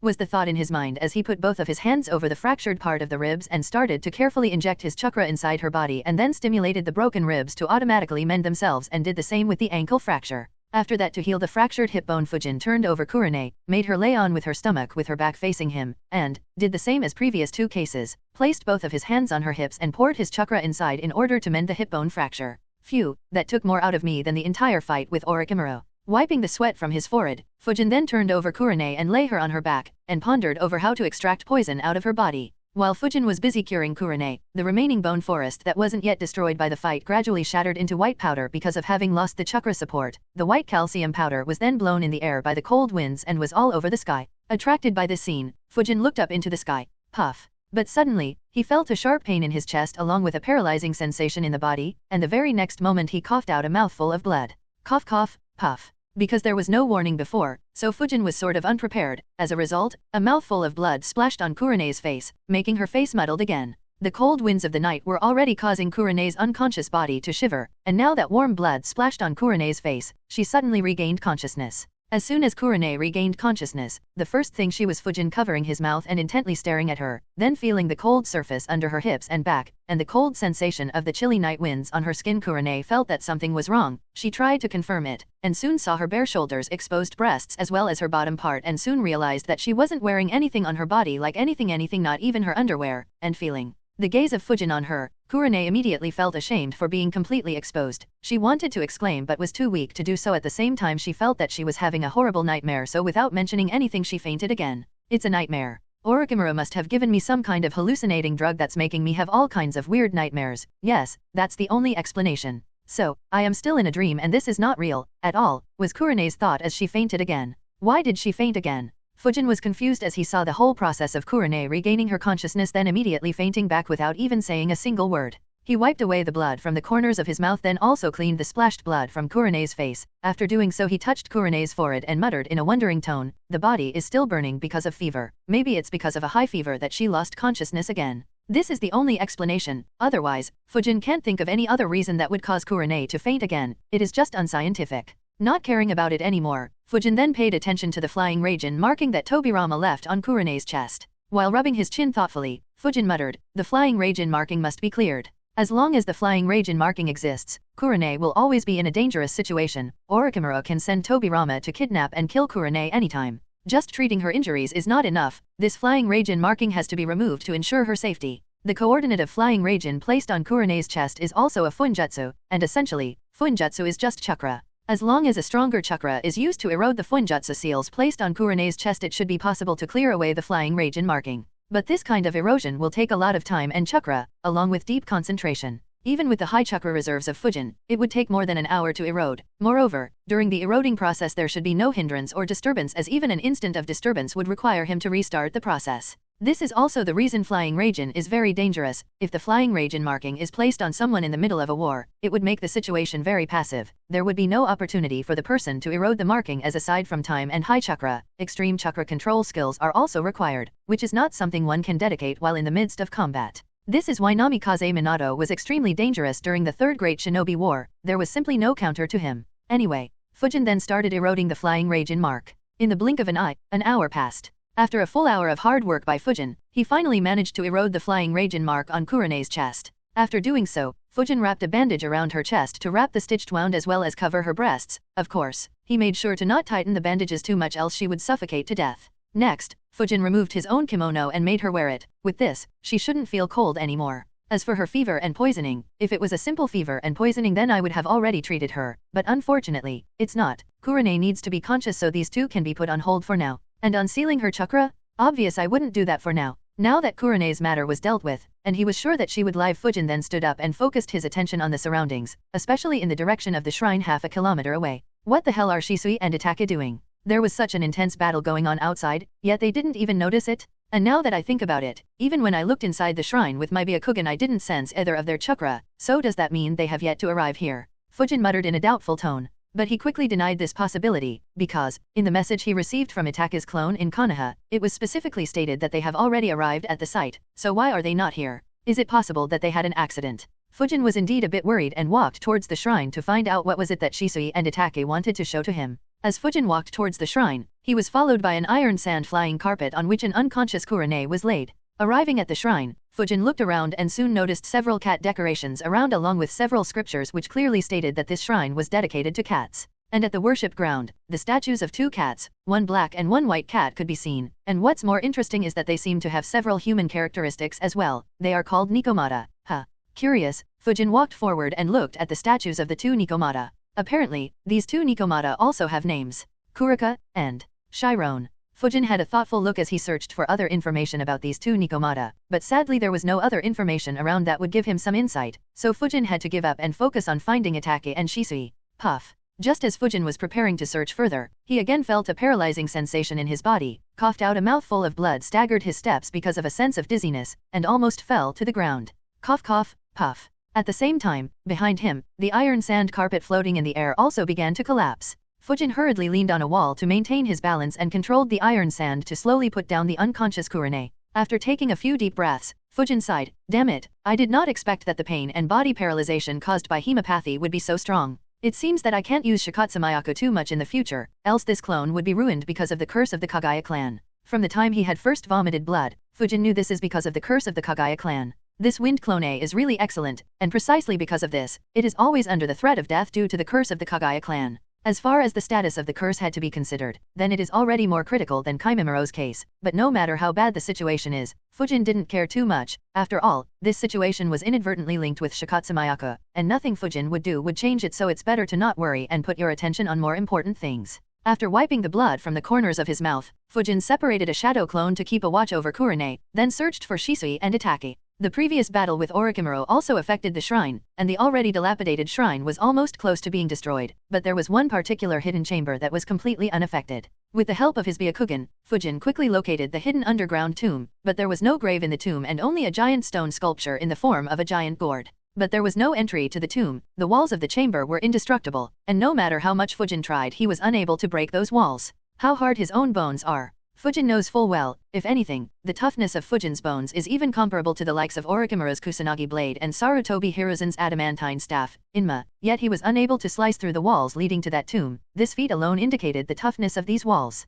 It was as if they were made out of the most solid material in the entire shinobi world. Strange, if the creator of these walls did not want anyone to break in, then why don't these walls block my Byakugan vision? I seem to be able to clearly see past these walls with the help of my Byakugan. Fujin thought with a doubtful expression, then focused his gaze on the giant gourd-shaped stone sculpture at Novel Bin Adat. Fujin could see that it was just an ordinary stone sculpture as there were no chakra fluctuations, but he would be an idiot if he believes that it was just an ordinary stone sculpture. After all, if it is just a stone sculpture, then why protect it with indestructible walls? So Fujin guessed that it must be somehow related to Sword of Totsuka, and this stone sculpture is exactly the clue that Shisui and Itake found. And this guess of Fujin is fairly reasonable as the Sword of Totsuka also has the shape of a gourd. But if that's the case, then where are Shisui and Itake? Fujin muttered in doubt, then thought, could their disappearance be related to some form of space-time jutsu? Or are both Shisui and Itake sucked inside the Sword of Totsuka to undergo some sort of trial? After all, it's a common anime trope for the predecessors to leave behind some kind of trial, and only the person who would complete that trial will become a worthy successor of their power. Therefore, Fujin also thinks that this might really be the case here and decided to wait.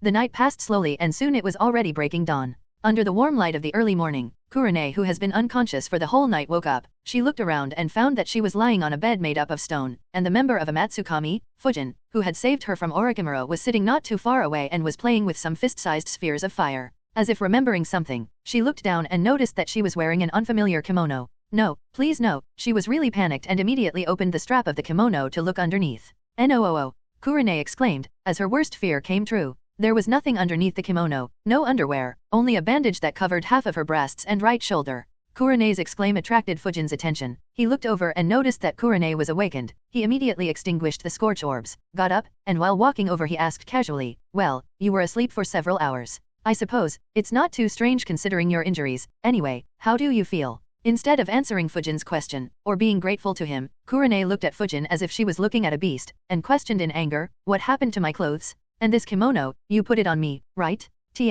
Then does that mean it wasn't a dream and you saw everything? Huh.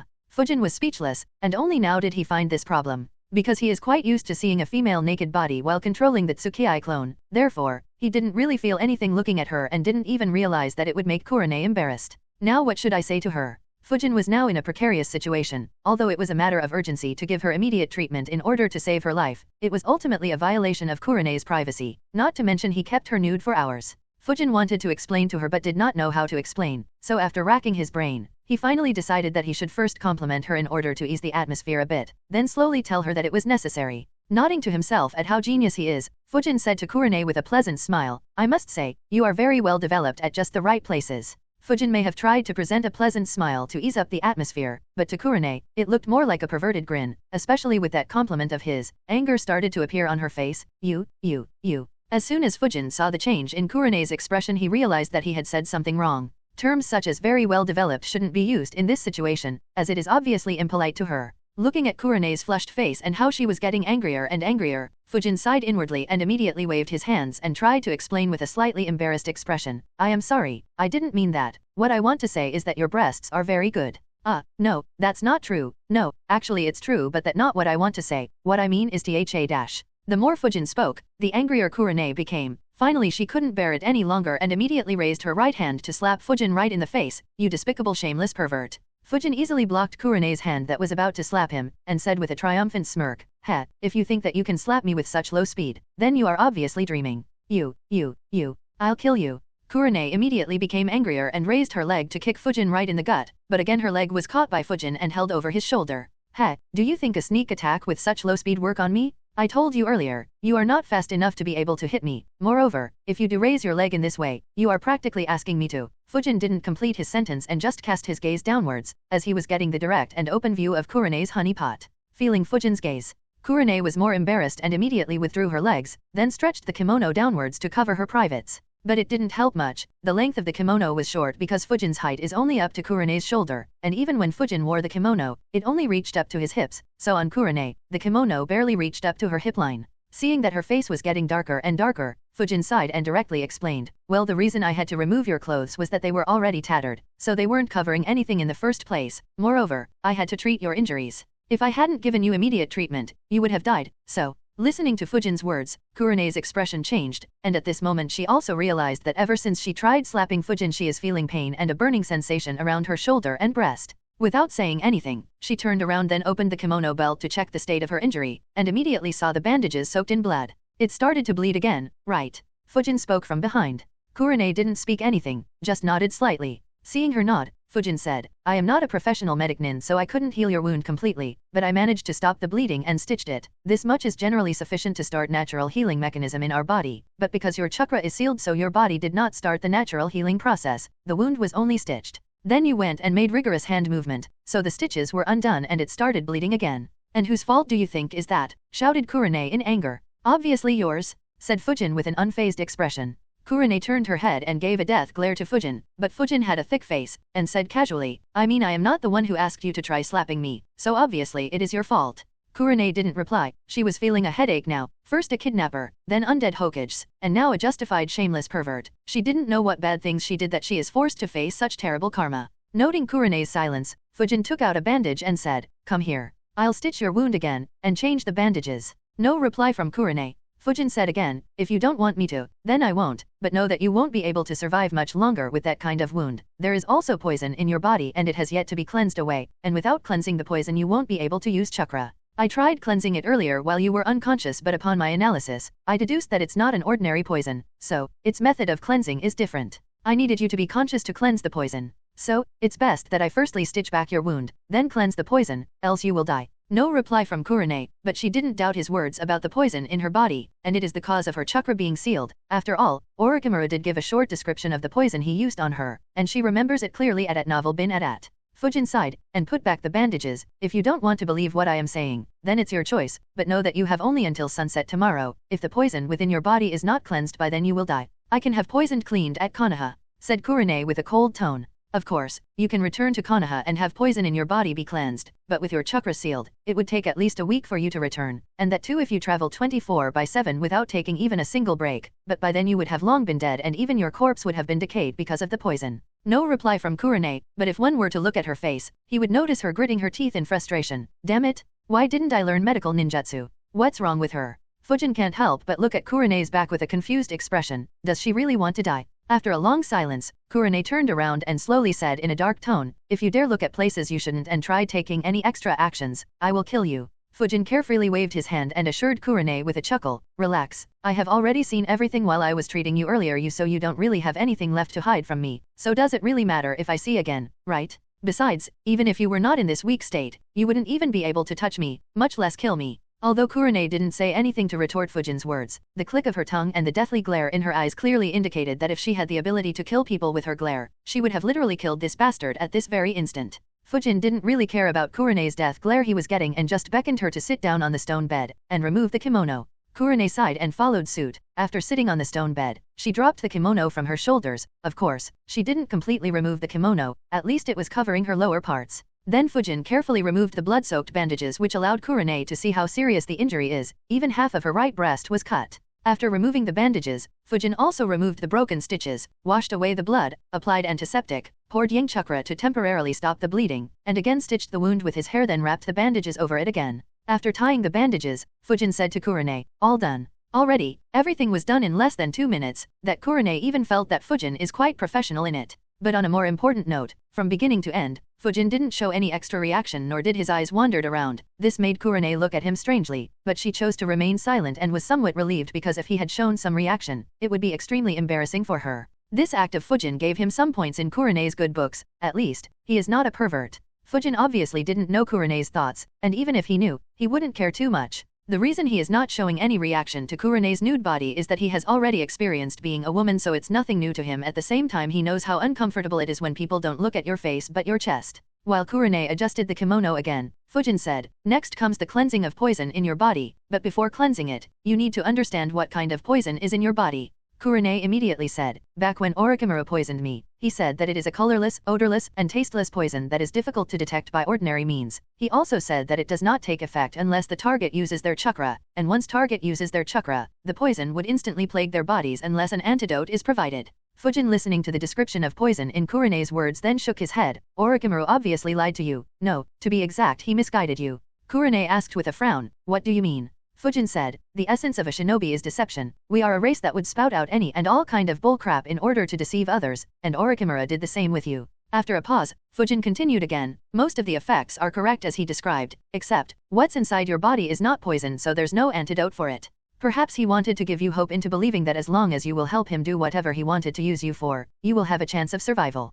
Kurenai's expression changed, and she was a bit panicked. But if it is not a poison, then what's inside my body? And what do you mean that there is no antidote? Does that mean I will die after all? Fujin patted Kurenai's head lightly and said, relax, just because there's no antidote for it does not mean there is no cure. Kurenai paused, waiting for Fujin's explanation. As for Fujin's hand patting her head, Kurenai did not make any effort to remove it. Good girl, thought Fujin internally, then said, what's inside your body is not some kind of poison, rather they're some creatures, more exactly, they were snakes, small and fine enough to move through human blood vessels, and there are millions of such snakes inside your body. What? Kurenai's face now had a horrifying look, she was literally scared now. Millions of snakes? But, how? Fujin nodded with a solemn expression. The poison Orochimaru described to you were most likely snake eggs, millions of micro-sized snake eggs, and these eggs were inhaled by you. These eggs hatched under the stimulation of your chakra, gave birth to millions of snakes and released a poison in your body, which is probably the cause of your body's weakness. And I have judged that if you use chakra, then a major part of that chakra will be constantly absorbed by those snakes, and they will grow in number and size. How big they can grow, I have no idea, but I think you can understand the implication. Kurenai quickly questioned, and if I don't use chakra? Fujin continued, even if you don't use chakra, they will grow in size, although their growth will be slow, they will grow nonetheless, and in this case, they will eat your insides to grow, which would mean, I would die. Kurenai's face paled, and asked, then what should I do? Doesn't it mean that regardless of whether I use chakra or not, I will die? Normally, yes, you would die, unless an incredibly skilled medical nin like Senjutsu takes care of your treatment, but given your condition, you would die before you can get back to Konoha, so letting Senjutsu treat you is not an option for you. But you don't have to worry too much, although, I am not a medical nin, I do have extensive knowledge of the human body. poisons, and antidotes, therefore, I would say you are in luck, and I might be able to cure you. You can treat me? But how? Questioned Kurone with a suspicious tone. While you were unconscious, I analyzed your blood, the snakes present in your circulatory system, as well as the poison they were releasing, and using the information I gained, I concocted a poison that will successfully kill the snakes in your body. However, it has a risk. The poison is too potent. Although it can kill all the snakes within 10 minutes, the process would be very painful for you. It wouldn't be wrong of me to say that those 10 minutes will be literal hell for you, and trust me when I say this, you would much rather prefer to die and end it all than live through those 10 minutes of agony. Not to mention there is a 91% risk that you would still die. So it's ultimately your choice whether you want to try this method or not. If you don't, then you will surely die. If you do, then you might survive. Explained Fujin in great detail. After a long silence, Kurone finally nodded. I will take the poison. Noting Kurone's resolute expression, Fujin didn't question her anymore, and said lightly, in that case, lie down and relax your nerves. Kurone followed suit and lay on the stone bed as per Fujin's instructions. And immediately after, Fujin started injecting the prepared poison into her body. While Fujin injected the poison, Kurone looked at his serious face with many thoughts in her mind. Did Kurone completely trust Fujin's words? Absolutely not. How can you trust an unknown person? More so when that person is a member of an organization like a Matsukami? Fujin himself stated that the essence of a shinobi is deception, so she would be an idiot if she openly trusted him. Then why did she agree to him? Because in her heart Kurone knows that Fujin can do whatever he wants with her. She has no power to stop him, therefore, she has no other option but to follow his instructions. The only relief she has is that he at least gave her an illusion that she was making the decision for herself, even if this illusion only removed the psychological barrier in her mind. Besides, the new emotion in her heart has been urging her to want to trust him. If she is mistaken, then she would pay dearly for her mistake, but if not, then perhaps I can. Fujin didn't know all the complicated thoughts in Kurone's mind, and even if he knew, he wouldn't really care, because, in his eyes, Kurone is now nothing more than a pawn used to confuse Orochimaru, so he can't let her die.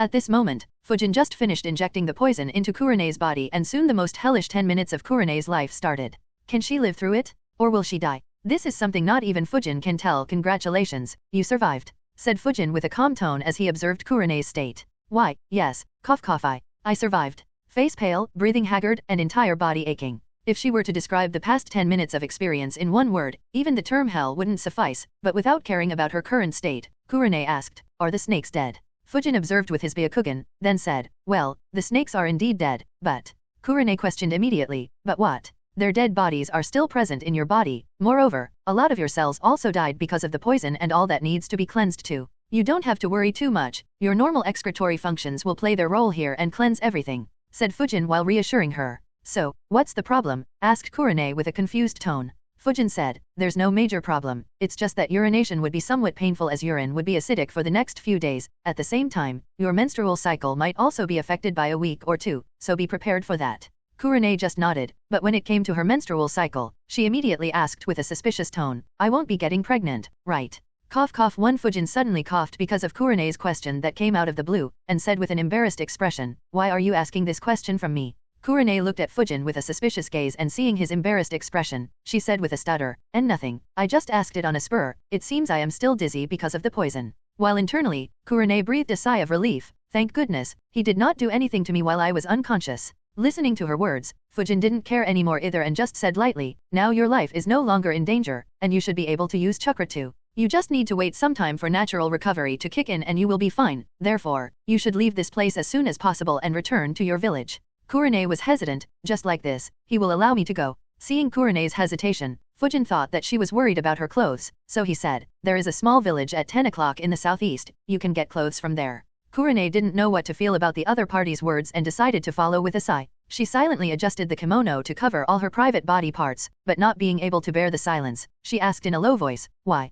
Huh? What why? Asked Fujin with a confused look. Why? Why do you care about whether I live or die? These words took all out of her. She really wanted to know the reason why he went so far just to save her. Care about you, with a chuckle, Fujin said in disdain, don't get me wrong, I only intended to stop Orochimaru, you just happened to be present around and got saved. I don't really care about you at all. The main purpose of Fujin in fighting against Orochimaru was to prevent him from finding the clues of Sword of Totsuka. As for saving Kurone, in addition to the fact that Kurone is Hyuga Kuroto's subordinate in the Umbu, Fujin just intended to use rescuing Kurone as a believable reason to have a battle against Orochimaru in order to hide the fact that a Matsukami too is searching for Sword of Totsuka. Finally, Fujin also wanted to test the combat capability of this clone body, so he fought Orochimaru. It's not like he cares about her or anything. Kurone stared at Fujin for a while, then said, you can't fool me. Huh.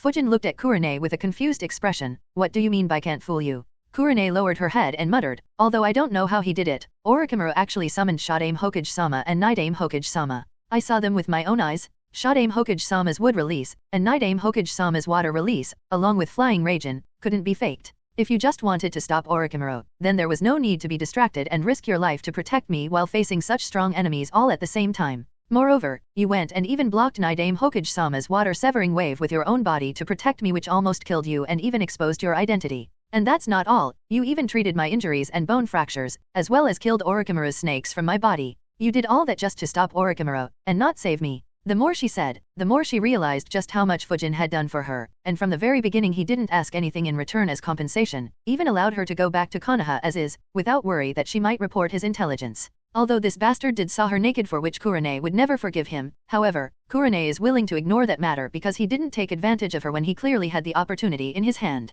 So with all said and done, Kurane would never believe that he doesn't care about her unless he is a saint, which he clearly isn't. At novel bin at. Fujin said with a helpless expression, I think you are misunderstanding a whole of things here. If it is up to him, he would definitely kill her. After all, the girl knows too much information about him. However, if Kurane were to die, or go missing before safely reaching back to Konoha, Orochimaru would be suspicious about Fujin's previous intentions, which is not something Fujin wants, so had no choice but to save her and also let her go. And the reason why he blocked the water-severing wave of Night-Aim Hokage is that he had confidence in his body to be able to resist it without getting seriously injured. As for her life is only important until she returns to Konoha. After that, he could care less whether she lives or die. In fact, he has started to consider how to secretly dispose of her. Kurane glanced at Fujin from the corner of her eyes, her gaze wandered on his white hair and Byakugan, and decided to ask something else. Are you from the Hyuga clan? Why do you have so many Kekii Genkai? Fujin said with a smirk, it's a secret. The mask was broken during the battle, so his appearance and eyes were revealed to both Orochimaru and Kurane.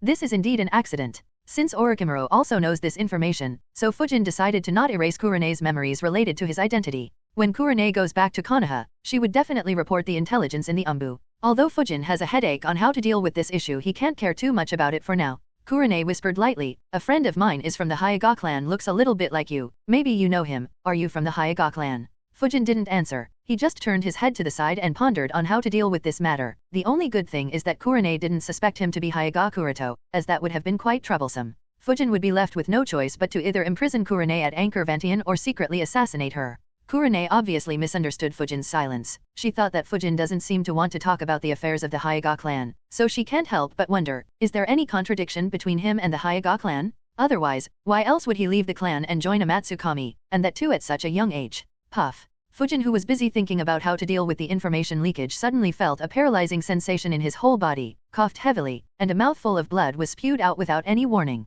Cough cough, puff. Kurane was taken aback. She hurriedly stepped forward and supported Fujin, who was about to fall on the ground. Are you all right? Is it because of the previous injury? Fujin just waved his hand and said, it's all right, don't worry too much. Although Fujin expected the effects of the curse of the Kaguya clan to be very severe, he still underestimated it. In just half a day he has vomited out a mouthful of blood a dozen times already. But Fujin is not too worried because this is just a natural thing for the genes of the Kaguya clan. But Kurane didn't know this. She thought that Fujin vomited out blood because he was injured by Night-Aim Hokage's water-severing wave while trying to save her, so she subconsciously wanted to check his injury and try helping him. Fujin stopped Kurane's hand that was already touching his chest, and said, cough, although, I do like women who take the initiative. Now is neither the right time nor the right place. Maybe if you invite me some other night, I would definitely accept. Right now you should go. This place is not safe for you, and who knows if Orochimaru will show up again. Stupid. Kurane almost had the urge to slap him, but looking at his painful face, she couldn't bring herself to, and she also got the sign that he doesn't want her to explore too deeply about him, so she consciously withdrew her hand and turned to leave.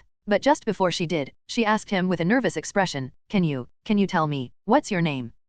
Don't you already know? It's Fujin. Questioned Fujin with a confused expression and tone. Kurane shook her head, and said, no, Fujin is your code name in a Matsukami, right? Just like Yama, Homuzubi, and Sujin. I am asking your real name. Real name? What does she want to do with my real name? Is she suspicious that I am indeed Hyuga Kuroto? If that is the case, then I can't let her go. Maybe I should just imprison her at Anchor Vantian and later think about what to do with her, thought Fujin silently and started preparing to knock her down. Noting Fujin's silence, Kurane looked downward and said, It's all right if you can't tell me. Organizations such as a Matsukami must have a lot of their rules. I just wanted to know something about you on a personal level. After all, I owe you my life. I would at least like to know the name of my savior. After a long silence and consideration, Fujin said, "If you desire so much, then I shall allow you to call me Fujin." Fujin is the other name of Fujin, the Shinto god of wind. He would obviously not give Kurane his real name, Fujin. After chanting Fujin several times, Kurane took one last look at him, then went out of the shrine. She didn't ask for his family name, because she understood that if he wanted her to know, he would have already told her. In fact, she wasn't even sure whether Fujin was his real name or not, but since he said that he would allow her to call him Fujin, so she decided to accept it.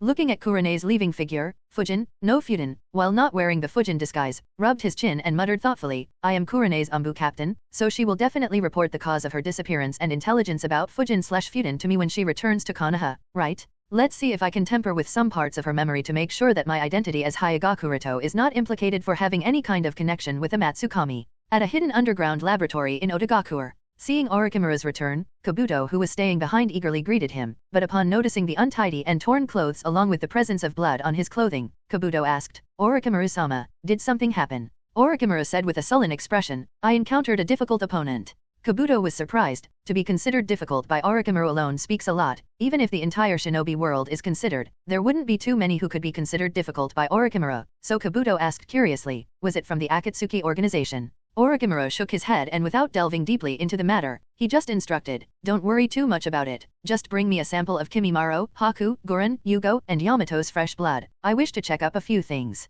Kabuto immediately nodded, "Yes, Orochimaru-sama," and then, he went in the direction of the secret hideout that Kimimaro is in charge of. With Kabuto gone, Orochimaru walked deeper into his laboratory, and after unsealing the entrance to the hidden grid, he took out a scroll from it and sat on a nearby stool. The scroll currently in Orochimaru's hand is the scroll of Chimera Jutsu. Orochimaru has also personally witnessed Hiriko's ritual of absorbing 5 Kekkei Genkai and understands just how greatly Hiriko's strength has increased since then. If Orochimaru were to say that he wasn't jealous at all, he would obviously be lying. But after repeatedly analyzing and studying the Chimera Jutsu, Orochimaru was very clear about the drawbacks and hidden dangers of this forbidden jutsu. Therefore, even if he thought of using it for once, he soon lost his interest in it because of the danger it posed to his life. However, today he was defeated and almost killed at the hands of Fujin, who has also absorbed several Kekkei Genkai using Chimera Jutsu. Orochimaru was so annoyed that he started to doubt whether his previous judgment of Chimera Jutsu was too arbitrary. While rereading the scroll of Chimera Jutsu, sometimes Orochimaru would frown in confusion, sometimes he would sneer in disdain, sometimes the corners of his lips will arch in a smile, other times he would lick his lips in excitement.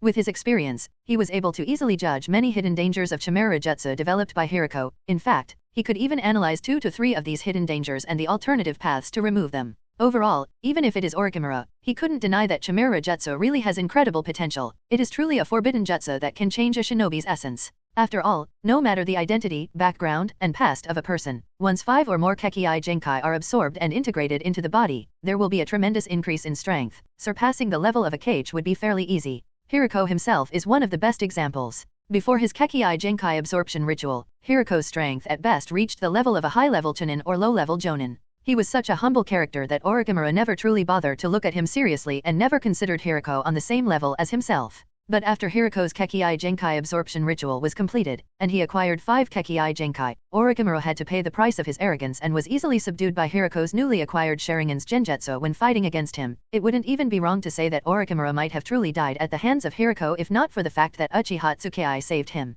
However, the experience of being easily subdued by Hiriko and Uchiha attack his Genjutsu made Orochimaru faintly aware of the flaws of his living corpse reincarnation. He now understands that because of having used this forbidden jutsu several times, his spiritual body has started to have defects in it and has weakened quite a lot because quite a lot of his mental energy is consumed in keeping the souls of his victims trapped lest they emerge themselves. Although this jutsu makes him pseudo-immortal unless he dies, the result of these flaws is that his resistance to Genjutsu has decreased. This is also the reason why Orochimaru's obsession with Sharingan and acquiring a perfect Uchiha body has started to increase over the years. He wants to get rid of this weakness of his by acquiring the Sharingan, which represents yin. Of course, Sharingan also has many other good abilities which would ultimately help him in his pursuit of mastering all jutsu, but Orochimaru has never been able to get his hands on the Sharingan. Whoever Orochimaru chooses as his target tends to surpass his expectations, and even before he is able to make his move on them, they already become people beyond his reach. Although he is helpless, Orochimaru has never given up on his intentions of acquiring the Sharingan, but after the recent defeat at the hands of Fujin, Orochimaru has started to ponder whether he should follow the same approach as Hiriko and Fujin, and absorb several Kekkei Genkai. Of course, Sharingan is a must, and Orochimaru has already selected Uchiha Sasuke as his target for the Sharingan.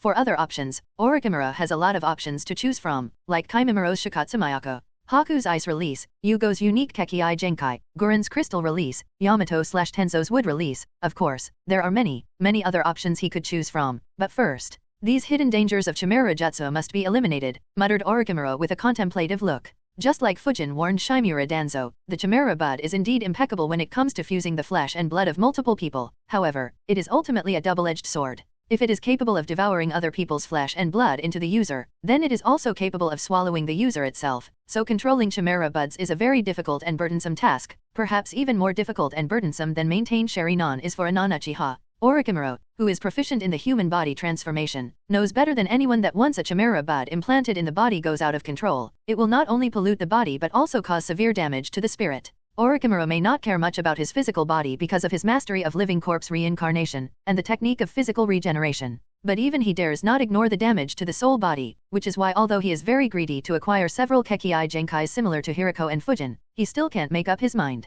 Thinking of how to eliminate the hidden dangers of Chimera Jutsu, a light bulb suddenly lit in Orochimaru's mind. Since his route was officially disbanded, Danzo has become almost blinded to seize the position of Hokage from Sarutobi-sensei. With how desperate he has become recently, he won't be able to bear the temptations and would immediately start research on the Chimera Jutsu. Maybe I can use him to collect more data on Chimera Jutsu in order to further improve it. At Novel Bin At the shrine. The moonlight fell on Fuden's face from the holes in the roof. In the ruins of this ancient shrine that was once dedicated to the worship of the Nikomata sisters, Fuden sat cross-legged with his eyelids closed. He was carefully perceiving the condition of this clone body, and after quite a thorough observation, he did find serious inflammation and decay in the muscles around his spinal cord. Understanding how serious the condition is, Fuden sighed in distress. He never thought that one day he would feel distressed because the result he achieves was too good, but this kind of absurd situation is right in front of him. This clone body is just too good that is likely to degrade early. Although he has only experienced one fierce combat while using this clone, Fuden can clearly feel that the body and soul synchronization with this clone is really perfect as he thought earlier. It almost feels as if he is controlling his main body. No, in fact, it feels even better. It's almost as if this clone body is his main body, and the main body is just a yin chakra nature clone.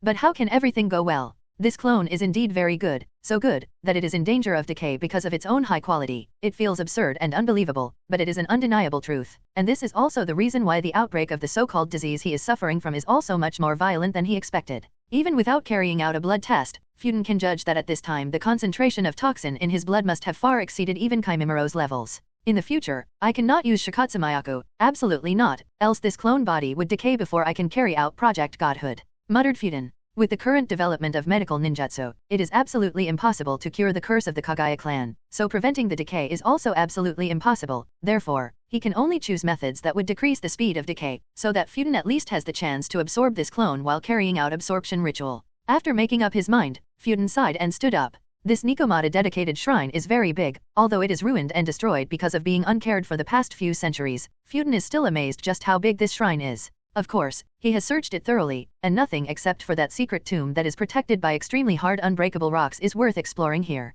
Perhaps because it was abandoned centuries ago, therefore, not much information can be found here, so Fuden is left completely helpless. And that's still not the biggest issue. The biggest issue is that even after searching and waiting for so long, Fuden has found no clue about Itaki and Shisui's situation. Their whereabouts are completely unknown, which has made Fuden strengthen his belief that both of them are more than likely undergoing some kind of trial. Fuden is not much worried about their safety because when they are together, they wouldn't die. Fuden still has this confidence in them. Not to mention, Itaki and Shisui's crow clone are still present in Konoha. As long as Itaki and Shisui don't die, those crow clones will not disappear. And with nothing left to do here, Fuden decided to return back to Konoha. Because of his ability to fly with the help of magnet release, Fuden arrived back in the village, within a single day, changed back into his main body and dispelled the shadow clone he had left behind to gain all the experience that the shadow clone experienced. Now with him back in the village, Kuroto instructed Itaki and Shisui's crow clone to keep trying to contact their main bodies, while he himself studied magnet release, scorch release, and also waited for the return of Kurane. It wasn't until a week later that Kurane returned back to the village, which made Kuroto frown. If her chakra was sealed then 1 week is acceptable, but she was obviously able to use her chakra after the treatment I gave her, so what caused her to spend such long time to return? 2 to 3 days should be more than enough even with her injuries. I guess I will have to listen to her explanation. While thinking so, Kuroto proceeded towards the Konoha hospital. Konoha hospital. After Kurane's injuries were checked and treated under the watch of Umbu, and it was confirmed that her body was not rigged with any kind of self-detonation traps that might pose danger to the village, Kuroto immediately took her to an unoccupied room for carrying out an inquiry. As an umbu of the elite, Timaro Kurone was abducted from the village, and the kidnapper was none other than Orochimaru, an S-class criminal and defected nin from Konoha. This is not a trivial matter. Kuroto can be sure that Sandaime himself will take out some of his time to carry out a one-on-one inquiry within the next 2 days. As Kurone's umbu captain, Kuroto must first do a personal inquiry too, for various reasons. Of course, he did not forget to secretly insert the puppet cursing sphere inside Kurone's body while the two of them were on their way to the unoccupied room. With the puppet cursing sphere, Kuroto can easily control Kurone into speaking what he wants her to. At the same time, he can also kill her anytime if he feels the need to, so he was not too worried about his intelligence being leaked. Kurone may as well be unaware that her life is in the hands of her umbu captain, but she is well aware of just how serious the matter of her kidnapping is, so she began to reiterate everything to Kuroto in great detail about everything she experienced after returning home on the night she was kidnapped. How Orochimaru ambushed her, how he poisoned her, how he kidnapped her from her home. Everything was explained in great detail. Later Orochimaru took her somewhere, even used a summon snake to travel to the location, where exactly he was taking her. She doesn't know because Orochimaru had put her to sleep for most of the journey, but when she regained consciousness, they were in the middle of a forest with nothing except trees in sight. Only forest? And no shrine. Kuroto thought in confusion. He has yet to give Kurone any instructions, so everything she has spoken until now is of her own volition. This is why Kuroto is quite a bit puzzled as to why did she not mention the Nikomata shrine? Intriguing, thought Kuroto and continued listening to Kurone until she finally stopped. After Yujao finished riding up to here, Kuroto looked at Kurone and asked with a serious expression, "Then how did you escape from the hands of Orochimaru?" Kurone's expression also became extremely serious at this time, and she said slowly, "We encountered a member of Amatsukami, and for some reason, Orochimaru and that member of Amatsukami had a fierce battle and couldn't keep all his attention on me. I took advantage of the small window to escape as fast as I could." With that said, Kurone also gave quite a detailed description of Orochimaru's abilities and the fact that somehow, he was able to summon the dead Shodaime Hokage and Nidaime Hokage to do his bidding. "Are you sure they were Shodaime Hokage-sama and Nidaime Hokage-sama?" asked Kuroto. Kurone nodded. "I am 100% certain that the people he summoned were Shodaime Hokage-sama and Nidaime Hokage-sama. They were able to use wood release and flying Raijin, so it has to be the two of them." Seeing that Kurone didn't even try to mention anything about Fujin/Futen, Kuroto was again surprised. He has still not given her any command, so whatever she has spoken up to now is what she originally wanted to speak. Is she trying to intentionally hide information about Fujin/Futen? Thought Kuroto, and decided to ask tentatively, "Which member of Amatsukami did you encounter? Did you manage to see any detail that would help us determine the identity of that member?" As soon as Kuroto asked this question, Kurone's heart stopped for a moment. Immediately her heart rate increased rapidly, and although she was trying it very hard, Kuroto with the help of his Byakugan still noticed some things, so he couldn't help but think, is she nervous? Kurone lowered her head and said, "I am sorry Captain, because I was poisoned by Orochimaru, therefore, I couldn't do anything against him or Orochimaru and was unable to catch any detail that would help us determine his true identity, but I did see that he was wearing a green-colored wind-patterned mask, and also had the symbol of wind chakra nature on the chest part of his Amatsukami cloak." What the hell? She literally saw my face? So, why not tell? Kuroto was so shocked by Kurone's words that his heart stopped for a moment. But he instantly regained his composure and thought, "I need to understand what exactly is she planning." Immediately Kuroto questioned again, "And what abilities did he use?" Kurone's heartbeat increased again, but after quickly calming herself, she said in a low voice, "He was quite proficient in taijutsu, good enough to match Shodaime Hokage-sama and Nidaime Hokage-sama, but as far as I was able to see, he majorly controlled iron sand using magnet release to combat Shodaime Hokage-sama and Nidaime Hokage-sama." Kuroto was no longer sure what was going on with Kurone and sighed tentatively. Sigh, he is strong enough to match even Shodaime Hokage-sama with his wood release, Nidaime Hokage-sama with his water release, flying Raijin, and all those self-created jutsu, and even Orochimaru with his strange snake jutsu, all at the same time? And that too with just taijutsu and magnet release? It's really unbelievable. Kurone nodded. "Yes Captain, I was also incredibly shocked. It is inconceivable that someone with just taijutsu and magnet release could match up against Shodaime Hokage-sama, Nidaime Hokage-sama, and Orochimaru, one of the legendary Sennin."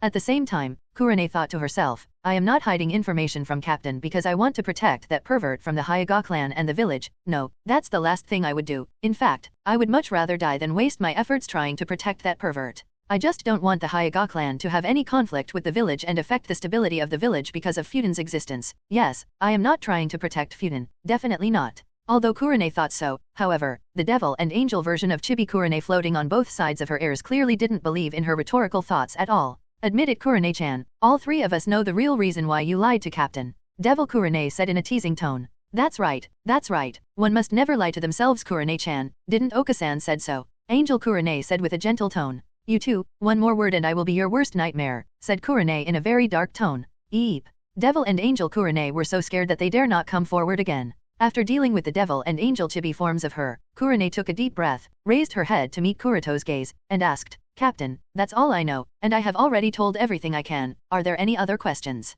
Kuroto had a thoughtful look on his face and nodded. What was the result of the battle between Orochimaru and the member of Amatsukami? Did either of the two die? As I mentioned previously, I escaped while Orochimaru and the member of Amatsukami were fighting, so I am not sure what was the exact result of their battle, answered Kurone. That is to say, the exact result of the battle is unknown, muttered Kuroto absent-mindedly. Kurone nodded and said with a saddened expression, "I am sorry for disappointing you, Captain. If only I was better, maybe I could have.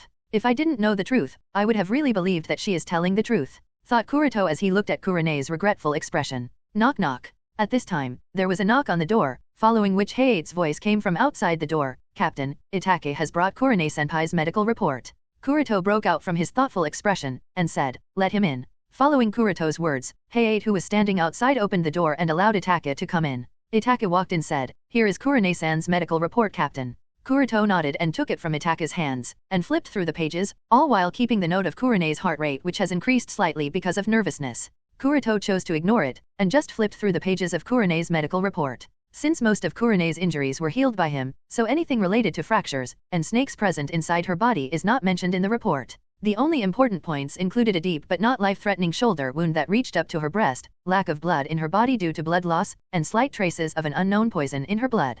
Poisoning is already cured by simple detoxification, blood will be transfused to her within 24 hours, and her shoulder injury has already been treated by Shizune. Aside from this, she is only suffering from physical and mental exhaustion, for which 1 week of rest is more than enough. After reading everything, Kuroto passed the medical report to Kurone and said, "Here is your medical report. There are no life-threatening injuries, thankfully. Additionally, you have been given a 1-week holiday to rest and recuperate. And do remember that tomorrow you will be meeting Hokage-sama, so be prepared with your report. Make sure to include a map highlighting the route you took to return back to Konoha in your report. We need to investigate Orochimaru's purpose of kidnapping you and the reason he had a conflict with the member of Amatsukami." Kurone froze slightly upon hearing the map, but immediately nodded, "Yes sir." At the same time, she can't help but think, "Thank goodness I took 1 whole week and considered this issue, otherwise, it would have been really bad." Kuroto nodded, and said, "All right, that will be all. Go back and rest." Kurone nodded, then stood up and bowed to Kuroto. "In that case, I will be taking my leave, Captain." Kuroto nodded absent-mindedly.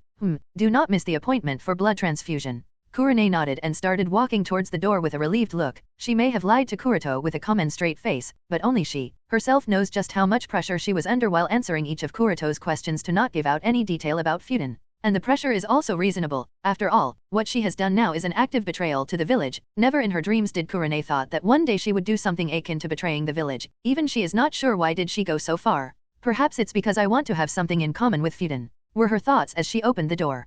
"Kurone, no. Kurone-chan." Just when she was about to step out of the room, suddenly she heard Kuroto calling her name, which caused her to stiffen a little. Did Captain notice something? But she immediately calmed down because she heard Kuroto using the suffix chan. Kuroto only uses chan when talking to her as a friend and not as captain of Team Aro. Therefore, Kurone understood that he wants to say something as a friend, and asked, "Is something the matter, Kuroto-kun?" "I apologize for what Orochimaru made you go through," said Kuroto in an apologetic tone. Kurone turned around and shook her head with a smile. "You need not apologize for Orochimaru's actions." After a pause, she continued, "He is a criminal, and completely different from you. So, please don't beat yourself over something that Orochimaru did. His actions have nothing to do with you." At the same time, she had some thoughts in her mind which she would like to keep to herself. "I am grateful for your understanding, Kurone-chan," said Kuroto with a grateful tone. Kurone just smiled and said, "If there's nothing more, I will take my leave." Kuroto nodded and did not stop her anymore. With that, Kurone stepped out of the room and left. Looking at the spot Kurone just stood at, Kuroto rubbed his chin with a thoughtful expression. Something is definitely going on in her mind. Initially, Kuroto had prepared to control Kurone into reporting the information he doesn't mind getting leaked, but Kurone's behavior was completely different. Not only did she hide the information about the Nikomata shrine, but she did not report anything about Fuden either. This is strange, and Kuroto would be an idiot if didn't feel that something is wrong with Kurone. With Kurone gone, Heiat, who had been guarding the door, walked in. Yujeo, who had witnessed the entire interrogation process, said with a frown, "Captain, I feel that something is wrong with Kurone-senpai." Heiat said, "It's normal to be a bit depressed after going through what Kurone-senpai went through." Yujeo shook her head, and said, "No, rather than depression. I would say that she is worried about something."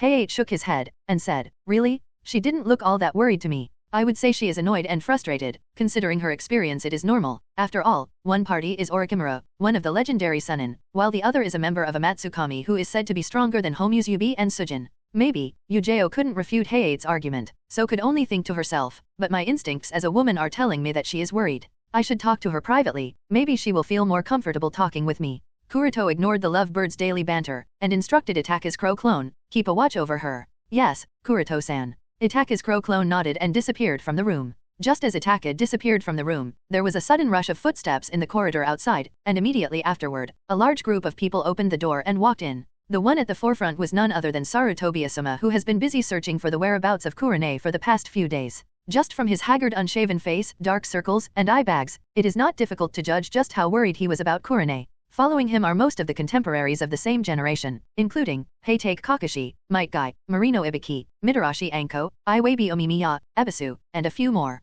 Translator's note: Iwabi Omimiya, not the real name, is the third member of Team Orochimaru, alongside Hyuga Kuroto and Mitarashi Anko. His current shinobi rank is Jonin. As soon as he entered the room, Asuma looked around and didn't find any trace of Kurone. With a frown he turned towards Kuroto and asked, "Where is Kurone?" Kuroto replied, "She has gone home to take a rest." Asuma nodded, then asked with a nervous expression, "Is she okay?" Following Asuma's question, everyone looked at Kuroto, waiting for his answer. When Asuma heard of Kurone's kidnapping, he barged into Sandame's office and asked his father to put the village under martial law, at the same time, asked him to issue a compulsory mission to all the capable shinobi in the village to search for the missing Kurone. What Sandame did in response is not hard to guess. He directly refused Asuma without even batting an eye. Although Asuma's mood was sore, finding Kurone and ensuring her safety was more important, so Asuma had to turn towards his friends and other contemporaries to help him search Kurone's whereabouts. Apparently, Sandame didn't stop this approach of Asuma, or to be more exact he didn't have the opportunity to stop as he was busy in an extremely secret meeting with the Yondaime Mizukage who had just arrived in the village. The exact contents of the meeting are a secret, but it was obviously related to the Akatsuki organization and the Amatsukami organization. This is why Asuma got away with using such an exaggerated team of shinobi just for searching Kurone's whereabouts. The strength of this team can be imagined, as everyone is either a Jonin or Takebutsu Jonin. Therefore, for the past few days, everyone in this room, including Hyuga Kuroto's shadow clone that was left behind in the village, was searching for Kurone's whereabouts, and actually made a lot of effort but couldn't find anything. Everyone started to think that her disappearance was perhaps related to Akatsuki or Amatsukami, which only made the matter more serious, and made Asuma depressed. Asuma was so depressed that he almost barged into his old man's office to ask him to declare war on both Akatsuki organization and Amatsukami organization, but before he could, Kakashi suddenly appeared in front of him with flying ragin and stopped him. Asuma obviously had no intention to stop. However, when Kakashi showed Kuroto's letter to Asuma, Asuma no longer cared about war and all, just ran in the direction of Konoha Hospital to make sure that Kurone is safe. But now he learned that Kurone has returned home to rest, so obviously he can only turn to Kuroto and ask about her condition. Kuroto patted Asuma's shoulder, and said with a smile, "Don't worry, her injuries are not life-threatening and have already been treated by Shizun-chan, only physical and mental exhaustion is left, which is nothing too serious, she just needs to rest for a few days and she will be back to normal." Hearing from Kuroto, Asuma suddenly took a long sigh of relief, thankfully she is safe. Then after a short pause, Asuma suddenly asked Kuroto, "By the way, which bastard dared kidnapping Kurone?" Kuroto looked up and down at Asuma for a minute, then after thinking a little he said to Yujeo, "Yujeo-chan, pass the report to Asuma." Yujeo asked in surprise, "Captain?" Kuroto nodded, "It's all right." Following Kuroto's nod, Yujeo no longer hesitated and passed the report to Asuma. Originally, the details of Kurone's kidnapping should be kept a secret unless Sandame states otherwise, but who made Asuma the son of Hokage, Adat novel bin Adat. Moreover, all the people in this room are either Jonin or Takebutsu Jonin, which means all the people in this room make up the high-end combat power of Konoha, not to mention, they are all contemporaries of the same generation, and Kuroto, who already understands the ins and outs of the matter, knows full well that there is no information in this report worth keeping secret, so he decided to let them in on the matter. Although, Kuroto did not expect to see Iwabi Omimiya in this group, but he didn't care much. Kuroto knows that Omimiya is loyal to Orochimaru, but it makes no difference to him. In Kuroto's view, Omimiya could still be considered a good friend and comrade because he, Anko, and Kuroto have together fought against many enemies as the members of Team Orochimaru before and during the Third Great Shinobi War. After everyone read the report one by one, they looked at each other in confusion. Asuma was the first to speak, and his tone clearly indicated his surprise. Orochimaru? How could it be him? Why did he, of all people, kidnap Kurone? What did he even want from her? Because Kurone managed to safely escape from the hands of her kidnapper, it must mean that the kidnapper was neither Akatsuki nor Amatsukami, so Asuma was obviously inflated. He wanted to catch the kidnapper and present him in front of Kurone to impress her and win her heart. Then according to the script, he would invite her to go on a date. Obviously, she would agree and they would soon start dating. If this setting is followed, soon Asuma and Kurane would be lovers and then married officially. Within a few more years, they will also have a mini Asuma and mini Kurane playing catch in the yard with their cousin brother Konohamaru. Mini Asuma and mini Kurane would be naughty kids and constantly torment their grandfather by pulling his beard. Asuma's wife Kurane would hum a beautiful melody as she cook for their small family, and he will listen to that beautiful melody while reading the morning newspaper, smoking a cigarette, and occasionally think to himself, "Ah, this is the life." But Asuma didn't expect that his "this is the life" dream was a low-quality cheap balloon and had a hole in it. Even before he could blow air in it, it exploded and brought him to reality. Kurane's kidnapper turned out to be Orochimaru. And who is Orochimaru? No one needs to emphasize. According to Asuma, let alone him, even Heitake Kakashi and Hyuga Kuroto, the two strongest of their generation, are not Orochimaru's opponents. This result will still not change even when Kakashi and Kuroto are working together to defeat or kill Orochimaru. In fact, Asuma knows this better than anyone, that even his father Sandaime Hokage dare not say that he can defeat or kill Orochimaru without losing his life. Although angered and helpless, Asuma had to accept the fact that he can't use this method to win Kurane's heart, so he could only sigh. Different from Asuma's helplessness, Anko's face was darkened at the mention of Orochimaru being the culprit of Kurane's kidnapping. Even though she has followed Kuroto's advice, walked out of Orochimaru's shadow, and no longer cares about him, Orochimaru is still the person she doesn't want to face. And different from Asuma and Anko, Kakashi's attention was completely on Amatsukami, as he muttered to himself in a wondering tone, why did a member of Amatsukami have a conflict with Orochimaru? Is it because Orochimaru is a former member of the Akatsuki organization? Others all had their own thoughts, pondering and expressing their own opinions, such that room became a bit noisy. Seeing this, Kuroto took back the report, passed it to Yujao, and said to everyone, "Okay everyone, we are still in Konoha Hospital, so please mind yourselves. We don't want to cause trouble and incur the wrath of Tsunade-sama, right?" As soon as the wrath of Tsunade-sama was mentioned, everyone immediately shut up and tacitly nodded. Only an idiot would want to incur Tsunade-sama's wrath. Kuroto was satisfied with the result, and said, "We have been busy searching for Kurane-chan for the past few days, now that she has returned safely, so it's time we too go back to our houses and take a much-needed rest." Everyone nodded and started to disperse, but suddenly, Asuma, who was a bit hopeless because his dream bubble was burst, suddenly said to everyone, "Tomorrow, I will host a party in order to celebrate Kurane's safe return. Everyone must come." Guy said in a thinking pose, Speaking of which, it's been years since all of us got together, this time we must let the flames of our youth explode." Kakashi, who has become more and more depressed since the alliance ceremony incident, had a droopy look and shook his head weakly. "Forget it." Guy immediately said, "Kakashi, this is the age to lay our youth on a hot-blooded battle, and you are my eternal rival. I cannot allow you to act lazy like that." Before Kakashi could reply to Guy, Asuma tossed his arm around Kakashi's neck and said, "Hey, the trick you told me last time did not work. Shouldn't you take responsibility? Others may not come, that would still be acceptable, but you are not allowed to not come." Asuma knows that a lot has been going on in Kakashi's mind, and it has made Kakashi become darker and darker and has caused him to frequently visit Konoha Hospital to get his injuries treated. Tsunade-sama has repeatedly emphasized that Kakashi should not put so much pressure on himself while training, because rather than training he is causing self-harm, but no matter how much Tsunade-sama nags at him, there has been no change in Kakashi. This has caused, not only Hokage-sama but even several fiends to be deeply worried about Kakashi's state. Everyone understands that Obito's eye meant a lot to Kakashi, and losing it has caused too much emotional pressure on him. Guy wants to help but has been unable to, because whenever Guy would nag him, Kakashi would just disappear with flying rage. Helpless Guy turned to other friends. As a friend, Asuma can obviously see this state of Kakashi and wants to help him too. Seeing that both Guy and Asuma have already pressured him, Kakashi cast a hopeful gaze at Kuroto, only to be completely ignored by him. With no one left to help him, Kakashi could only nod helplessly. "All right, I'll come." "Yosh, now that everyone agrees, at 7 p.m. tomorrow everyone will gather at the secret tavern where we wanted to celebrate our academy graduation but couldn't because of being too young to drink," announced Asuma. "Got it." Everyone nodded to Asuma and then left to do their own things. Morning of the next day, Kuroto brought Kurane to the Hokage office for the purpose of repeated inquiry, and after submitting the report he had prepared yesterday, along with the report Kurane prepared as per Kuroto's instructions, the two waited for Hokage-sama to read the report. Initially, Kuroto thought that Sandaime-sama would order Kurane to reiterate everything in great detail, so Kuroto was prepared to control Kurane into not speaking anything he doesn't want her to, but unexpectedly, Sandaime-sama just read the report silently, sighed once or twice, then asked 3 questions and finally instructed both Kuroto and Kurane to go back and rest.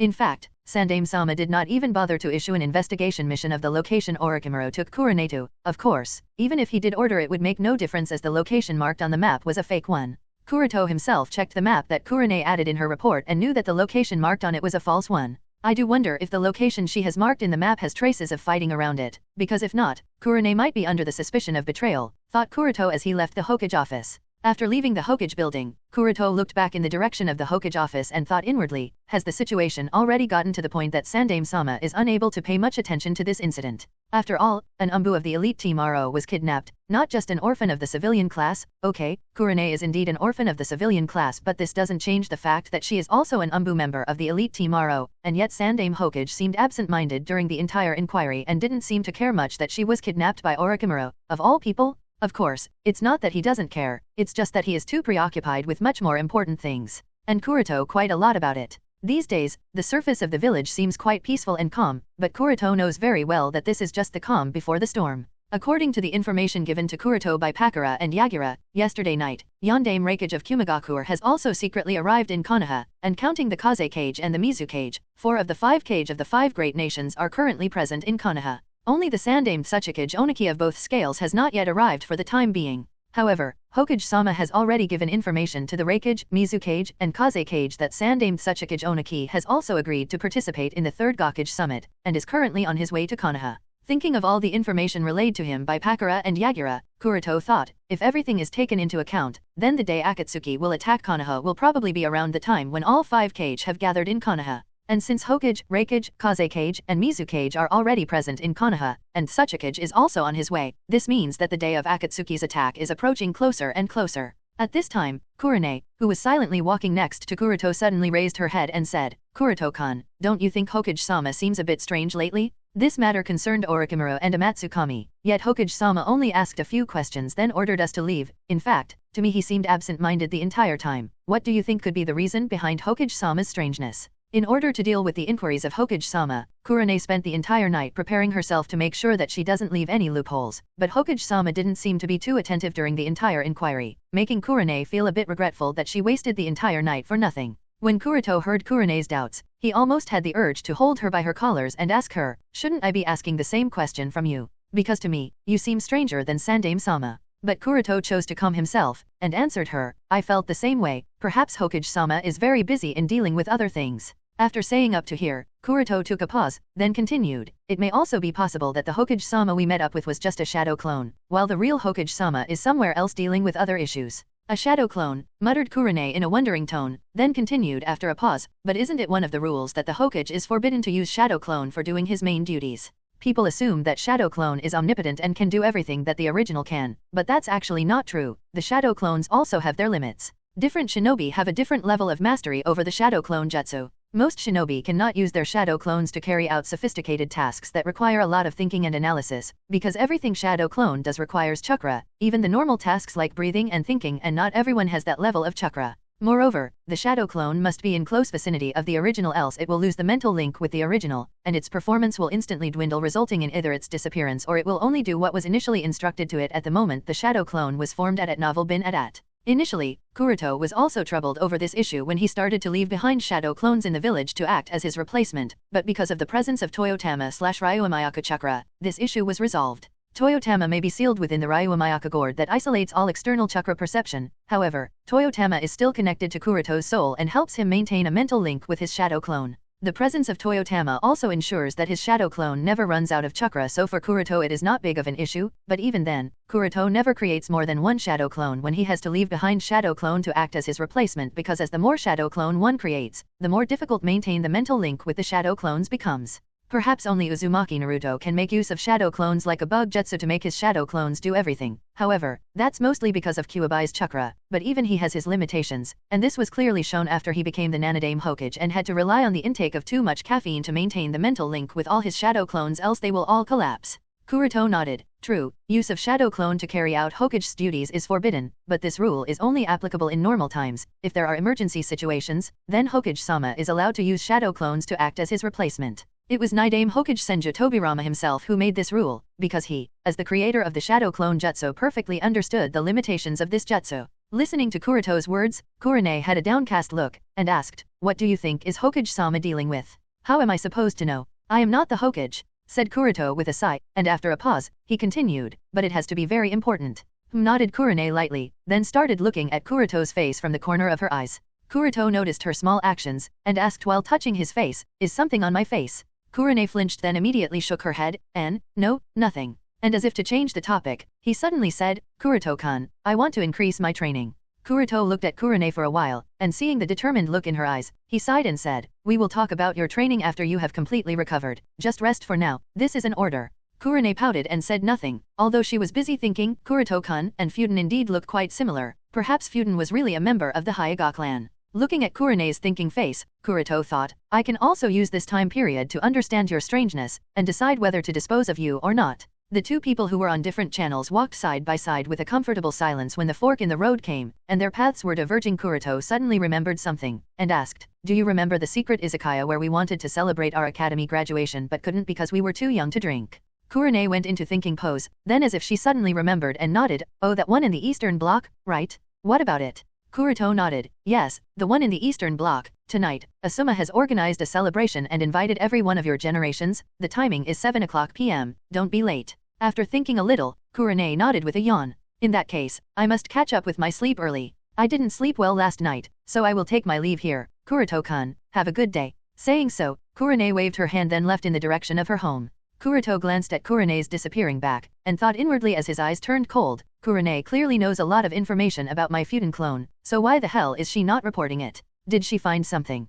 Kuroto nodded to attack his crow clone secretly keeping watch over Kurone then started to walk in the direction of his home in the evening. As promised, Kuroto came to the izakaya, where Asuma had booked a private room for the night. Because it was still a little early, so only Asuma and Kakashi who was forcibly dragged here were present. When Kuroto walked into the private room, he noticed that Kakashi and Asuma were discussing something with a very serious expression. Taking a seat next to Asuma, Kuroto asked casually, "What are you two talking about with such serious expression?" Asuma answered with a distracted tone, "Kakashi is giving me advice on how to make Kurone fall in love with me." Kuroto snickered, "He, himself is a single dog, how can he give you advice?" Asuma's face changed all of a sudden, and it was at this moment, he realized, yeah, no wonder the tricks he taught me didn't work at all. Kakashi said with a rare serious expression, "You can't say that, Kuroto, my advice is sure to work, after all, they are all taken from a legendary book." "What book?" asked Kuroto with a confused expression as picked up a bottle of sake. Kakashi quickly fumbled through his shinobi bag and took out a small book with an orange cover, and showed it to Kuroto and Asuma, "This book."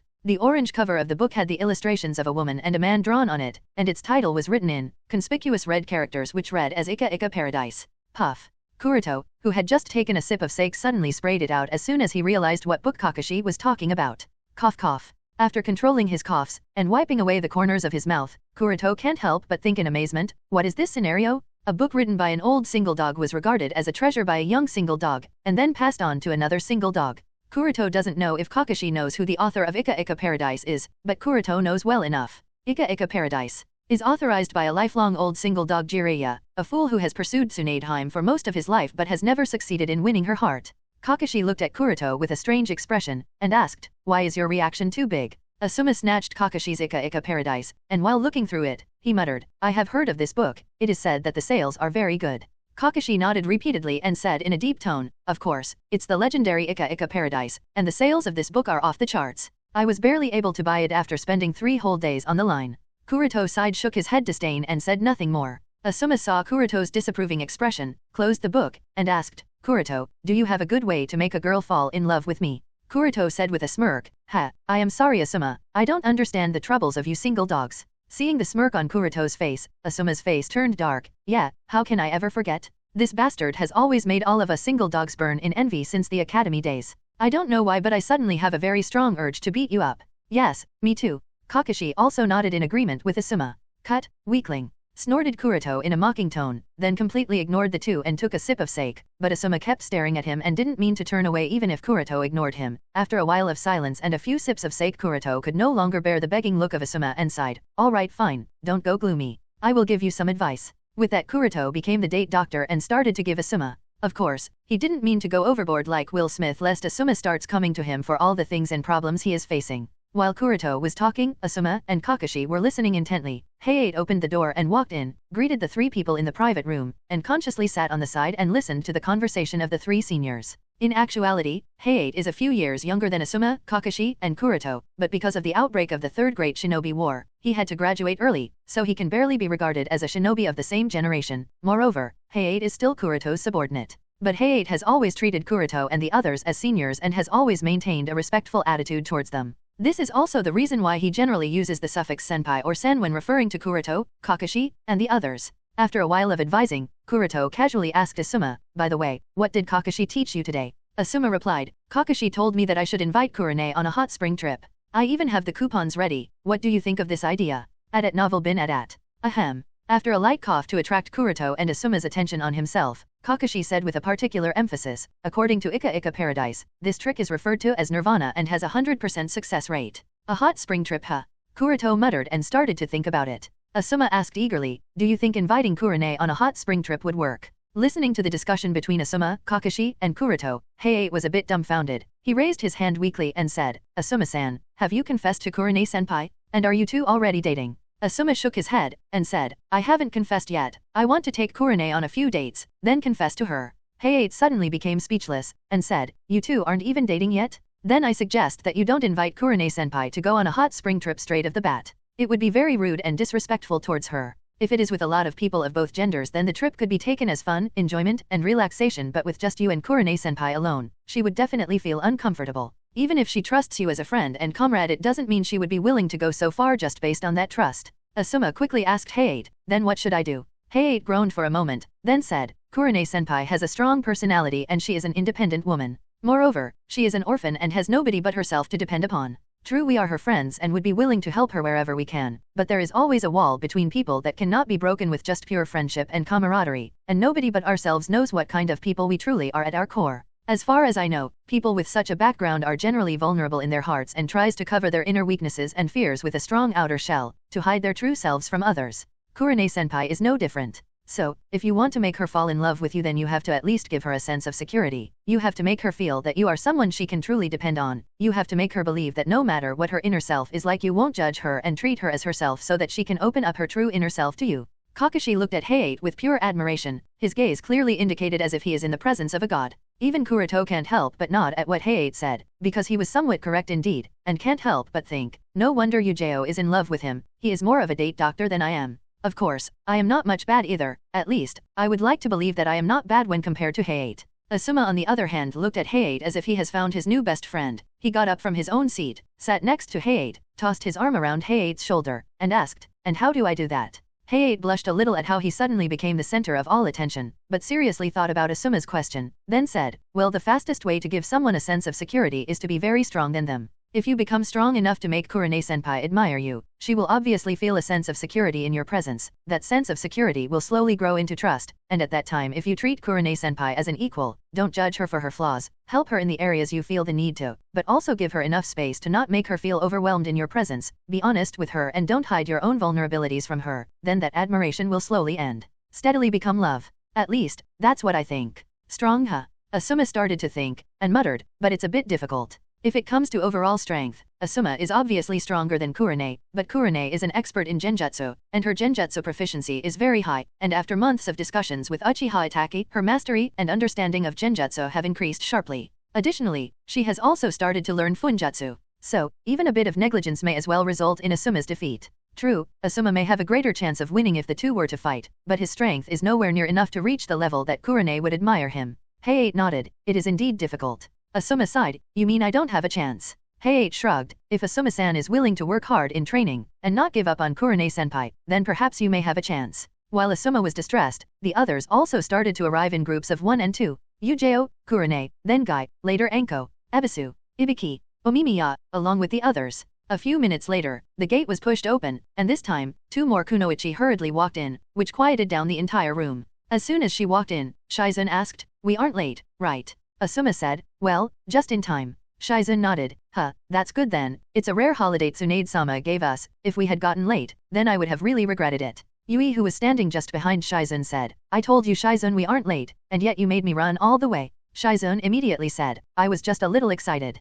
Yui sighed and looked around for Kuroto. Of course, she didn't have to search too much as Kuroto was already waving his hands. As soon as she saw Kuroto, Yui beamed a smile and walked towards him. Guy, who was sitting next to Kuroto, consciously stood up. Here you go. Yui nodded with a grateful smile. Thank you, Guy-san. Then sat next to Kuroto and started talking about a lot of things. Guy nodded with a knowing smile and walked towards the seat next to Kakashi and sat down. Shizen also found herself a seat and sat. As more and more people gathered, the room became lively. and because almost everyone is from the same generation, have spent their academy life together, performed a lot of missions, and fought many enemies together, so everyone was quite casual with each other and chatted quite casually. While everyone was discussing something or the other, Asuma approached Kurane and asked, "The old man didn't embarrass you today, right?" Kurane shook her head and said with a smile, "Hokage-sama just read the report, asked me a few questions casually, then instructed me to rest properly in order to recover as soon as possible." Kakashi frowned when he heard Kurane's words. Hokage-sama didn't ask in detail. This incident concerned not only Orochimaru and S-class missing nin, who was able to summon Shadame Hokage-sama and Nidame Hokage-sama, but also Amatsukami.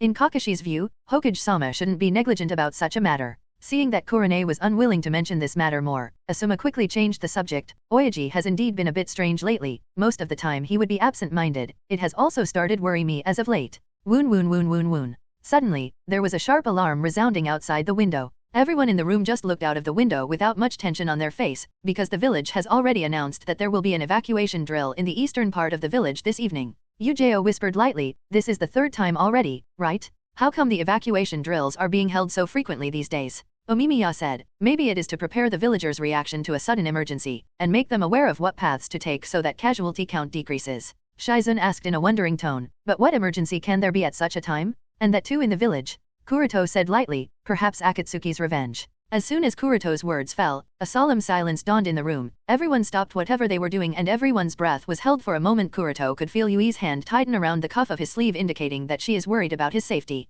"This girl," sighed Kuroto, then rubbed the backside of Yui's hand in silence to reassure her that nothing would happen to him. The silence brought by Kuroto's words continued until the evacuation drill was completed. In fact, Kuroto can see that everyone present here has more or less noticed some things. After all, everyone is either a Jonin, Takebutsu Jonin, or an Umbu. The people in this room make up the elite forces of Konoha and are the future backbone of the village. So how can such people not notice these things? However, the one who knows the most is probably Kuroto, because no one in this room other than him knows that 4 of the 5 Kage have already gathered in Konoha, and the only remaining Tsuchikage is also on his way. After the evacuation drill was finished, the celebration continued for the next 2 hours. Time passed and everyone started to get drunk and tired and sleepy. Whoever was tired and drunk and sleepy would just sleep on his chair by leaning his/her head on the table. While everyone was either distracted or sleeping, Kurane quietly approached Kuroto, sat on the empty seat on his left side. After a moment of silence, she poured sake in 2 cups and passed one of the cups to Kuroto. "Captain, let's have a drink together." Weird, thought Kuroto internally and became vigilant, but externally he smiled in appreciation and took the cup Kurane passed to him with his left hand. Of course. Secretly he analyzed the sake and the cup, and after making sure that it wasn't drugged in with any kind of drug, he took a light sip in silence, while his right hand was gently rubbing the back of Yui, who was sleeping on the chair on his right side. The reason for Kuroto's vigilance is the term Kurane used to refer to him. When not on Umbu duties or training, Kurane would refer to Kuroto as Kuroto-kun, but the fact she used captain implies that she is talking to him as a subordinate, which is kind of odd considering that they are not on Umbu duties at Novel bin at. Of course, it can also be assumed that Kurane said so because she is drunk, but Kuroto would never believe it. The reason is also very simple. Among the contemporaries of his generation, Kurane's alcohol tolerance is the highest. In fact, it wouldn't even be wrong to say that no matter how much she drinks, she never even gets tipsy, much less drunk. This is one of the reasons why Kuroto generally uses Kurane to gather information from various izakaya when performing Umbu missions, so Kurane also excels in intelligence gathering just like Jiraiya, and perhaps the reason she has approached Kuroto this time is also that she wants to get some kind of intelligence out of him. After having a few bottles of sake in silence, Kurane lowered her voice, and asked in a casual tone, "Captain, I have always been curious about the Hyuga clan. I have heard that the Hyuga clan is divided into the main family and the branch family of the Hyuga clan, and there are not many members in the main family. Is that really the case?" Kuroto looked at Kurane with a suspicious gaze and nodded.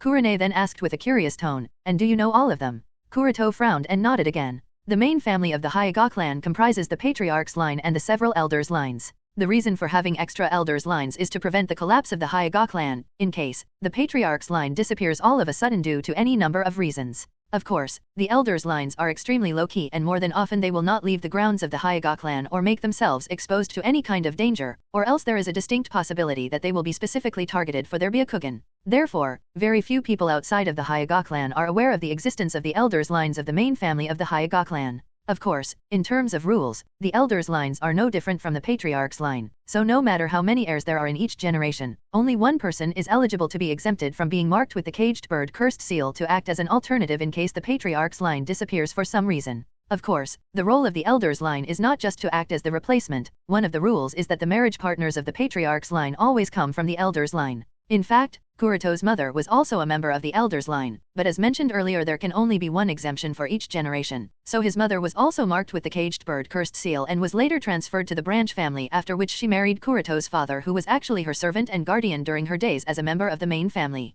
Anyway, not getting sidetracked anymore, when it comes to the main family, even if all the members of the main family are counted, the number of people who are not marked with the caged bird cursed seal will never exceed more than 10, and Kuroto, because of his current high status within the branch family of the Hyuga clan, does indeed knows of all the members of main family. Receiving an affirmative nod from Kuroto, Kurone thought a little, then asked with a bit of hesitation, does anyone in the main family of the Hyuga clan has white hair? The hair color of the Hyuga clansmen is majorly dark. Most people have either brown or black hair color such as Kuroto or Niji and Yui or Hinata respectively. There are also clansmen with dark blue, dark green, and dark purple hair color, but each of these hair colors have black tinge on them, but there has never been a Hyuga clansman having white hair. So, the fact that Kurone is asking this question from Kuroto clearly indicates that she is trying to investigate Fuden. Thinking so, Kuroto thought, so that's her game? She wants to privately investigate Fuden? Or is it that she suspects me to be Fuden because of our similar appearances? That is why she did not report anything about Fuden to the village. These thoughts were only internal. Externally, he replied to Kurone without much thought. As far as I know, there is no member of the main family who has white hair. None. Kurone was stunned. She thought that since there are not many members in the main family of the Hyuga clan, so it should be easy to identify Fuden with those characteristic features, but unexpectedly Kuroto gave her the opposite answer. Looking at Kurone's stunned expression, Kuroto narrowed his eyes, slightly, and asked with a slightly curious tone, "Why do you ask?" Kurone quickly recovered, and waved her hand casually, "Nothing, I was just curious is all." Kuroto squinted his eyes, and thought to himself in silence, it appears that I underestimated her. Never did I expect that her thoughts would be so deep. She wants to use my Fuden clone as a breakthrough point to investigate Amatsukami Kurone sighed, lightly took a sip of sake in silence, and thought, Fuden is strong enough to fight Shadame Hokage-sama, Nidame Hokage-sama, and Orochimaru at the same time. He is the strongest shinobi I have ever seen or known. How can Kuroto-kun not know about this kind of clansman? Or is it possible that his existence was kept a secret from all because he possessed Shikatsu Mayako of the Kagaya clan? And he left the Hyuga clan at a very young age. This must be the case. Immediately, Kurone became a bit worried, but if this is indeed the case, then I won't be able to find anything about Fuden even if I search any information about him in the Hyuga clan. What to do? What to do? Should I give up? No, how can I give up so easily? I must continue to search for him. As long as we are both alive, our paths will definitely cross again. Moreover, Kuroto-kun and Fuden are quite similar in appearances. Perhaps they are distant brothers, might know something about each other but are hesitant to tell others. Thinking so, Kurone's gaze subconsciously turned towards Kuroto's face, and Kuroto, who was also thinking a few things related to Kurone's thought, looked at her, and two pairs of thoughtful eyes intertwined. If I continue to work with Kuroto-kun, who is also a member of the Hyuga clan, sooner or later I am bound to land on any piece of news about Fuden, thought Kurone. You want to investigate information about Amatsukami secretly, Well, as long as you are my subordinate, I will make sure that you get absolutely nothing, thought Kuroto. The two people who were again not on the same channel looked at each other with friendly smiles and continued sake in peaceful silence. Just before everyone was about to leave, Asuma, who was a little drunk, plucked out the courage and asked Kurone to go on a hot spring trip together, but was politely turned down by the thoughtful Kurone.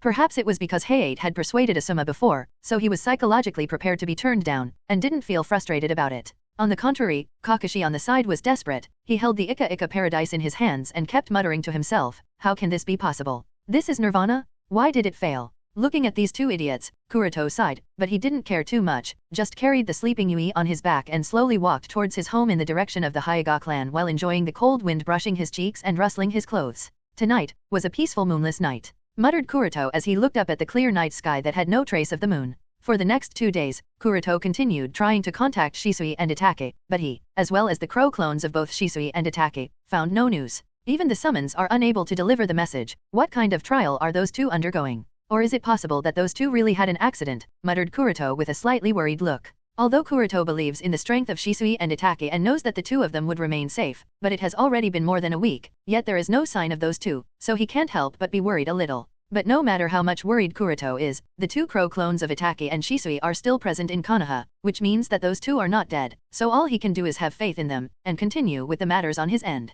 With this thought, Kuroto created a shadow clone, gave him the gourd of Toyotama/Ryua Mayako, then transferred his soul into the Fuden clone, wore his Fujin disguise, and made his way towards Shimura Danzo's secret base of operation. Because of his last visit, the root Kunoichi with whom Fujin had a small scuffle previously recognized him quickly. Of course, this time she did not attack him directly, instead she greeted Fujin politely and led him to the root base. Soon, Fujin met up with Shimura Danzo at his new base of operation, who was waiting for Fujin, which wasn't surprising considering Fujin's arrival was already known to Shimura Danzo. However, this time too, there was an additional person with Danzo, and much to Fujin's surprise, it was none other than Orochimaru against whom Fujin had fought before. As soon as Fujin Danzo noticed Fujin's arrival, he signaled the root kunoichi to leave, then spoke to Fujin. Orochimaru here was specially invited by me to help me complete the Kekii Genkai absorption ritual. Although, Shimura Danzo appreciates a Matsukami, and more specifically Fujin, however, Danzo does not trust a Matsukami. At the same time he does not trust Orochimaru either, so he hopes that Orochimaru and Fujin of the Amatsukami will restrain each other and be used by him at the same time.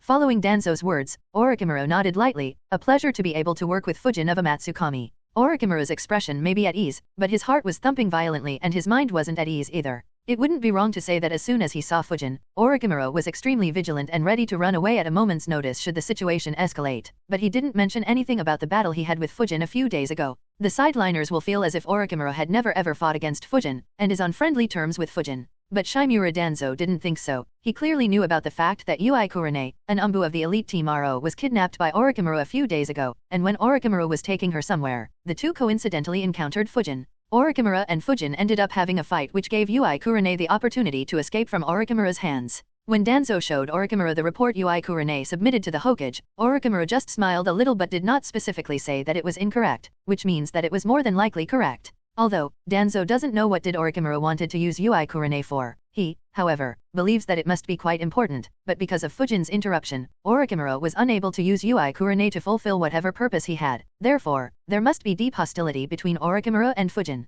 This hostility also gives Shimura Danzo the confidence to be able to make use of both Orochimaru and Fujin, which the two of them restrain each other at novel bin at. Of course, Yui Kurane's uncertain relationship with Fujin must also be confirmed, so Shimura Danzo has already assigned Uchiha Itachi a mission to keep a watch over Yui Kurane too in addition to Hyuga Kuroto as he always does. After all, Uchiha Itachi is his double agent in the Umbu and the Uchiha clan. Danzo has specifically observed the child since his academy days and understands the child's precociousness and mature thinking. Therefore, he has been indirectly training Uchiha Itachi for years to be a perfect nail buried within the Uchiha clan, and personally recommended Uchiha Itachi to be recruited into the Umbu. And that's not all. Shimura Danzo has also dispatched his subordinates to investigate the area marked in the map submitted by Yui Kurane. The purpose is to find and analyze the true extent of Fujin and Orochimaru's strength. As they say, today's friend could be tomorrow's enemy. So, Shimura Danzo would obviously be cautious against the likes of Fujin and Orochimaru. Fujin was obviously unaware of Shimura Danzo's thoughts. He just nodded towards Orochimaru in a casual tone. A pleasure indeed, Orochimaru. This one sincerely hopes that when working together we can make great progress, and similar to Orochimaru, he too didn't mention anything about the battle a few days ago.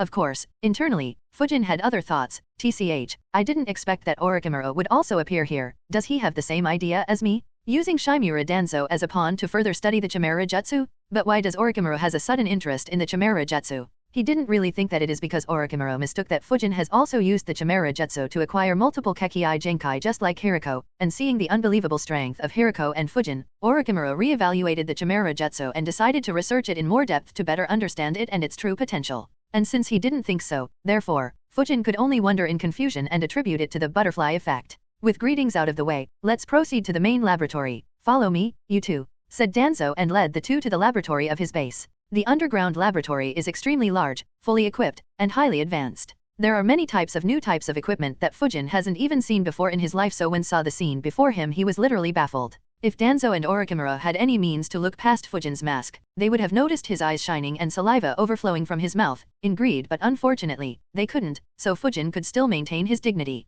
Calm down yourself, and for now, focus on the objective at hand. After Shimura Danzo is dealt with, everything in here will be yours. Thinking so, Fujin controlled his greed and calmly followed after Shimura Danzo. After walking for a while, the three reached the cell culture site and looking at a petri dish in front of him, Danzo said, "My subordinates have analyzed the characteristics and features of the Chimera buds, and the result surprised me. Controlling the Chimera buds is really much more difficult than I had expected previously. Obviously, otherwise, why do you think I am here using you as a pawn?" thought Fujin internally, but externally, he nodded with a calm tone. Yes, this one warned Shimura-san at the beginning. After a pause, Fujin took out a scroll from the inner part of his Fujin cloak, passed it to Shimura Danzo, and said, "Our organization seized this scroll from Shino before killing him. It records the data of the Chimera buds used by Hiriko along with many other details. This one think that it will prove to be helpful for Shimura-san." Danzo nodded, took the scroll from Fujin's hands, read it once, then immediately handed it to Orochimaru, who was standing on the side. Orochimaru wasn't surprised when Danzo handed him the scroll, and in fact, he had expected Danzo to give the scroll to him. After all, science is not the field that Shimura Danzo specializes in, so obviously, Danzo can't understand what such complicated data entails. Orochimaru looked at the scroll with an extremely serious expression, and after analyzing and postulating for a while, he said in a hoarse tone, "These reading and analysis will be very useful for the experimentation." Fujin nodded towards Orochimaru, then turned towards Shimura Danzo and asked, "Shimura-san, tell this about your plan to restrain the Chimera buds." Fujin wasn't too worried about the ritual because Hiriko has already completed it once. So, as long as the accurate steps are followed, the probability of success is very high. Fujin cares more about the development and restriction methods of the Chimera buds, and the most important part is how to effectively control the Chimera buds to make sure that Chimera buds don't take control. This is the key factor of his cooperation with Shimura Danzo. Tap tap. Danzo lightly struck his crutch to the ground, following which, one of the researchers in a white coat came towards the three. He pushed his glasses on the bridge of his nose and said, "We plan to use Funjutsu. After engraving seals on the Chimera buds before implanting them, we plan to control the Chimera buds using those seals during the ritual." Using Funjutsu? Thought Fujin to himself. Using Funjutsu was also the first method Fujin thought of back when he was studying the Chimera buds. However, the nature of Chimera buds is quite special. It has no fixed shape or form as it continues to change. Most of the Funjutsu Fujin knew and used didn't match the basic requirements, while the ones that did match the basic requirement weren't effective enough in restraining the Chimera buds. In Fujin's understanding, this is because the shape and form of the Chimera buds keep changing and distorting, so the seal will instantly collapse. And pondering for a while, Fujin decided not to conceal this problem and expressed it clearly. Further improvement and development of the Chimera buds is the real key to achieving Keki Imora. Therefore, even if Fujin regards Shimura Danzo as a good pawn, he still intends to completely devote himself to the research and development of the Chimera buds. Therefore, Fujin is not leaving behind any information that would prove to be effective in further improvement of the Chimera buds. After listening to Fujin's reasoning, Orochimaru thought a little and suggested, "If I am not incorrect, Uzumaki clan did have a few Funjutsu that can continuously alter the shape of the seal as per the command of the user, such as the adamantine sealing chains. Perhaps we can try using it." Undoubtedly, Orochimaru has the same intentions as Fujin, therefore, he too did not hide any information that can improve the stability and controllability of the Chimera buds. Adamantine sealing chains, muttered Danzo with a thoughtful expression, then instructed one of the root subordinates, "Bring the secret scroll of adamantine sealing chains." "Yes, Danzo-sama." The root ninja nodded and hurriedly disappeared from his position. A few minutes later the root shinobi returned back to the laboratory carrying a red scroll case in his hands and respectfully passed it to Danzo. Danzo directly opened the case and said, "This was left by Mito-sama." Undoubtedly, Danzo is referring to the wife of the Shadame Hokage Senju Hashirama, the princess of the Uzumaki clan, and the first Jinchuriki of Kyuubi, Uzumaki Mito. Uzumaki Mito was known for incredible her Funjutsu mastery, high sensory skills, and special chakra. In terms of personal strength, she was no inferior to Nidame Hokage Senju Tobirama, and with the Kyuubi sealed inside her, her strength was definitely superior to Nidame Hokage. However, she was a devoted wife and not the kind of person who preferred to be in the limelight, coupled with the fact that the strength of Shadame Hokage was too strong enough to dominate and suppress the entire shinobi world by only himself, that every other person became bleak in his presence. Therefore, she isn't too renowned these days. But Orochimaru, who was a disciple of Sandame Hokage, and a close friend of Senjutsu Nade, knows the truth and has also explained all these political problems of early Konoha to his disciple Hyuga Kuroto. Therefore, Fujin also knows the truth. After the death of Shadame Hokage and Nidame Hokage, and during the time when Sarutobi Hiruzen had just taken the position as Sandame Hokage, Uzumaki Mito was the backbone of Konoha. Uzumaki Mito is the true reason why even after the death of Shadame Hokage and Nidame Hokage, Konoha did not collapse due to political struggle between various clans. Although it is not well known these days, however, when Senju Tobirama selected Sarutobi Hiruzen as his successor to be the Sandame Hokage, Sarutobi Hiruzen wasn't immediately accepted by all the clans of Konoha. After all, at that time, Sarutobi Hiruzen was too young and did not have enough prestige. He may have been the disciple of Shadame Hokage and Nidame Hokage, and the next patriarch of the Sarutobi clan. However, that still wasn't enough to be accepted by all the clans. Especially the likes of the Uchiha clan, the Hyuga clan, and even the Senju clan was unwilling to accept Sarutobi Hiruzen as Sandame Hokage. The Uchiha clan wanted Uchiha Kagami, another disciple of Nidame Hokage, to be Sandame Hokage, while the Senju clan wanted Uzumaki Mito to be Sandame Hokage. The Hyuga clan did not have any good candidates for the position of the Hokage, but they preferred Uzumaki Mito over Uchiha Kagami to be Sandame Hokage. However, both Uzumaki Mito and Uchiha Kagami refused to take the position, and choose to trust the judgment of Nidame Hokage, so Uchiha Kagami kept the Uchiha clan in check, while the rest of the other clans all supported Sarutobi Hiruzen to be Sandame Hokage because of Uzumaki Mito's prestige. Thus, Sarutobi Hiruzen managed to successfully become Sandaime Hokage of Konoha, while the other disciples of Nidaime Hokage managed to gain the power center of the village despite being a member of a small Shimura clan, and the other two being mere civilians. After Sarutobi Hiruzen successfully took the position of Sandaime Hokage, Uzumaki Mito retreated to her small courtyard and spent the rest of her life there. She rarely ever ventured out and even took her final breath there and died in that small courtyard before passing the Kyuubi to Uzumaki Kushina. Therefore, even if the younger generation of Konoha may not know Uzumaki Mito very well, however, all three including Shimura Danzo, Orochimura, and Fujin know about Uzumaki Mito quite deeply, and refer to her in a very respectful manner, because she is indeed a woman worthy of true respect. All that aside, when Orochimura saw the scroll, he said with a sly smile, "I did not expect that the secret scroll of the adamantine sealing chains is in your hands. No wonder I was unable to find it when I sneaked inside the secret archive before defecting from Konoha. At that time, I had assumed that perhaps the scroll was in the hands of Uzumaki Kushina, but now it appears that I was wrong." Danzo glanced at Orochimura coldly, but chose not to say anything, and unfolded the scroll in front of Fujin and Orochimura. Adamantine sealing chains is an A-rank secret funjutsu of the Uzumaki clan, and it is also one of the best funjutsu to be practiced by a Jinchuriki, as it is capable of easily subduing even the like of Kyuubi, the strongest of the 9 Baijuyu. In the canon, when masked Obito forcibly summoned the Kyuubi sealed inside Uzumaki Kushina, Kushina, who was on the verge of death and incredibly weak, used this funjutsu on Kyuubi and managed to successfully restrain the fox. It must not be forgotten that at that time, she had just given birth to Naruto, so her body was incredibly weak, and then even the Kyuubi was forcibly summoned out of her, so it wouldn't be wrong to say that all the oil in her lamp was already dried at that point. Yet, she was able to use adamantine sealing chains thanks to her Uzumaki physique and managed to successfully restrain the strongest of the 9 Baijuyu. This feat alone shows how effective adamantine sealing chains are. Therefore, when Danzo unfolded the scroll of adamantine sealing chains, Fujin looked at it with great attention and studied it. After a while, he withdrew his gaze and thought, no wonder only the members of the Uzumaki clan can use this funjutsu. It turns out that only those with the special chakra/blood of the Uzumaki clan can use this funjutsu. But Fujin wasn't disappointed too much. He has already completely memorized the scroll, and when he gets out of here, he will record it in a different scroll and store it with himself. Fujin may not be able to use this funjutsu, however, Karen can learn it. Different from Fujin, Orochimura was a little disappointed, and muttered, a pity. According to Orochimura, the Uzumaki clan has long since disappeared. At present, Uzumaki Nagato, leader of the Akatsuki organization, and Uzumaki Naruto, the current Jinchuriki of Kyuubi, are the only members of the Uzumaki clan left in the shinobi world at Novel bin Adat. There's no need to mention Uzumaki Nagato, as no way in hell would Danzo dare to go in front of Nagato. As for Uzumaki Naruto, he is just a 7-year-old child who knows nothing about E-rank or D-rank funjutsu, much less such a complex A-rank funjutsu. Obviously, he cannot help Danzo keep the Chimera buds in control. While Fujin had a thoughtful look under his mask, and Orochimura had a disappointed expression, Danzo was looking at the scroll of the adamantine sealing chain with a frowned expression.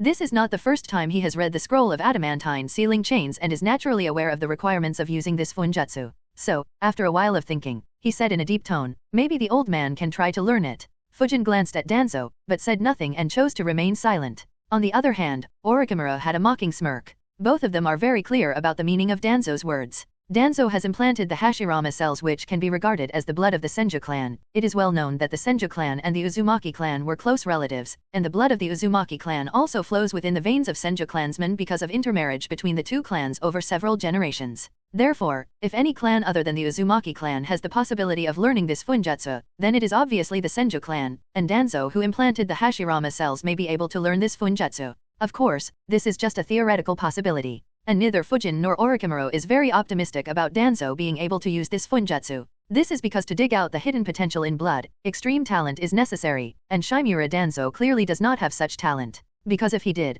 then he wouldn't have to rely on implanting so many Sharingan and Hashirama cells and finally turn towards the Chimera Jutsu with the hope of improving his strength. So, even if theoretically Danzo may hold some degree of qualification in learning this funjutsu, Fujin and Orochimura don't think that he can. Noting Fujin's silence, which stated that he has no opinion on the matter, Danzo sighed, but then he noticed Orochimura's mocking smirk, and he was a little annoyed and said, if this is not an option, then do you have any other way? Fujin and Orochimura thought a little, then said in unison, try other funjutsu. Danzo was surprised by the tacit understanding between Fujin and Orochimura. He stared at the toe with a suspicious gaze for a while, then sighed and said, in that case, come with me. Fujin and Orochimura nodded, then followed him out of this laboratory, and after walking for a while, the three came to another laboratory which appeared to be a large-scale incubation room. As soon as he stepped into the large-scale incubation room, Fujin's expression under the Fujin mask turned terrified and he took a deep breath. The scale of this incubation room is extremely large, with rows and rows of large incubation capsules arranged horizontally and vertically. At a mere glance, Fujin could see that hundreds of large incubation tanks were placed here, and more than 30 researchers were busy in the laboratory.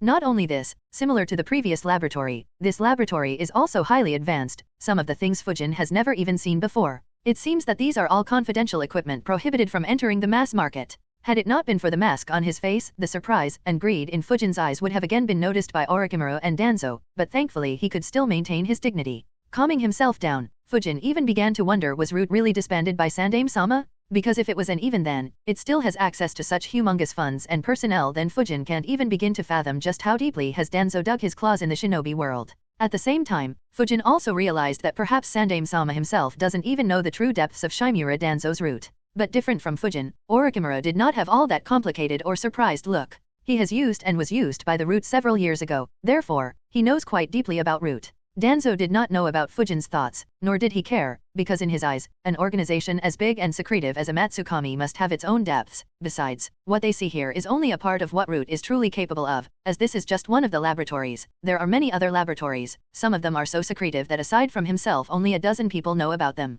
And one particular laboratory is only known to him and an extremely loyal researcher named Shigaraki Tanuki. What's being researched there is only known to him and Shigaraki Tanuki. Anyway, Danzo led Fujin and Orochimaru inside the incubation room, and while pointing towards the large incubation capsules in front, he said, "The old man has already tried more than 20 different seals on these chimera buds, but the effect is not ideal." Looking at the large incubation capsule in front of him, Fujin sighed, from where does he bring such high funds? Fujin's reason for sigh is reasonable because in these hundreds of large incubation capsules chimera buds are being cultivated, and many of the chimera buds that have already been cultivated have been engraved with funjutsu, which clearly means Danzo has done a lot of experiments in private. It is important to know that creating and cultivating a chimera bud is not much cheaper than creating a clone body. And unlike Fujin's case where he seized a lot of these from Shino, the chimera buds created and cultivated by Danzo are all done by his own resources. Aside from solving the technical aspects, the consumption of resources for cultivating hundreds of chimera buds at a time is an astronomical figure that Fujin can't even calculate. And then there is the fact that Danzo says that he has already tried 20 different seals but the result has been a failure, which means that 20 shinobi have been sacrificed by him. This is simply cheating. Fujin wanted to cry tears of blood. At the same time, he couldn't help but be glad that he chose Shimura Danzo to be his pawn. Orochimaru was also surprised. Of course, his surprise was not related to Danzo's depths, but something else entirely. The fact that in just a few days Danzo not only cultivated hundreds of chimera buds but even started the experimentation and testing procedure.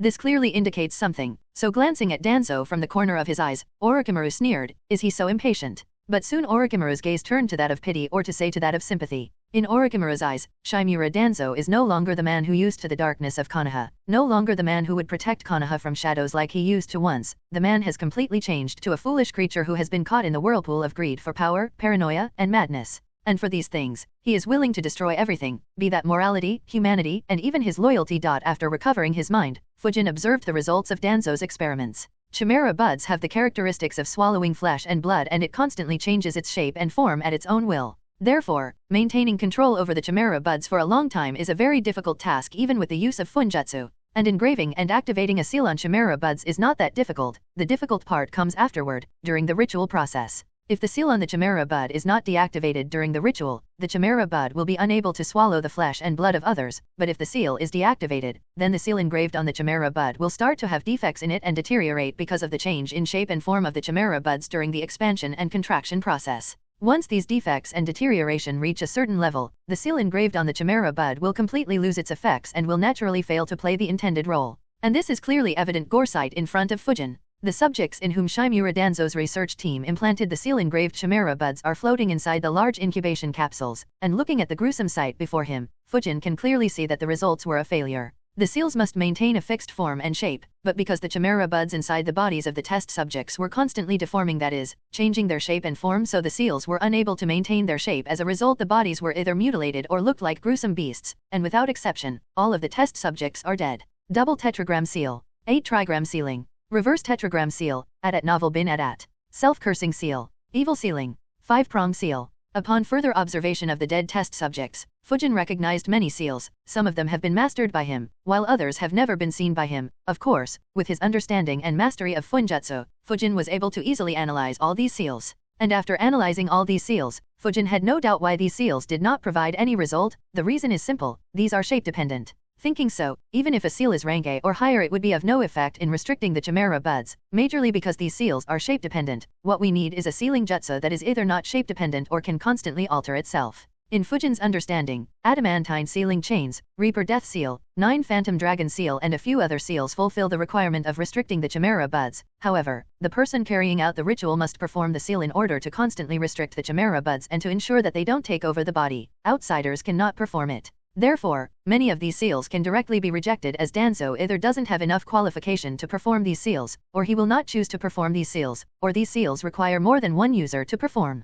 At this time, Danzo said, both of you can also see that the effects of these seals are not satisfactory. It is unable to show a proper restraining effect on the chimera buds. As a result, all the test subjects have died. Orochimaru thought a little, then said, perhaps we can try to improve the adamantine sealing chains of the Uzumaki clan to make it suitable for non-Uzumaki clan members to be able to use it too. After a while of thinking, Fujin nodded with Orochimaru's suggestion. We can try it. Even if a part of the power of the adamantine sealing chains is sacrificed, it would be worth it. After all, what we have to restrain is not the huge chakra of a Baijuyu, but the chimera buds, so it should be possible. Improving and changing a high-rank seal while maintaining its sealing power is a bit difficult task because it requires extremely complicated calculations and a lot of experimentation. After all, the seal is improved over several generations to suit the needs of the creator, so it contains generations of research, tests, and analysis to where it stands. How can be improved so easily? But if part of the sealing power is sacrificed, then improving and changing it is not that difficult, so Fujin thinks that it should be possible. Fujin said again, and if this still doesn't work, then we can create an all-new Fuinjutsu to suit our requirement. Of course, it will consume time, resources, and a few lives to test the suitability of the seal in conjunction with the chimera buds during the implant, but once the seal is successfully created and perfected, one of the major issues will be solved. Creating a high-rank seal is of course a very difficult task. It generally takes years and several generations to be able to create a perfect seal, but who makes Fujin a Fuinjutsu genius? Although he has never tried creating a new type of seal before, the only reason he didn't try is that it would not consume a lot of time and resources, but also a lot of human lives in the testing process. The worry is not that humans would die, the worry is that humans who meet the needs have to be searched and then kidnapped. This is a very hassling task, not something Fujin can do alone, so a lot of subordinates are required for this purpose, and that's where Root comes in. Orochimaru nodded with Fujin's suggestion, then he turned around to face a large incubation capsule in which a chimera bud was growing, and said, the main material of these chimera buds is also not good enough. The glue chosen by Hiriko is not stable enough. As a result, the activity of the chimera buds increases severely. Maybe we can try to search for more stable material to improve the stability of the chimera buds. Fujin thought about Orochimaru's suggestion while walking towards one of the large incubation capsules in which a dead test subject was floating, and said, in fact, there is a room for improvement in the process of cultivation of chimera buds. Before the chimera buds began to grow, we confused the target subject's cells in it to increase the adaptability and decrease the rejection probability. With this, controlling the chimera buds that was created to match your own body will become easier. The process followed by Hiriko is to first cultivate the chimera buds to a certain degree, then implant those chimera buds in your body and form thereon let the buds develop into full-fledged chimera that can swallow flesh and blood. He does not focus on the fusion of cells with the chimera buds. Although, this increases the success rate of survival, however, it also leaves behind a hidden danger. Because the chimera buds are not fused with the host cells prior, therefore, they become an independent existence that is wild and difficult to tame and can easily take over the body of the lost, much like a Baijuyo when a Jinchuriki loses control over his emotions, which is incredibly dangerous. However, if the approach suggested by Fujin is used and cell fusion is done prior, then although the success rate of implant would decrease and the expense of creating a chimera bud would increase, however, the hosts will be able to control the chimera buds much easily compared to before. Orochimaru was indeed impressed by Fujin's idea, and further began to discuss other problems and methods that be used to solve those problems. Fujin wasn't left behind and he was similar to Orochimaru. He too suggested many ideas and possibilities of their success to further improve the chimera buds. Listening to their discussion of one suggesting, the other analyzing its possibility and then further expressing his doubts and helping out clear up the mistakes, then the process would reverse and the discussion continued. While Shimura Danzo and his researchers on the sidelines looked at the two great minds working together with saucer-like eyes, they, who were completely stuck and felt that the experiment has fallen on a dead end, suddenly felt a sense of enlightenment after listening to Fujin and Orochimaru's discussion. Danzo looked at Fujin and Orochimaru, who were still discussing the improvement plan of chimera buds, and thought to himself, it was right to let them participate in this experiment. Shimura Danzo of course did not know that these ideas of improving the chimera buds were not brought out on the spot by Fujin and Orochimaru, but have been conceived in their minds for quite a while now. It's just that both master and disciple suffer from the lack of personnel and financial resources, therefore, they have not been able to implement these plans. For example, the choice of glue material to be used for creating the chimera buds. Both know that Hiriko is not a fool, since he chose this glue so obviously. He must have his own consideration, but if you want to improve the material, there are various requirements. First, there must exist a better and more stable material in the shinobi world. Perhaps it exists and perhaps it does not exist, but assuming that it exists, then comes the second problem of being able to find it. And finding is not about just going to a shop and buying all types of possible materials. No, it's far from it. Finding is related to searching the material, bringing it back, examining it, creating the chimera bud out of it, implanting it inside a test subject, living breathing shinobi, then seeing the result, and finally determining whether it is better or not. Even if all the experiments in the middle are ignored, the finding, transporting, researching, cultivating, capturing shinobi, and implanting again consumes a lot of manpower and material resources, and even then, there is no guarantee that it will be a success, so the complete cycle will repeat until a better and more stable material is found. As for improving the process of cultivation, it is not as easy as one thinks, because it will directly decrease the success rate of survival after the implantation, but the success rate must be determined and improved. It must not be forgotten that probability is a very magical thing. Once it decreases, then the methods of increasing this probability is a very difficult task as it requires in-depth experimentations and sacrifice of the human life. The consumption of materialistic resources and human lives could increase up to 10 times, 100 times, or even 1,000 times, and 10,000 times. So, all these suggestions of Orochimaru and Fujin belong to the category that either they should not be tried, but if tried then they are simply bottomless pits that would keep consuming funds and human lives until a suitable result appears. Fujin and Orochimaru just want to use Danzo's financial and personnel resources to try their previous ideas that they couldn't put into practice, because both understand that these ideas would consume at least a few billion ryo as well as hundreds if not thousands of human lives. While Fujin and Orochimaru are busy exploiting Shimura Danzo's power, the scene changes to somewhere outside Konohagakure. Whoosh whoosh whoosh whoosh. With the sound of breaking through the wind, one after another several figures landed in a forest zone. These figures are all dressed as Konoha Umbu. If Fujin was here, he will definitely recognize that the leader of these Umbu is none other than the captain of Sandame Hokage's guards. After looking around for a while, and receiving reports from his subordinates that everything was in order, the captain of the Hokage guards released a particular smoke and said to seemingly no one, "He's here." Following his words, a stream of light appeared across the forest and one by one many figures emerged out of the state of invisibility. The forest that seemed completely empty only a while ago was filled with a dozen figures in the blink of an eye. These figures, without exception, were all dressed in the shinobi gear of Uegakure. The leader of this group of Uegakure shinobi was a short and bald old man with few white hairs, a white mustache, white beard, and a big red nose. The identity of this short old is none other than the Sandame Tsuchikage of Uegakure, Oniki of both scales. Oniki, who was floating in midair with both hands behind his back, along with 3 elite jonin of Uegakure slowly landed to the ground. The captain of the Hokage guard came forward and bowed to Oniki, and said, "Tsuchikage Dano, I am the captain of Hokage-sama's guard. We of Konoha are here to escort Tsuchikage Dano's entourage to Konoha." Oniki nodded lightly, then questioned, "Have the other Kage arrived?" The captain of the Hokage guard nodded respectfully, "Yes Tsuchikage Dano, the other 3 Kage, including the Godame Kaze Kage Pakura-sama, Yondame Reikage Ai-sama, and Yondame Mizu Kage Yagura-sama have all arrived safely." Oniki nodded, then slapped the back of his head and said with a depressed expression, "Sigh, who would have thought that a time would come when the Gokage would meet in such secrecy? It's really inconceivable." Hokage guards and the others also sighed. Then under the leadership of the captain of the Hokage guard, Sandame Tsuchikage, and his entourage bypassed the Konoha's patrol and using a newly created secret route they secretly entered the same secret base in Konoha that the Kaze Kage, Reikage, and Mizu Kage have been using for the past few days. Outskirts of Konohagakure.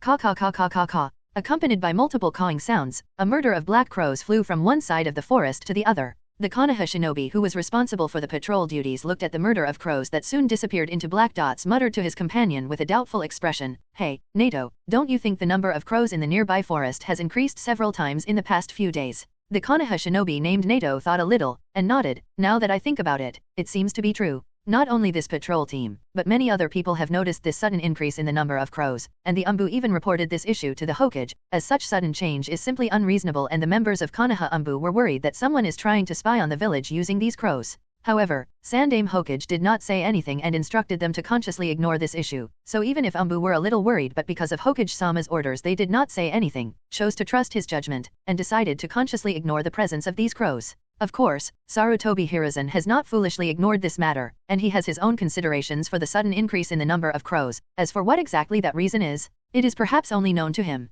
Whatever that may be, the real reason for the sudden increase in the number of crows is Hyuga Kuroto. 3 whole weeks have already passed since Itaki and Shisui's original disappeared, and about a week ago even the crow clones the 2 of them left behind disappeared all of a sudden for seemingly no reason. Although Kuroto managed to cover up their disappearance somehow, it didn't change the fact that he has lost all forms of contact with Shisui and Itaki. The earlier disappearance of the original did worry Kuroto, but the sudden disappearance of crow clones has started to make him feel a bit uneasy. But because there is no clue, so Kuroto can only spread out thousands of ninja crows and snakes to conduct a carpet search. Of course, he did not spread out too many snakes near Konoha, else it would definitely attract Orochimaru's attention, which is something Kuroto doesn't want. Anyway, in addition to arranging crows and snakes to search for Shisui and Itachi, Kuroto has also been watching the Gakage conference in the past few days from the eyes of Ether of Yagura. At the same time, he is also cooperating with Orochimaru and Shimura Danzo as Fujin to improve the Chimera Jutsu. Kuroto had to admit that his sensei indeed has an unparalleled talent in the development of Kinjutsu, and Kuroto too, because of his extraordinarily deep insight because of possessing the Tenseigan coupled with rich experience, is no inferior to Hiriko in terms of knowledge of Chimera Jutsu.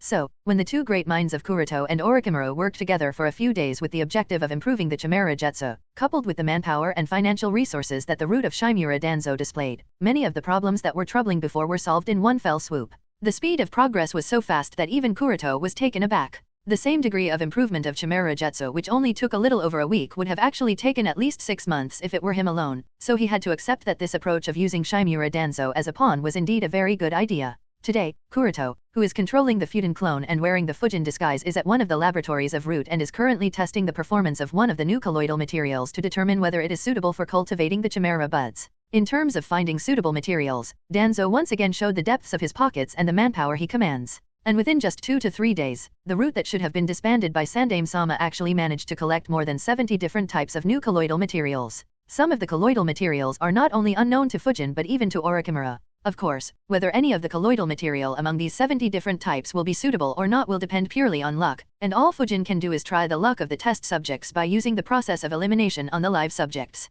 If the test subject is unlucky and the result is a failure, then the test subject will be overtaken by the Chimera bud, writhe in agony and explode immediately into bloody gore. But if the test subject is lucky and the result is not a failure, then the test subject will not be overtaken by the Chimera bud and die peacefully. If the luck of the test subjects is good enough, and the material that Fujin picks up next is suitable, then many of the problems that have plagued him may be solved in an instant. However, if the test subject is unlucky, then Fujin will have to keep spending more time and effort, which will result in the agony and death of more test subjects due to exploding into bloody gore than those dying peacefully. After excluding the 9th colloidal material due to failure, and signaling the root ninja to clean up the bloody mess, Fujin walked out of the test room and thought to himself, before selecting the suitable material, these tests must have been carried out by Hiriko too. If Shino had obtained that data, then a lot of my workload would have been decreased. But alas. With a sigh of disappointment, Fujin turned to look at Orochimaru standing not far away from him. Similar to Fujin, Orochimaru is also doing the performance test to select a new colloidal material. Fujin is always surprised by the change of Orochimaru while he is doing anything related to research.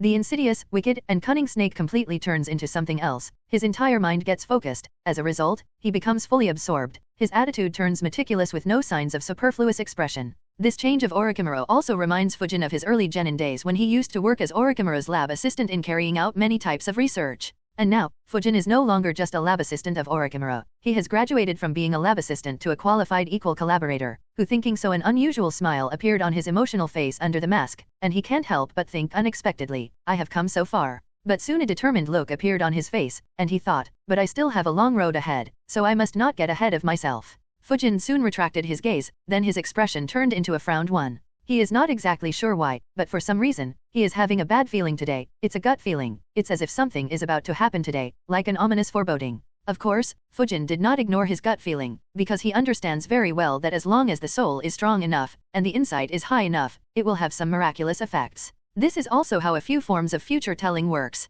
Therefore, Fujin's gut feeling is telling him that something is about to happen, and Kuroto can only think of one thing that is big enough to even make him feel pressured. Is today the day Akatsuki organization attacks Konoha for revenge? Konohagakure. Today, the streets are crowded with people and it is especially lively today. The reason is also very simple, because today is the day a new generation of students are enrolled in the academy. Amidst the crowd, Hyuga Hisashi, wearing regular clothing, led his son, Hyuga Niji, in the direction of the academy. When Niji came to the academy, he did not misbehave, laugh, or play unlike most of the other children. Instead, he carefully observed and analyzed the contemporaries who were also here to be admitted to the academy. After a while of observation, Niji's serious face shook slightly and he sighed in disappointment. Hisashi has been paying attention to Niji's behavior, asked, "What happened?" Niji replied with a somewhat regrettable expression, "Otosama, there doesn't seem to be any good student who could prove to be a challenge." Hisashi smiled slightly and shook his head.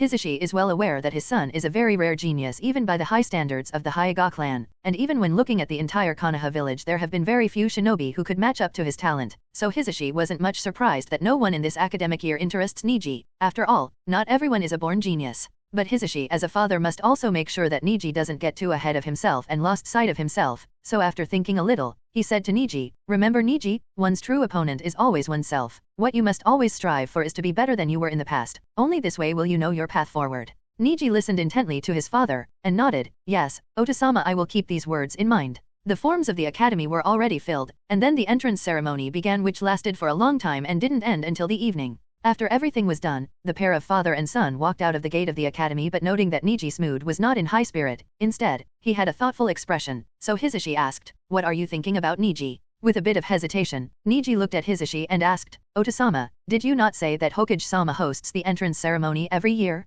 But Hokage-sama did not come for the ceremony today. Is it because this year is not good enough, and worthy of Hokage-sama's attention?" Hisashi looked at Niji with a complicated expression. He knows his son may seem calm on the outside but has become extremely sensitive in his heart for the past few years, so he gently rubbed Niji's head and said, "Silly child, didn't Tsunade-sama hosted the ceremony? Hokage-sama must have had something very important at his hand so he was unable to attend the entrance ceremony. It has nothing to do with whether your academic year is worthy of his attention or not." After listening to his father's words, Niji lowered his head and whispered lightly, "I see." Ever since he witnessed his father being punished by his uncle in the main family, the patriarch of the Hyuga clan using the caged bird cursed seal a few years ago, Niji has become extraordinarily sensitive in his heart. Even if pointed by a member of the same clan from far away, Niji would be particularly concerned. Hisashi has of course noticed this and has tried to help Niji overcome this problem in his heart, but he has not been able to do anything about it. Worried about his son's growth, Hisashi even discussed this issue with Hyuga Kuroto. But Hyuga Kuroto only said, "Your son is much stronger than you think, Hisashi-sama. He can overcome such problems on his own, and it is necessary that he overcomes them on his own, as that is what we call growth. Therefore, all you need to do is to have faith in your son and support him as a father. As for the rest of the issues, leave them to Niji, and me, as his sensei. If I have agreed to take Niji under my wing, so obviously I will watch over him." Noting Kuroto's confidence in Niji, Hisashi chose to trust him and hasn't particularly said anything to Niji in regard to his sensitive character, only hoping that his son will be able to overcome this problem on his own as he grows up. While the father and duo were walking out of the academy, Niji's gaze shifted to a distant tree, and locked on a specific child with black hair, Uchiha Sasuke. Hisashi also cast his gaze over and said casually, "If I remember correctly, the second child of the Uchiha patriarch is a year younger than you, so he should not be starting the academy until next year." Niji said with a serious tone, "I see, Otosama. According to what Kuroto-sensei told me, Uchiha Sasuke has a very high potential. It's a pity that he is not in the same year, otherwise, I could compete against him." On the tree, 3 children were present, 2 boys and 1 girl. The 2 young boys, both about 7 years old, were hanging upside down on the branch of a tree. One had blonde hair, blue eyes, and 6 whiskers on his face, while the other kid had black hair and black eyes. At the same time, the young girl, about 6 years old with similar black hair and black eyes, was sitting on the swing. The blonde-hair boy pointed in the direction of Niji, who was staring at Sasuke, and said, "Sasuke, look, that guy with the Byakugan has been staring at you. At novel bin at. The black-haired boy, Sasuke snorted softly, "Naruto, you fool, if you can notice him, then how can I not notice it? I am an Uchiha who has awakened the Sharingan, and that guy with the Byakugan is not even trying to conceal his gaze, so obviously I have noticed it much before you." Naruto thought a little and it made sense, but then he was puzzled again, and asked, "But why is he staring at you?" Sasuke smiled and was about to answer triumphantly, but before he could answer, the 6-year-old girl with black hair on the swing said immediately, "It's because he realizes that only Sasuke and Ii-chan can match up to him here." Interrupted midway, Sasuke was annoyed and said to the girl, "Kiyomi, haven't I already told you not to follow me?" The black-haired girl, named Kiyomi, quickly said, "But Sasuke and Ii-chan, nobody is at my home. I don't like being alone at home. Oba-chan used to say that I must make friends of my age." Sasuke immediately said, "Then make friends of your age. Why do you follow me? I am clearly older than you, and in the first place, how did you even find me? Ehehe. Mikoto Ka-chan told me that you were going to play near the academy, so finding you was easy," Kiyomi said with a mischievous giggle. Sasuke immediately pouted, "Ka-san, you traitor." Naruto, who was silent for a while, suddenly asked Sasuke in a whispering tone, "Sasuke, I have been meaning to ask for a while, who is she?" Sasuke turned to Naruto with a thoughtful expression, then after a bit of silence, he said, "Her name is Kiyomi and she is also an Uchiha, well, half Uchiha to be exact. Her Ota-san was a Konoha Jonin who died in the war against Kumagakure a few years ago, and her Oka-san died while giving birth to her. Since then, only she and her grandma were left in the family, but 2 weeks ago her grandma also passed away. So, well, Oka-san decided to take care of her since her Oka-san and my Oka-san were friends." Naruto nodded. He is also an orphan, so perhaps he can somewhat relate to Kiyomi and said, "Say, Kiyomi-chan. Woo woo woo." But before Naruto could finish speaking, suddenly, several loud roars and wailing cries sounded in the distance. The sounds were layered on top of each other and felt like they were coming from a different space altogether. At the same time, they seemed to be distorting the space. For a moment they sounded far away in the sky, and at the other moment they sounded very close to the ears.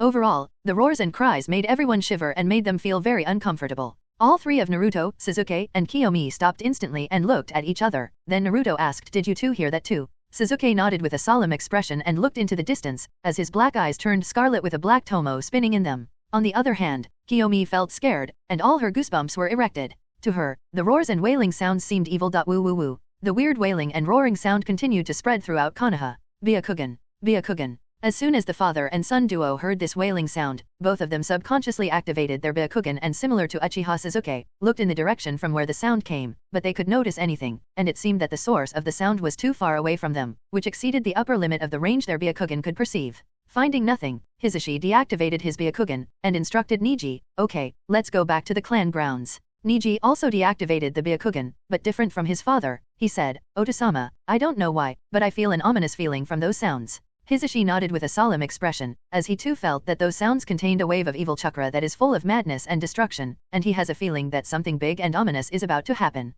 Thinking so, Hisashi urged Niji to hurry, and when passing by the three children named Naruto, Sasuke, and Kiyomi, he said to them, "You three, don't wander around here, and hurry to your homes." Somewhere in the Konoha market, Little Shin, who had just finished attending the academy entrance ceremony not too long ago, is currently walking through Market Street and is on her way to the Hyuga clan grounds. As always, she is wearing her Maiko garb, which consists of a white hakui and a pair of red hakama, a pair of white socks, along with sandals. She is holding a stick of dango dumplings in one hand while her playing with her hair using her other hand and looking around to find something interesting. Shin's guard Taraho was helplessly following behind her, holding a lot of snacks and toys that Shin had just bought on a whim. This has become his daily life these days. Woo woo woo. At this moment, the wailing sound echoed throughout the village. The moment Shin heard this voice, she stopped. Rather stunned, it felt as if she was struck by lightning. The pupils in her eyes changed into a complex geometrical pattern and her expression changed into a horror one. Taraho noticed Shin's strangeness, and quickly asked, "Shin-sama, what's the matter?" Shin, who seemed to be shocked suddenly, recovered, but she no longer had her previous look. She turned around slightly and said to Taraho, I saw a death prophecy," as tears started to stream out of her eyes. Taraho was startled, and he also understood what Shin's reaction means. "So this time, it's my turn, huh?" Beep beep beep beep beep beep beep beep. Alarm sounds. Before either of the two could say anything, a loud alarm sounded in the entire village. The alarm was a signal that all the villagers must rush towards the refugee, immediately. "This is my duty and I was always prepared for this." With this determination in his mind, Taraho no longer cared about all the things in his hands, and without any hesitation picked up Shin and rushed towards the refugee, as Kuroto had instructed him. On a cliff not far from Konohagakure, an elite jonin of Kyuzagakure named Mui, who also happened to be the master of the Hojiki castle until his disappearance a few months ago, was step by step walking towards a huge cubical black box that had several ghostly faces carved on its four sides. If our protagonist Hyuga Kuroto was here, he would have definitely recognized this huge black box exuding an evil chakra, because based on the memories from his previous life, Kuroto knows that this box is Kyuzagakure's hope of reviving their village to their previous glory, their ultimate weapon, the box of ultimate bliss. Behind Mui were four different people wearing individual sheep, cow, dog, and monkey headgear. These four are the elder of Kyuzagakure's radical faction, and at this moment, when the box of ultimate bliss is about to finally open, their expressions under their headgear are crazed and ecstatic. It is as if the entire shinobi world is about to fall in their hands. Magnificent. Our long-cherished wish about to finally come true. The revival of Kyuzagakure to its former glory starts on this day, at this moment. Mui, do not hesitate. Mui, the box is supposed to listen to the gatekeeper. Hurry and wish for the revival of Kyuzagakure. Your late son must be wishing is as well. There was no hesitation in Mui's face and he continued to walk forward. Uchiha Shinichi adjusted the clothes of the unconscious Nii Yujito, the Jinchuriki of Nibi. Currently she didn't have much chakra left, as more than 90% of Nibi's chakra sealed inside her was siphoned away by the box of ultimate bliss. After she was nearly empty, and Shinichi had adjusted back her clothes, he threw her on top of the giant chimera beast where Hirako stood akimbo. Immediately he glanced at the Kyuzagakure shinobi in the distance with a disdainful expression and said, "A bunch of ambitionists who doesn't even understand their upper limits, are they also worthy of ruling over the entire shinobi world?" Hirako, who was standing on top of the chimera beast, caught the unconscious Nii Yujito, then moves his gaze towards the box of ultimate bliss with a curious expression. Unlike Uchiha Shinichi, who has Uchiha clan's arrogance deeply rooted in his bones, Hirako has the mind and curiosity of a researcher. Therefore, he was quite curious about what the box of ultimate bliss is capable of. He had been curious about it, but no matter how much he tried, he couldn't make a single dent on the box of the ultimate bliss. This alone was more than enough to pique Hiriko's curiosity. Moreover, in the past few months, he has also researched the history and the background of the box of ultimate bliss, and he has learned that this box has existed for several centuries. Its history dates back to the era of Rakudo Sennin, so he is much curious and really wants to know what is this box that used to exist in the era of Rakudo Sennin. As Shinichi walked closer to the Chimera beast, Hiriko's lips arched in a smile, and he asked casually, "What do you think is hidden inside that box?" Shinichi said, "Whatever is hidden inside the box, I highly doubt if it is capable of destroying Konoha." Hiriko said in a surprised tone, "Oh, you seem to overestimate the strength of Konoha." Shinichi shook his head in disdain and said, "And you seem to underestimate Konoha's strength." After speaking so, he also thought with a smirk, after all, the boss is the ultimate boss of Konoha. As long as he is alive, destroying Konoha is just a pipe dream. Hiriko did not argue with Shinichi. Instead, he said, "Our deal with Kyuzagakure's radical faction is just that we will open the box of ultimate bliss for them, and in exchange, they will destroy Konoha for us. Just because we made this deal with them doesn't mean that we truly expect them to be able to destroy Konoha, the strongest of the 5 great shinobi villages. The attack from the box of ultimate bliss will just be an appetizer. The main course of Konoha collapse plan is something else entirely. Hey, even if the 5 cages have gathered here to deal with the Akatsuki, it would make no difference when he makes his move." With a burst of mocking laughter, Hiriko said, "Let's go, our mission here is complete, now let's enjoy the show of Konoha disappearing from the map of this shinobi world." Shinichi said nothing, he just jumped up and landed on top of the Chimera beast then, together with Hiriko, and the unconscious Nii Yujito flew away from here, although, midway he did look back at the site of the village with a melancholic expression and thought, "Boss, I do hope that you will be able to handle him, because if even you can't, then Akatsuki's Konoha collapse plan will really succeed and today will really become the day when Konoha disappears from the map of this shinobi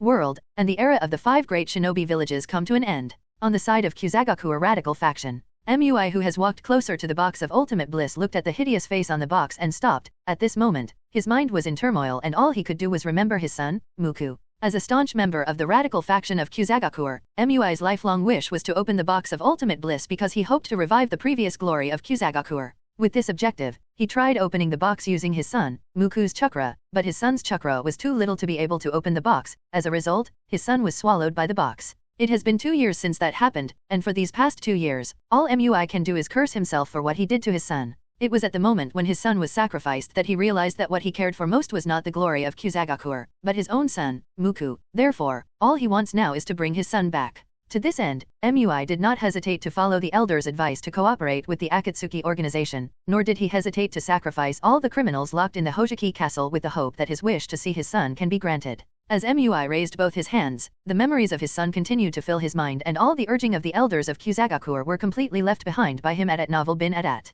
"Open, here and now. Oh, box of ultimate bliss." As MUI yelled, suddenly a layer of black chakra enveloped the box of ultimate bliss. The sounds of whispers and cries full of pain sounded everywhere. "Heed my wish," but MUI continued as several trails of tears started to stream out of his eyes. The whispers in the surroundings increased and so did the expectations on the faces of the Kyuzagakure elders under their masks. MUI continued word by word, "Let me see my son Muku. Oh, box of ultimate bliss. Heed my wish. Woo-oh." Instantly, an echo sounded from the box and the black chakra enveloping the box turned purple. "What?" The cow head elder exclaimed in shock. "Have you gone mad, MUI?" The sheep head elder shouted in shock. "Kyuzagakure vanished from my heart long ago? Yes, from the day I lost Muku 2 years ago. You traitor," the monkey head elder shouted in anger. "How dare you betray the village?" the dog head elder also added in anger. The 4 Kyuzagakure elders of the radical faction were shocked. Never did they expect such a problem to arise at the final moment. Never did they expect that the guardian of the box of ultimate bliss, who had always dreamed for the revival of Kyuzagakure to its original glory, would suddenly betray them at the final moment.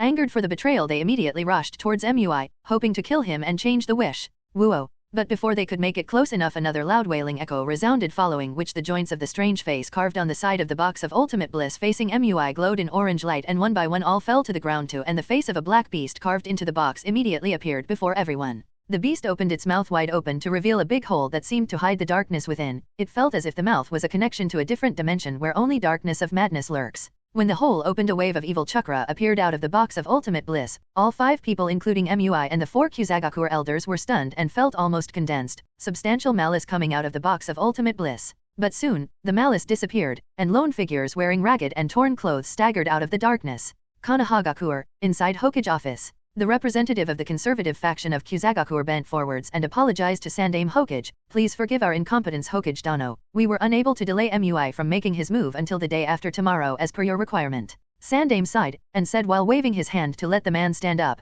the ones bound to come will eventually come. You were able to delay up to today is already more than I could have asked for, so there is no need for the apology, Musan. And after a pause, he continued, what about the information on the box of ultimate bliss that I asked for? Is it really all lost? The representative, named Mu, sighed and nodded. I assure Hokage-sama that we did not hide anything. All the meager information we had about the box of ultimate bliss has already been passed to Hokage-sama. Sandaime took a deep breath and released a puff of smoke, then said, that is to say, neither the conservatives nor the radicals know what actually is inside that box. Mu sighed and nodded with a solemn expression. Back in the day, Kyuzagaku tried all means to open the box, but nothing worked, and in the past few decades thousands of people have been sacrificed to it by the radical faction. All the criminals locked inside the Hoshiki castle have also been sacrificed to that box, but still, nothing worked. Therefore, we will believe that whatever is inside that box is really ominous and endanger the existence of the entire shinobi world. So, when dealing with it, please take it extremely seriously. The figure that staggered out of the box of ultimate bliss walked step by step and slowly came towards MUI. Oto-san, said the figure as he looked up at the man in front of him. Muku, forgive me, I was wrong. Looking at the familiar figure in front of him, MUI shed tears of joy. At this moment, he was not an elite jonin of Kyuzagaku nor was he the master of the Hoshiki castle. He was just a guilty father who had no trace of keenness or vigilance against his son. He was endlessly joyed that he finally got to see his son again. This guilt and joy caused him to ignore the insidiousness and the madness hidden within the eyes of his son. Whoosh. Just as MUI was preparing to step forward and embrace his son who had finally come out of the box of ultimate bliss, Muku, who was slowly staggering forward, suddenly accelerated and rushed towards MUI at an incredibly fast speed. The scene changed so quickly that MUI, despite being an elite jonin of Kyuzagaku, had no opportunity to react. Slash. And the next thing MUI felt was a sharp burning pain coming from his chest. He looked down and saw that his son's right hand was inserted inside his chest. Blood was spurting out of the bloody hole and sprinkled on Muku's tender face, who relished it deeply, making him look like a monster in the skin of a child. In shock and realization, MUI staggered backward and spurted out a mouthful of blood. Puff, then asked with some difficulty, why? Muku looked up and said, yes, Oto-san, you were wrong. You shouldn't have let me out of the box. Then he stretched out his tongue and licked the blood splashed on his face, showing a look of enjoyment and ecstasy. It's the long-lost taste of sweetness. You are not my son. You are not Muku. With a shocked and unwilling expression, MUI slowly collapsed on the ground. Perhaps, muttered Muku with a smirk, all while licking the blood on his hand. Not far away, the four Kyuzagaku elders were shocked upon witnessing the scene in front of them. Their legs softened and they collapsed on the ground in horror. There is no doubt that the box of ultimate bliss did not fulfill MUI's wish. What came out of the box was not MUI's son Muku, but a true monster in Muku's skin. At this moment, they also realized that the dream for which they gave up everything, even their humanity, was nothing more than an illusion. The revival of Kyuzagaku to its former glory was just a mirror flower water moon. Muku coldly glanced at the four Kyuzagaku elders who were too terrified to do anything. He wrinkled his nose and sniffed, then immediately turned away with a disgusting expression. A bunch of corrupt and greedy old fools. Even the smell of your blood makes me sick. Next, he turned his gaze to the other side to look in the direction of Konoha, where he could sense a whole lot of fear and deliciousness, and soon muttered in appreciation, I think I will go that way. With that said, suddenly a palpating evil black chakra engulfed Muku's young body, and instantly his body distorted and morphed. Arms distorted and lengthened to reveal huge brown claws and arms covered in black feathers. Legs bulged and grew bigger, a big mouth with 2 pairs of sharp white fangs, a very slender stomach, a long black tail, and a pair of giant black wings like that of a crow, giving it the appearance of a true monster. Roar. With a loud roar, the monster waved his right hand, producing a sharp air current. Instantly the 4 elders of Kyuzagaku were affected. Their masks all broke and collapsed on the ground far away. 3 died instantly. Only 1 still left alive and not so injured, but he was too scared to be able to do anything and could only shiver in horror in the presence of that monster. After dealing with the 4 elders, the monster no longer cared about them, just jumped upwards and landed on top of the box of ultimate bliss. Then using his huge and sharp claws, the monster grabbed the box of ultimate bliss, opened his wings, and accompanied by a strong wind he flew in the direction of Konohagaku. Konohagaku. As soon as the sound of alarm bells rang, the entire village became extremely noisy. The streets were filled with civilians wanting to get to the refugee as fast as possible. The noise of children crying in fear, and the noise of adults arguing in anger acted like oil in the fire, making the village very chaotic. But because the village has already conducted several evacuation drills in the past month or so, therefore, Konoha shinobi soon began to spontaneously maintain order, calm the panicked populace, and organized the villagers to enter the refugee in an orderly manner. At the same time, many elite Konoha shinobi moved towards the center of the village to gather near the Hokage building, waiting for Hokage-sama orders. On the outer wall, the Konoha shinobi responsible for patrol duty watched the surroundings with utmost vigilance. Although everyone has a bad premonition that the village is under attack, so far, no one who the enemy is, from which direction they are attacking and how exactly are they attacking. Therefore, the patrol has to watch over everything keenly. Suddenly, a Hyuga shinobi, who is part of the outer patrol, pointed in the distance and alerted everyone. At 11 o'clock, there is an unknown object approaching the village at a horrifying speed. Everyone immediately looked in the direction pointed by the Hyuga shinobi, and they all noticed a small black spot that suddenly appeared on the horizon in front of the setting sun that is slanting westward, and the strange thing was that the small black thing was really approaching the village at a horrifying speed. An Inuzuka shinobi asked, "What is that? At novel bin at?" And Abarame answered with a thoughtful expression, "From here it appears to be some kind of insect, or perhaps a bid." But the Hyuga clansman immediately denied, "If it's an insect or a bird, then its size is too exaggerated, and don't you people sense chakra fluctuations from that thing? Not only is its chakra as exaggerated as a baijuyo, but it is of a vile and evil nature. It's definitely an enemy." The Nara shinobi, who is also part of the outer patrol, also noticed this, because as that object was approaching closer and closer, everyone was able to sense vile and evil chakra. He immediately said to the Yamanaka shinobi standing next to him, "Inoruo, immediately report the exact information Hyuga-san dictated to Inoichi-sama." The Yamanaka named Inoruo nodded, "Got it," and immediately reiterated everything back to the intelligence base using his Yamanaka jutsu. And while the Yamanaka was transferring back the information, the Nara said to the others around him, "Everyone, it might take a few minutes for the reinforcements to arrive. Until then, it is upon us to keep that thing occupied here. By any means, we cannot allow that thing to get past us and enter the village, else, the damage done would be tremendous. So whether for our families, for our clans, for our village or for the will of fire, we must keep that thing occupied here." Everyone nodded, for the family, for the clan, for the village, and for the will of fire. Boom! But before they could start implementing the combat strategies, the huge monster suddenly accelerated and directly slammed into the outer wall of Konoha and let out a sharp frightening roar. Smoke and dust filled the sky, wood and stone splashed everywhere, and in the area where the monster slammed, a large section of the outer wall collapsed to reveal tens of meter-wide hole. In the gravel pile, the patrol ninjas who had barely escaped with some serious injuries looked at the huge monster hovering in the sky with a dull expression and murmured in horror, "This thing, we can't deal with such a monster." Just when all hope seems to have been lost, a loud voice echoed that seemed to give everyone a sense of security echoed in the surroundings, summoning jutsu. Poof! With a surge of white smoke, a giant toad leaped out and rushed towards the monster that was raging near the outer wall. This toad is none other than Gamabunta, the toad summon of the toad son in Jiraiya.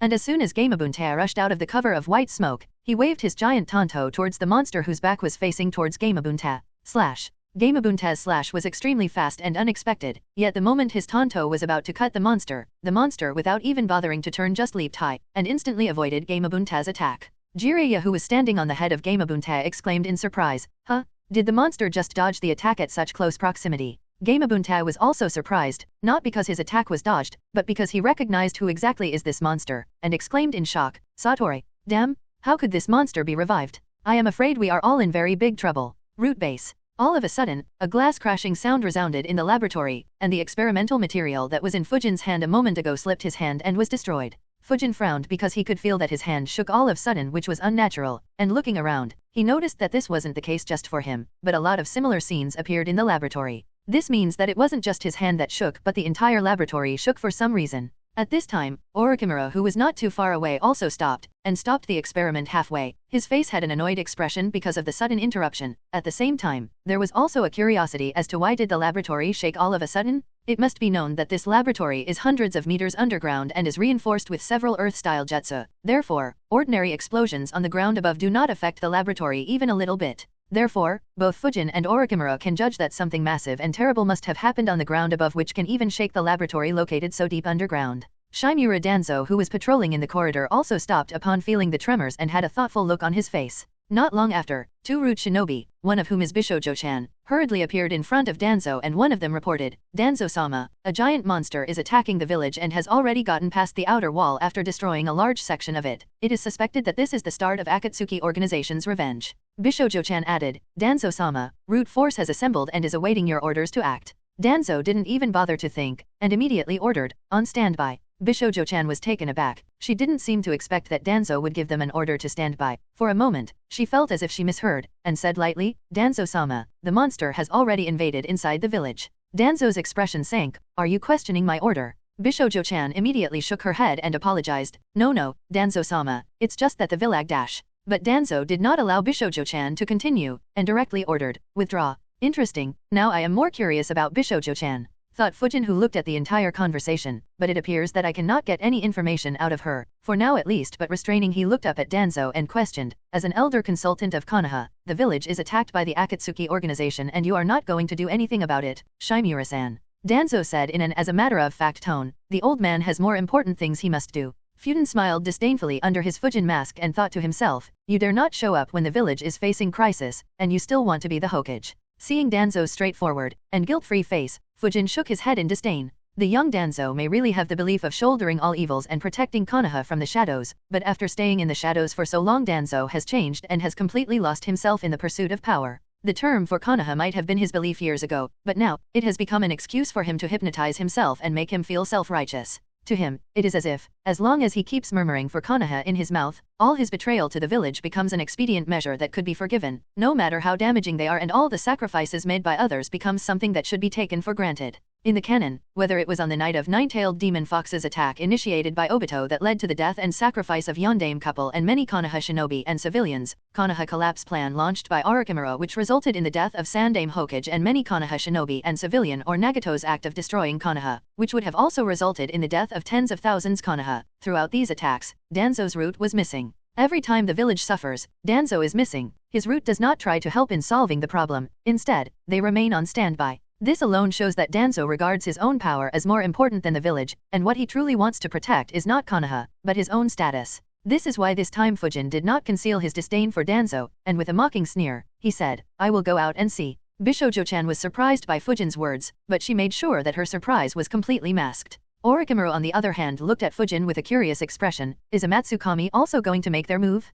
In that case, I must not miss such a good show. Then he also stood up and said, I will come along. I am also quite curious about the monster that has attacked the village. Suit yourself? Said Fujin and started to walk towards the exit of the laboratory. Danzo was a little annoyed. The experiment has reached a critical junction. Are you going to give it up halfway? Fujin, who just passed by Danzo, said with a casual tone, just going out to take a look. This doesn't affect our agreement. Danzo turned around, tapped his crutch in annoyance, and said with a sullen face, the Akatsuki organization has been preparing so long for the revenge, their plan this time will definitely not be easy. Is Amatsukami going to dirty itself in the muddy waters? Fujin, who was walking outside, stopped, and glanced back at Danzo. It sounds weird when a Konoha elder is giving such warning to me, a member of Amatsukami. If people who don't have any impression of our identities were to see such a scene, I am afraid they would believe that I am an elder of Konoha. Having said that, Fujin no longer stayed and quickly walked towards the exit several levels above. Looking at the leaving figure of Fujin, Danzo said coldly, my experiment has not been completed yet. I hope you don't lose your life because of your curiosity.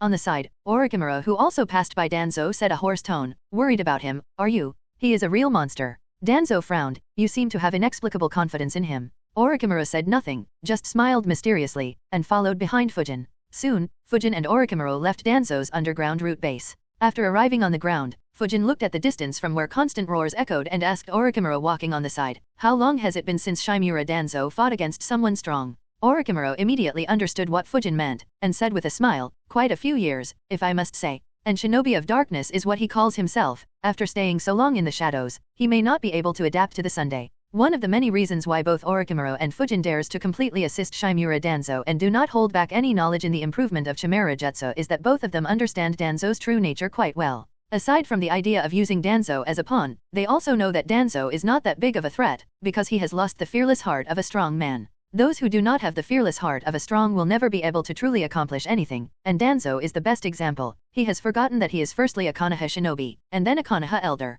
For such a cowardly person, even if Chimera Jutsu is improved and even if he is allowed to complete the ritual in a better state and even if he is allowed to acquire the power, he still won't be able to become daunting enough, because cowardness is rooted in his bones. He doesn't seem to realize that this shinobi has long since changed. As he said, Fujin jumped higher, and instantly a pair of iron sand wings spread out behind his back. Then with those pair of wings Fujin flew in the direction of Konoha at an incredibly fast speed. Orochimaru looked at the disappearing figure of Fujin and licked his lips with a smile. It appears that my guess is correct. Amatsukami truly does intends to make their move. Let's see how it turns out this time. On the other side, Fujin, who was worried about the safety of Yui, quickly flew towards Konoha. By now, the sun has already set on the western horizon, and only a dim afterglow is left, but this dimness of twilight did not affect Fujin's vision, who has already activated his Byakugan. Standing on top of the half-destroyed outer wall, he looked at the two monsters who were fighting one another. One side is Gamabunta and standing on top of his head is Jiraiya, one of the legendary Sunin, while on the other side is a black monster with a pair of giant crow-like wings. As soon as Fujin saw the monster, he had a look of realization. Isn't that Satori, the puppet of the Box of Ultimate Bliss?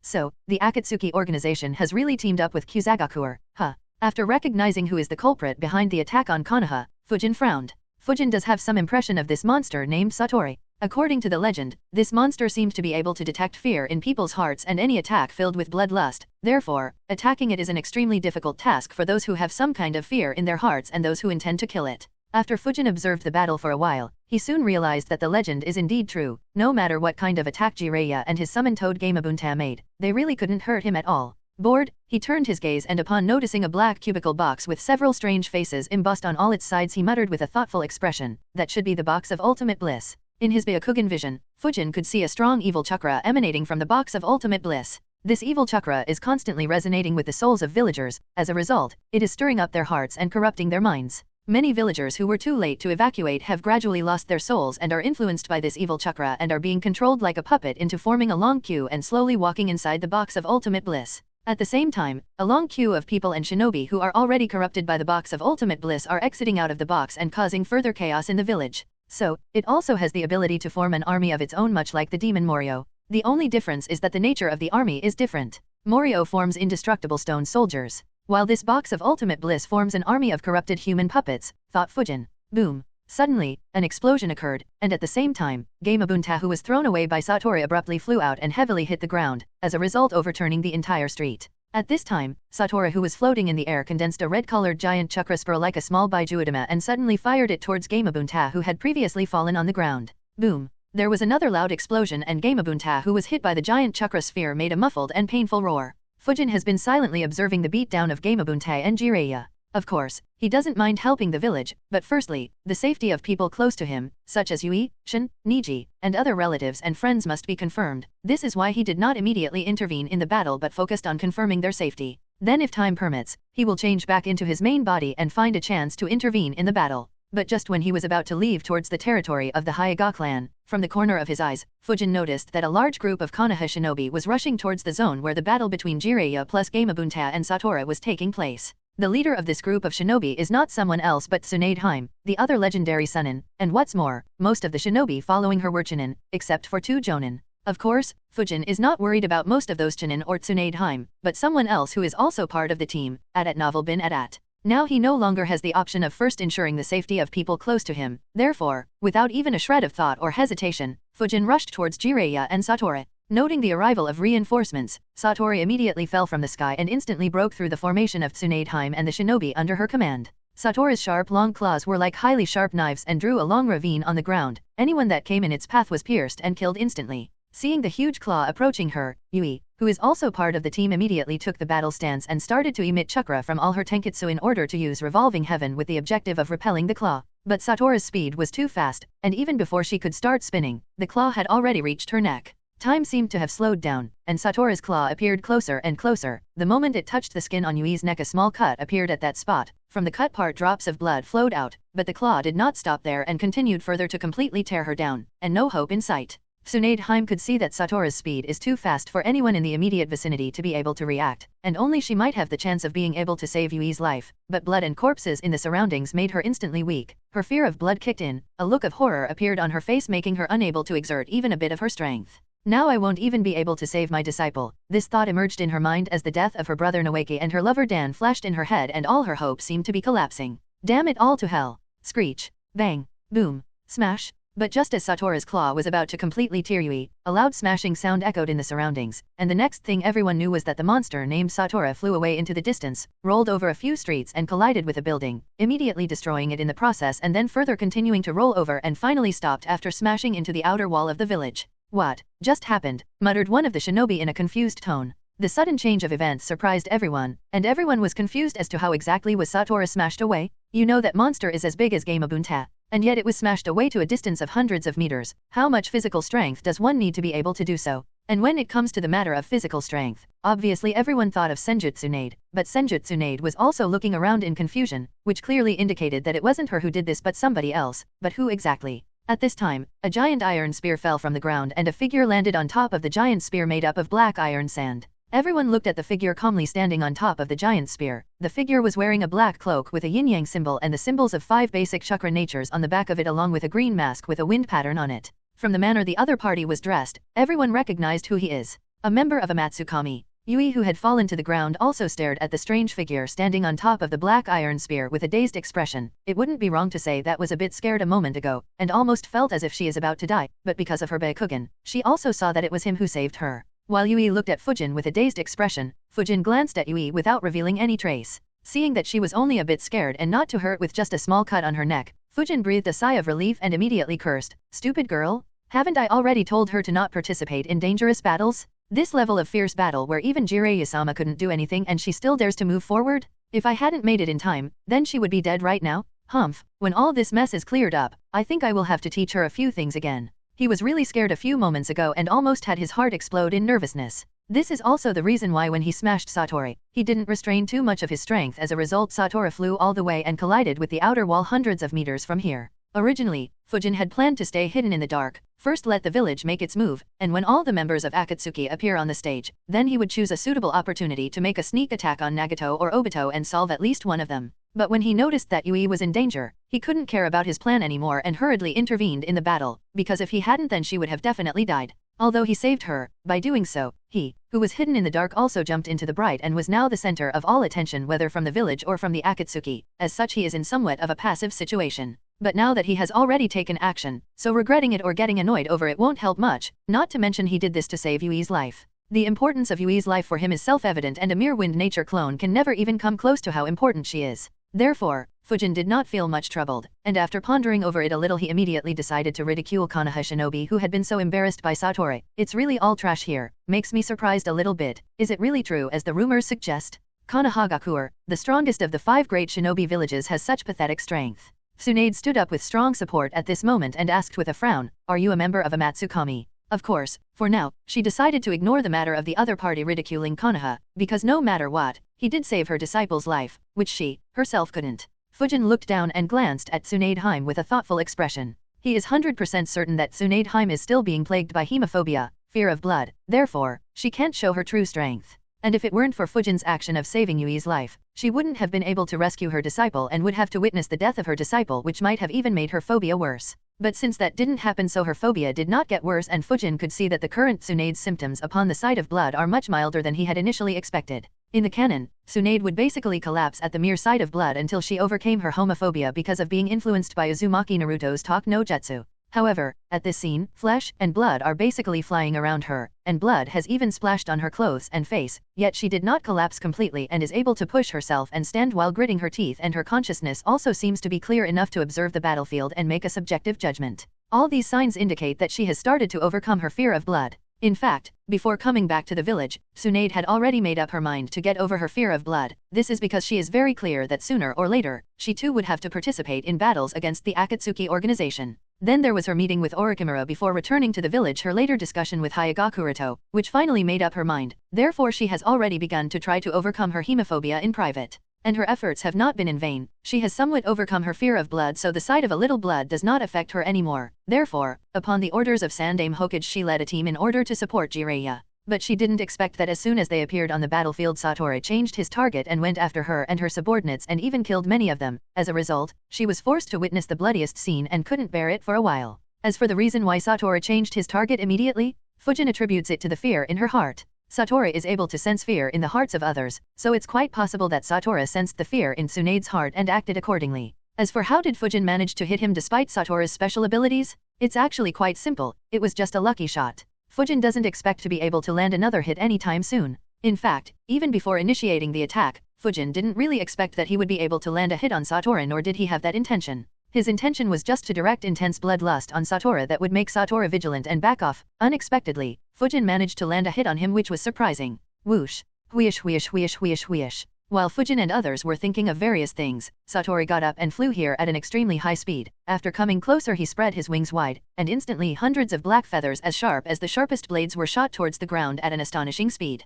Fujin didn't care and just waved his right hand upwards. Under the influence of Fujin's magnet release chakra, black iron sand rose out of the ground and immediately turned into a shield big enough to protect everyone on the battlefield. Ding ding ding ding ding ding ding ding. Although Satoru's feathers were extremely sharp, however, when they collided with Iron Sand's shield, they still couldn't pass through it. As a result, metal collision symphony echoed in the surroundings as the feathers kept colliding with the Iron Sand shield. And while Fujin stopped Satoru's onslaught, Tsunade gave the order to her disciples, quickly, heal the injured ones, then turned towards Fujin and questioned, why are you helping us? What are Amatsukami's intentions? Fujin saw that Yui was treating the wounded around her regardless of her own safety and sighed slightly, then listening to Tsunade's question, he snorted coldly and said, helping you? Don't be ridiculous, why would I help lowly creatures like you? I just think that this monster is quite interesting, that's all. Having said that, Fujin directed more magnet release chakra to control more iron sand that appeared out of the ground, but this time he did not use it to attack Satoru. Instead, he used this iron sand to carefully move Yui, Shizun, and other Konoha shinobi in the vicinity to a safe distance from the battlefield.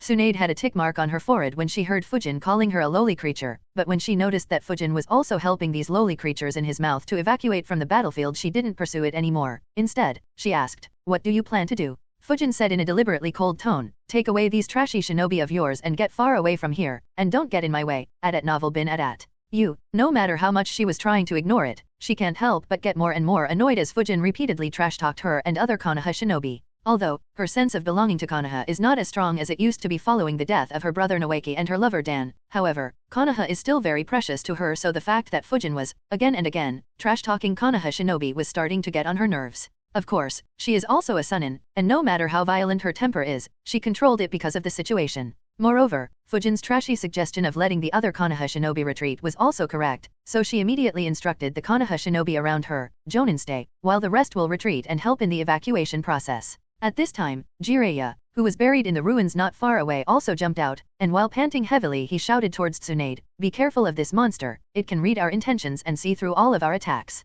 The injured Gamabunta said in a weak tone, facing Satoru, we have no chance of winning, at all. Damn it. After listening to Jiraiya and Gamabunta's words, Tsunade looked up at Satoru in anger, her hand was clenched tightly. The tragedy of the village, as well as the dead companions around her, were urging her to get past her fear of blood. Satoru, who was flying in the air, let out a burst of strange laughter at this time, and said, ha ha ha ha ha, are you scared? Despite being just lowly humans and insects, you people are actually trying to resist me. It's ridiculous, ha ha ha, no matter what power you master, senjutsu, medical ninjutsu or something else, it wouldn't stop you from feeling fear, ha ha ha. For being nothing more than a puppet of the box, you sure like to overestimate yourself. Mocked Fujin in a cold tone, then he took out a storage scroll from inside his cloak, unfolded it, and after making the hand signs, he said, release. Poof. With a poof of white smoke, an astonishing amount of black iron sand appeared out of the storage scroll and covered his surroundings. Fujin will not make the same mistake twice, because of the lack of iron sand at his hand last time when facing Orochimaru and the two Edo Hokage. He was forced to use Shikatsumayako, but he can't use Shikatsumayako so easily. The same goes with Scorch Release. The fact that he can use Scorch Release is only known to the Kaze Kage Pakara, and Fujin would obviously not reveal it so easily given that the entire Akatsuki organization is still hidden in the dark.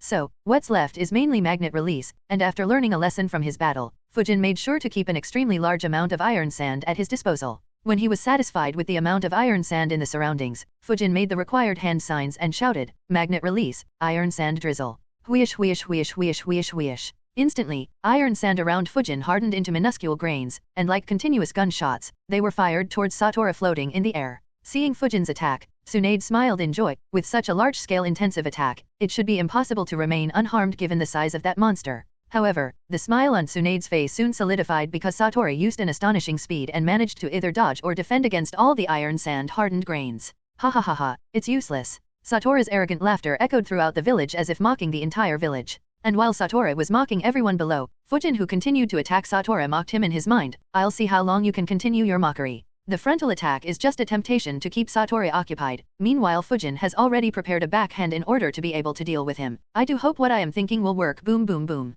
Listening to the constant roars and sounds of explosions coming from Konohagakure, the corners of the Tomo masked DMS Obitos, the mask Obito used in 4th Great Shinobi War, lips under his mask arched in a mocking grin. Unexpectedly, Kyuzagakure is quite capable. The red-haired Nagato, who stood still silent with an indifferent expression, had a cold look in his eyes. Ever since he transplanted the Hashirama cells, Nagato has completely bid farewell to his wooden cart and can properly walk on his own. Not only that, even his body has become extremely strong, and his chakra reserves have grown sharply. The characteristics of the sage body of the Uzumaki clan and the characteristics of the sage body of the Senju Hashirama were fused together in his body. At this time, Konan, who was observing the state of the village from a distance, landed on the ground next to Nagato and said, "The monster that ran out of the box of ultimate bliss has destroyed a large section of Konoha near the outer wall, and has penetrated inside the village." Nagato said lightly, "That monster has an aura that makes me feel disgusted." Tomomask DM Asobito shrugged, "Konohagakuer collapse? And making them feel the pain? Isn't that what was your objective? So, does it really matter if that monster does it or you do it?"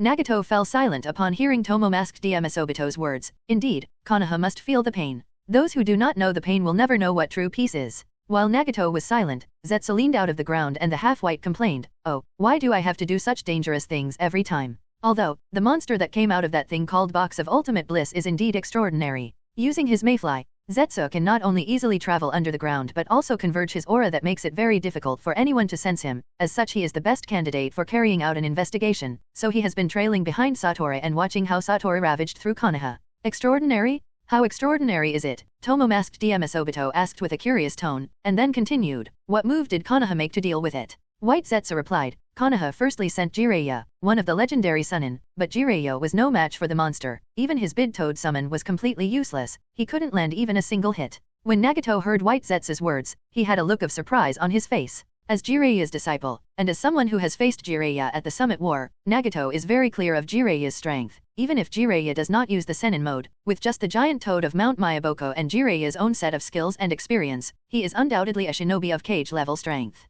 Even if he cannot completely defeat a Baijuyu, he is still capable of fighting back and forth against a Baijuyu and won't be completely useless. Yet, such a shinobi is completely useless against the monster that came out of the box of ultimate bliss? So, Nagato had to reconsider his opinion on that monster. Tomomask DM Asobito was also surprised and said, "It was originally just part of a trial that was arranged casually. Who would have thought that the effects would be so good? It seems that the entire shinobi world has underestimated Kyuzagakure's heritage." After White Zetsu's description of the battle, even Tomomask DM Asobito realized that the monster that came out of the box of ultimate bliss is indeed quite extraordinary. White Zetsu continued, "After Jiraiya's repeated failure, the other legendary Sunin of Konoha, Tsunade Haim, led a team of shinobi to support him, but for some reason, she looked a bit weird. I couldn't sense the real reason for her weirdness, and she didn't seem injured, but for some reason, she was unable to fight. In short, her state was not right. She couldn't help Jiraiya even a little bit and almost had her subordinates get killed by the monster." Then a member of Amatsukami appeared. As soon as the word Amatsukami was spoken by Zetsu, a strange silence engulfed the place.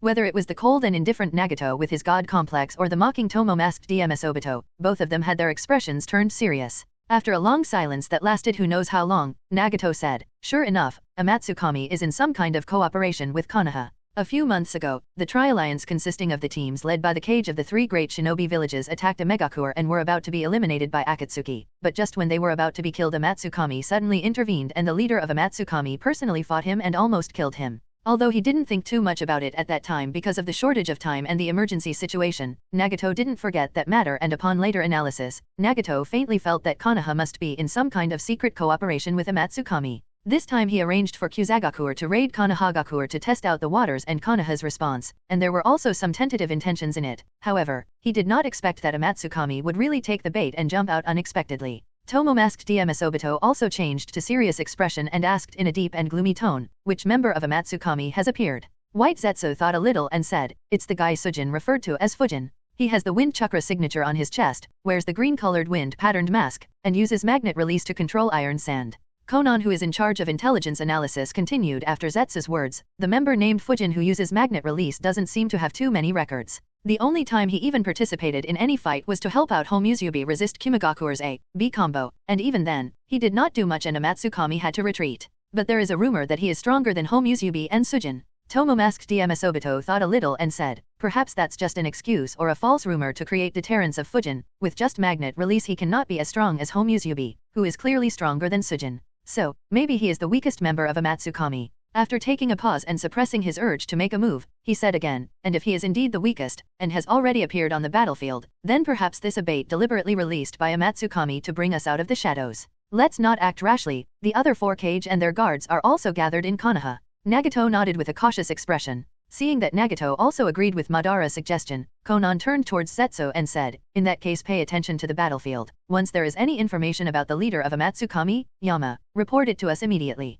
Tomomask DM Asobito also added, "The same is the case with Homuzubi and Sujin. If either of the two of them shows up, then notify us immediately." According to the intelligence gathered by Akatsuki about the members of Amatsukami, the leader, Yama, is ranked as the strongest and the most dangerous. Then comes Homusubi, who has the Mangekyo Sharinon, followed by Sujin, who can use ice release and can transform into an ice water dragon, and at last, there is Fujin, who only uses magnet release and has not yet shown any significant battle prowess. So, even if they do care a little about Fujin and the rumor about him, but when facing the Five Cage and the other members of Amatsukami, they can only assume that perhaps Fujin is really not that strong, is just bait. Zetsu nodded and submerged back into the ground to pay attention to the situation and see if he can find any information about Yama, Homusubi, and Sujin. Konohagakuer, inside Hokage building. Looking at the smoke and dust rising in the distance, and listening to the noise of the explosion, painful cries, roars and so many other types of noises, Sandaime sitting in the Hokage office had a gloomy expression on his face. Ryahan and Mew standing next to him both looked worried. No one had expected that the monster that came out of the box of ultimate bliss would be so powerful and so difficult to solve by Jiraiya, one of the legendary Sannin.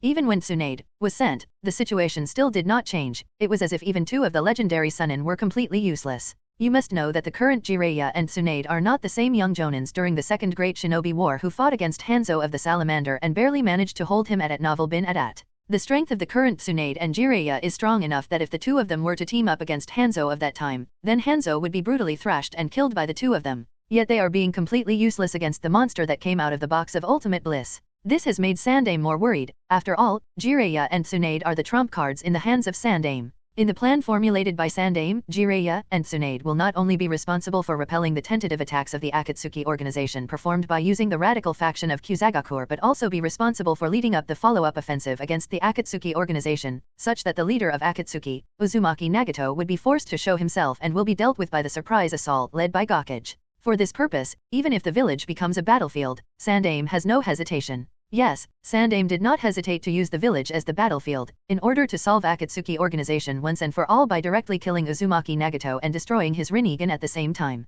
Such things as Rinnegan that represent the legendary power of Rakudo Sennin must not be allowed to exist, as it is clearly disrupting the authority of the five great powers, which is not something Sandaime Hokage wishes to see. But things completely deviated from his plan. The so-called box of ultimate bliss, which was Kyuzagakur's radicals' hope of reviving their village to its former glory, turned out to be so difficult, and what came out of the box is a terrible monster against who even the two legendary Sannin are completely helpless. Jiraiya and Tsunade have already teamed up, and yet they are unable to deal with the monster and are at a disadvantage. As for the rest of the members of the Akatsuki organization, they haven't even shown up yet. Ryahan couldn't stand it any longer. He stepped forward and said, "Hokage-sama, we of Kyuzagakur are responsible for this mess, so we are willing to help Konoha deal with that monster." However, Sandaime Hokage shook his head. The shinobi of Kyuzagakur cannot show up yet. If Mew and Ryahan, as well as other shinobi of Kyuzagakur, were to appear in Konoha, Akatsuki would probably guess that their attack plan has been leaked to Konoha in advance, so they would be prepared in advance for some surprises, and if that were to happen, then the effect of the Gakuge's raid against the leader of Akatsuki will be greatly reduced.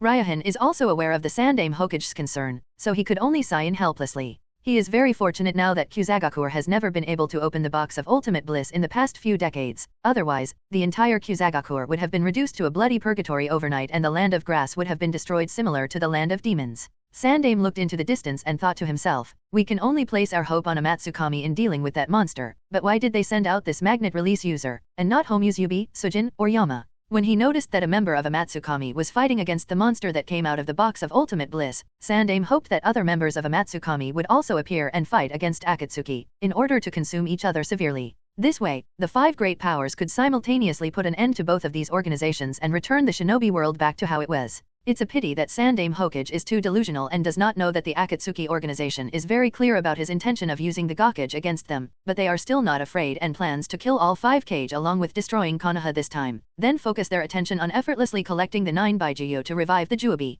The only thing that they did not expect was Amatsukami's intervention. Of course, they are still not too worried and plans to solve Amatsukami along with Konoha and the Gakage. At the same time, Sandaime is also not aware that 2 of the 5 Kage are secret members of Amatsukami, so no matter what happens, they would never follow his approach and deal with Amatsukami, and even if they had such intention, neither of the 5 Kage is strong enough to deal with any member of Amatsukami, especially their leader, Yama on the battlefield. In order to stop Satora from continuing to advance into the hinterlands of the village, Fujin used magnet release to fly in the air and started fierce air combat with Satora. Whoosh whoosh whoosh whoosh. One after another, 2 shadows that were constantly entangling each other flew from one position to the another while attacking and dodging each other's attacks. In terms of body size, Fujin is naturally very small when compared to Satora, who is as big as Gamabunta. But if it's about fighting ability, momentum, and flying speed, Fujin, who has iron sand wings acting as an extension of himself, is far superior compared to Satori. However, as Fujin had guessed, the first shot he got on Satori was really just a lucky shot, because after that no attack of Fujin managed to land on Satori.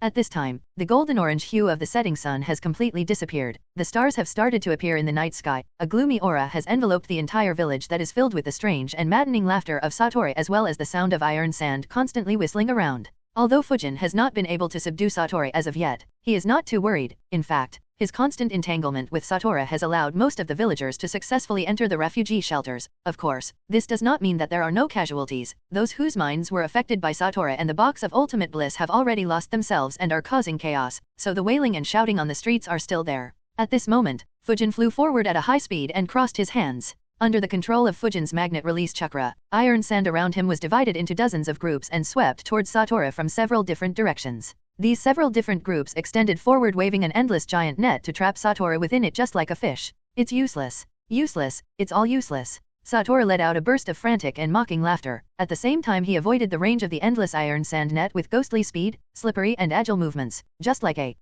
loach in the lake. Of course, in doing so, it had to lower its altitude and passed by a wide long street, where someone was already waiting to vent her anger at him. It's now, as she shouted, Tsunadeheim leaped up from a semi-destroyed tall building and with all her strength she slammed her chakra-enhanced fist at Satori, who was coming towards her from the front. Satori wasn't afraid, as he had already sensed her bloodlust, so the moment he reached closer to Tsunade he just tilted his body slightly and brushed past Tsunade at an impossible angle, and continued towards the end of the street while still laughing wildly. Tsunade wasn't surprised that her attack was easily dodged. Instead, she controlled her momentum and while falling towards the ground, she looked backward. At this time, the huge figure of Gamabunta appeared at the end of the street at an extremely fast speed. And with Satori rushing towards him, Gamabunta leaped forward to attack him with his Tonto. The metallic blade of Tonto that was illuminated by the surrounding fire was slashed at a lightning-fast speed. Slash. The speed of slash was so fast that many Konoha Jonin in the surroundings were unable to see it clearly, and the power within the slash was so high that it literally released high-pressure air cuts towards Satori, and slashed towards him with a thunderous force.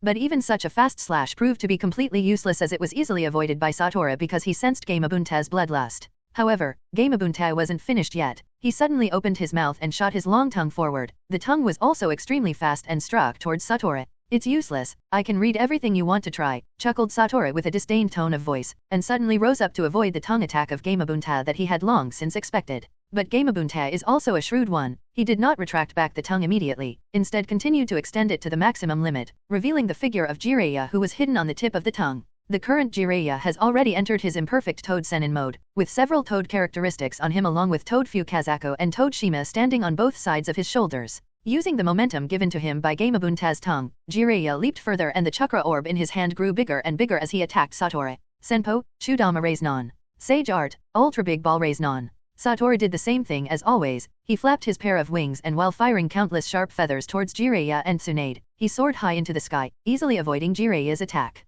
So, this series of attacks was also completely useless, muttered Fujin with a thoughtful look on his face. Jiraiya and Tsunade cooperated together to carry out a series of 4-stage attacks, and each of the 4 moves can be said to be an extremely dangerous one, especially Jiraiya's last blow using this Sage Art, Ultra Big Ball Raise Non that he used as a surprise move while hiding inside the mouth of Gamabunta. But even this set of well-thought-out attacks proved to be completely useless, and still didn't manage to touch Satori. While Fujin had a thoughtful look on his face as he observed the unscrupulously laughing Satori, Jiraiya and Tsunade had a solemn expression on their faces. To deal with Satori, one has to become emotionless and thoughtless. There should be no emotions such as fear, anxiety. Nor should the person attacking Satori should have any malicious intentions towards him that would give out bloodlust, otherwise the attack would be easily perceived by Satori and he would be able to dodge it. In other words, the attacker should be either thoughtless, or they should not fear it, nor they should have any intentions of inflicting damage on him. Fujin is naturally not afraid of Satori, but he can't attack Satori without any bloodlust. That's just impossible unless you care about him or love. Fujin neither cares about him, nor does he love him, so obviously he can't fake those emotions. At the same time, his mental state has also not grown enough to be completely thoughtless while attacking, therefore, even he has not been able to hurt Satori. Both Jiraiya and Tsunade were angered as they helplessly watched Satori raging all over the village, laughing and mocking others like a devil, sometimes shooting his razor feathers to kill the evacuating civilians, and other times he would throw the civilians inside the box of ultimate bliss to make them puppets of the box. They want to stop him but are unable to, so they can't help but get more and more angered. On the other hand, Fujin's mind is relatively stable, because he is not deeply affected by the death of villagers and also understands the true horror of Satori better than the Sennin. Even in the canon, all the people fighting against Satori at the Hoshiki Castle were elites personally led by Tsunade Haim. Elite ninjas like Heitake Kakashi, Might Guy, Shizune, Yamato, and Sai along with the grown-up Konoha 11 worked together with the Jinchuriki of Hakusabi, Killer Bee, and yet proved to be helpless against Satori. Had it not been for Uzumaki Naruto to figure out the weakness of Satori, and use his talk no jutsu MUI, to inspire MUI into exerting his utmost effort in using the secret fire style, celestial prison jutsu on Satori to confine him, defeating Satori would have been an almost impossible task for anyone alive at that time. But even while doing so, Naruto was mortally wounded and would have certainly died if not for the sacrifice of Ryazetsu by using the Dragon Life reincarnation to transfer her life force to Naruto in order to save him, and had she not done that, the soul of Rakudo Sennin might have personally made a visit to save Naruto's life. So, all this shows just how tricky Satori really is. Of course, all of this does not imply that there is no method in Fujin's hands to solve him, and he has been trying to figure out if that method would work at novel bin at. At this time, Satori landed on top of the box of ultimate bliss and said, "You people can never imagine the world inside this box. There is nothing but suffocating darkness inside it. It's maddening, it's sickening. No matter how you tried resisting it, there was no resistance. I tried destroying this box from the inside and escape it, but couldn't. Then slowly and steadily my will to struggle was corroded and crushed. And finally, I gave up. Then when I killed Ota-san, I finally felt relief and all shackles were gone. Nothing can restrain me anymore. There is no hope, no relief, only an endless nightmare." Listening to Satori's words, Fujin's gaze was condensed, and he muttered to himself, "Sure enough, as I guessed, he is indeed Muku, the son of MUI, which means he does have a few weaknesses. Now if only my plans work as I think it would."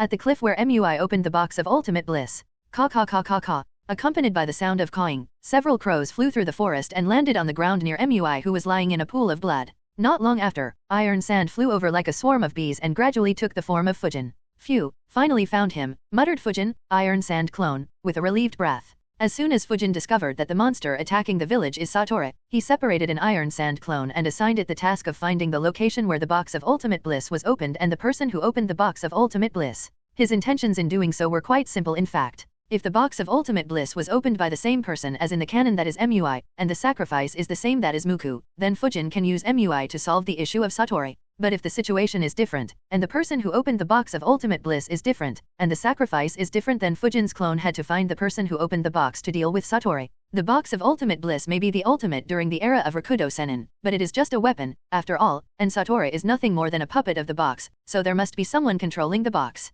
And as long as the person controlling the box is found, dealing with the situation will become quite easy. And now that he has found MUI, dealing with Satori is just a matter of time. As soon as MUI is healed, Satori can be easily dealt with. Boom boom boom boom. The roaring and rumbling sounds continued to pass through the thick layers of earth and continue to be heard at the refugee center that is located tens of meters deep underground. In the continuous waves of tremors traveling through the ground, dust would arise and enter everyone's nasal cavity, causing the children to sneeze occasionally. The rows of light bulbs at the refugee center would also flicker, making people feel afraid and distraught. At this time, another group of people entered the evacuation shelter under the leadership of an elderly man of the Hyuga clan. From his clean forehead, it wasn't difficult to judge that he is a member of the distinguished main family of the Hyuga clan, and following behind him are the children, weak women, disabled, and the elderly of the Hyuga clan who needs to take refuge. Among these people, there is also a middle-aged man who is disabled and is sitting in a wheelchair, but unlike the other people taking refuge at the evacuation shelter, his face is not panicked or worried. Instead, he is completely calm, as if whatever that is happening outside has nothing to do with him.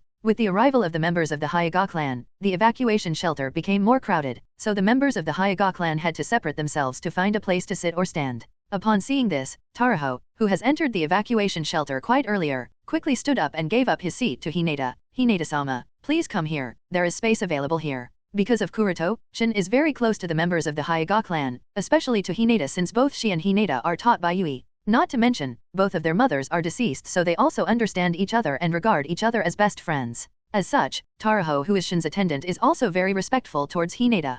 Hinata, who had tightly held her little sister Hanabi's little hand with her left hand, hastily waved her free hand towards Taraho and said, "No, no, Taraho-san, please sit. I am fine here." "Hinata-sama, not only are you Shin-sama's friend but also the princess of the Hyuga clan. How can I let you just stand there? So, please sit," insisted Taraho. Even Hyuga Natsu, Hanabi's caretaker, standing behind Hinata and Hanabi, said, "Please Hinata-sama." With Taraho and Natsu's insistence, Hinata finally nodded and took Taraho's seat next to Shin, and of course, Hanabi sat on Hinata's lap. After sitting down, Hinata looked at Shin sitting next to her, and upon noticing that Shin's entire body was shivering, she immediately asked in worry, "Shin-chan, what's wrong? Are you hurt?" However, before Shin could answer Hinata, Naruto, who happened to be seated on the opposite side, said quickly, rather than injured or ill, I think she is scared of something. Sasuke, who was huddled with Naruto, also looked at the shivering appearance of Shin, and lightly hummed in a cold tone, she is shivering in fright even when we are at the evacuation shelter? Such a scaredy cat. Head chop? As soon as Sasuke said so, Sasuke's mother, Uchiha Mikoto, who had Uchiha Kiyomi sitting on her lap, knocked on his head. It's rude to speak to others in such a manner. Sasuke was slumped and had a bump on top of his head. Seeing Sasuke slumped, Naruto immediately covered his mouth and snickered. Sasuke, on the other hand, was quiet and whispered slightly, Humph, the bad guys are too cunning. They only dared to attack the village when Nii-san and Shisuya Nii has gone out to train. If Nii-san and Shisuya Nii were in the village currently, then the bad guys would have been defeated already. Mikoto just shook her head slightly and said nothing. If it is said that she is not worried about Itachi, then she would be lying, but at this point, when the village is under such an attack, she can only choose to trust that Itachi and Shisui will be fine at novel bin at. On the other hand, after listening to Naruto, Hinata quickly turned towards Shin and asked with a worried expression, what happened, Shin-chan? Shin raised her head and wanted to confide to Hinata about the terrifying scenes she had seen in a prophecy not long ago, but upon remembering Kuroto and Nii-chan's previous instructions, she just shook her head slightly and endured it. At the same time, she silently prayed in her heart that Kuroto and Nii-chan prevents that from happening. Noting Shin's silence, Hinata was at a loss, but she consciously did what her Okazan used to do with her in a similar situation. Hinata reached out her free hand and held Shin's hand and said with a slight smile, it will be alright, Shin-chan. Shin said nothing but nodded slightly. The mature ones on the side smiled slightly when they saw Hinata's actions, and Uchiha Mikoto can't help but remember the women named Uzumaki Kushina and Hyuga Kuroto as she saw the naughty Naruto and the kind Hinata. Inside the underground base where the Gokage conference took place, in an underground hall, 5 people are sitting around a round wooden conference table. These 5 people are none other than the Sandame Tsuchikage Oniki of Iwagakuer, Yondame Reikage I of Kumagakuer, Yondame Mizukage Karatachi Yagura of Kurigakuer, Godame Kazekage Pakura of Sunagakuer, and Elder Mitokado Homura of Kanahagakuer. Behind each of the cage stood their respective guards and subordinates. Counting the 4 cage, 1 elder, and many subordinates, the number of people in this hall is quite a lot. Despite this, the hall is extremely quiet at this moment. No one is talking, and there is only a faint rumbling sound being heard due to the battle taking place in Konoha. Sarutobi Hiruzen was very shrewd. Only after all 5 cage had gathered in Konoha did he reveal his true purpose. Although everyone realized that they are being used by Sarutobi Hiruzen, no matter which cage, they can't help but admit that this is indeed a very good opportunity to deal with Akatsuki. So after a brief discussion, all 4 cage agreed to the request Hokage. And since everyone reached a consensus, so a plan was formulated. The plan is simple. While the main force of Konoha keeps the entire Akatsuki organization in check, the Gokage will strike the leader of the Akatsuki organization by a surprise attack, killing him in the resulting process, at the same time destroy his Rinnegan to completely solve the Akatsuki organization once and for all. And all the 4 cage agreed to this plan because it really is a good plan. It's just that nobody expected the situation to get out of hand at the starting. Even the first monster released by Akatsuki as temptation isn't solved yet. After a long time, listening to the roars and sounds that showed no signs of stopping, the Yondame Mizukage couldn't help but question the Konoha elder Mitokado. Has Konoha not yet found a way to restrain that monster? The Sandame Tsuchikage spoke as if an elder mocking the young generation. The young and vigorous still can't hold his breath. As far as Oniki is concerned, it is not his village being ravaged by a monster, so he is not in any hurry or worry. In his opinion, this is a God-gifted opportunity to not only deal with the Akatsuki organization but also deplete Konoha's vitality. Karatachi Yagura is naturally not worried about Konoha, he is rather worried about the Fujin. After all, not long ago the people in this hall received the report that a member of Amatsukami is fighting against the monster that came out of the box of ultimate bliss, and as a secret member of Amatsukami, he does care about the life and death of the members of Amatsukami. Reikage, I also couldn't help it any longer and asked Elder Mitokado, does Konoha have any secret agreement with Amatsukami that we are not aware of? Elder Mitokado shook his head, none. The grumpy Reikage immediately asked again, then why would Amatsukami help Konoha? The cunning Tsuchikage also intervened, yes, Konoha must give us a reasonable explanation for this matter. Elder Mitokado replied, Amatsukami's appearance was simply not in our plan, so we are also surprised by the intervention of Amatsukami. For now we can only assume that either Amatsukami intervened because of their enmity with the Akatsuki organization or because of their interest in the monster that came out of the box of ultimate bliss. Reikage seems to want to say something, but Godame Kazekage Pakura tapped her finger on the wooden table to attract others on herself and said lightly, don't quarrel anymore. If we fail this battle, then the 5 great shinobi villages will become history. So, these disputes and questioning should be put on a hold until after the war. The Reikage snorted heavily and said nothing more. The others also tacitly became silent. The battle on the ground continues. Konoha, who was unable to cause damage to Satori, could only choose to passively defense against it and retract its defense line backward. Therefore, more and more blocks were destroyed, and the area affected by Satori, Fujin, Jiraiya, Tsunade, and Gamabunta's movements became larger and gradually spread to the center of the village. After attacking again to no avail, Jiraiya with heavy breath loudly asked Fujin, who is floating in midair, "Hey, do you have any ideas on how we can deal with Satori?" To Jiraiya, the Amatsukami organization is also weird and unpredictable. Most of all, this organization has always been a mystery to all. It's hard to tell whether the members of Amatsukami are enemies or not, but as a temporary teammate who has been fighting against Satori for a while now, Jiraiya, for some inexplicable reason, feels that this member of Amatsukami is very reliable. Tsunade also looked at Fujin with an expectant gaze, because she could see that from the beginning, Fujin hasn't made any active attack against Satori except for the first time, and after that, Fujin has only passively defended against Satori. It's as if he is delaying something. Initially, she felt that Fujin was buying time for the civilians to evacuate, but as the fight continued, she felt that's not the case. Although he felt Jiraiya and Tsunade's gaze, Fujin said nothing, just looked towards the far sky. At this moment, a mass of iron sand was coming here from the distance and soon approached Tsunade. The vigilant Tsunade did not attack immediately because what came was iron sand, which means it was sent by this member of Amatsukami. After landing in front of Tsunade, the iron sand dispersed and revealed the unconscious and injured figure of Mui. Tsunade was confused looking at the man and soon realized that this man is a Kusagakur shinobi, more specifically, the master of Hojiki Castle. While Tsunade was confused, the iron sand that dispersed previously turned into the appearance of Fujin, and hurriedly ordered the confused Tsunade, "Hurry up, Tsunade Heim, heal him. This dying man is currently the only key at our disposal in solving Satori." Tsunade crouched down, and observed Mui's state. She could see that he is very close to death, and suspiciously questioned Fujin's iron sand clone, "How is he the key to solving Satori?" Just as Fujin's iron sand clone was about to answer Tsunade's doubt, Satori, who was hovering in the air, sensed Mui's breath and realized that he is not yet dead. Instantly, he dived towards Mui and Tsunade with the objective of killing Mui.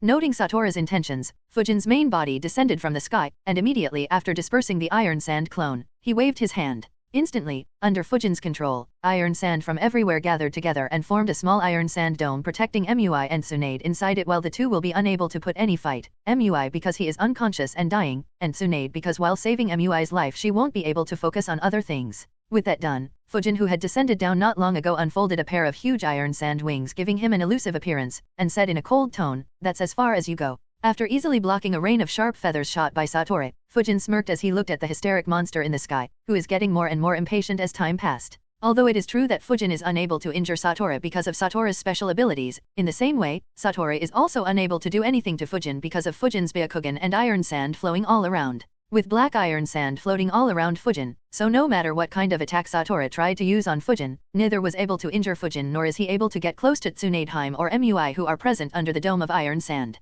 So all Satori and Fujin are doing is consuming each other's chakra, and Fujin is naturally not too worried about chakra consumption. After all, his chakra reserves are also as high as that of a Baijuyu. And now that Mui is being healed by Tsunade Heim, so it is only a matter of time before the issue of Satori is resolved. And perhaps Satori also realizes this, therefore, he is getting more and more impatient and hysterically shouted in anger, "Damn it, you pest, get the hell out of there." Fujin smirked, "Scared, are we? Woo woo woo woo." Hearing Fujin's words, Satori suddenly stopped and roared loudly. Following Satori's roar, there was a resonance echo from the box of ultimate bliss in the distance, and accompanied by evil black and cold winds, a terribly painful cry echoed all over the village. At the same time, a suffocating vile chakra, substantial to the eye, spread all over the village. This substantial evil chakra was like evil tentacles spreading to the surroundings, constantly expanding and engulfing everything coming in its path and covering the entire village in its clutches. When these tentacles made of a substantial black chakra touched the injured villagers and the corpses of the dead villagers, the villagers and the corpses immediately turned red and madly started to attack all the living creatures around them.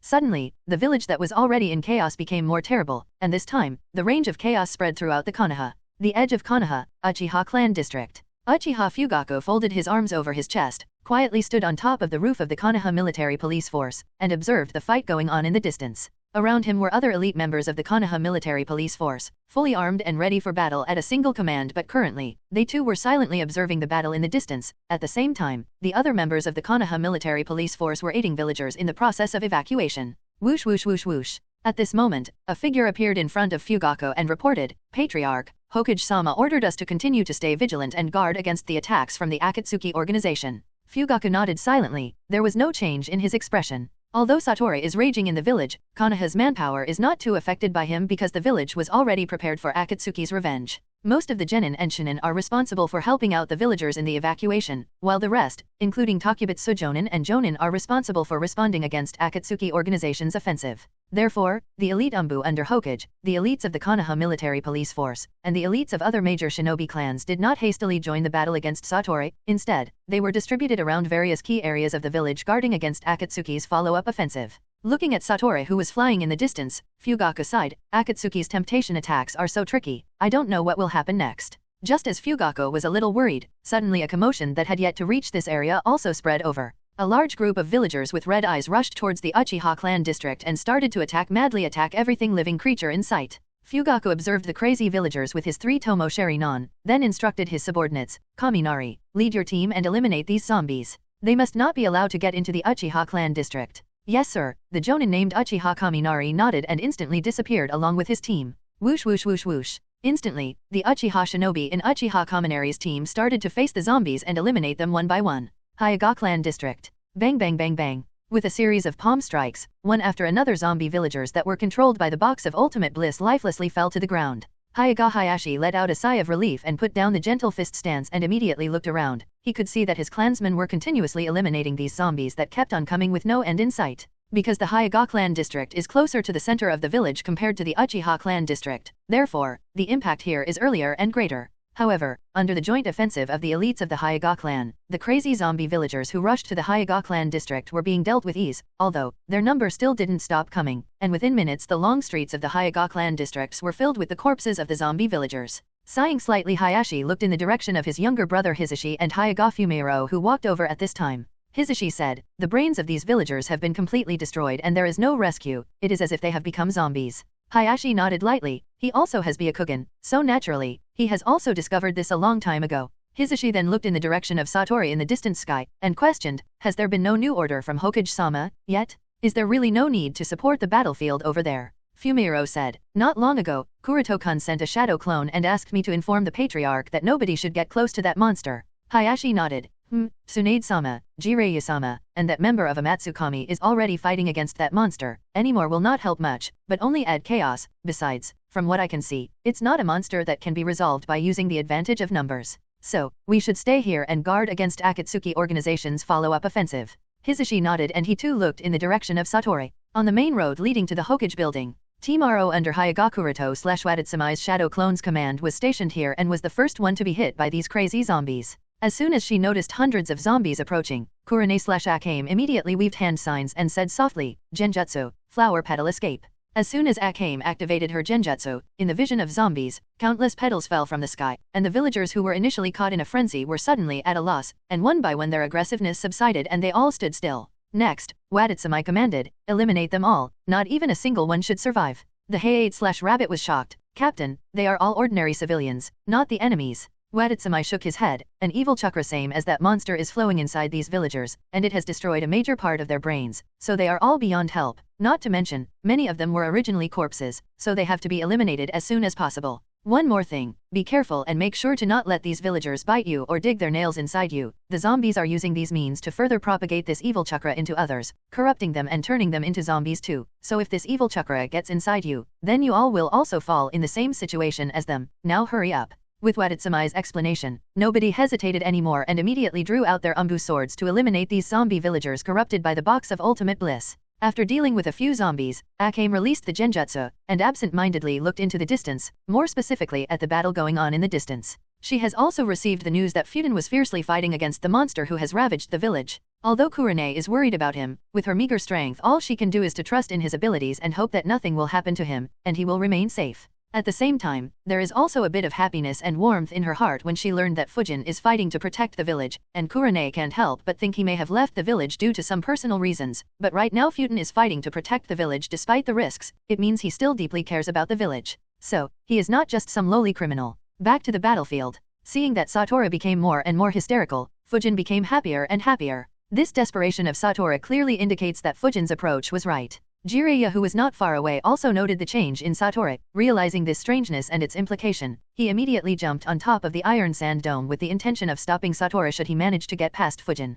Currently, Jiraiya is in Sennin mode, and his situation is quite similar to Fujin, although he is unable to injure Satori. In the same way, he is not afraid of Satori. Of course, Jiraiya is still a little worried, and he looked around the village with a distracted expression. Noting Jiraiya's worried expression, Toad Fukazaku, standing on his right shoulder said, Jiraiya-chan, don't get distracted, don't forget that this is Konoha. The villagers corrupted by the evil chakra of the box of ultimate bliss may have been strengthened to the level of a Chunin, but they won't be able to cause much harm. Toad Shima standing on Jiraiya's left shoulder nodded. Yes, I can sense that the number of villagers corrupted by the evil chakra of the box of ultimate bliss is rapidly decreasing. This means that other Konoha shinobi are doing their work, so don't worry too much about these things, just focus on what is in front of you. As long as Satori is killed or sealed back inside the box of ultimate bliss, the corrupted villagers would all lose their chakra support and die on the spot. At novel bin at. Jiraiya nodded and focused all his attention on Satori's body. The two sides have been entangled for so long, so he already understands Satori's strength. Leaving aside the special ability to sense fear and bloodlust,